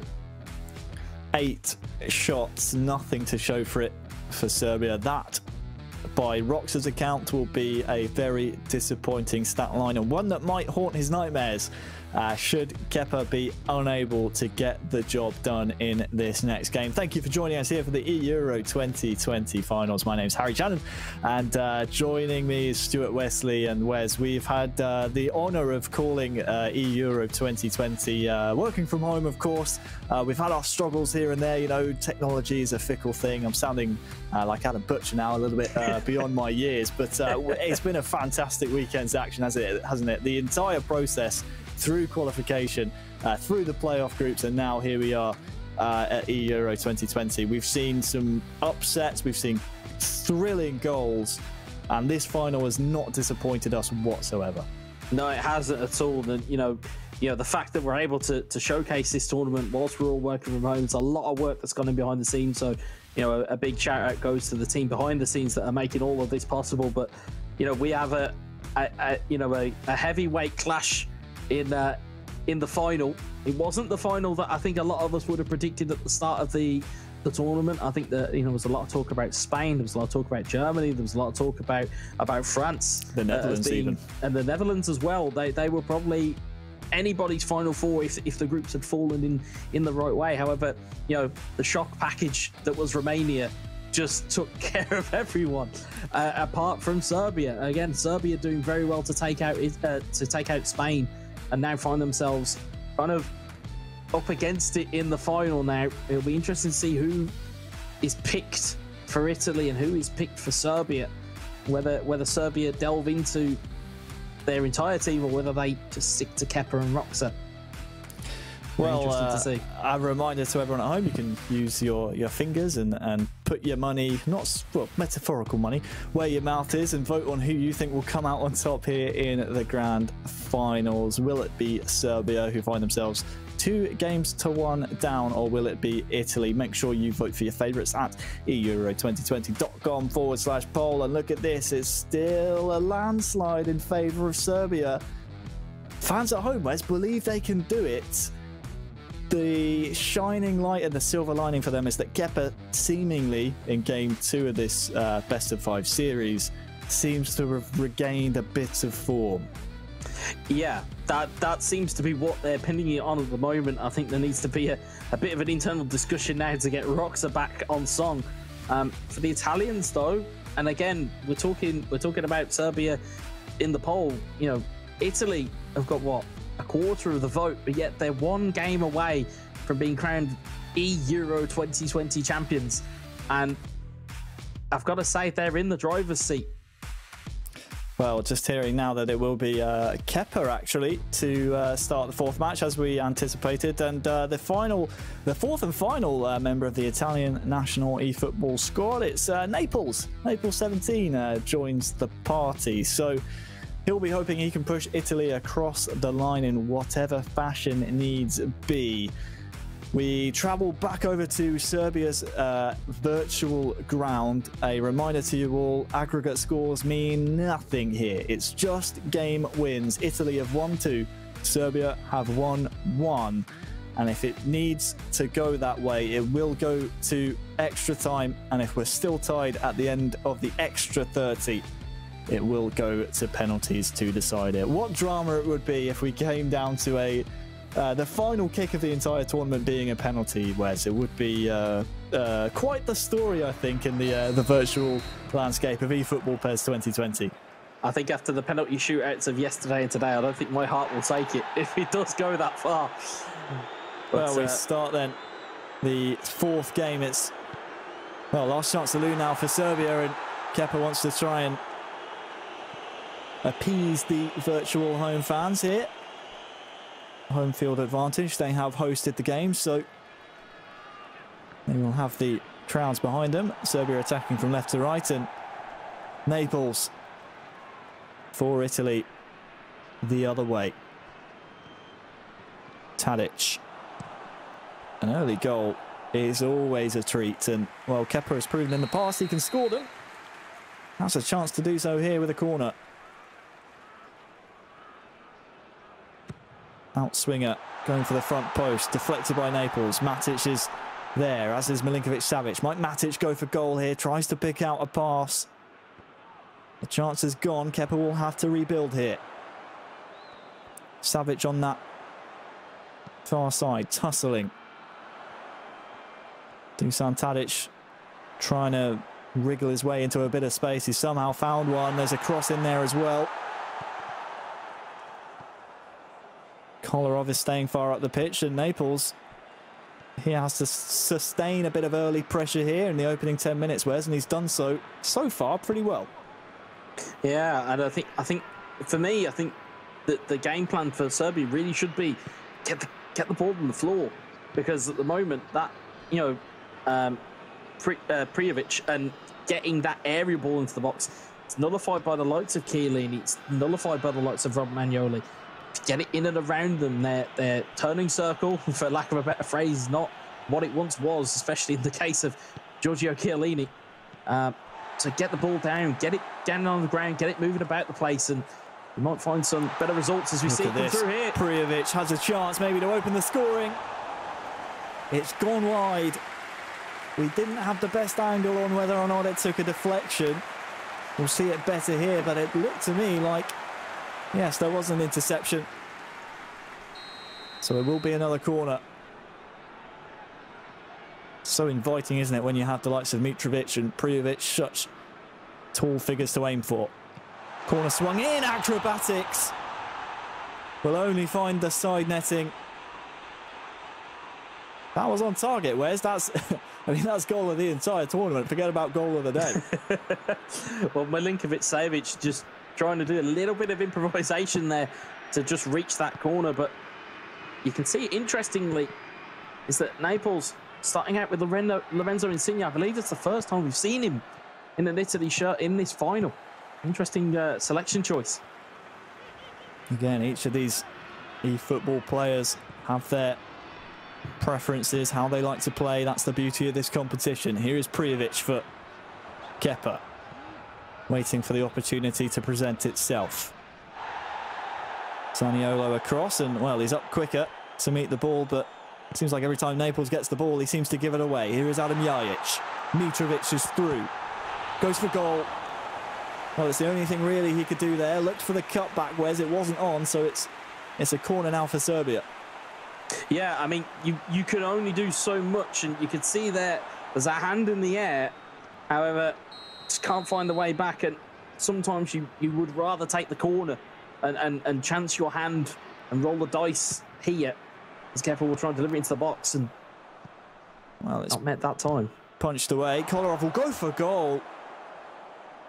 Well, it's not even deserving of a replay as judged by the Pez gods, but well, round of applause for effort at least. Kepa's getting his shot tally up, if nothing else.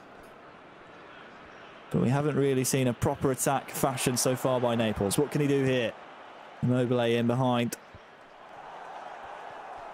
Insigne. Wrestled to the floor by Veljkovic, I believe it was. So this will be a bit more territory in favour of Italy.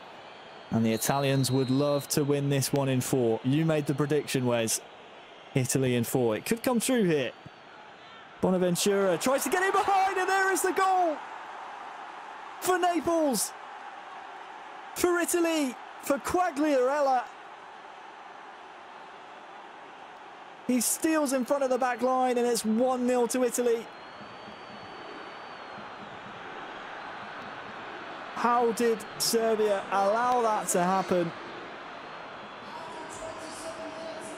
And that puts Italy a giant leap closer to lifting the eEURO 2020 crown. Well, that in itself, you're prepared for the ball to go into the box. You're preparing for it to be delivered, you know, high into the box, or, you know, you're looking for a shot. You really fall asleep at that short free kick. And again, it was the quickness and presence of mind to get that ball in to the box, and it's Quagliarella who profits from it. But Serbia come back the other way, and Italy need to be careful they don't give away any soft penalties here. Naples will know of that danger. He will, I would imagine, try and get a second hit. That's what Naples is pushing for. Immobile. Look at the run in behind here from Zaniolo. Let it run behind him. The ball was a difficult one to latch onto. He can get another chance here, though, with Insigne with a bit of room. Quagliarella. Immobile tries to feed the captain. Well, he's not got the captain's armband on at the moment. Either way, he failed to feed him. Captain or otherwise, Wes. Yeah, Italy, I think Naples didn't realise just how much space he had with Immobile. As look at this, Mitrovic has a chance. Good save, Donnarumma again. How many times have we said that today? Donnarumma standing between Serbia and a goal. And the referee's brought this one back for a foul on Tadic.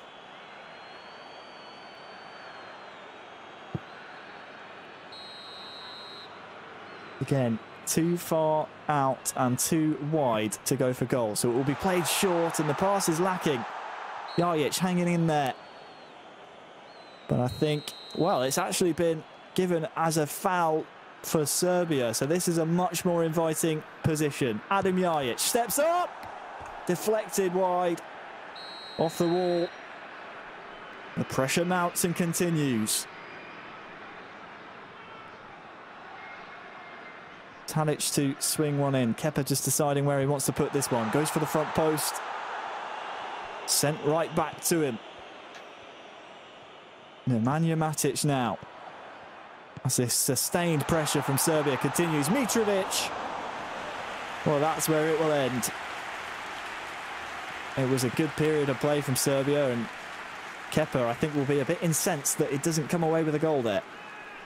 Yeah, I think he's working hard at the moment, but it's Italy. Rear guard, as we know, for so many years, has been of great benefit to them. They're known for their clean sheets and they're known for their love of defending. They're going to need all of that experience and all of that joy of defending.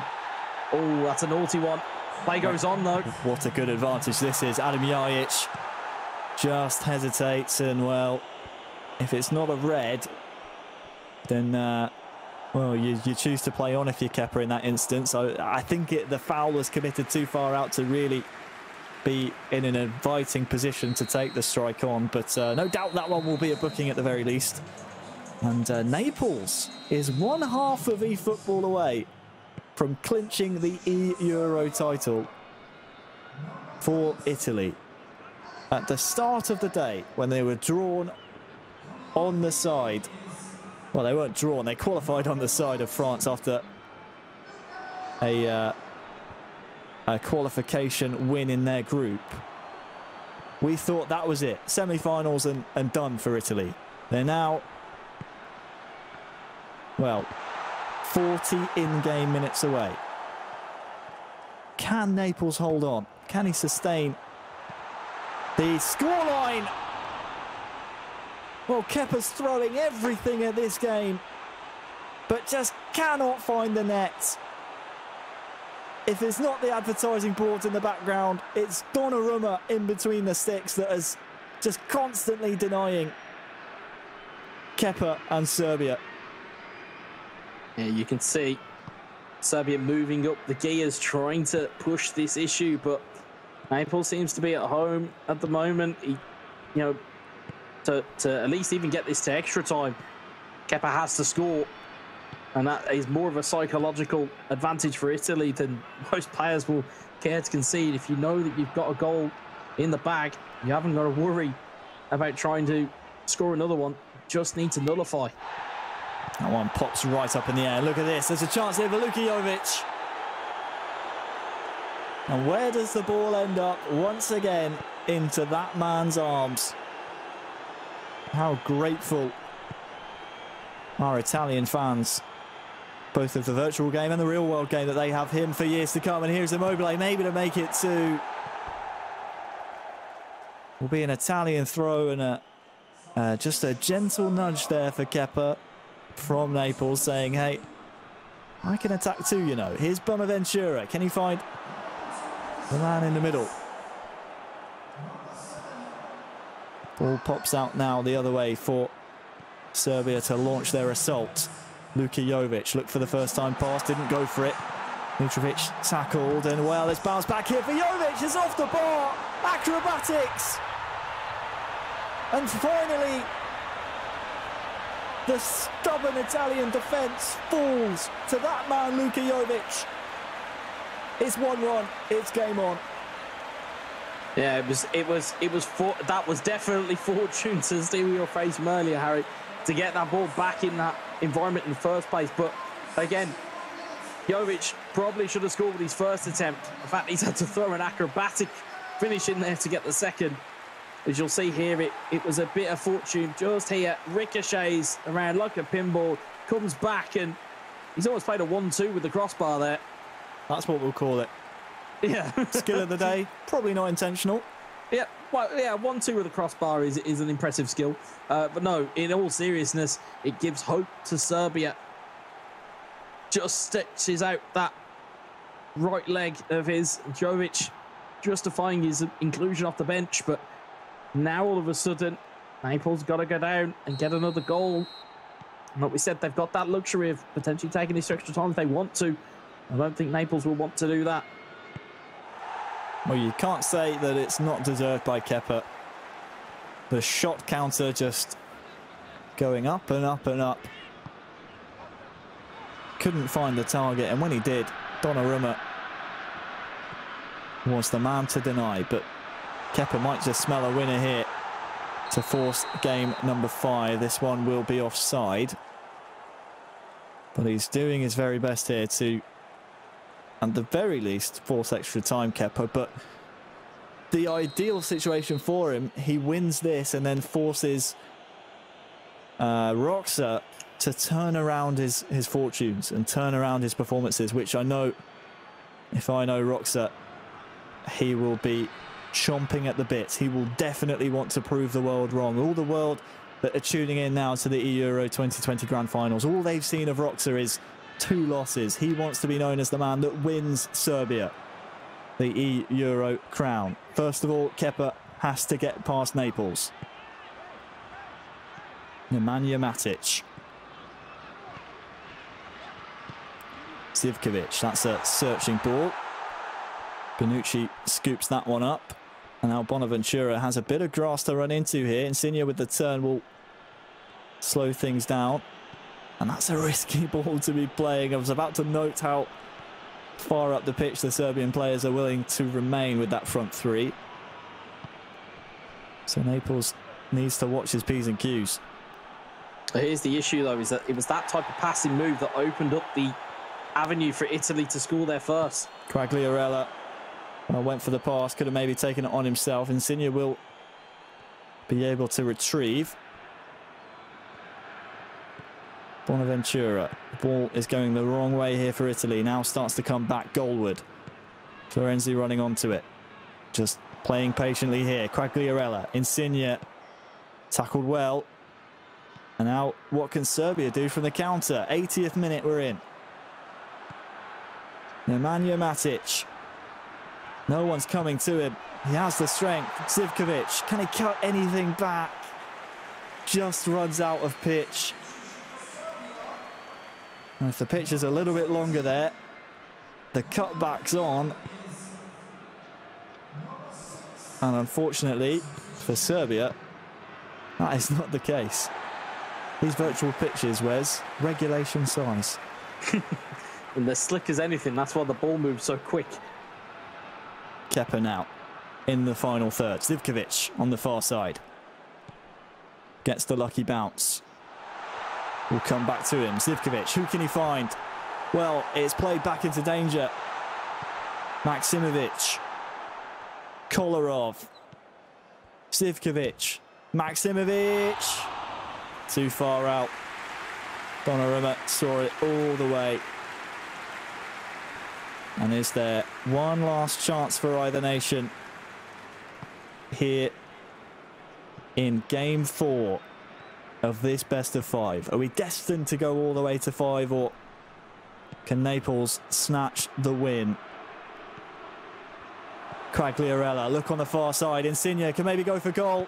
He's come back, double touch, and it's in! What a goal! What a goal for Italy! What a goal for Naples! Italy have just won eEURO 2020 with a fabulous goal from Insigne. Naples, he's done it! Italy are champions! Surely now, with pocket change on the clock, Wes, you cannot understate how clutch this goal is. The coolest man in Italy. What a touch. Brilliant finish. I hate to say it. They think it was all over. It is now. Call off still in the day, Wes. Call it off. That's it right here. Watch this move. Double touch. Bang. Takes 2 defenders out of the equation and wins the tournament. And I've got to say, I think that might steal the goal of the day. That might just seal it. In terms of importance, skill, the brilliantness of it. Naples is probably going to be the toast of Italy. There's the final whistle. And Italy are crowned the champions of eEURO 2020. They win the best of 5. 3-1 against Serbia. What a performance. 2-1, Naples 17. You're right, the toast of Italy. That goal, the perfect way to seal victory. Had to We're be. Speechless. Absolutely speechless. Well, you may be. I could go on for hours with that goal. It was that presence of mind. It's been the phrase of the day with the composure that's been shown. And Naples, and the fact that that final was won by a complete team effort. Every single player from that Italy team played their part. And congratulations to Italy. Just a wonderful goal. A wonderful goal to cap off the entire competition. Well, it's the championship winning goal that I think this entire tournament has deserved. We're going to take a little moment now just to cool off a little bit and maybe look over some of those replays from that match, which has allowed Italy to snatch the championship. I say snatch, they've grabbed it with both hands, really. And the sustained pressure for a large majority of the game, despite Naples going ahead first. Naples did so well to survive it, didn't he, Wes? Kepa came back, but it's just a moment of brilliance in the end. It's just quick thinking for both of Naples' goals, and again, you would have thought, looking at this, we were looking to be destined to go to a game 5, and Kepa goes close.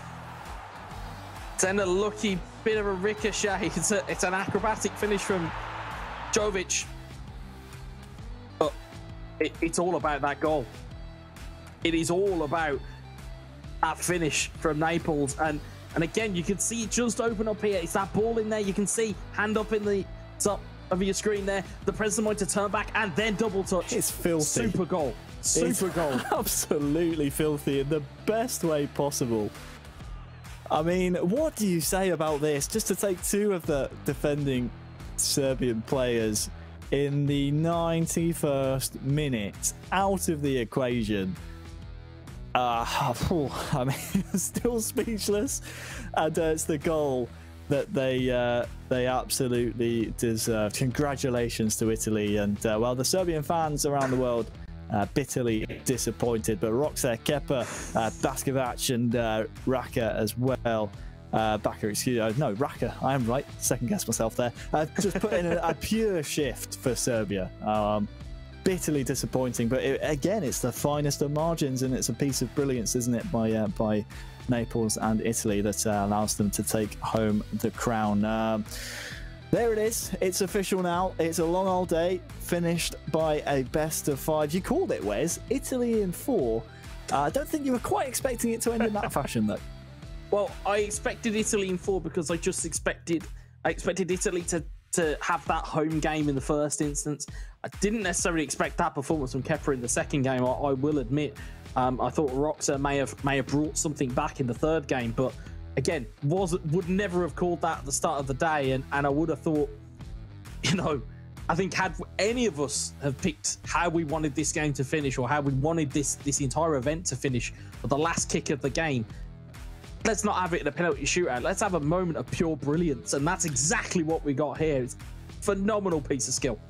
That is what Naples delivered, and well, again, it's the goal that caps off the entire tournament, virtually the last kick of the entire eEUROs. If you are obviously a fan of the eEUROs, make sure you head over to the eEURO2020.com store, and you can grab yourself some fantastic merch. This hoodie is very soft. It's a little bit warm in England for me to be wearing it currently, but let me tell you, it's definitely worth some of your money. Support UEFA esports and grab yourself a hoodie. Very nice and soft. Well then, Wes, let's cast our minds back once more, all the way back to January, when the buzz around the eFootball PES world was focusing on the draws and exactly who we thought might be the rising stars.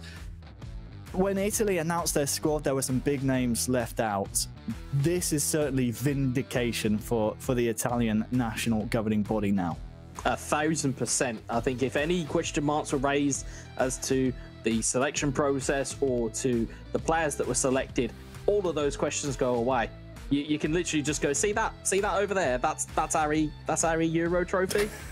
You just literally, that's just it. You never have to legislate for anything ever again. I mean, that's it. That's all you can really say. And other national governing bodies now might be looking to maybe mirror the model that Italy have employed here, because obviously it's paid off.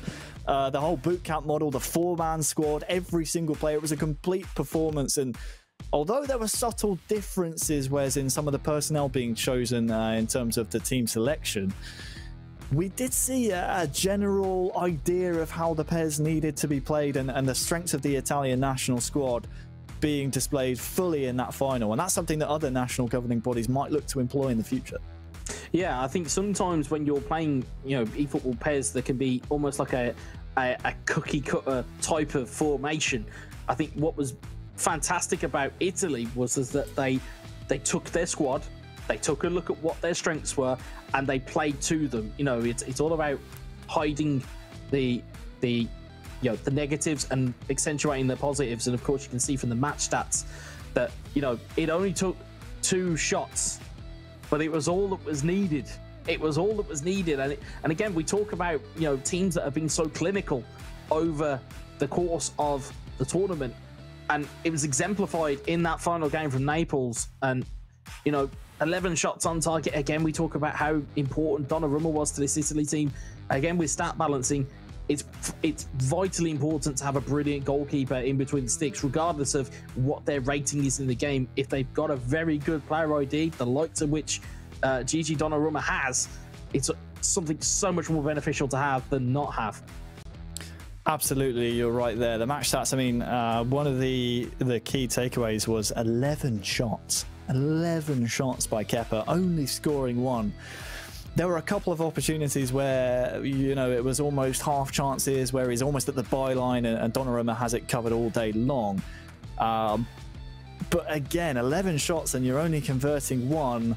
That was, well, not the best return for Kepa's investment, and as a result, Serbia now find themselves runners-up of eEURO 2020. I think it's only fair, Wes, to see the damage that has been done. Italy, I think, needed to score 10 goals in the grand finals to at least match France's tally. It's the French who come out on top of the Alipay top 5 goal scorers list. Italy fall short by just 2, but you know what? I'm sure they won't mind. Serbia as well creeping into the top 5. Yeah, I think Italy will be more than happy for France to have the goal scorers tag, and they'll take the trophy. I don't think they're too bothered. I think they'll be absolutely delighted, as will the Italian Football Federation. They've not had too much to sing about over the last couple of years of competitive football, but they'll certainly have something to virtually celebrate right now with an eFootball or an eEURO 2020 trophy to their name. And I hate to focus on Serbia. I really, really do. Not the performance we were expecting out of Roxa, who had looked solid previously all weekend long. Where does Serbia go from here? Where do Kepa, where do Roxa? Obviously still on eFootball Pro duty with FC Nantes. Once the season resumes, they'll be back in action there.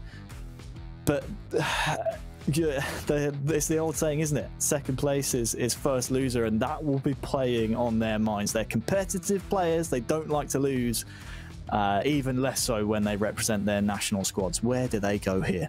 Yeah, I mean, it'll be a sore one for Serbia to take, you know, but let's not forget there were 55 nations when it started off the qualifying to be in the final two. Yeah, we look at it as first loser or runner-up, but at the same time, they're in the top two of the European countries of eFootball PES. I mean, it's a great statement for Serbian esports. You know, we talk about these countries trying to highlight kind of their esport programs and their esport games perfectly. You know, it's perfect for them. You know, it's a perfect advert that they've got to this stage. They've got to represent their country. It just fell short, but I'm sure they'll be back in future tournaments, no doubt. Fell short at the final hurdle to an Italian squad which really put on a show in the grand finals. If I'm right in saying, I think we have Alonso Greyfox, one of the eEURO 2020 grand champions. Alonso, my friend, can you hear me? Yes, I hear you perfectly. So I want to ask for the first thing, apologize for my bad English because I'm really terrible to speak. You're okay, my friend, you're okay. Congratulations. I have to ask, were you nervous ahead of the grand final? Oh, it's a great emotion. It's incredible to have come to this point, to have a win, and it's a huge emotion. I cannot express my feelings in words now. I'm so happy for my teammates, especially for MPK02 that he had a wrong match, but he's a strong player, an effective man, and a good person. So the win is for him too. Especially for him. That's great to hear, Alfonso. First question from me: what did you feel was the turning point in that final? Because first game went the way of Italy, second game went the way of Serbia. Was it that third game that really turned the tide for Italy? I think that the game that was decisive in the matches, it was not with Serbia, but with France before, because the win with France give us a major, how can I say, self-confidence in us. We were sure to be a good team and could be one of the favorites for the final win. But winning with France give us even more self-confidence. So not with Serbia, that are a strong team, an incredible Roxa and Kepa are two phenomena in PES, but winning with Usman Kabail and Lotfi give us measured self-confidence. For me, personally. Alfonso, we'll let you go and celebrate in just a moment. I have to say, Alonso, one final question from me. You won the entire tournament, but surely the highlight for you is just representing the Italian national team. How does it feel to represent Italy in a stage like this? For me, it's incredible because I'm proud to be Italian, but of course I am proud to be Sardinian too. Then the team is composed by 3 Napolitans and 1 Sardinian person that I am. It's proud for Italy, but even for my land, my Sardinia. It's an emotion incredible, childhood dream, and it's incredible. I don't know what to say. It's incredible. I can't believe right now. I can't believe. Awesome. Well, Alfonso, thank you so much. Grazie. We will let you go and celebrate prego, with your grazie a voi. teammates. Thanks to us. Thanks to you. Thanks. Grazie. Thank you very much. Congratulations, my friend Alfonso. Grey Fox there, absolutely, obviously on top of the world right now, wins eEURO 2020. The emotions, and you can tell also the brotherhood really, really strong in Italy right now. And maybe, you know, the squad aspect of it, again, we said it's something other national governing bodies might look for in the future, but you just feel like that camaraderie and that brotherhood maybe is the thing that elevated Italy above other nations here in the eEuros. Yeah, you think that you feel that bond was there, and some nations who only had two representatives, they may look and think, actually, you may have needed 3 or 4. I mean, you know, most notable one you're probably looking at is France. Could they have used the likes of Kilzu? Could they use the likes of Cams? There's plenty of massive French players. There's Red Mamba. There's loads of players that could have easily been added to that rank, but they went with just the 2.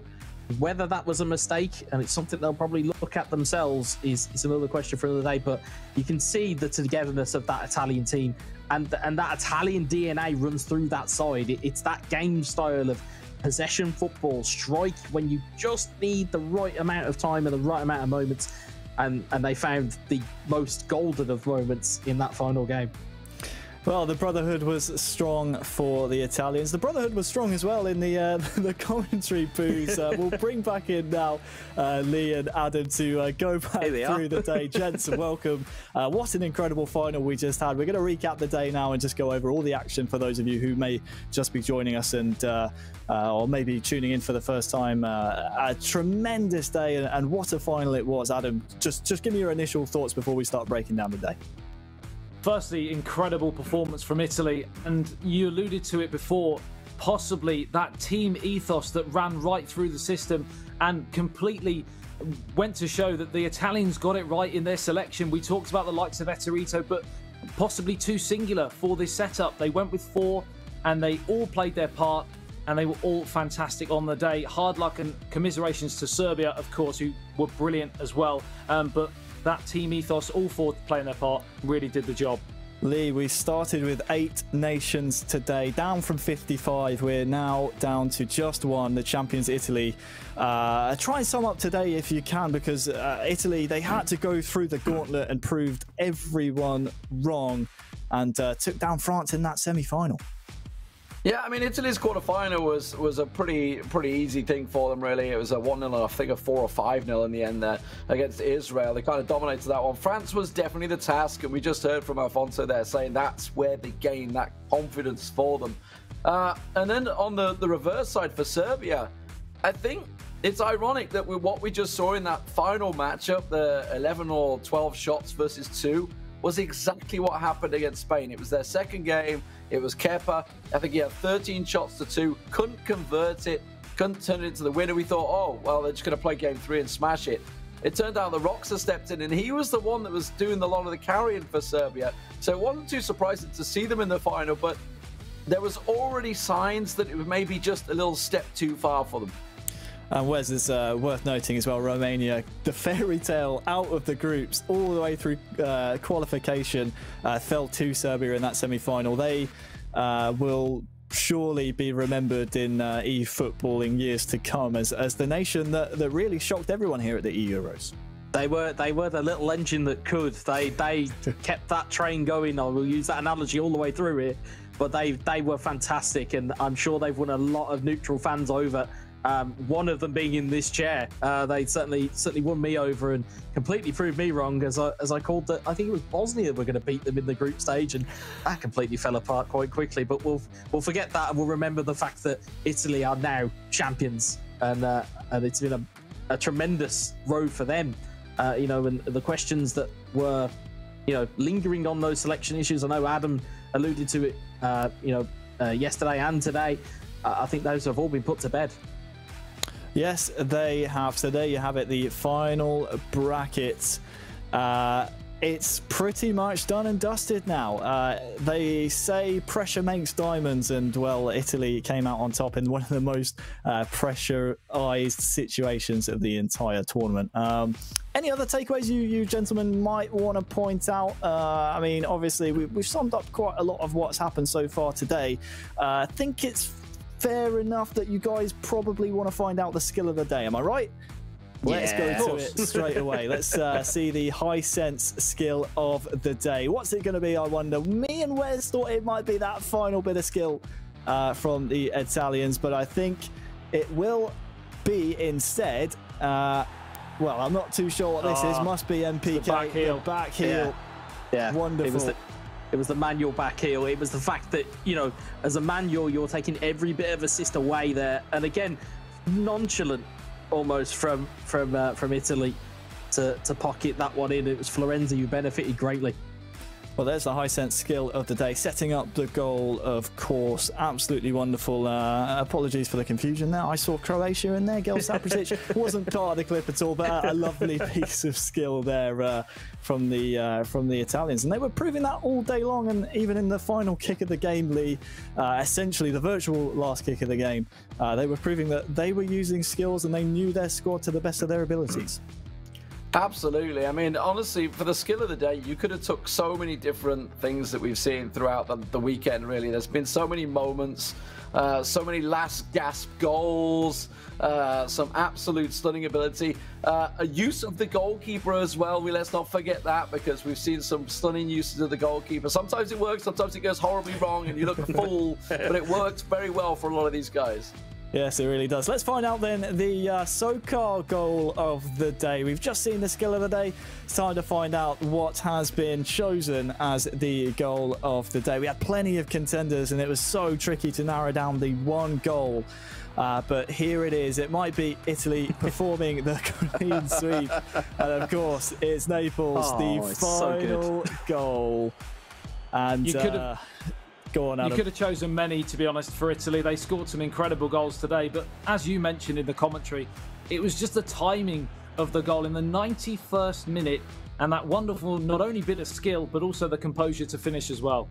The 91st minute and only the second shot of the game for him as well. Yeah. That's the big thing. I mean, that for the pressure that's been on him. To the 11 of Serbia. Absolutely incredible move. And the fact that it takes two defenders out of the equation as well makes it that much sweeter. Gentlemen, I think we're approaching our time here. Thank you all for joining me. Any closing thoughts from each of you? You know what? Let's start with you this time, Lee. We'll go around in a circle so Adam and Wes have a bit of time to prepare what they have to say. He's going to get the chance to get the first one out, isn't he? I know you're a pro, my friend. We'll start with you. For me, I mean, obviously, for me, it's been about certainly for Serbia. I was kind of hopeful that they'd go that extra little step because they've certainly shone through. You know, they took it.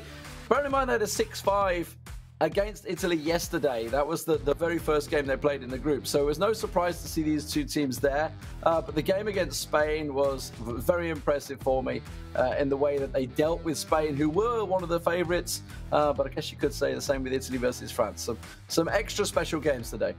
Adam, how about you, my friend? For me, it's all about that word ethos, right from the tournament organisers, the likes of UEFA, Konami, of course, the production team that have been working on it as well, you guys working with you, and right through to the eventual winners, Italy, who showcased that in abundance, that team ethos. So yeah, wonderful. And Wes, we had the pleasure of being in the hot seat for some tremendous games today. Any closing thoughts from you, my friend? Thank you so much for joining me today, of course. What are your final thoughts? Well, I think personally, for me, the comeback from Romania will stick long in the memory against the Dutch. But again, it's memories that make this game, and to see that goal, last gasp, that summed up the tournament as best as we could. And to see Italy overcome France and then Serbia, you'd think one at the start of the day, but to overcome both, it's an absolutely monumental achievement. It really is. Gentlemen, thank you so much for your hard work all weekend long. The eEURO 2020 tournament is